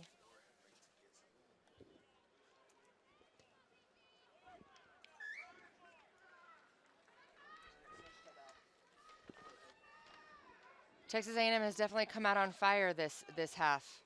They are ready to rumble. They want to get back on the scoreboard.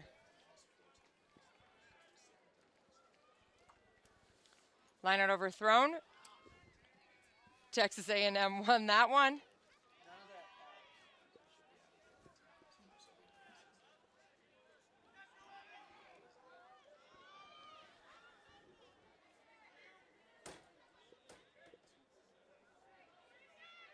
Referee's having a little chat with them. Looks like it's going to be Actually, I don't know. We have to wait and see what the two refs are talking about. Can you hear me? Okay.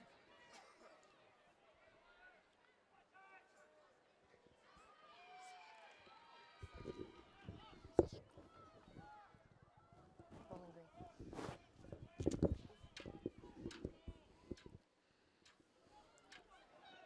Well, this has been. I can't hear you. I'm welcoming Alex Goff. Give me a second to see if I can get him on his mic.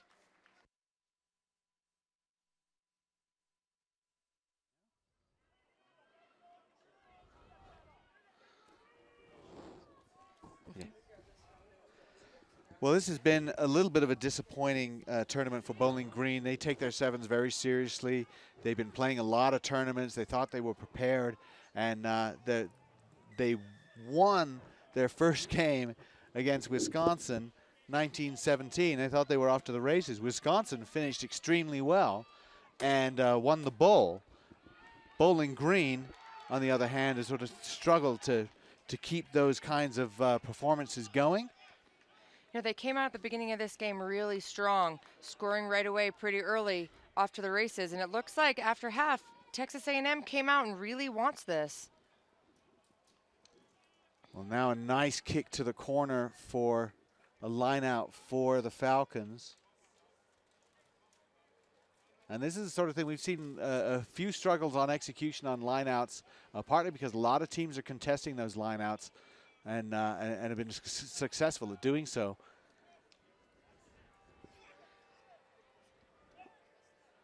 Looks like they thought about a short line out. Nicely taken. Not and straight. Not straight. Well, if it's taken perfectly, perfectly well, he's like, that's great. Well executed. Well, then it's called not straight, and that's a Absolutely. bit frustration. Being a hooker, I completely understand that. That is heartbreaking when they call that not straight call, and you think it was beautiful. That's exactly how we practiced it. It sure is. So would you agree hooker's the best position on the field? Oh, I would. Yeah, absolutely. That one-on-one battle every time against your opposite is my absolute favorite. Looks It's like penalty to Bowling Green out there. Looks like we have about 10 seconds left in this game. If Bowling Green can hold the ball and hold it down in their end. Now they're taking their time to set this scrum. I'm sure the ref is going to say, well, we're going to have this scrum whether you take a long time or a short time about it. We are going to reset.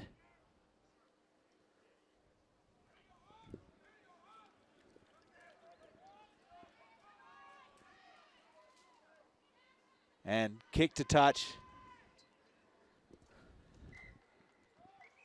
And Ball game. That's the ball game. Looks like we have Bowling Green over Texas A&M, 14-12. We'll be back with you in just a few moments.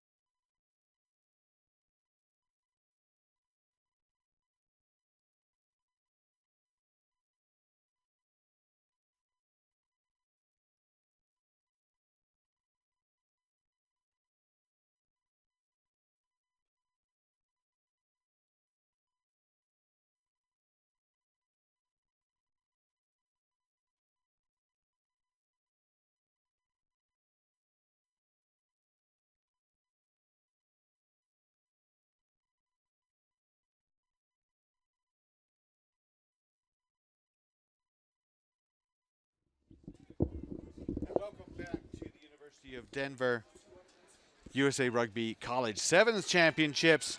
We are on Went Field with the Division II plate final. This is Notre Dame College against UNC Wilmington.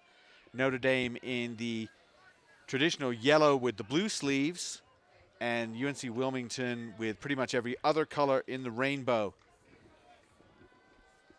Two very physical teams. It is one of those things where James Patterson, you're coming on here and talking to me. We managed to make it all the way over here.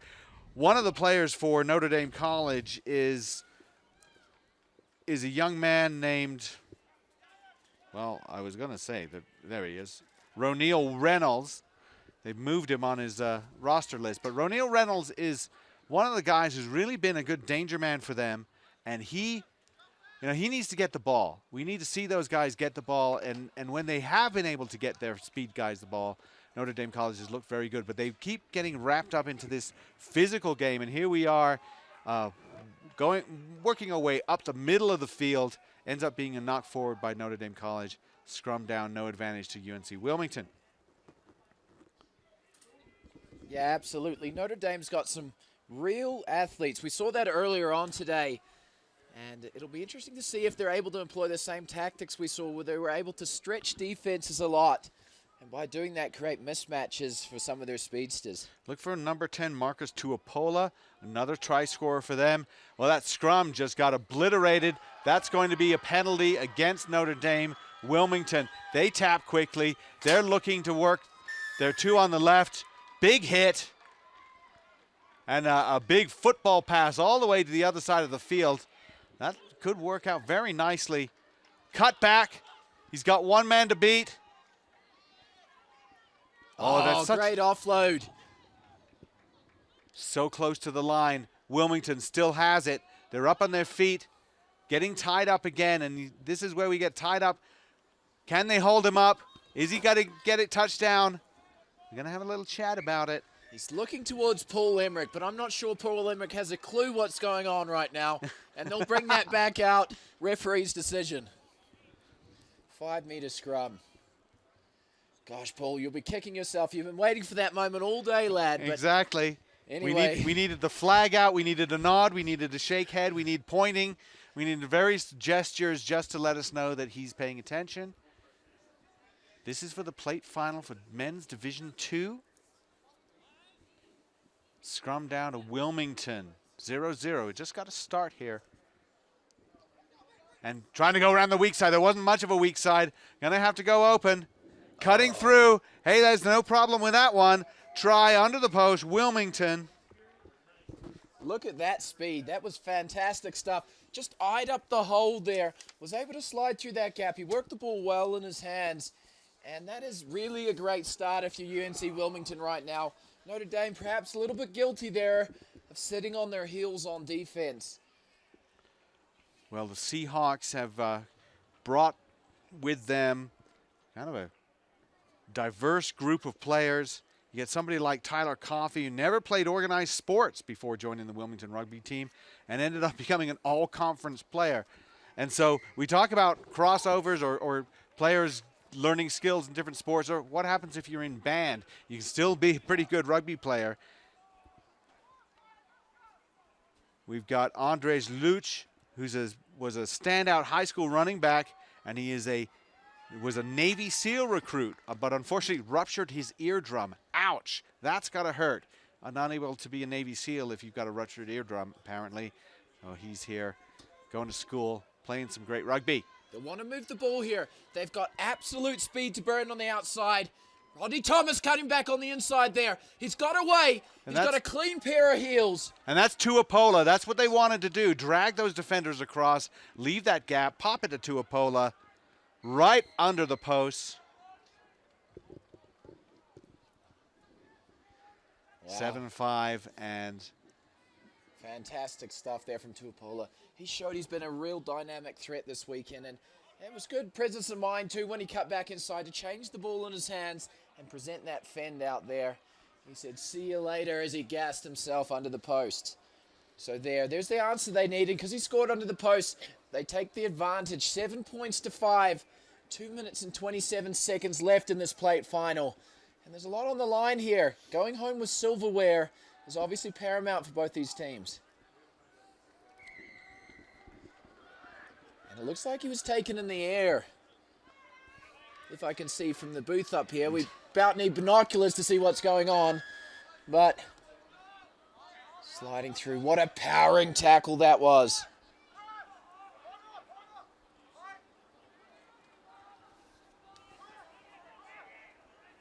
Still just engaging contact, Wilmington. Forcing the Falcons to commit players. Now the kick ahead. Kick into the corner. Yeah, there's no problem. Plenty of space there. And looks like he was playing advantage for an offside. So UNC Wilmington has got a great chance to attack with just under 2 minutes left in the first half. They're going to want to capitalize if they can.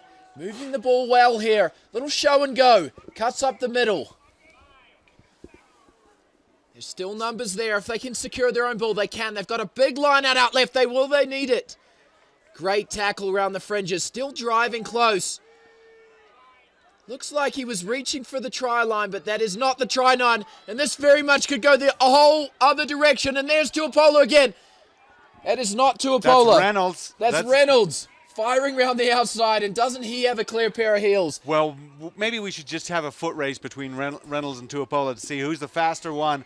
And that is a classic mistake when you have a multi-sport field. You're on a line.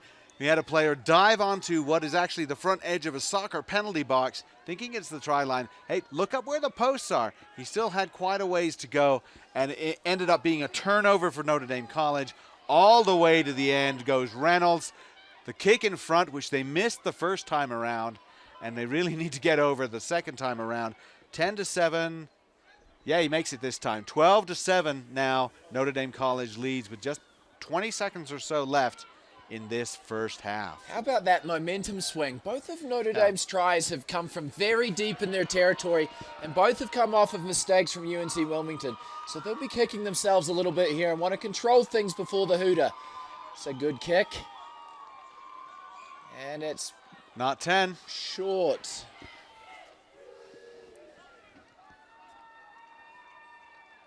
They'll play this ball and they'll look to try and capitalize. This will be the last play of the first half. Torres taking the quick tap. Oh, he's got a gap. He's got plenty of space on the outside too. I think he could have gone through. Great cover defense at the back there. Try-saving tackle from number 7. Great stuff. Try-saving call from Emmerich as he sees that the feet go into touch. And that's the end of the first half. 12-7 Notre Dame College leads University of North Carolina Wilmington here in the plate final of Division II. Two teams that have been working very hard. They like the contact. They like the rough stuff up the middle. Yeah. And Notre Dame, again, that's one of the benefits. When you've got guys that have clear pace on their side, you can turn those little turnovers into 7 points very quickly. Kind of would have liked them to have them use those players a little bit more. And a couple of the games that we saw this weekend, it seemed like they were alternating those players. Why not have both of them on at the same time? See if they can work together. Yeah. And, that came from a little bit of the beginning. They came out and they were very flat in attack and they're forcing passes. So they often turned over the ball. Over the tournament, obviously, as they've got into their work, they've been able to utilize those guys a lot better. But UNC Wilmington, they've showed some really promising signs at the start of this game. And really, if it wasn't for those two lost mistakes deep into Notre Dame's territory, it could be a very different story right now. Certainly asking questions of the Notre Dame College defense.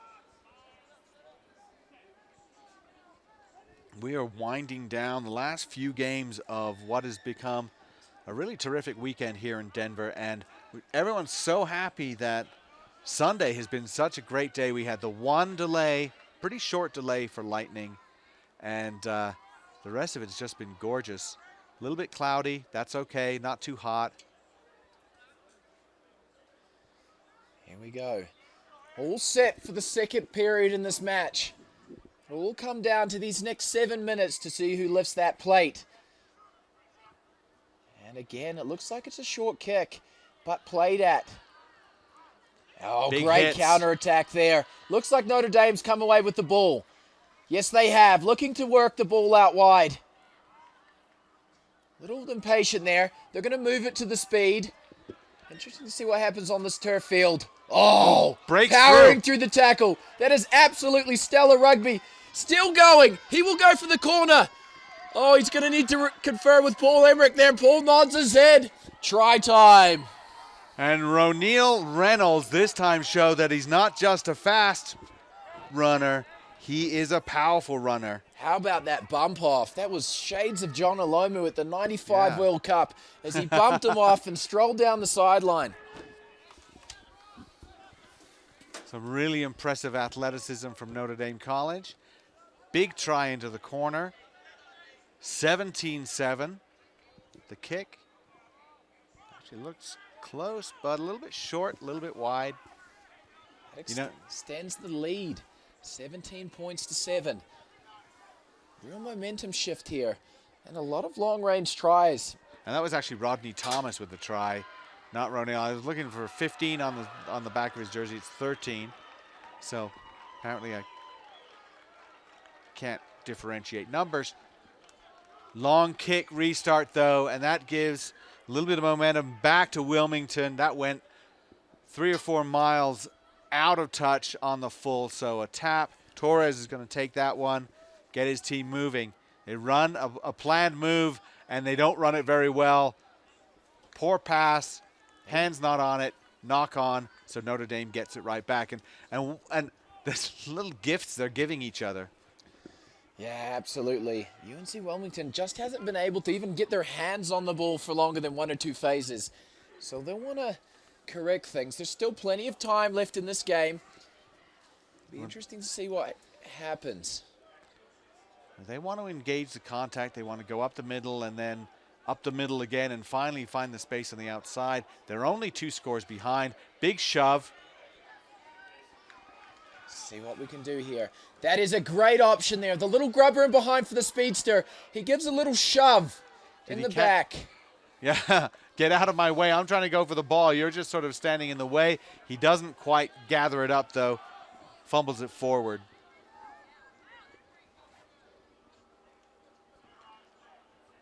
Excellent stuff there.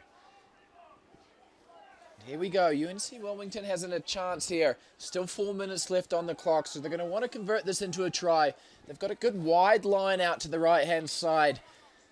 Notre Dame's got a very narrow, flat defensive line, so I wonder if they'll try and stretch them a bit here. Oh, it was a wheel and a penalty for pulling as you wheel it. Can't do that. You can only wheel by pushing. There it goes. A little bit of a wide ball. Tries for the wraparound. He's got a 2-on-1 if he can use it. Passes a little bit behind his man. Just choking up there, but that Notre Dame defense is a very good wall. They come in a line. Torres going into contact there. They pick it up. They go quickly. Nicely bottled up by the Falcons, but they're still moving it. Still working that loop. A little bit messy there. In fact, most of his players are nowhere near him right now. So he's having to fight through. There's no way around the outside there. Very messy play here. Wilmington very lateral. They're not going forward. Now we got a little bit forward, and suddenly it seemed like the defense just lost interest. It's amazing how that happens. It looked like there was absolutely nothing that was going to come out of that. They were swirling around in circles, and then out of nowhere, being able to slice through the defense and score, and more importantly, score right under the post. This makes it a 1-score game. And that was Alex Fox for Wilmington. Called by his coach the team's most dependable player. And with the conversion good, suddenly 17-14. As you can see, completely different game now. 2 minutes. 2 minutes and 20 seconds, an eternity in sevens. Plenty of time to put something together. And they were just going back and forth, James, and then suddenly the gap opened up. Yeah, absolutely. Here we go. We'll see what happens. Good low kick, though. Now, here's the danger man with those flashy boots of his. Sliding through the gap. He's got an unmarked man on the outside. Chooses not to use him and take it into contact. And here we go. Still in possession. Now he's a dangerous runner. Oh, just able to scrag him. The flick out the back from the deck. Okay, gathered it controlled it. Now they just need hands. Don't even need hands. I think they just need feet. Oh, what a covered defense tackle. But he's offloaded. He's in at the corner. And that is a crucial try for Notre Dame College as he strides out. Very happy to have scored that one. And that is 16, Lance Flowers. Really great support running for him as he crosses in, touches down behind the post. 22-14, a big try for the Falcons. With just a minute left to play. Very interesting to see what happens here.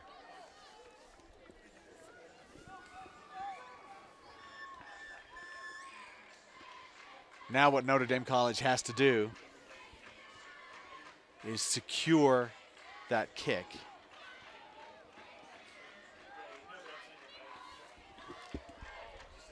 Well, at least it didn't end up with a free kick. Big hit. Oh, he slid up the middle. Turning him inside out like a yo-yo, but he falls over. 22 seconds left. Still their ball. They need to go very, very quickly here if they want a chance. Spreading the ball wide. Little show and go. He's running backwards. He needs to go forward, son. Coming back. There is a penalty advantage. Free arm. Well, that may be just enough for Notre Dame because the time is up on the clock. So Wilmington can score. It still may not be enough time.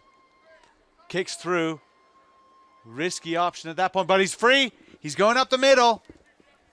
And that's Will Collins in for the try under the posts. Will Former Collins, basketball unfortunately, player. a little too late here. And Notre Dame has clinched the plate final. Fantastic stuff here. Gonna round out some great coverage from this weekend, and Notre Dame is ecstatic with that result. Jubilation from Notre Dame Falcons, and they deserved it. They finally started to use some of the weapons that they have and used it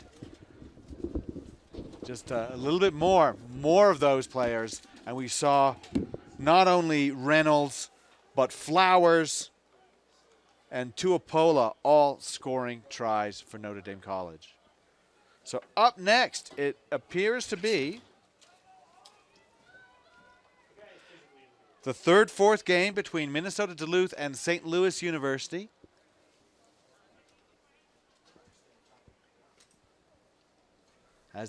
As the players shake hands, the other teams are getting ready for this fourth Division II game. Somebody who does not know how to run an I don't think we won the D2 final. Madison? Yeah, was it Madison or Whitewater? I don't remember.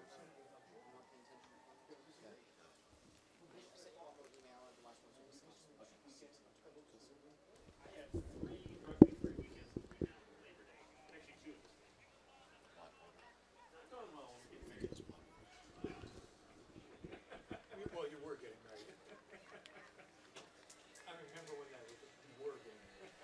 So Minnesota Duluth are starting their Fighting Penguins open haka type presentation.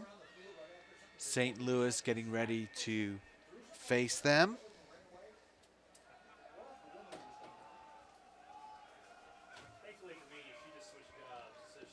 Both of these teams were disappointed to lose in the semifinals.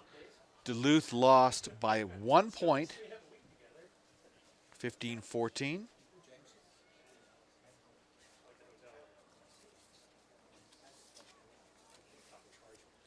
Meanwhile, St. Louis was put to the sword, really, by James Madison.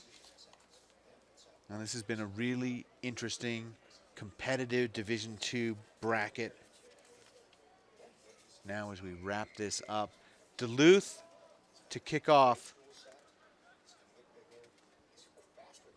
trying to control it, bobbled around. That may be advantage to St. Louis, but they do hold on to it. A little bit of a break right there.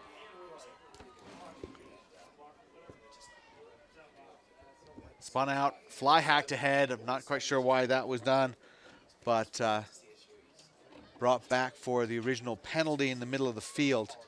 Tap and go, St. Louis.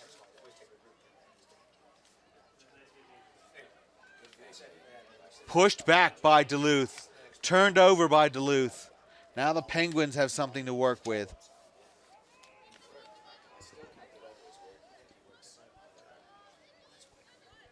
Off they go again. And they really do have some pace outside. Cuts back inside. Very smart. You're so much in danger of being pushed into touch at that point, and he just brought it back inside and in under the post. First blood to the Fighting Penguins.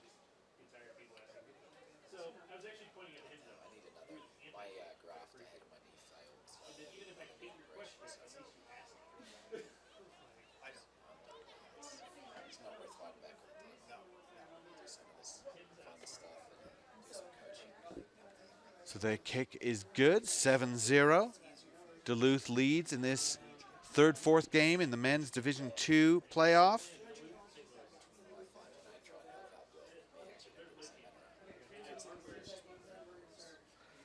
Just see, got to get that kick right. A high one, short, not too short. Gathered very nicely, and there's no one home. Can he go all the way? Stops a little bit, makes him hesitate, and there it is, in at the corner. Awesome try. Fantastic try for St. Louis right off the kickoff. Just caught it, and Connor Brady saw a little gap. They were chasing. They were worried about his passing. They had to be worried about his running as well. Connor Brady in at the corner for St. Louis, and that makes it 7-5.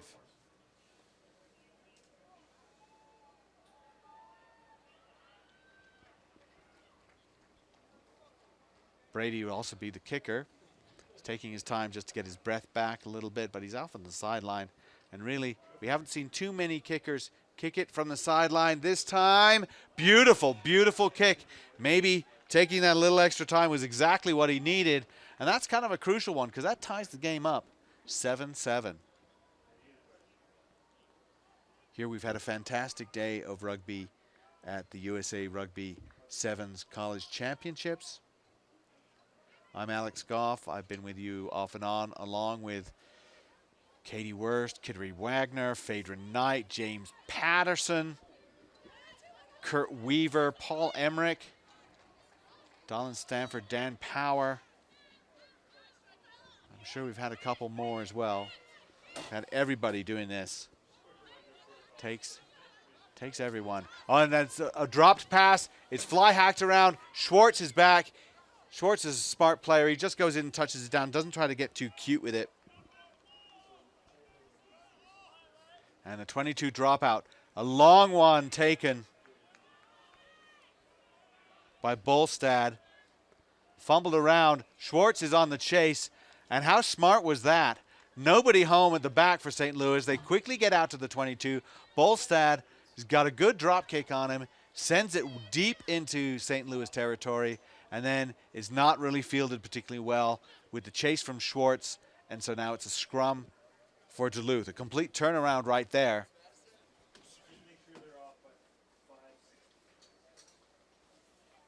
Fed out. Bolstad again with the wrap around his knee. Schwartz out to the wing. And that's 22, Matthew Martin. He was a try scorer, but he's sent into touch this time. Yeah, I mean, if they have to go back, get back to whatever, that's fine. If they bring it back. 7-7, these two teams are tied. St. Louis in red, Minnesota Duluth in blue and darker blue.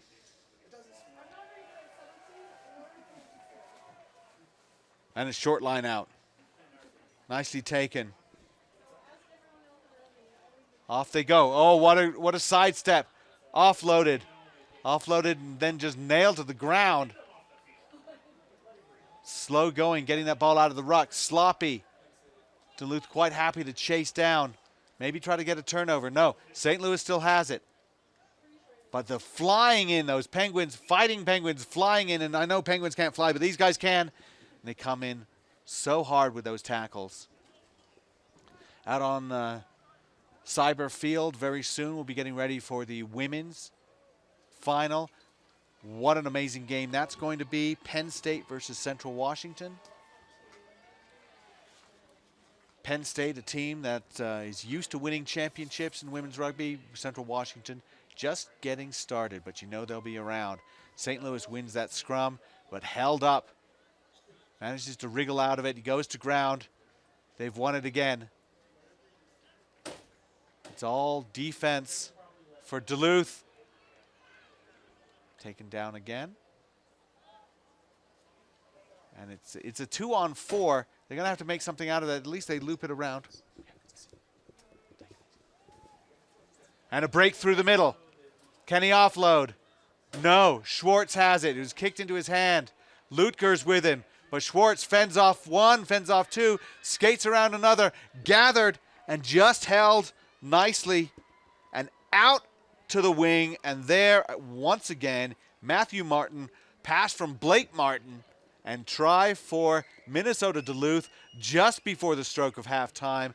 Outstanding work. They were so patient in their defense. Finally they got that loose ball. It was kind of kicked up in the air. I didn't see who kicked it up, but Schwartz took it. Everyone's worried about Lukers, their big bullocking runner. So instead, he just fends off a couple of players, skates around the outside, sends it out to Blake Martin, who sends it out to Matthew Martin, and Matthew Martin around the corner, in under the post. Bolstad slots it over like he's kicking something under the rug.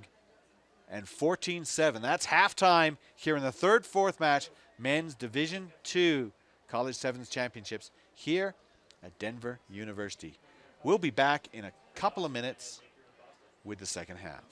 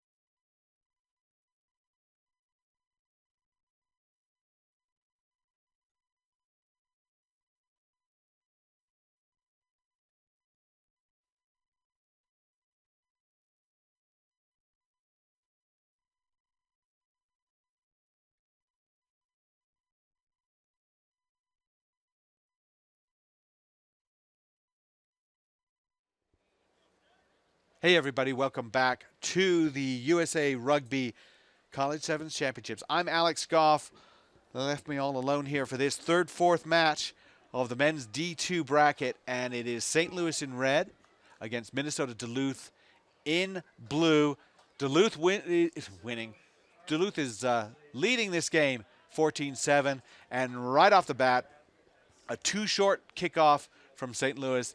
That gives Duluth a chance to start something with the free kick. Bolstad taps it. They're looking for something. Schwartz, he's probably been their best player all weekend. Just so active, not only in attack, but in defense, turnovers. But they spill that one. An offload they didn't need to make. Go into touch now. St. Louis had it, but they were pushed into touch. And such a physical team, Minnesota Duluth. You know that they've played such a great 15 season as well. They are a 15s power in Division II. Some people talking about, well, why don't they move up to Division I? And the answer to there is, who would they play? The travel budget isn't going to change if they move up to Division I, and they're still kind of isolated out there in Duluth, Minnesota. Beautiful place to be, but not near too many other Division I rugby programs. St. Louis wins that scrum, and out they go, feeding it. Oh, they're just so bottled up, though. Look at that. The ruck goes over. There's going to be a penalty, though. They went over, but they went down on the ground, and you're going to get penalized with that every single time, giving St. Louis a chance to get out of their end.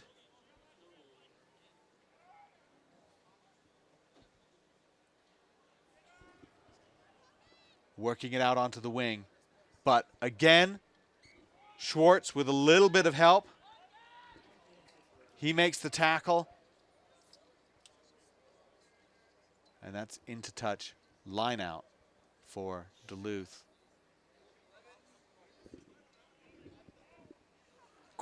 Quickly taken line out. Martin gets the return pass, nicely executed. Bolstad, he's thinking about going down the line on the weak side, feeds his man. He stays in touch, stays out of touch. Infield, still they secure it for a little second and then knock forward. But still, such dangerous work there from Duluth. That was number 5, Randall Tanaka. Kind of more like a Tatanka, you know, just kind of like a buffalo. Scrum down.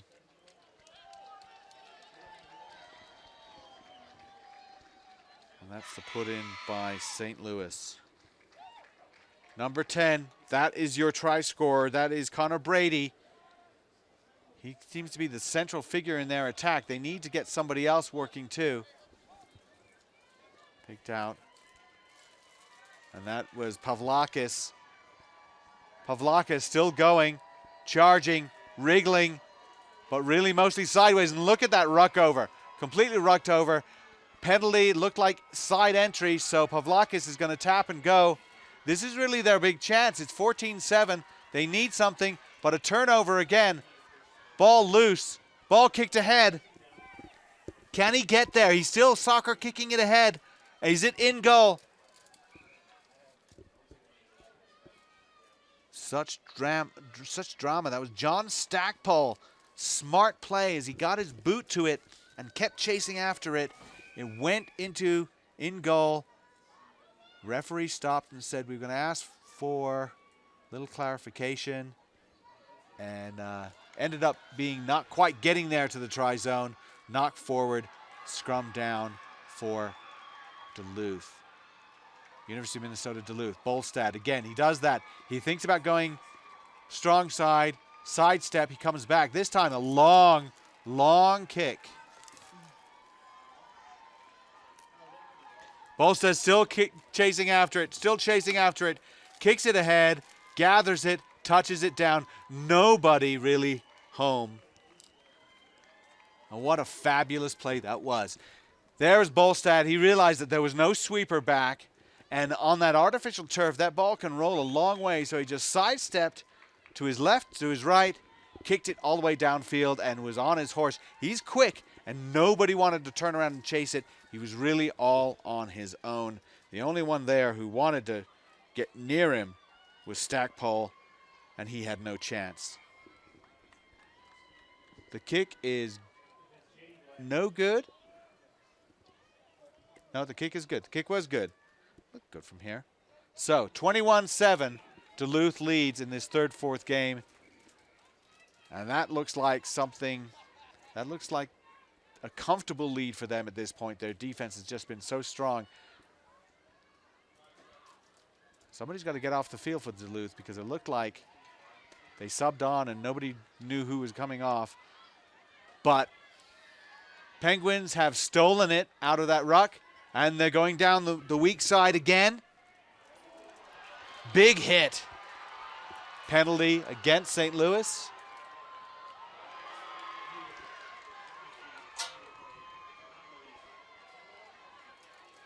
And they're tapping and going now. Lutgers, there's that big man. Offloads, backhanded offload. That worked. They recycle it. They've got numbers. There goes Bolstad again. He's going to pass it off to his teammate and touching it down just to put an emphasis on this performance. That would be number 11, Clifford Petrushka. And that is a try that makes it 26-7. And Duluth, as befitting their performance really in the semifinal where they lost by only 1 point, you would think they want to come back and say, we feel where we may not be the best team in the country in Division II, but will take second best. The kick is over. Bolstad, what a game he's had. Just phenomenal. He is being subbed off finally. I think they wanted him subbed off earlier, but he just played brilliantly. That kick, that long kick and chase, one of the tries of the weekend. And the Fighting Penguins kick off once more. St. Louis not really getting much going. Stackpole can't get the handle on that one. That's going to be a knock on. And we have just enough time perhaps for one more play. One more scrum. So Minnesota Duluth leading 28-7 here. Third, fourth game in men's D1. Out, Schwartz. Yeah, let's just kick it out into touch. No, they're going to goof around a little bit. Not really sure what to do. Lutgers, well, he knows what he's going to do. He's just going to put his head down. He's going to keep running. He's going to keep going and pops it off. And that is going to put an emphatic exclamation point on it. As Martin, one of the Martins, in this case, Blake Martin scores that try under the post. The kick is good, 35-7. 5 converted tries for Minnesota Duluth. Dominant. And really dominant in their defense. They were so happy to play long-term defense, wait it out, do the turnover, and then punish the turnovers. Absolutely outstanding stuff. Third place for Minnesota Duluth. Fourth place for St. Louis, who had such a good weekend. And really some impressive sevens rugby from the Division II bracket. Really a testament to the decision to have a Division II bracket here, and we'd like to see more of it. As they shake hands, we will be right back here at the USA Rugby College Sevens Championships.